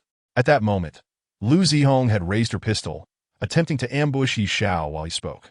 However, as she lifted the weapon, bang, Yi Xiao raised his hand and fired, striking her right shoulder. The gun fell from Lu Zihong's grasp with a clatter. She let out a wail, clutching her shoulder tightly as blood began to seep from the wound. I'm a proponent of male supremacy, steadfast in my belief in gender equality, and I shall never refrain from firing upon you simply because you are a woman, Yi Xiao declared. You dare to harm my woman. I shall demand your life in recompense. Upon witnessing Lu Zihong being shot, the man's eyes widened in disbelief, and he bellowed as he lunged at Yi Xiao with a dagger. Fool! Yi Xiao similkit disdainful. Bang! With a crisp shot, a bloodied hole appeared in the man's forehead. Thud! His body collapsed to the ground. Have you not heard the saying, no matter how skilled a fighter, one fears a brick? Yi Xiao scoffed at the lifeless form before him. Did you truly believe that your martial prowess made you invincible? Allow me to enlighten you. I have encountered many like you, and they all met their end by my gun. He is dead. What use are your words now? Zhou Shiming stepped forward and snatched the gun from Yi Xiao's hand. Novels depict it this way to showcase the protagonist's strength. Yi Xiao accepted. Zhou Shiming shot him a disapproving glance, stating, to think you would use my gun to kill. I shall settle this with you later. With that, she approached Lu Zihong, who was now pale and clutching her shoulder wound. As Zhou Shiming neared her, Lu Zihong's eyes darted between Zhou Shiming and Yi Xiao before she stammered.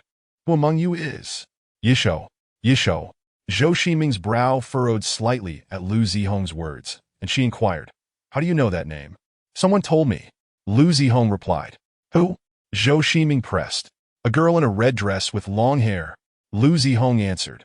At the mention of this, Zhou Shiming's expression changed, her gaze fixating on Yi Xiao. In that moment, Zhou Shiming recalled Yi Xiao's earlier words, realizing he had indeed encountered this woman. Chapter 70. A transaction. Upon hearing Lu Zihong mention the girl in the red dress, Zhou Shiming's dark eyes turned to Yi Xiao. Did you truly see a girl in a red dress, or was that a fabrication? Zhou Shiming questioned. Yi Xiao, having just pulled out a cigarette and placed it in his mouth, responded, of course it is true. Near the building, a woman with long hair obscured her face. I initially thought she was a ghost in red, rather frightening to behold. Zhou Shiming ignored him, redirecting her focus to Lu Zihong. Why did that girl mention Yi Xiao's name? I do not know. Lu Zihong's face was ashen, the blood from her shoulder wound continuing to flow. She arrived a few days ago, seemingly searching for something. Lu Ming and I were concerned she might discover our secret about the bodies, so we considered eliminating her. But she suddenly warned us that a man named Yi Xiao would come here, advising us to avoid confrontation with him. Then, Lu Zihong's eyes widened in terror as she continued. Then she jumped out the window. What happened next? Zhou Shiming pressed. She did not appear human. It was as if she was a ghost, leaping from the window before vanishing entirely. At the entrance of the Hope Building, police cars and ambulances were stationed. Lu Zihong was escorted out by 2 officers and placed into an ambulance for treatment before interrogation. The bodies of Lu Ming and Zhao Hao were carried out as well. Zhao Hao had been missing for 3 years, his body now a desiccated corpse requiring an autopsy to determine the cause of death. The Hope Building had been the site of the Angel Society massacre 20 years prior, and now another homicide had occurred, cementing its reputation as an ominous locale. A crowd had gathered outside the police cordon, many filming live streams or taking videos on Douyin. Among the crowd, someone inquired, what has happened? It seems they have removed 2 corpses. They say bodies were discovered on the 18th floor. Many died there years ago. It is rumored that the spirits of those deceased now haunt that floor. They say these 2 corpses are those that went undiscovered back then, now reduced to mere bones. The crowd buzzed with speculation and various theories. On the 18th floor, Yi Xiao stood with a cigarette between his fingers, gazing down at the scene below. Zhou Shiming approached him, stating, the building's surveillance is down, and there is no footage of the girl in red. I am beginning to doubt her existence. Zhou Shiming, do you think a jump from here would be fatal? Yi Xiao asked. Zhou Shiming shot him a withering glance, retorting, are you out of your mind? This is the 18th floor. A jump from here would surely result in your immediate demise. Yi Xiao took a drag from his cigarette before discarding the butt and extinguishing it with his foot. What I mean is, if that girl in red truly came here, she had no reason to jump. She mentioned me. I believe her intent was singular, to draw my attention, to make me aware of her existence. I think you might need to visit a mental health facility, Zhou Shiming replied discontentedly. That woman is clearly lying. What normal girl would jump and vanish without a trace? How do you explain her knowledge of my name? Yi Xiao countered. Perhaps she was merely guessing. Yi Xiao is a common name. Nothing particularly special about it, Zhou Shiming retorted. Zhou Shiming, consider this. That girl in red may have anticipated our arrival here, Yi Xiao suggested. She likely wished to ensure I was aware of her presence. She might even know I would come to Zhonghai City. As Yi Xiao spoke, a sudden thought flashed through his mind. Yi Xiao's words trailed off as he turned to leave. Yi Xiao, where are you going? Upon noticing Yi Xiao's intent to depart, Zhou Shiming hastily stepped forward, positioning herself in front of him. I have pressing matters to attend to, Yi Xiao replied. You still need to go to the criminal police team to provide a statement. You cannot leave, Zhou Shiming asserted coldly. I genuinely have urgent affairs to handle, Zhou Shiming. I have already given a brief statement. And besides, you were with me during the events I experienced. You have all the details, so you can assist me in writing it up. Yi Xiao stated, turning back, I'll treat you to dinner. After uttering this, he paid no heed to Zhou Shiming's response and briskly walked past her towards the elevator. Upon returning to his car, Yi Xiao was enveloped by a sense of unease. Zhang Xiaotian had not invited him to Zhonghai City without a significant motive. Zhang Xiaotian was not genuinely afraid of the Holy Knight Society. He was fearful of others. For 2 decades, Zhang Xiaotian had lived in scathe, yet now he had retreated to Europe. Perhaps that girl in red could elucidate everything. Yi Xiao dialed Zhang Xiaotian's number, but the call went to voicemail. His phone was turned off. He then called Zhang Shirhan, but the phone rang for a lengthy duration before someone finally answered. Shirhan, I need to discuss something with you. Before Yi Xiao could finish, Tang Zhishuan's sweet voice chimed in. Shirhan is trying on clothes and is too busy to take your call. If you want to see her, come find us. Trying on clothes? Where are you? Yi Xiao inhuited. Of course, we're shopping, Tang Zhishuan giggled. It's in our nature as women to enjoy shopping. Didn't I tell you not to go out? That was you telling Shirhan not to go out. You're not my bodyguard, so I won't heed your words, Tang Zhishuan retorted. Are you coming or not? If not, I'll hang up. Give me the address. Yi Xiao insisted. I'm coming over right now. Tang Zhishuan's enchanting laughter resonated through the phone. She was a natural seductress, her laughter captivating. What are you laughing at? Yi Xiao asked. I can't help but find it amusing to think of you masquerading as a wealthy man to provoke Li Qiansheng into spending, Tang Zhishuan replied. The formidable Li Gaoyu would never suspect that his own son, Li Qiansheng, is a fool, easily deceived by a pretender like you. Speaking of live streaming, I actually have a favor to ask of you. Yi Xiao intajishtit. You're asking me for a favor? It depends on what you need, Tang Zhishuan responded. I never engage in unprofitable ventures. You certainly won't incur a loss, Yi Xiao assured her. I only wish for you to sign a girl to become a streamer. Which young lady has caught your eye? Dan Zisugan it? Of course, it's not like that, Yi Xiao clarified. I merely want to provide that girl with some financial assistance. It's a debt I owe her. I see, I understand now, Tang Zhishuan laughed. I can help, but it will cost you 1 million. Yi Xiao, this price is quite reasonable, and it's half of what you would normally ask. Deal. Yi Xiao agreed. What? Tang Zhishuan was momentarily taken aback. She had expected Yi Xiao to haggle, yet he readily accepted. I agree to give you 1 million, Yi Xiao affirmed. As long as you handle this matter properly, not only will I pay you, but I will also owe you a favor. And should you ever need my assistance in the future, I will certainly help you. It seems this girl means a lot to you, Tang Zhishuan remarked earnestly. Let us meet and discuss this in detail. I'm on my way to meet you now, Yi Xiao replied. Chapter 71. The courage to lose a loved one shopping is inherent to a woman's nature, and Zhang Shirhan is no exception. However, for safety reasons, she brought along 2 male bodyguards. Unlike Yi Xiao, who could provide close protection, these bodyguards could only secure the vicinity around Zhang Shirhan. Upon arriving at Zhonghai New World Shopping Mall, Yi Xiao found Zhang Shirhan and Tang Zhishuan perusing jewelry at a store. Outside the Baoman Landuo jewelry boutique, Tang Zhishuan's bodyguard, Yangin, was laden with numerous shopping bags of varying sizes. Are all these purchases theirs? Yi Xiao inhuited. Yang an nodet. Wasteful, Yi Xiao remarked again. Zhang Shirhan was trying on a dodo rose gold necklace when she overheard Yi Xiao's comment. She scoffed, Yi Shao, refrain from speaking ill of me behind my back. If you have the guts, say it to my face. Yi Shao strolled in, smiling. Shiran, how could I speak ill of you? I am merely praising you. Not every woman has the privilege of being wasteful. Only someone as beautiful and capable as you, Shirhan, deserves that right. Upon hearing this, Tang Jishuan chuckled. Your survival instincts are quite strong.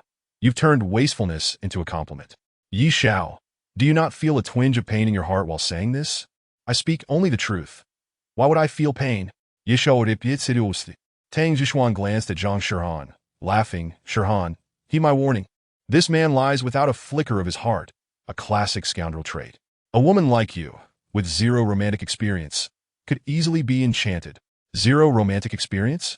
Yi Shao smirked at Zhang Shirhan. Shirhan, a woman who has never experienced love is an incomplete woman. Would you like to date me? I would rather remain single than date you, Zhang Shirhan retorted, holding the dodo rose gold necklace, casting a glance at Yi Shao. Come help me put it on. As Yi Shao stood behind Zhang Shirhan, he could clearly see the alluring curve of her neckline. Zhang Shirhan's neck was long and fair, and as Yi Xiao's fingers grazed her skin, he felt an astonishing delicacy. He fastened the necklace around her neck, leaning down, his lips nearly brushing her cheek as he murmured, so beautiful. Shirhan, you are the most exquisite woman I have ever encountered. After uttering this, Yi Shao unexpectedly planted a kiss on Zhang Shirhan's cheek. Had it been any other man daring to touch Zhang Shirhan in such a manner, she would have undoubtedly sent him to jail. Yet, after Yi Xiao's kiss, Zhang Shirhan merely extended her hand and pinched his inner thigh sharply. Ouch, that hurts. Yi Shao exclaimed it. You know pain? How dare you kiss me? Do you wish to die? Get away from me. Your mere presence infuriates me, Zhang Shirhan ordered. Yi Shao, however, did not retreat but instead grinned. I couldn't help but be drawn to you, Shirhan. If you must assign blame, blame your beauty. Get lost. Zhang Shirhan snapped. Yi Shao backed away with a chuckle, moving closer to Tang Jishuan. He lightly touched her right hand and whispered, let us chat at the entrance for a moment. Tang Jishuan nodded. As they reached the entrance, two elegantly dressed women in their 30s, adorned with jewelry, walked in. One of the women brushed past Yi Shao and, noticing his ordinary attire, lifted her chest and spoke condescendingly. Are you not watching where you're going? If you bump into my handbag worth over 20,000, can you afford to pay for it? Yi Shao ignored the woman and continued walking with Tang Jishuan to the entrance, stopping in his tracks. Tang Jishuan glanced at the two women who had just passed, chuckling. It's rare to see you not scolding someone. I'm impressed. There's no need to engage with such superficial women, Yi Shao replied nonchalantly. I have matters to discuss with you that are far more important than dealing with pretentious individuals. Tang Jishuan smiled. I find myself increasingly appreciating you. Be careful, or the man standing nearby might get jealous, Yi Shao remarked, glancing at Yang In, who stood at the entrance. Yang In did not even glance at Yi Shao.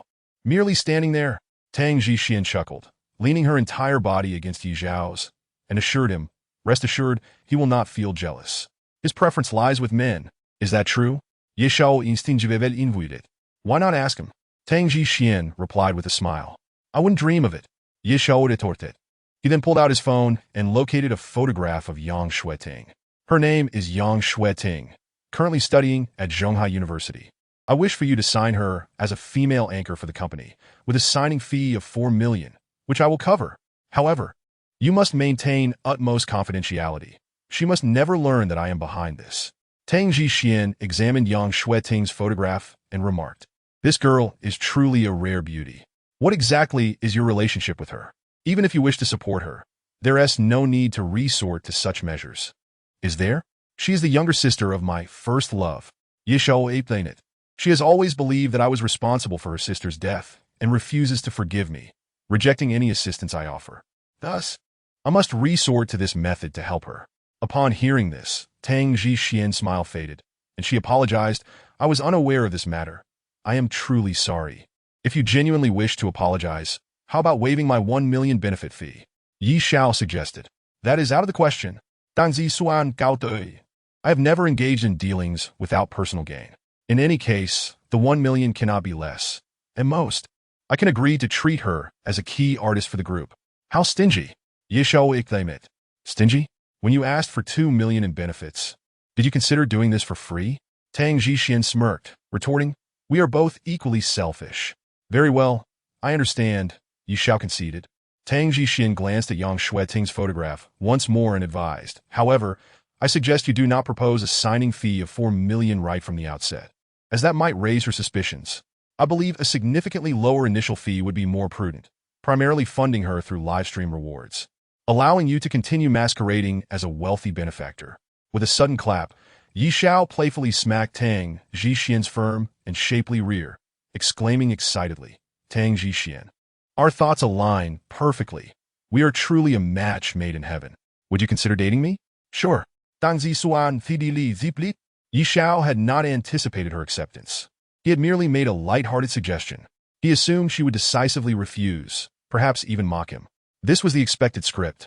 Yet, Yi Xiao was utterly taken aback by Tang Jixin's prompt agreement. In that moment, he opened his mouth, unsure of how to continue the conversation.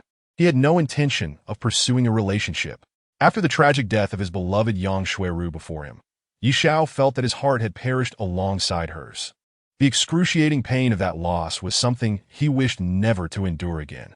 Noticing Yi Xiao's speechlessness, Tang Jixin extended her arms, encircling his neck at the doorway, her rosy lips brushing against his ear as she whispered, You cannot deceive me. You have lost the courage to love.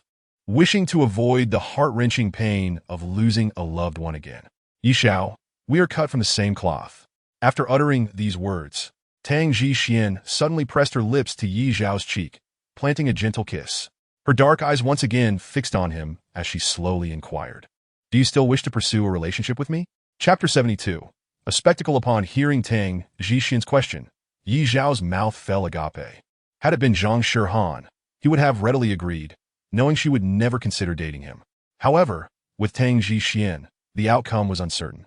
Yi Xiao found himself perplexed by her intentions, and suddenly he chuckled, playfully patting her ample posterior while saying, Tang Jixin, this joke is hardly amusing. Wasn't it you who initiated this jest? Tang Jixin retorted persistently. I was merely speaking casually, Yi Xiao replied. I am not joking, Tang Jixin insisted, inching closer to him. Just then, Zhang Shirhan's voice rang out. What are you two up to? Those unfamiliar with you might think you are a couple. Zhang Shirhan stood at the doorway, observing them. Yi Xiao quickly approached her, wrapping his arm around her waist and declaring, Shirhan, Tang Jixin is trying to steal you away. She just proposed dating me. With a chuckle, Tang Jixin quipped, Yi Xiao, weren't you the one who said we were a match made in heaven and wanted to date me? I am loyally devoted to Shirhan. We are to be married. How could I possibly pursue her friend? That would make me a scoundrel. Yi Xiao asserted with utmost seriousness. Shirhan, you must believe me, Before Yi Xiao could finish, Zhang Shirhan interrupted with a laugh. If Jixin could take on this scoundrel, it would save me the trouble of dealing with you.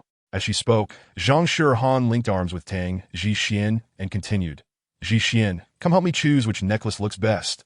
As they conversed, they walked further inside. Yi Xiao approached Yang In and asked, You truly don't feel any jealousy? Why would I? Yang In replied with a smile. A beauty like Tang Jixin is quite rare. You are her bodyguard, and you feel no attraction to her? Not at all, Yang In stated. Could it be that you are genuinely interested in men? Yi Xiao exclaimed, dramatically covering his groin with both hands. Yang In chuckled softly. I am a normal man. Yi Xiao draped his arm around Yang In's shoulders, inquiring, Then please tell me, why are you not attracted to a beauty like Tang Jixin? It's a secret, Yang In responded. Yi Xiao cast a glance at Yang In and remarked, How dull. After saying this, he stepped into the store. Inside, Tang Jixin and Zhang Shirhan were still deliberating over necklaces. In the ring section, two women who had entered earlier were also choosing rings. Is this the largest diamond ring you have? One woman inquired, lifting her hand adorned with a diamond ring, seemingly dissatisfied with its size. The 20-something salesgirl presented another ring, slightly larger than the previous one. This is the largest diamond ring in our store, she announced, her cheeks dimpled with two adorable dimples, making her appear exceptionally charming. Her voice was soft, laced with a hint of a playful tone. As the young woman was about to return the diamond ring she had just removed, another short-haired woman reached out and snatched it, placing it on her finger. This ring is a bit small. My husband bought me a 9-carat diamond ring last time, which is significantly larger. I always feel this one is too small. Upon hearing this, the short-haired woman turned her back to the young girl and remarked, If you hadn't mentioned it, I would have forgotten. I think my 9-carat diamond ring at home is too small too. My husband promised to buy me a 10-carat ring in Italy. I should call him to remind him, as he should be back in the country soon." As she spoke, the woman reached for her pocket.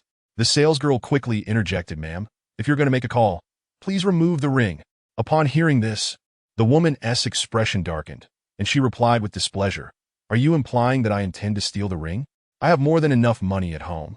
You have no idea how much my husband earns in a year. Over $1 billion. Do you really think I would want this measly ring? It is barely 8 carats. Even the diamond on my smallest ring surpasses this one by a significant margin. I shall not purchase it," the woman declared, removing the ring from her finger with a swift motion. The short-haired woman accompanying her, equally incensed, echoed her sentiment. "You are absolutely right. Let us depart. We shall not make a purchase here." She, too, took off the ring adorning her finger and placed it upon the counter. "I did not mean it that way. You have misunderstood." The young girl, upon witnessing these two women remove their rings, sought to explain herself. Yet the women turned their backs, intent on leaving without affording her a chance to clarify. However, they were unprepared for the fact that as they turned, they found Yi Xiao standing directly behind them. This fellow stealthily extended his right leg, causing the woman who had previously berated him to stumble unaware over his foot. Thud! She fell to the ground with a crash. "Ouch! What is wrong with you? Can't you watch where you're going?" Though Yi Xiao had clearly tripped her, he instead directed his ire towards her. How outrageous! The woman fell heavily, feeling as though her very bones might shatter. As she was aided to her feet by the short-haired woman, she prepared to unleash a torrent of abuse. Yet her companion cast her a significant glance, compelling her to swallow her words. She chose to ignore Yi Xiao and turned to leave. Yi Xiao dismissed the two women from his thoughts, redirecting his attention to the young girl with dimples, smiling as he inquired, "My dear, if I were to rescue you, would you consider offering yourself to me?"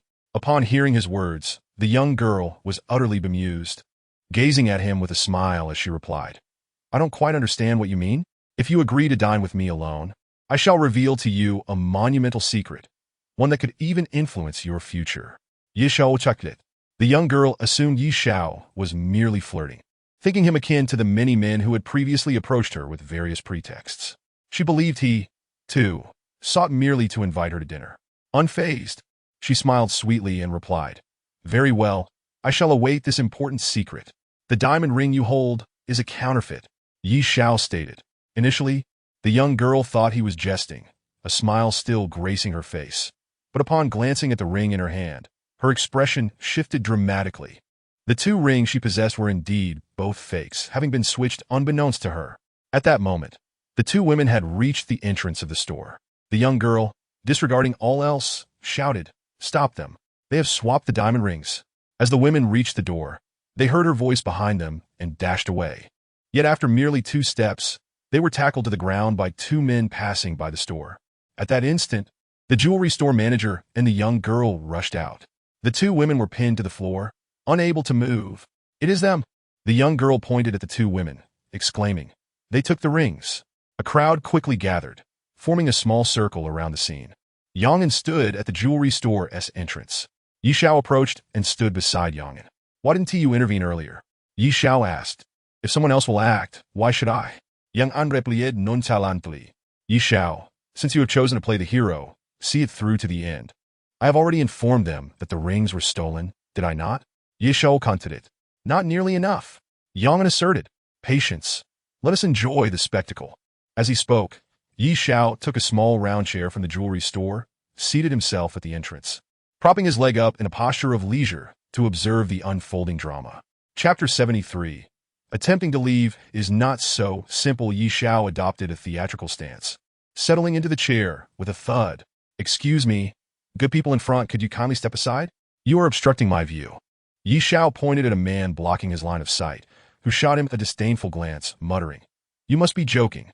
In the crowd, the 2 women were being held down by the 2 men. "Let go of me. If you don't, I shall scream for help," the short-haired woman yelled. Upon hearing her desperate plea, the 2 gallant men released their grip. "This matter has nothing to do with us. We merely intervened upon hearing accusations of theft." The man in the plaid shirt feigned ignorance regarding the situation. "They're the ones who stole the rings. Hurry and retrieve them." The dimple-eyed young girl extended her hand. Just as the 2 women had risen from the ground, they glared at her, loudly protesting. "What nonsense are you spouting? Do we appear to be impoverished enough to steal? Even if they were given to us, we would find them too small to bother with. Manager, they're the ones who stole the rings, the young girl hastily declared. They switched the rings, and the ones I possess are fake. Zhang Xiaoyu, do not panic. Let us discuss this calmly. The female manager signaled for the young girl to remain composed, addressing the two women with courtesy. Ladies, perhaps you have simply forgotten to remove the rings from our store. This has occurred before with other customers. It is all a misunderstanding. Just return the rings to us, and this matter can be resolved amicably. The manager clearly intended to provide the two women an escape route, as long as they returned the rings to the jewelry store. The incident would be forgotten, and no one would seek to escalate the situation. What do you mean by that? Are you insinuating we stole from your establishment? What a farce! How could we possibly steal? My husband has gifted me over a dozen diamond rings. I wouldn't even bother wearing your trifling ones. Another woman chimed in. You are slandering us and demanding compensation. These two women were determined to deny any accusation of theft. The female manager glanced at Zhang Xiaoyu and inquired, Xiaoyu, are you certain it was them? Upon hearing this question, Zhang Xiaoyu instinctively glanced at Yi Xiao. Yi Xiao, seated on the small round chair, was observing the scene. Their eyes met, and to her astonishment, Yi Xiao puckered his lips, mimicking a kissing gesture towards her. Zhang Xiaoyu immediately averted her gaze, affirmatively stating, Manager, it was indeed them who stole the rings. Upon hearing Zhang Xiaoyu's assertion, the manager addressed the two women in a stern tone. We have security here. If you refuse to admit it, I'm afraid we will have to conduct a search. Search us? You have some nerve. Do you even know who we are? The short-haired woman bellowed. Regardless of who you are, anyone who steals must be searched. The manager replied coldly. Should we find that you have indeed stolen our rings, we will report you to the authorities, and both of you will face imprisonment. I advise you to hand over the rings now, and I shall consider this matter as if it never occurred. Absurd. We have not stolen any rings.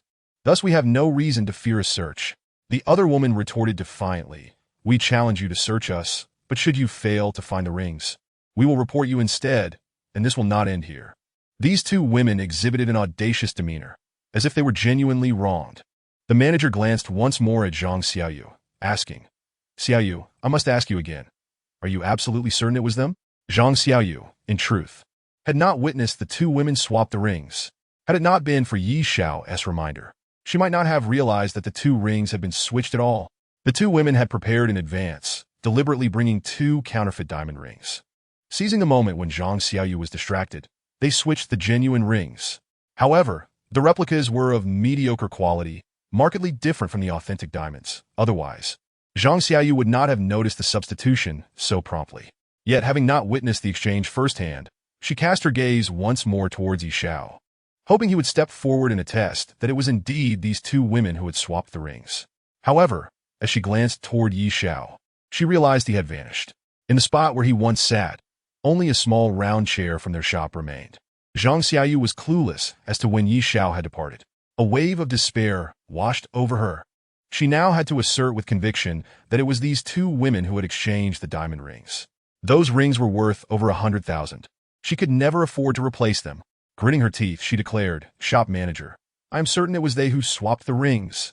The female shop manager hesitated momentarily before suggesting, Let us call the police immediately and have them investigate. Whatever. The two women scoffed disdainfully. At that moment, a smug smile crept across their faces. They had anticipated this outcome. They had indeed swapped the rings, but the genuine ones were not in their possession. Even if the police arrived, they would find nothing on them. Just a short distance from the jewelry store, near the elevator, the two men who had acted bravely earlier stood waiting for the lift. Hey buddy, could I borrow a light? Yi Xiao extended his hand, tapping one of the men with a scraggly beard on the shoulder. The bearded man glanced at Yi Xiao and coldly replied, I don't have a light. If you don't have a light, you could lend me something else, Yi Xiao replied with a grin, like a diamond ring. Upon hearing this, the bearded man shot Yi Xiao a furious glare and retorted icily, I don't know you. Keep your distance. What's wrong? Planning to make off with the diamond rings? Yi Xiao continued, Your actions are quite unscrupulous. That young lady will be devastated by your deceit. Yi Xiao extended his hand nonchalantly, stating, Hand over the rings, and you two can leave. Otherwise, you'll both find yourselves in a hospital. The moment the two men heard Yi Xiao's words, their expressions changed. Clearly, Yi Xiao had deduced their connection to the earlier two women. Those women were responsible for switching the rings, and if they were discovered, these men would feign heroism and rush in to apprehend them. In reality, they were merely diverting the rings from the women. No one would suspect these so-called heroes, allowing them to slip away unnoticed. Even if the women were taken to the police station, they had nothing to fear, as the rings were no longer in their possession. They had successfully executed this scheme 3 times before, but today they had underestimated Yi Xiao, who saw through their ruse entirely. At the elevator entrance, only the 3 of them remained. The bearded man suddenly produced a dagger, its blade glinting ominously. With a menacing glare, he growled, "If you don't want to die, pretend you didn't see anything. Otherwise, I'll make you bleed today and send you to the morgue." Chapter 74. A hero saves the damsel in distress. The bearded man wielded a gleaming dagger, his eyes filled with malice, evidently intent on stabbing Yi Xiao. Had he been an ordinary individual, the sight of such a fierce demeanor would have sent him fleeing in terror. However, upon witnessing the bearded man brandishing the dagger, Yi Xiao merely chuckled. "Here's a piece of advice, my friend. Without that dagger, you might only end up with a fracture, but with it, you could very well bleed out and require emergency medical attention. While I can stop the bleeding and save lives, I certainly want to extend my help to someone like you. You have 3 seconds to decide. 1, 2. Before Yi Xiao could reach 3, the bearded man lunged forward, viciously stabbing at him. "I'm going to make you bleed," he bellowed. The dagger was aimed at Yi Xiao's abdomen. The bearded man was clearly a ruthless character, aiming to inflict serious harm. Had Yi Xiao been struck, while it might not be fatal, it would certainly result in a severe injury. 3. Yi Xiao had counted to 3. At that moment, he swiftly grasped the bearded man's wrist with one hand while pressing down on the dagger's blade with the other. "Since you enjoy making others bleed, let us see how it feels to bleed yourself," Yi Xiao said, exerting force. The dagger, which was meant for Yi Xiao, was abruptly redirected towards the bearded man's own abdomen. With a sickening thrust, the dagger plunged into the bearded man's belly. Yi Xiao released his grip and stepped back, creating distance between them. "Whatever you do, don't pull that dagger out. If you do, you're as good as dead. Yi Xiao varnit. Now, you can call for an ambulance." Thud. The bearded man collapsed to the ground, clutching the dagger, unable to let go. "Help! Someone call for an ambulance!" he cried out in desperation. His accomplice, witnessing the self-inflicted wound, wasted no time fleeing. Yet, just 2 steps away, Yi Xiao delivered a swift kick, sending the man sprawling to the ground. Yi Xiao quickly approached, planting his right foot firmly on the man's palm. "It hurts, it hurts!" the man cried out.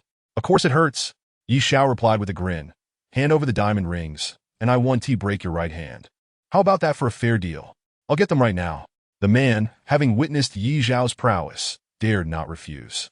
He reached into his pocket, retrieving 2 diamond rings, the very ones the earlier women had tried on.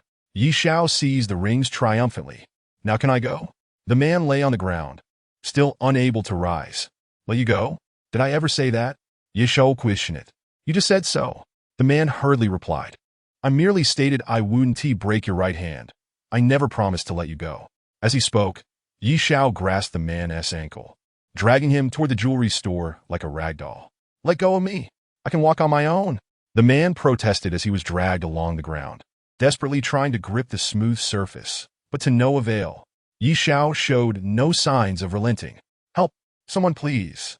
The man's voice was laced with a whimper. "What is there to cry about? You're a grown man." Yi Xiao tugged at him, saying, "If you choose a profession, you should embrace it.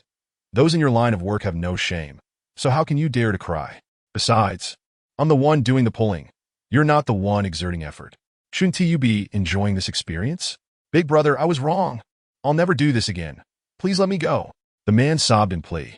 "Let you go? Dream on." Yi Xiao repeated.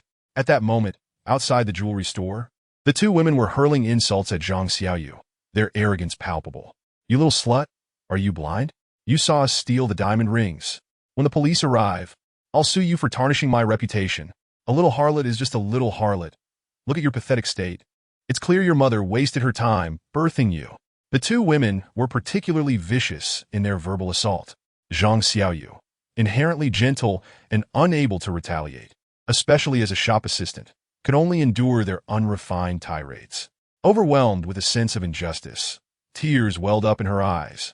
Beside her, Tang Zhishuan could no longer endure the scene and coldly remarked, "That's quite enough. Do not overstep your bounds." The moment these words escaped Tang Zhishuan's lips, the short-haired woman retaliated with a scathing insult. "Who do you think you are, you insolent?" Slap. Before the short-haired woman could finish her tirade, Yang Yin's palm had already struck her face, leaving a distinct imprint on her cheek. Tang Zhishuan let out a disdainful snort and declared, "My bodyguard will not indulge your antics. Go ahead, utter another insult, and see if your face doesn't become as swollen as a pig's." The short-haired woman was genuinely frightened. She thrived on bullying the weak. When she had insulted Zhang Xiaoyu earlier, Zhang had remained silent and did not retaliate, which only emboldened her further. However, as she prepared to hurl another insult at Tang Zhishuan, her bodyguard swiftly delivered a resounding slap, silencing her entirely. The short-haired woman retreated behind her companions, fearful of further aggression from Tang Zhishuan. "Haven't the police been called? We'll discuss it when they arrive," Tang Zhishuan coldly stated. "I do not wish to hear any more foul language." At that very moment, Yi Xiao was dragging the man back over. With a thud, he released his grip, allowing the man's legs to finally touch the ground. Upon seeing the man Yi Xiao had brought back, the two women exchanged glances, their expressions shifting dramatically as they attempted to flee. Yet, as they turned, Yi Xiao's chilling voice cut through the air. "Dare to take a single step, and I assure you, I will break every bone in your legs." His words dripped with menace, causing the two women to feel their legs weaken. With a thud, they both collapsed onto the ground. Yi Xiao approached Zhang Xiaoyu, gazing into her reddened eyes. "Have you been crying?" he asked with a gentle smile. "No." Zhang Xiaoyu vigorously shook her head. "I believe you will find this amusing." As he spoke, Yi Xiao extended his hand, revealing 2 diamond rings. In an instant, Zhang Xiaoyu's eyes sparkled with excitement. "These rings are real." Suddenly, she threw her arms around Yi Xiao, unable to contain her joy, and planted a kiss on his cheek. Yi Xiao had not anticipated such a public display of affection, and he felt a sudden chill run down his spine. Instinctively, he turned to see Zhang Shihan's piercing gaze directed at him. Chapter 75. The enchanting temptress. Yi Xiao could hardly fathom Zhang Xiaoyu's impulsive action. They were standing at the entrance of a jewelry store, surrounded by onlookers. Zhang Xiaoyu was so overwhelmed with emotion that she kissed him in front of everyone. Indeed, a hero's rescue often leads to delightful outcomes. However, as Yi Xiao basked in his triumph, he caught sight of Zhang Shihan's icy stare, causing a shiver to run through him. Approaching Zhang Shihan, he smiled and asked, "Are you feeling jealous?" "Jealous of you?" "In your dreams." Zhang Shihan pouted, disdain evident in her tone. "I simply find you excessively lecherous. You flirt with every pretty girl you see, and I have no respect for you. Isn't it heroic to rescue a damsel in distress?" Yi Xiao retorted. Zhang Shihan shot him a withering glance, replying, "How did you know the rings were switched?" "Too easy." Yi Xiao pointed to his eyes and whispered, "I possess a discerning vision. Nothing escapes my notice." "You're just boasting," Zhang Shihan scoffed.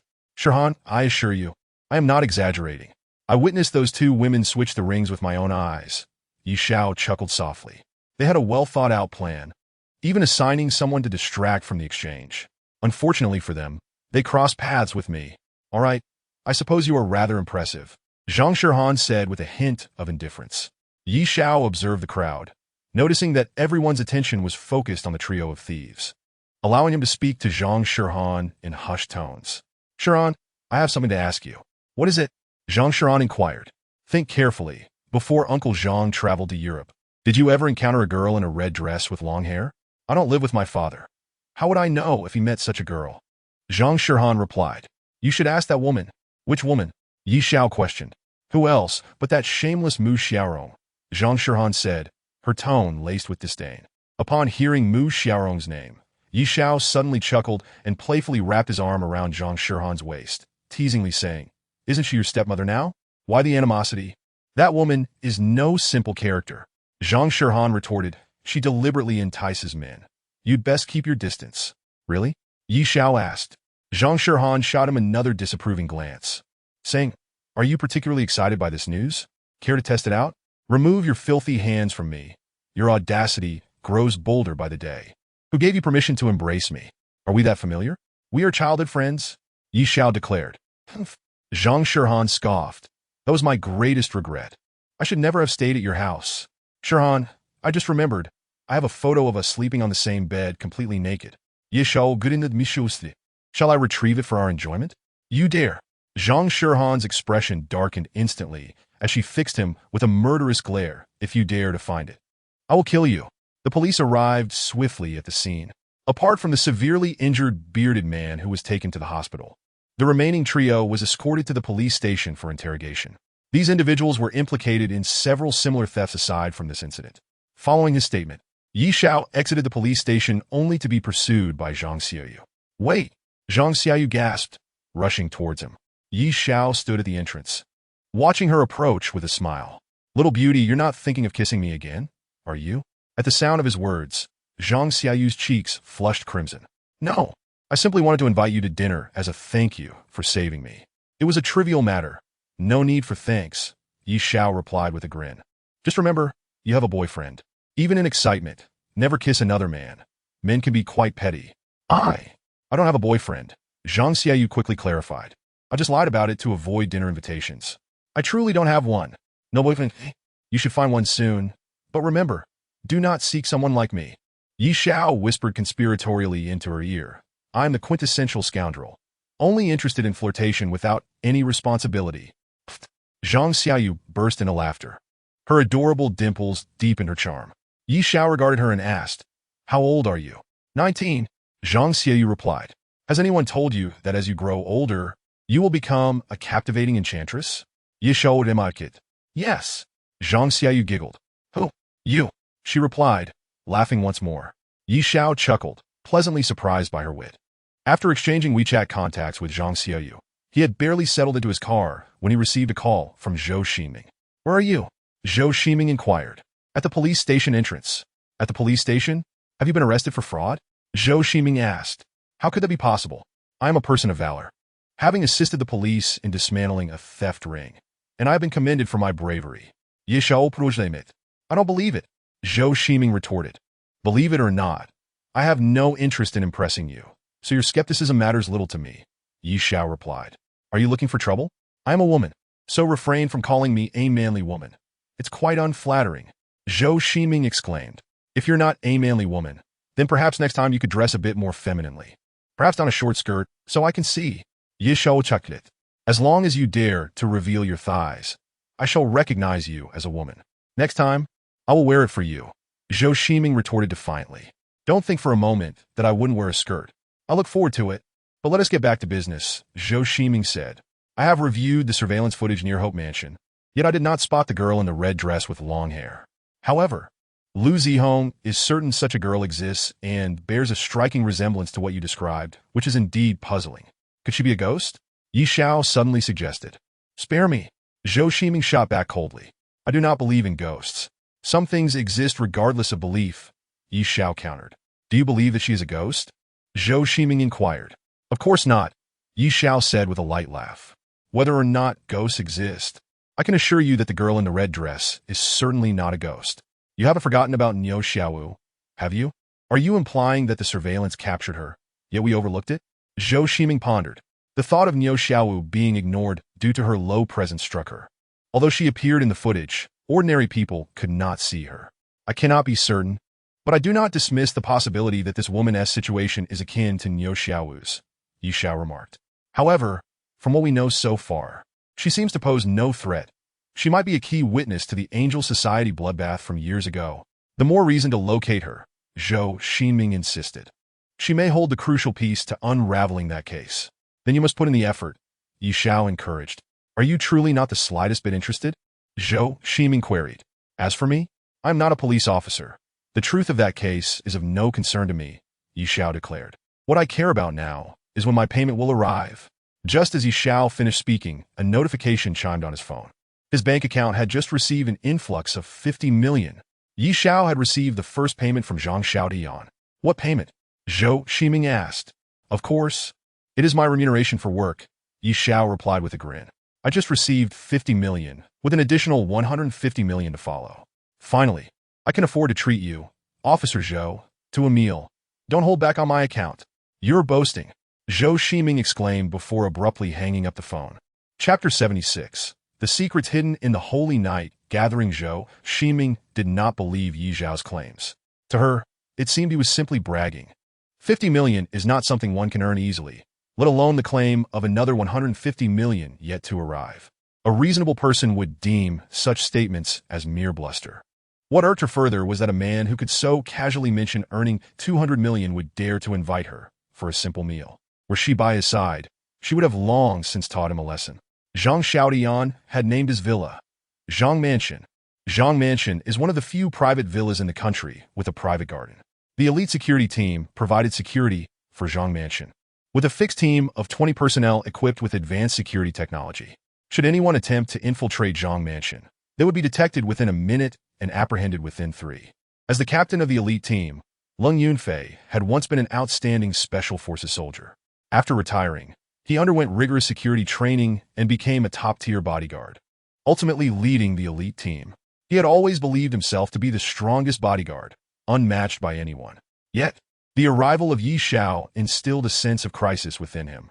Yi Xiao was ostensibly the personal secretary of Zhang Shihan, but in reality, he served as her bodyguard, dedicated to her protection. This role was enviable.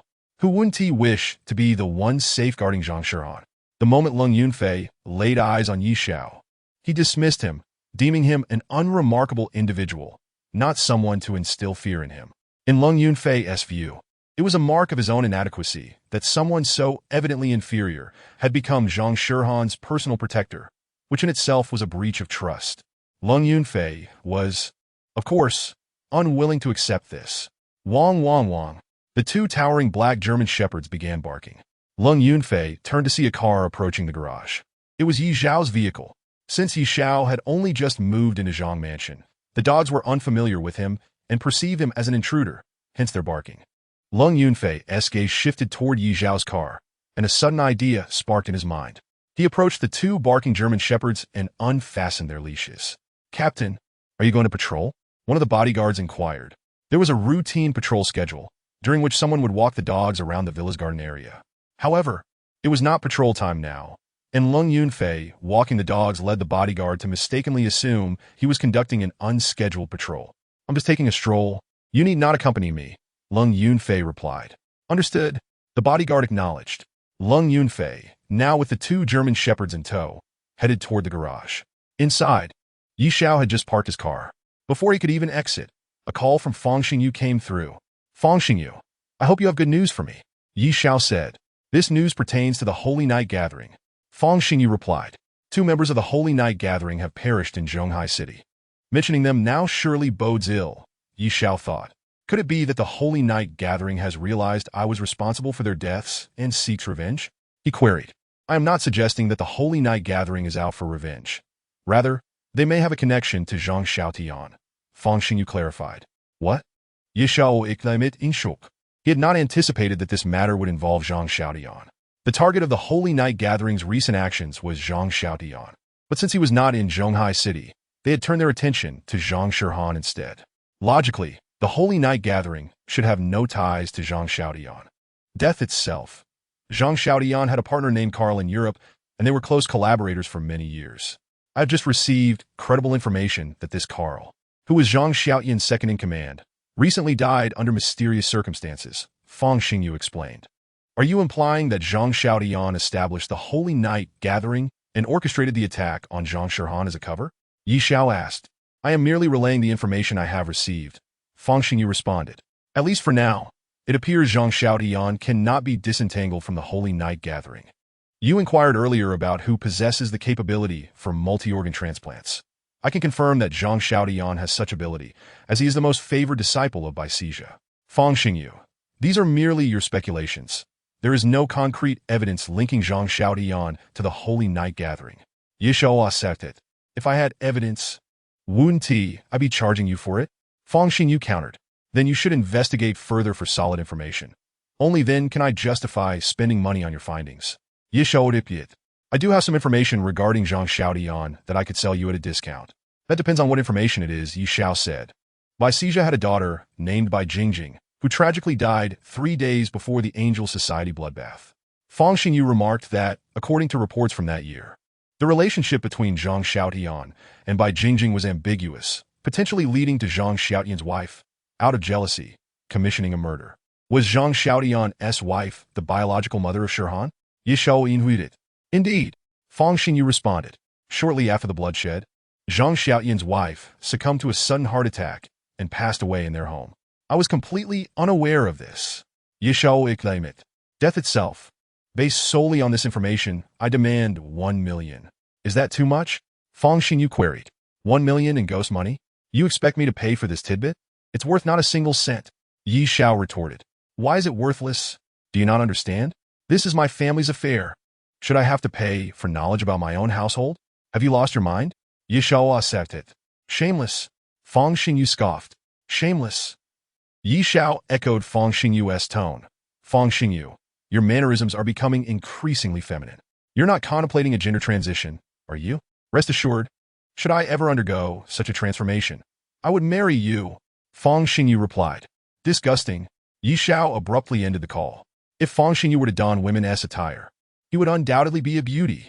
However, Yi Shao had no interest in men whatsoever. Yet, it was undeniable that Fang Xingyu was indeed a genius. He could provide Yi Shao with considerable assistance, provided that Yi Shao had the financial means. In this world, the saying money makes one a lord resonated more than ever with Yi Shao. With a cigarette in hand, he exited the garage, yearning to return to his room, indulge in a hot bath, and comfortably recline on his bed. Suddenly, a cacophony of barking reached his ears. Yi Shao looked up to see Lung Yunfei standing nearby, holding 2 formidable Rottweilers, both barking furiously at him. Good evening, Captain Lung. Yi Shao greeted, extending his hand.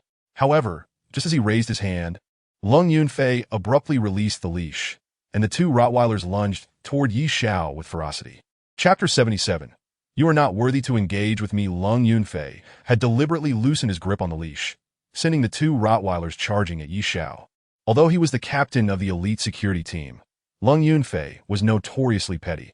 He would not let any slight against him go unpunished. The moment Yi Shao appeared, Lung Yunfei felt his position threatened by him. Zhang Xiaotian, clearly lacking trust in Lung Yunfei, had specifically requested Yi Shao to protect Zhang Shirhan. Naturally, Lung Yunfei harbored no fondness for Yi Shao. In fact, he felt a twinge of jealousy toward him. As the 2 Rottweilers pounced on Yi Shao, a smirk of satisfaction crept upon Lung Yunfei's lips. He relished the thought of witnessing Yi Shao in a state of disarray. With a rush, the 2 Rottweilers were upon Yi Shao, their jaws agape, ready to bite.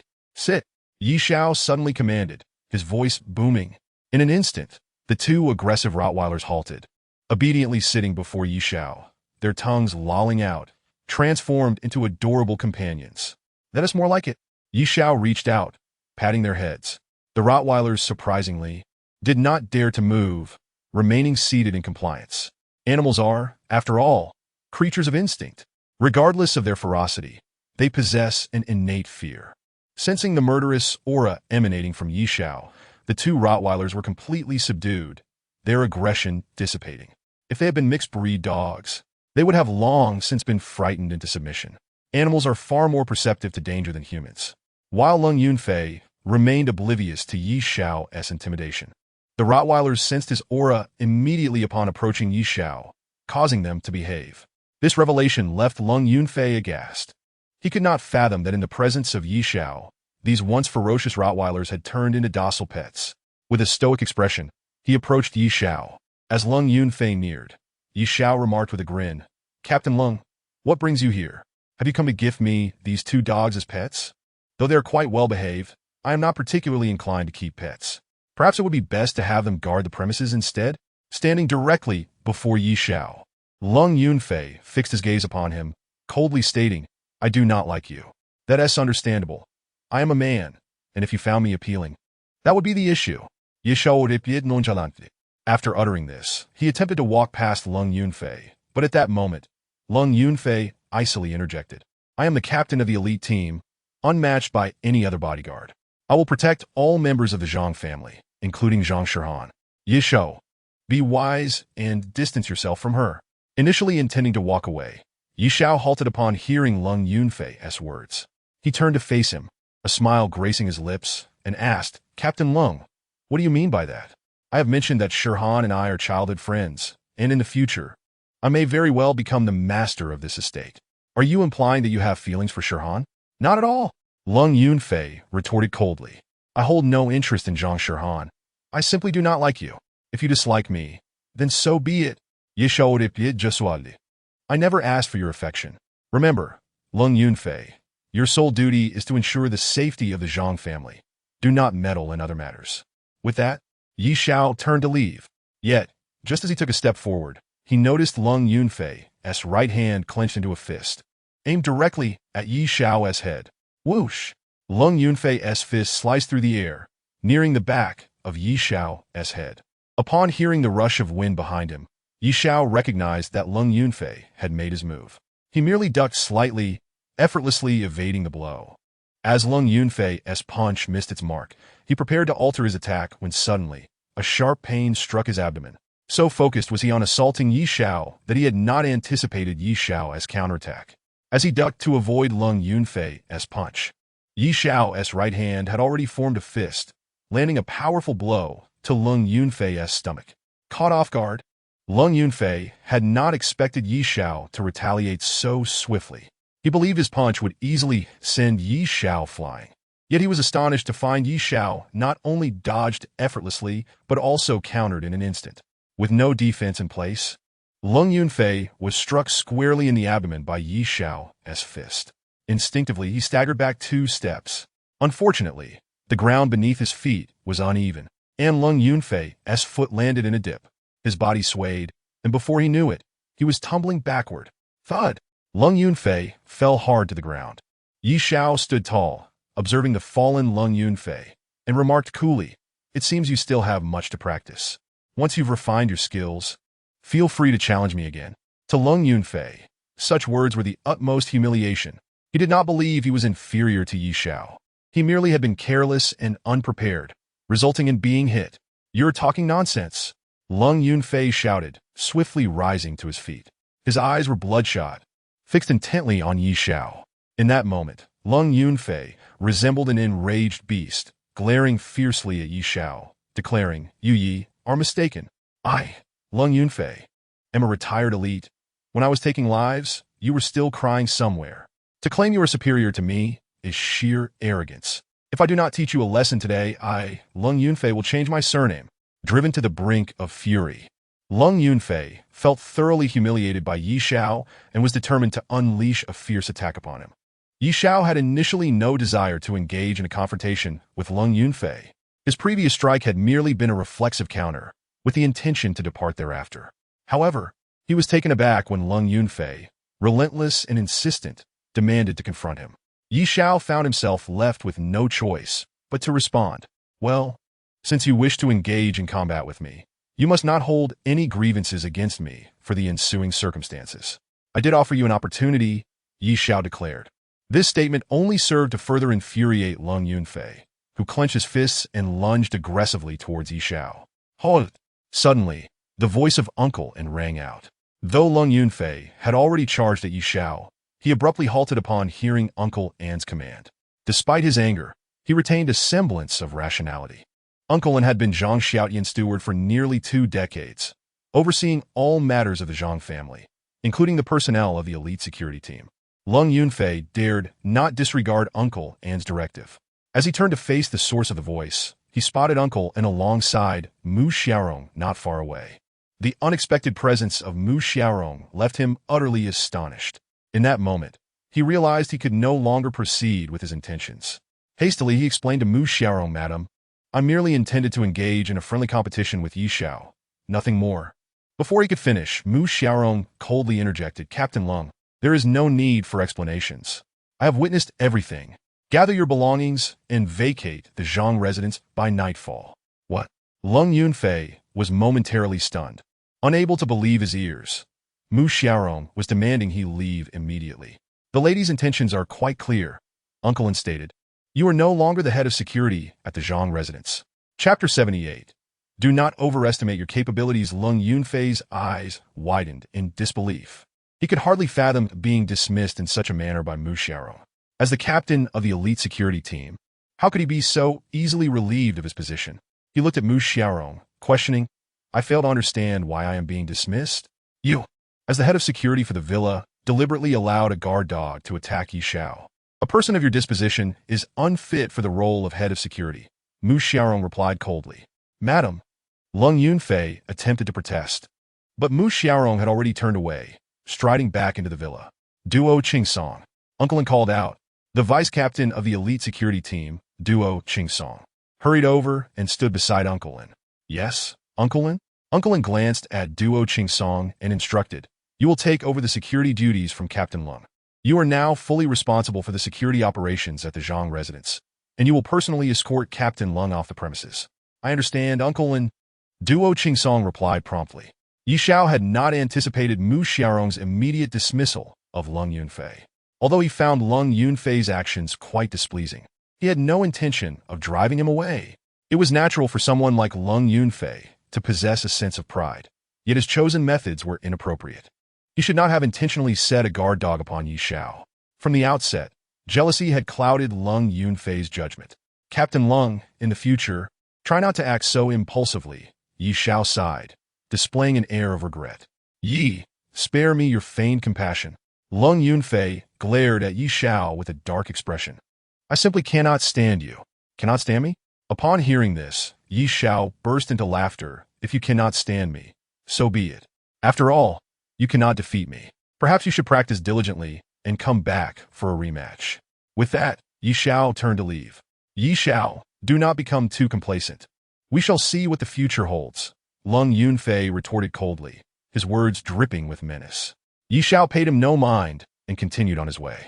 Duo Qingsong stood before Lung Yunfei, a smile gracing his face as he remarked, Captain Lung, I will accompany you to facilitate the handover. Perhaps we can share a drink another time?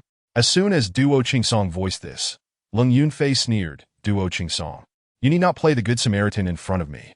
You have long wished for my departure, so that you may seize the captaincy for yourself. Let me be clear, you lack the capability to assume that position. Duo Qingsong's expression darkened. Captain Lung, what do you mean by that? I do not wish for your departure. You are the one who set the guard dog upon Mr. Yi. What issue could there possibly be with the madam's decision to dismiss you? Lung Yunfei fixed his gaze on Duo Qingsong, his voice icy. Duo Qingsong, do not let your small victories lead you astray. There will come a day when you lament your actions. At least, do not harbor jealousy towards Mr. Yi. Duo Qingsong replied coolly, I know my place and will be a diligent bodyguard unlike you, who has forgotten your true role. Do you wish to die? Lung Yunfei's eyes narrowed, his right hand clenched into a fist, seemingly ready to strike. Duo Qingsong was unperturbed by Lung Yunfei's threat. With a cold snort, he warned, Lung Yunfei, you are no longer even a bodyguard here. If you dare to act out, I will have you arrested and taken to the police station. I advise you to refrain from causing trouble. Let us part on amicable terms. Though anger coursed through Lung Yunfei, he managed to maintain his composure upon hearing Duo Qingsong's ultimatum. Indeed, he was no longer the captain of the elite security team. Engaging in a brawl now would only result in his own detriment. After a moment's contemplation, Lung Yunfei relaxed his clenched fist and stated now, let us proceed with the handover. With that, he strode away, unwilling to let the matter rest, merely refraining from immediate confrontation to avoid losing face. In the main hall of the villa, Yi Xiao quickened his pace to catch up with Mu Xiaorong. Madam, wait a moment, he called out. Mu Xiaorong paused, her dark eyes turning to meet his gaze. A faint smile graced her lips as she said, please do not refer to me as madam. It feels rather awkward. Given our similar ages, you may simply call me Xiaorong. That seems inappropriate. Yi Xiao chuckled. After all, you are Pashan's stepmother. Surely, you do not intend to call me aunt? Let me clarify. I do not favor that title. Mu Xiaorong replied with a smile. Certainly not. I have no such intention. Yi Xiao assured her. It is merely a form of address. There is no need to take offense. Indeed, it is just a title. There is no need for excessive concern. Mu Xiaorong replied. Pashan has never referred to me as stepmother. She always calls me by my name. You may do the same. It will foster a more comfortable interaction between us. Xiaorong? Yi Xiao hesitated. Yes, it sounds more pleasant. Mu Xiaorong affirmed. By the way, I have something I wish to inquire about. Please, go ahead. Yi Xiao encouraged as they ascended the staircase. I would like to know if a long-haired girl in a red dress has previously sought out Uncle Zhang. Yi Xiao inquired. Oh, I do not usually inquire into Xiaotian's affairs, Mu Xiaorong replied. He is quite busy with work, spending most of his time outside. and we have limited time together. Yi Xiao had hoped to glean some information from Mu Xiaorong, but her responses were vague and unhelpful. Just as they were nearing the second floor, Mu Xiaorong suddenly stumbled. Yi Xiao instinctively reached out, wrapping his arm around her waist to steady her. "Thank you." Mu Xiaorong leaned into Yi Xiao's embrace, her dark eyes meeting his. "No need for thanks." Yi Xiao responded, his gaze locked with hers. In that instant, he felt a stirring in his heart. The fragrance emanating from Mu Xiaorong intensified, quickening his heartbeat. It was a sensation akin to two strangers falling in love at first sight. Yi Xiao even felt a surge of warmth in his lower abdomen, and his hand instinctively moved towards Mu Xiaorong's hip. "Yi Xiao, you scoundrel! What are you doing?" Zhang Shihan's furious shout suddenly resonated through the air. Yi Xiao, who was embracing Mu Xiaorong's waist, found his gaze locked with hers. Had it not been for Zhang Shihan's irate outburst, Yi Xiao might have succumbed to the impulse of drawing Mu Xiaorong closer. However, the sound of Zhang Shihan's voice regained his composure, prompting him to hastily release his hold on Mu Xiaorong and direct his eyes towards the staircase on the second floor. There stood Zhang Shihan, clad in an oversized home t-shirt at the top of the stairs. In her hand, she held a bottle of mineral water, and her feet were adorned with exquisite slippers, revealing her two snow-white thighs beneath the hem of the t-shirt. "Shihan, please don't misunderstand. Just now, Mu Xiaorong. No, your stepmother accidentally stumbled as she approached. And I." Before Yi Xiao could finish his explanation, the mineral water bottle in Zhang Shihan's hand flew towards him. Thud! Yi Xiao managed to catch the bottle just in time. Without uttering a word, Zhang Shihan turned and walked away. Yi Xiao glanced at Mu Xiaorong and said helplessly, "I need to clarify things with Shihan, or else I'll be in serious trouble." "Yes, I understand." Mu Xiaorong replied, "You should hurry." Yi Xiao dashed after Zhang Shihan. A smile lingered on Mu Xiaorong's face until the figures of Yi Xiao and Zhang Shihan vanished at the staircase, at which point her smile gradually faded. "So close." Mu Xiaorong sighed. "It seems my perfume formula needs a slight adjustment." Chapter 79. A ghostly encounter. Zhang Shihan walked silently towards the living room on the second floor. Yi Xiao quickened his pace to catch up with her, extending his right hand to grasp her wrist, and inquired, "Shihan, are you angry?" "Disgusting." Zhang Shihan forcefully attempted to shake off Yi Xiao's grip, but he refused to let go. "Let me explain." Yi Xiao urged. "Release me, you repulsive man. Don't touch me." Zhang Shihan protested vehemently, while struggling to break free. Suddenly, Yi Xiao swept her off her feet and lifted her into his arms. "Let go. If you don't, I'll scream for help." Zhang Shihan shouted from within his embrace. Thud! Yi Xiao surprisingly released her, and Zhang Shihan landed squarely on the ground. "You idiot! Who told you to let go?" Zhang Shihan rose, lifted her foot, and aimed a kick at Yi Xiao's leg. Ouch! She yelped lightly. Wearing slippers, her kick landed painfully against Yi Xiao's solid leg. "Shihan, you told me to let go." Yi Xiao mimicked her voice from moments ago, teasingly saying, "You said, let go.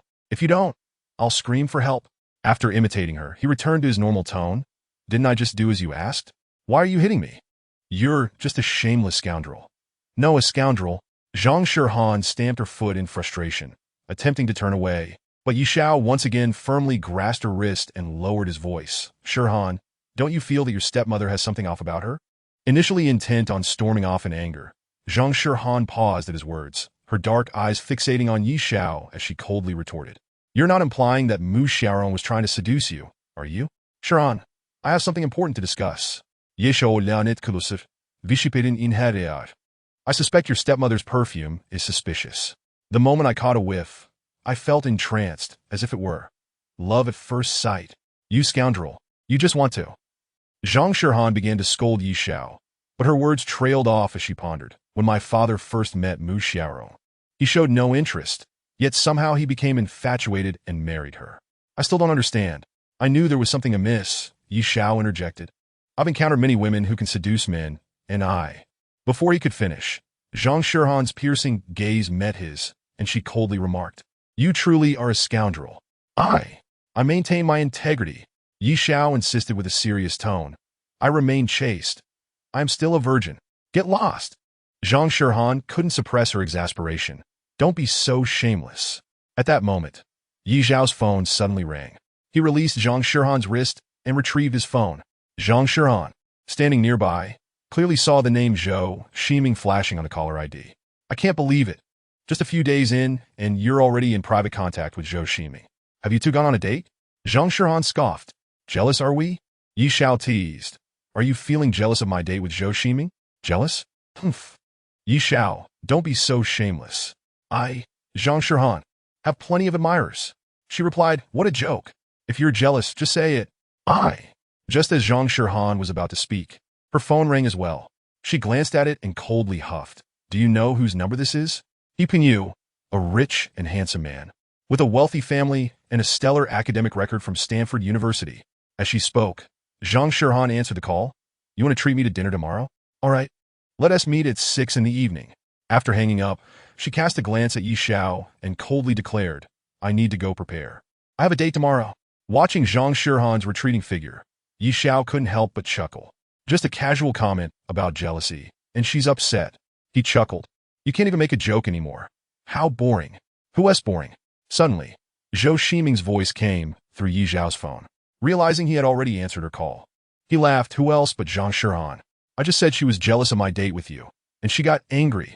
You may think you're clever, but I know you're just shameless, Zhou Ximing replied. Why be modest? Aren't men supposed to rely on their prowess? As long as one is strong. Conquering women is simple, Yi Xiao said. Do you want to die? Zhou Ximing's tone turned grave. Do you want me to arrest you for sexual harassment? Do you have any evidence of my supposed harassment? I don't recall saying anything inappropriate. My head hurts. Yi Xiao retorted. You'll eventually fall into my hands. Zhou Ximing scoffed. Let us discuss something serious. Tomorrow, you're coming with me to the psychiatric hospital. I refuse. I'm not insane. Yi Xiao rejected. If you think you're sick, go by yourself. It has nothing to do with me. You're the one who is insane.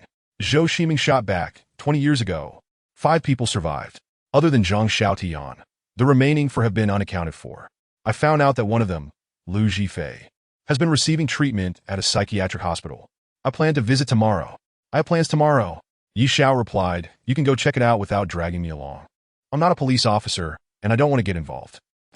But you are connected to this matter, Zhou Ximing insisted. Aren't you trying to clear Zhang Xiaotian's name? Then you must help me investigate. Being a police officer seems so leisurely. Yi Xiao remarked, it's a case from 20 years ago. You want to investigate? Catching those 2 culprits will clarify everything. This case is quite peculiar, Zhou Ximing asserted. My mentor has pursued this for years. Now it's my turn. What if you can't find anything? Should we have your child investigate? You'd better hurry and have one. I don't mind assisting with that task. Yi Xiao quipped. Get lost.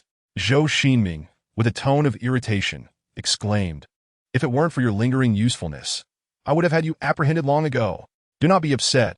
I was merely jesting, Yi Xiao replied with a smile. By the way, could you show me the details of that case?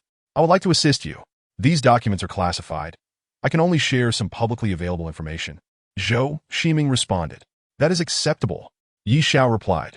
I will send those to you via WeChat. Zhou Ximing added. Mainly some photographs. After hanging up, Yi Xiao soon received a plethora of images from Zhou Ximing, all pertaining to that notorious incident from years past. As he walked towards his room, he began to peruse the photos. Suddenly, one particular image caught Yi Xiao's attention, causing his eyes to widen in astonishment. He held it up for a closer inspection. It was a group photo featuring 3 individuals. Bai Sijia stood in the center, with Zhang Xiaotian on his right, and to Bai Sijia's left stood a long-haired woman in a red dress, who was affectionately linking arms with him. This girl in red was the very same one Yi Xiao had encountered at the Hope Building. Goodness gracious, Yi Xiao muttered to himself. Chapter 80. The Resurrection. Yi Xiao's gaze remained fixated on the photograph, recognizing the girl in red as the one he had seen not long ago. He promptly sent the image to Zhou Ximing via WeChat, inquiring, Who is this? Bai Jingjing. Zhou Ximing replied succinctly. Bai Jingjing? Yi Xiao recalled what Fang Xingyu had mentioned earlier. Professor Bai Sijia had a daughter named Bai Jingjing, who was said to have had an extraordinary relationship with Zhang Xiaotian, and tragically passed away unexpectedly 3 days prior to the Angel Society incident. The prevailing rumor was that Zhang Xiaotian's wife orchestrated her murder, and shortly thereafter, she succumbed to illness, leaving the matter unresolved. Goodness gracious! Yi Xiao instinctively claimed it. What do you mean by goodness gracious? Yang Xiaolu's voice suddenly emerged from behind him. Yi Xiao turned to see Yang Xiaolu, clad in a short-sleeved t-shirt and a refreshing, comfortable t-shirt dress, her sweet smile transforming her into a vision of healing. Having just bathed, her dark hair cascaded over her shoulders, exuding a fragrant aroma. Yi Xiao couldn't help but inhale deeply, captivated by the scent, and remarked, "Am I dreaming? A fairy has appeared before me." Yang Xiaolu chuckled, her eyes narrowing into delightful slits as she laughed. "I'll take that as a compliment." She stepped closer to Yi Xiao, her sweet smile lingering as she asked, "What was that about seeing ghosts? I encountered a girl in red who was supposed to have died 20 years ago. Doesn't that sound ghostly?" Yi Xiao lowered his voice deliberately, giving it a particularly eerie tone. Don't jest." Upon hearing Yi Xiao's words, Yang Xiaolu suddenly reached out and playfully struck his shoulder, her voice slightly trembling. "The CEO's residence is quite vast. I find it a bit intimidating. Please refrain from scaring me at this moment. Or perhaps I should accompany you to your room." Yi Xiao broke into a wide grin. "Huh, you were just trying to frighten me. You wish to sleep with me? How delightful."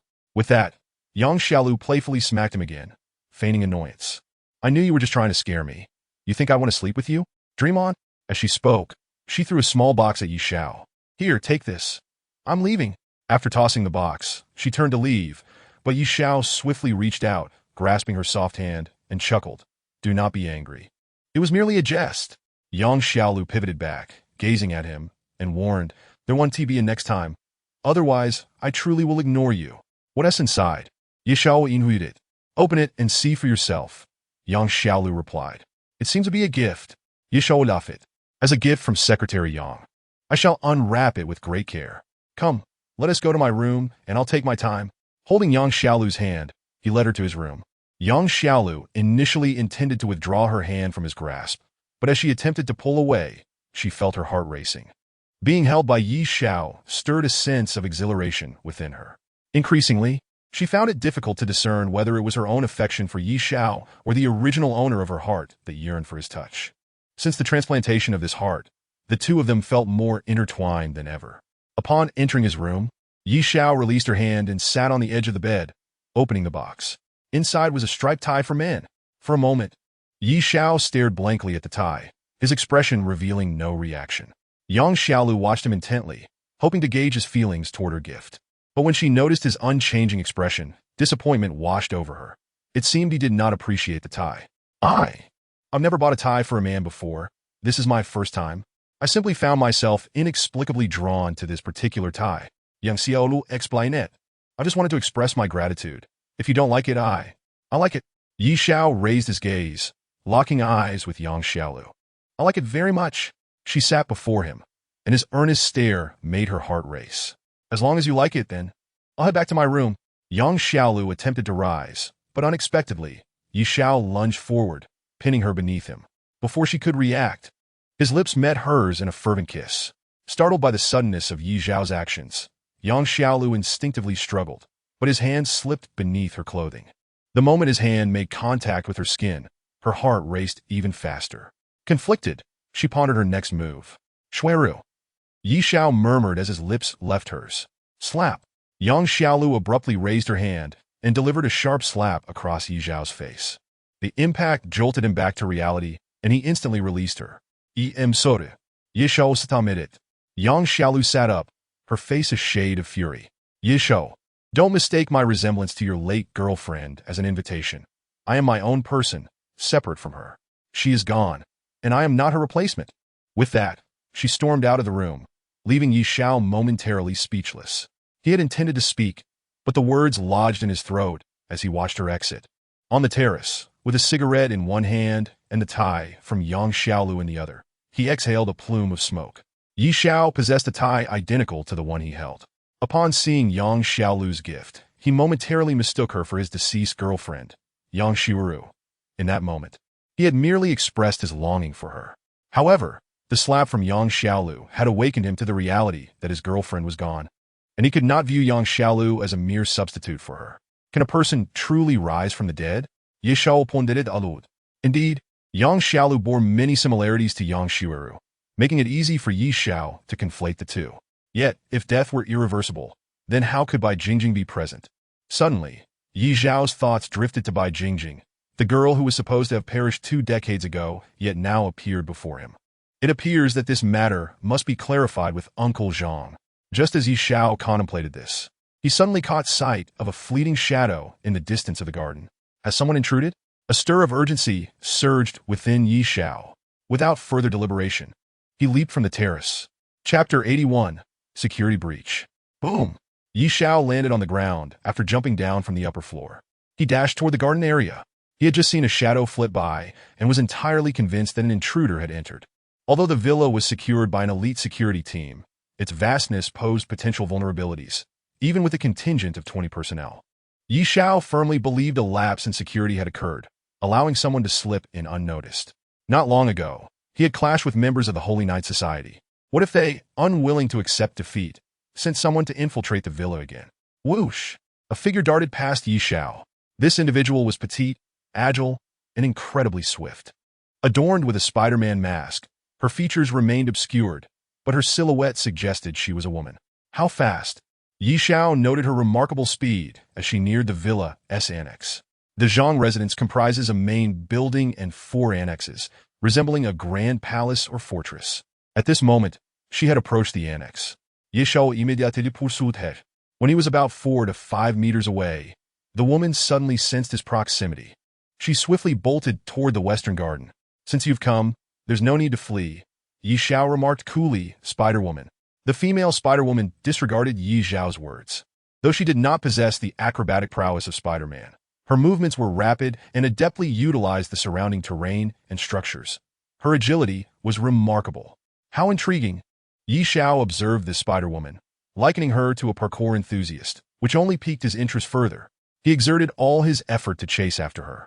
And just as he was about to catch up, the Spider-Woman suddenly threw back her hand, releasing a cloud of white smoke, causing Yi Xiao to instinctively evade. By the time he emerged from the haze, the Spider-Woman had vanished without a trace. Fool, did you truly believe that donning a Spider-Man mask would obscure your identity? Beauty, I sincerely hope I do not encounter you again. Yi Xiao chucked it. At that moment, a commotion ensued nearby. Du Qingsong, accompanied by several bodyguards, rushed over. Mr. Yi, we heard noises from this direction and came immediately, Du Qingsong stated, his demeanor toward Yi Xiao vastly different from that towards Cold Cloud. He exhibited profound respect. A female thief has infiltrated the villa area, Yi Xiao declared. Ah! Upon hearing this, Du Qingsong's expression shifted, and he hurriedly explained. I just completed the handover with Cold Cloud. The security arrangements here were previously managed by him. I merely followed his orders to assist with security. Upon hearing of the situation, Du Qingsong sought to absolve himself of responsibility, asserting that the prior security was Cold Cloud's concern and had nothing to do with him. Yi Xiao interrupted Du Qingsong, smiling. Captain Du, you need not worry. I harbor no blame toward you. The Zhang residence is simply too expansive, and it is entirely normal for there to be areas lacking adequate security. Indeed, Mr. Yi, you are absolutely right. Du Qingsong promptly concurred, aside from the villa area. There are also gardens, sports fields, and other zones. Although we have continuously bolstered security, the sheer size of the area means some locations may be overlooked. Yi Xiao produced a cigarette, placing it between his lips. Du Qingsong swiftly retrieved a lighter to ignite it for him. After taking a puff, Yi Xiao remarked, Captain Du, since Captain Cold has departed, the existing security measures should be revised, and certain areas require enhanced protection. Agreed. Du Qingsong nodded vigorously. I also believe that some areas need fortified security. Since I can't sleep anyway, I'll assist you in strengthening the security, Yi Xiao proposed. Excellent. Du Qingsong's face brightened at Yi Xiao's words as they made their way toward the security center. In an automobile repair shop located in the western district of Zhonghai City, a man covered in grease was working on a vehicle. Knock, knock, knock. A sound echoed from the roll-up door. The man tossed his tools aside, stood up, and approached the door. Who the hell is knocking? It's the middle of the night, and I'm not taking any business, he grumbled as he opened the roll-up door. Standing before him was a man with a cigarette dangling from his lips. None other than Cold Cloud. Cold Cloud, with a black shoulder bag slung over his shoulder, addressed the grease-covered man. Ergu, are you surprised to see me? Upon recognizing Cold Cloud, Ergu's face darkened, and he began to pull the roll-up door down. However, Cold Cloud's hand shot out to grasp the door firmly. Ergu, we have a history, but this time I'm here to help you make some money, Cold Cloud proclaimed. For the sake of profit, let's put our past grievances aside. Ergu shot Cold Cloud a glare, retorting, you backstabbing traitor. If it weren't for you, I wouldn't be in this predicament. Ergo, you must understand that I too had no choice. Cold Cloud replied, as bodyguards, we failed to protect our employer. Someone must take responsibility. I haven't treated you unfairly, have I? Didn't I give you money? Money? You were the head of security for Zhang Xiaotian, raking in a fortune while I'm stuck running this rundown repair shop, unable to cover my utility bills or rent. Ergo said coldly, you'd better get lost right now, or I won't hold back. I'm worse off than you now. I've lost everything. Cold Cloud glanced at Ergo and said, I am no longer Zhang Xiaotian's head of security. I just want to leave Zhonghai City. But before I go, I want to help you make a fortune. Zhang Xiaotian's home is filled with gold and money. I can stealthily lead a team into the Zhang residence to make a quick score. Ergo's eyes lit up at Cold Cloud's words. Go mean, Ergo urged. Cold Cloud stepped inside, and the roll-up door was lowered. Ergo took a seat, fixing his gaze on Cold Cloud, and coldly inquired, first, how much are we talking about? At least 10 million, Cold Cloud declared. As Zhang Xiaotian's head of security, I've seen with my own eyes that his home holds no less than 5 million in cash, as well as gold bars, silver, and jewels, all valued over 10 million. 10 million? Ergo's eyes sparkled as he looked at Cold Cloud, saying, how can you guarantee we can access this money? A cold smirk crept across Cold Cloud's face as he replied, Ergo, don't think I don't know what kind of business you run at this repair shop. On the surface, you're fixing cars, but in reality, you're involved in robbery, aren't you? Gather your crew. Let's pull off a big operation. I guarantee you'll pocket at least 5 million. 5 million? That's not worth my effort. Ergo retorted, I want 8 million. Ergo, you're really asking for too much. Cold Cloud glared at him. If you want 8 million, that leaves me with nothing. You said at least 10 million, which means it could be more than that. I'm not greedy. I just want 8 million. I don't want a single cent more. Ergo insisted. I'll handle the people and the vehicles. Fine. Cold Cloud agreed without hesitation. It's settled. The sooner, the better.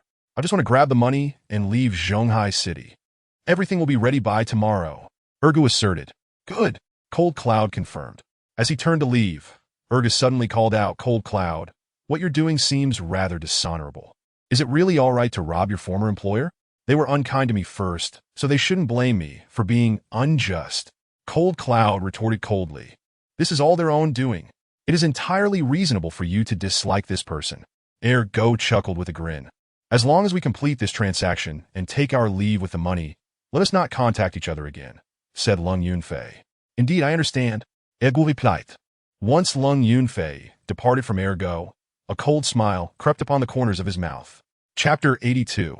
Preserving Memories at the Break of Dawn. Yi Xiao commenced his morning jog around the garden of Zhang's residence. Good morning. Yi Xiao heard the voice of Mu Xiaorong emanating from beside him. He turned to see Mu Xiaorong clad in sports attire, sprinting along a small path through the bamboo grove. Yi Xiao halted his pace, and as Mu Xiaorong approached, he remarked, I did not expect you to rise so early for exercise. It is quite surprising. Are you mocking me or complimenting me? Mu Xiaorong inquired with a smile. Certainly a compliment, Yi Xiao responded. You are better than Shirhan in this regard. She would never rise this early for morning practice. You do not know Shirhan well, Mu Xiaorong replied, running alongside Yi Xiao as they conversed. She used to join me for morning exercises, and back then, she would rise exceptionally early, always the one to rouse me from slumber. It seems you shared a very good relationship in the past, Yi Xiao observed. Indeed, I was her household dance instructor. All of Shirhan's dance skills were imparted by me, Mu Xiaorong said. However, ever since I became her stepmother, she has ceased to dance. She probably thought you wanted to be her friend, not realizing you aimed to become her mother. Yi Xiao teased. Shirhan must surely find that hard to accept. Well, Mu Xiaorong was taken aback by Yi Xiao's words and could only manage an awkward smile. Yi Xiao quickened his pace slightly, prompting Mu Xiaorong to match his speed. Nevertheless, I believe Shirhan will eventually accept you, Yi Xiao assured her. Let us hope so. By the way, did you know that Uncle Zhang has other daughters besides Zhang Shirhan? Yi Xiao suddenly asked. I have not heard of such, Mu Xiaorong replied. I have been married to Xiao Tian for less than a year, and I am not privy to his past affairs. However, I have not heard Xiao Tian mention this matter with Shirhan. What has become of that daughter? Unjlat? Yi Xiao chuckled. I was merely asking out of curiosity. Ha! Mu Xiaorong laughed. You're quite an interesting person. Is that so? Thank you for the compliment. Yi Xiao responded. By the way, what brand of perfume did you wear last night? What of it? Mu Xiaorong asked. It smelled delightful. Yishao market. That perfume is custom-made. Mu Xiaorong explained with a smile. It is not available domestically. I specifically purchased it abroad. I see. Yishao nodded. After completing his morning exercise, Yishao returned to his bedroom and took a cold shower. As he opened the bathroom door, humming a tune, he was unexpectedly greeted by Zhang Shihan's voice. You seem to get along quite well with that woman, Mu Xiaorong. Did you both arrange to exercise together last night? Yishao was taken aback to find Zhang Shihan in his room, clad only in a pair of briefs, his robust physique fully exposed before her. Oh no! You have seen my body, Shihan. You must take responsibility. Yishao exclaimed. Zhang Shihan's gaze swept across Yi Zhao's form, and with a huff, she retorted. You have been seen by countless women. Do you expect me to take responsibility? How shameless! She tossed the clothes Yi Zhao had left on the bed at him and commanded, Put your clothes on. Yi Zhao donned a short-sleeved t-shirt, but did not hasten to put on his pants. Instead, he sat down before Zhang Shihan and with a grin said, Shihan, you can't possibly be jealous of Mu Xiaorong, can you? After all, she is your stepmother. That woman has ulterior motives. Han Shihan coldly replied. Who knows what intention she harbors towards you? Yi Zhao wrapped an arm around Zhang Shihan's shoulder and said, Let us not concern ourselves with her intentions. I can at least assure you of one thing. This woman is not ordinary.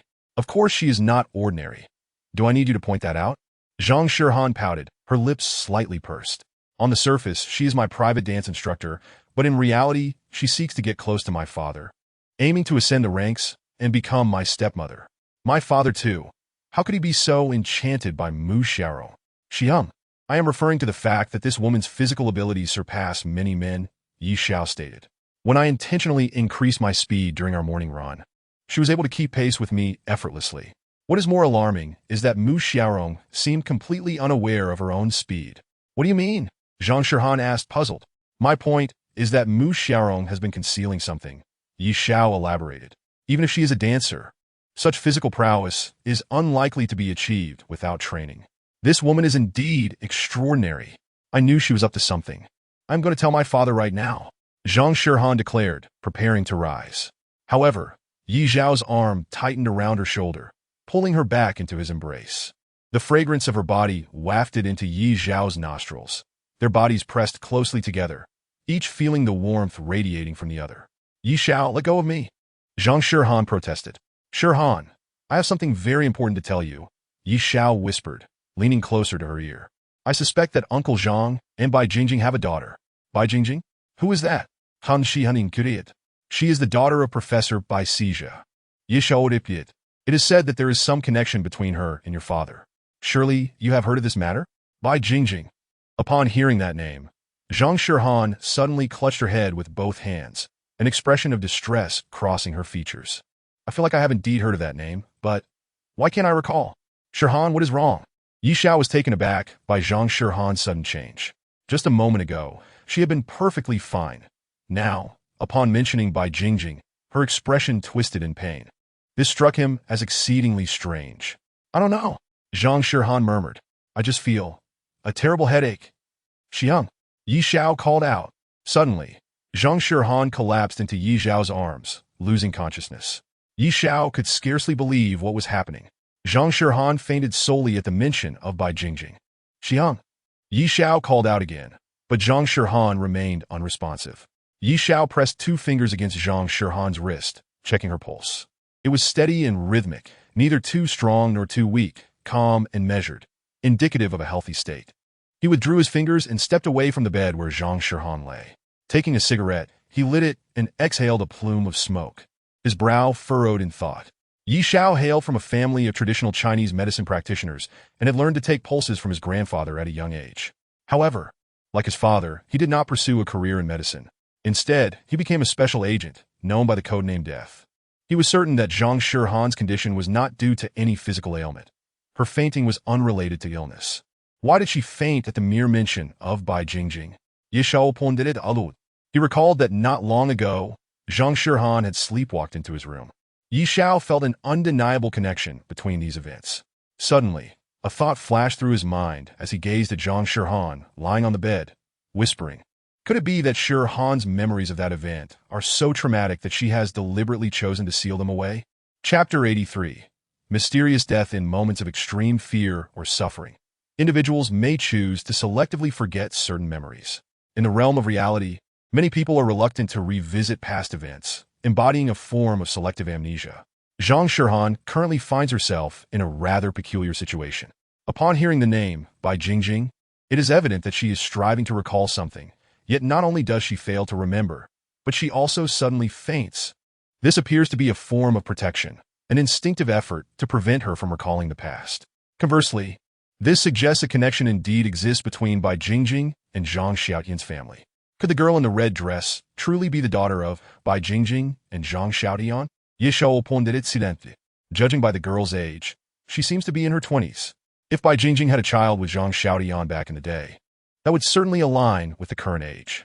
The situation is becoming increasingly intriguing. Yishao Musit. The pivotal figure in this entire affair is Zhang Xiaotian. Yet he has chosen to remain elusive. Yi Xiao had already attempted to reach Zhang Xiaotian yesterday, but to no avail. It seems he is intentionally avoiding this matter. The GMC business star cruised along the route to the Zhonghai Biological Gene Pharmaceutical Group. Inside the vehicle, Zhang Shirhan was still grappling with the events of that morning. How could I have fainted? She experienced a gap in her memory, unable to recall what transpired before her collapse. Perhaps it is due to anemia, remarked Yi Xiao. Then why did I faint in your room? Zhang Shirhan pressed. You're asking me? How would I know? Yi Xiao retorted coldly. Xian, you were the one who came to my room, not the other way around. I suggest you consult a doctor. No need for that. Zhang Shirhan waved her hand dismissively. I must have simply worn myself out. A bit of rest should suffice. Secretary Yang, please offload most of my work for today. Understood. Secretary Yang Xiaolu replied. Oh, Secretary Yang, do prepare my outfit for tonight's estate. Upon saying this, Zhang Shirhan deliberately glanced at Yi Xiao, adding, I want to look stunning. So vain. Yi Xiao muttered under his breath. What did you say? Zhang Shirhan inquired. Me? I said nothing. It's just that someone as ethereal as you need not worry about what to wear. Anything would look splendid on you. Yi Xiao responded. That was a pleasant compliment. Zhang Shirhan smiled. Yang Xiaolu had maintained a stern demeanor towards Yi Xiao since morning, showing no signs of amusement. Even when Yi Xiao attempted to engage her in conversation, she remained unresponsive, evidently still upset about last night's events. Suddenly, a phone rang, and Yang Xiaolu answered, saying, This is the President's secretary, Yang Xiaolu. A board meeting is scheduled for 10 o'clock this morning. I have not received any notification. The chairman is currently in Europe. Please hold on. I will communicate with the president and return your call. After hanging up, Yang Xiaolu reported to Zhang Shirhan. Director Xin Yuchuan has requested a board meeting and has informed all directors to convene at the group headquarters at 10 this morning. What? Upon hearing this, Zhang Shirhan's expression shifted dramatically.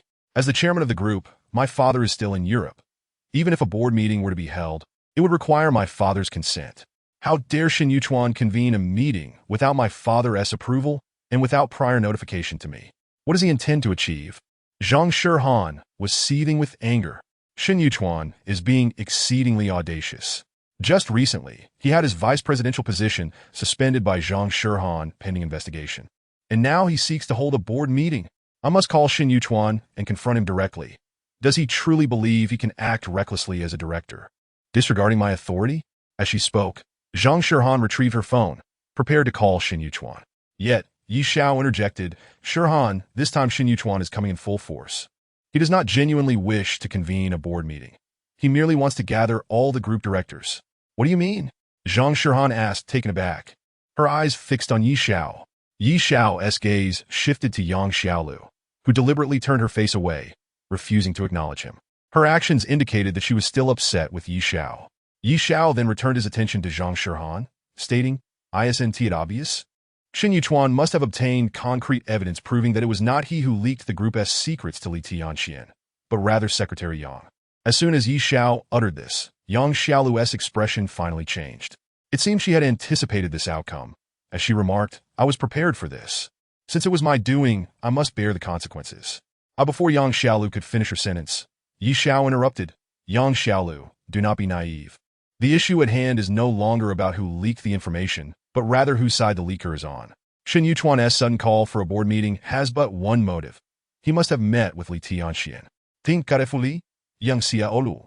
Did you leak the information to Li Tianxian via a phone call, a message, or in person? I made a phone call. Yang Xiaolu's voice dropped as she spoke, unable to meet Zhang Shihan's gaze, feeling remorseful about her involvement in this affair. Are you certain it was a phone call? Yi Xiao asked. Yes.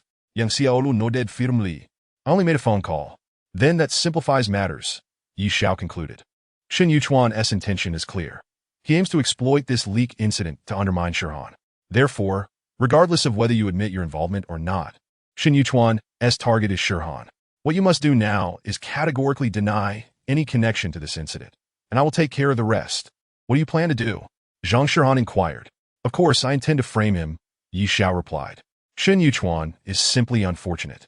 Who knew he would cross paths with me? Just as Yi Xiao finished speaking, the vehicle came to a sudden halt. Bang! A collision followed, revealing a man in his 40s being struck by the GMC business star, sending him flying approximately a meter before landing on the ground. Inside the car, Yi Xiao, Zhang Shihan, and Yang Xiaolu were in the midst of conversation.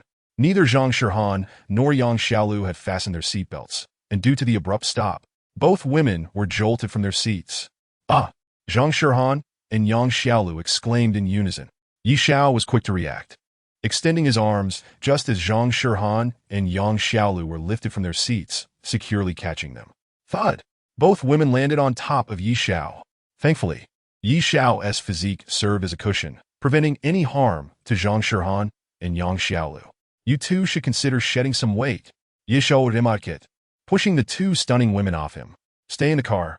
I will step out and assess the situation, even without Yi Xiao's insistence. Neither Zhang Shihan nor Yang Xiaolu had any intention of exiting the vehicle. Yi Xiao alighted from the car and approached the front, where he found a man in his 40s lying motionless on his back, surrounded by a pool of blood. Upon examining the scene, Yi Xiao's brow furrowed. He had clearly seen that the man had intentionally collided with the GMC business star. If this were truly an act of extortion, it would not warrant such a severe consequence. This incident is rather suspicious. Chapter 84. This matter is quite complicated. A man in his 40s lay still on the ground, his head facing upwards, motionless. Nearby, there was a pool of blood. Mr. Yi, he suddenly rushed out.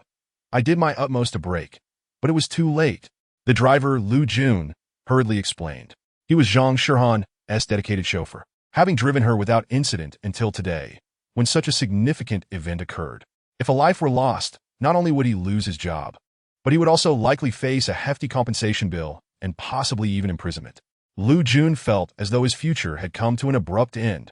His mind was a blank slate, leaving him at a loss for what to do, and he could only explain the situation to Yi Xiao.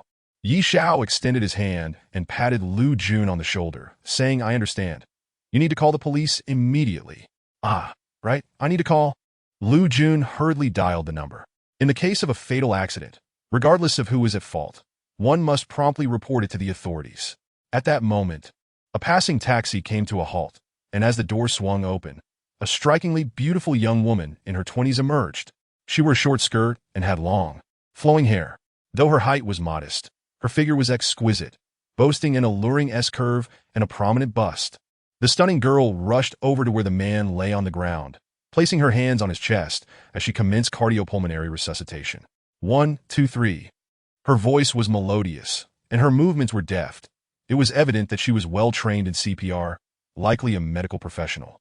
Yi Xiao stood beside her, watching as her hands pressed rhythmically down. Stop wasting time. He has gone. There's no saving him. Yi Xiao remarked. How can we know unless we try? The girl replied. He has already passed, Yi Xiao insisted. No matter how many times you press, it won't help. His heart has ruptured. 1, 2, 3. The young girl disregarded Yi Xiao's words and continued her efforts. He chose not to engage further with her, instead retrieving his phone to call Zhou Ximing. Zhou Ximing, an accident has occurred. A man has been struck by a vehicle. Yi Xiao informed her. That falls under the jurisdiction of the traffic police, Zhou Ximing replied. I'm a criminal investigator. I specifically handle criminal cases. You should first consult the traffic police for accident determinations. This is not an ordinary traffic incident. It's a criminal case, Yi Xiao asserted. The true cause of death was not the collision, but a ruptured heart. A ruptured heart? Zhou Ximing paused, asking, What do you mean? You'll understand once you arrive. Yi Xiao responded. All right, give me the location. I'll head over immediately. After Yi Xiao provided the address, he hung up. The young girl continued her attempts at resuscitation, and Yi Xiao shook his head slightly before returning to the car. Inside, Zhang Shihan and Yang Xiaolu were waiting for him. Upon seeing him return, they both eagerly inquired, "What is the situation? This matter is likely to be quite complicated." Yi Xiao replied, glancing at Yang Xiaolu. "Yang Xiaolu, you and Shihan should take a taxi to the company. I'll stay here with driver Lu to await the police." "Understood." Yang Xiaolu nodded. Zhang Shihan and Yang Xiaolu then hailed a taxi and departed from the scene. 1, 2, 3. The girl persisted with her resuscitation efforts. At this moment, beads of sweat glistened on her forehead, yet she showed no signs of stopping. Yi Xiao stood nearby, lighting a cigarette. "What should we do, Mr. Yi?" Lu Jun fretted like a restless ant on hot coals, pacing in front of Yi Xiao. "It was my fault. I've done all I could. I just bought a house and need to pay the mortgage. Rest assured, even if compensation is required, the company will assist you," Yi Xiao reassured him. "Thank you." Lu Jun felt a wave of emotion, nearly brought to tears by Yi Xiao's words. When Zhou Ximing and Wang Yang arrived at the scene, a temporary cordon had already been established, and traffic was being redirected as the traffic police conducted their investigation. "I am Zhou Ximing from the criminal investigation team," she announced, showing her credentials as she stepped past the barrier. Upon seeing her, Yi Xiao approached. "Officer Zhou, you've finally arrived. This case is yours to handle. What does this have to do with you?" Zhou Ximing asked, regarding Yi Xiao. "Shihan's business vehicle hit someone, and I happened to be inside. You tell me how this isn't related to me," Yi Xiao stated. "I knew it was connected to you," Zhou Ximing replied, glancing at Yi Xiao before her gaze fell upon the body of the man, now covered by a white sheet. The paramedics who arrived confirmed the man was deceased. Zhou Ximing shifted her focus back to Yi Xiao, rolling her eyes as she said, "I've already stated this as a traffic accident. I'm a criminal investigator, and I have a multitude of murder cases to attend to. I want to be dealing with this. This is a murder case." Yi Xiao contended. The cause of death was a ruptured heart, and that scenario only arises under one condition. He produced a small plastic pill bottle, handing it to Zhou Ximing. "This was found next to the deceased," he explained. "I suspect the victim ingested this medication, leading to the heart rupture. Prior to his demise, he must have rushed into the street seeking help, yet he was struck by the vehicle while already dead. Furthermore, aside from his heart, none of his other organs sustained injuries, which indicates he did not die from the collision." "How do you know that?" "Don't tell me you discovered it through some sort of clairvoyance," Zhou Ximing remarked. Yi Xiao chuckled softly, leaning closer to her ear and whispering, "Your lace underwear today is quite alluring. I find it very appealing." Thud. Zhou Ximing elbowed Yi Xiao in the abdomen sharply, coldly warning, "If you speak out of turn again, next time it won't be your stomach that suffers, but rather your manhood. I'll ensure you can never be a man." After delivering her ultimatum, she signaled to her colleague Wang Yang, instructing, "Wang Yang, notify the traffic police that we will be taking over the scene. They should assist with traffic control." "Understood, Captain," Wang Yang promptly replied. Zhou Ximing stepped closer to the body, her brow furrowing slightly as she lifted the sheet covering the corpse. "What? How can it be him?" "Who?" Yi Xiao invited. "A pimp," Zhou Ximing replied, explaining. "He has been apprehended numerous times for solicitation and, due to his heart condition, has been released on medical bail." "A heart condition?" Yi Xiao's eyes narrowed. "This matter must be handled by the forensic team," Zhou Ximing stated. "An autopsy is necessary to ascertain the true cause of death." "I understand that," Yi Xiao acknowledged, glancing at the girl who had been tirelessly performing CPR. She was now concluding her statement and preparing to leave. Yi Xiao immediately turned and pursued her. "Wait!" he called out as he reached her. The young woman halted, gazing at Yi Xiao as she asked, "Is there something you need?" "Let us exchange WeChat," Yi Xiao suggested. "I'm not interested in adding strangers," she firmly rejected, turning to walk away. Yet Yi Xiao reached out, blocking her path with a smile. "How can we be strangers? Didn't we just cross paths last night?" "You, what nonsense are you spouting?" I don't know you." The girl's eyes flickered with a hint of panic as she spoke. "But I remember you," Yi Xiao replied with a grin. "I never forget a beautiful face, especially one as remarkable as yours."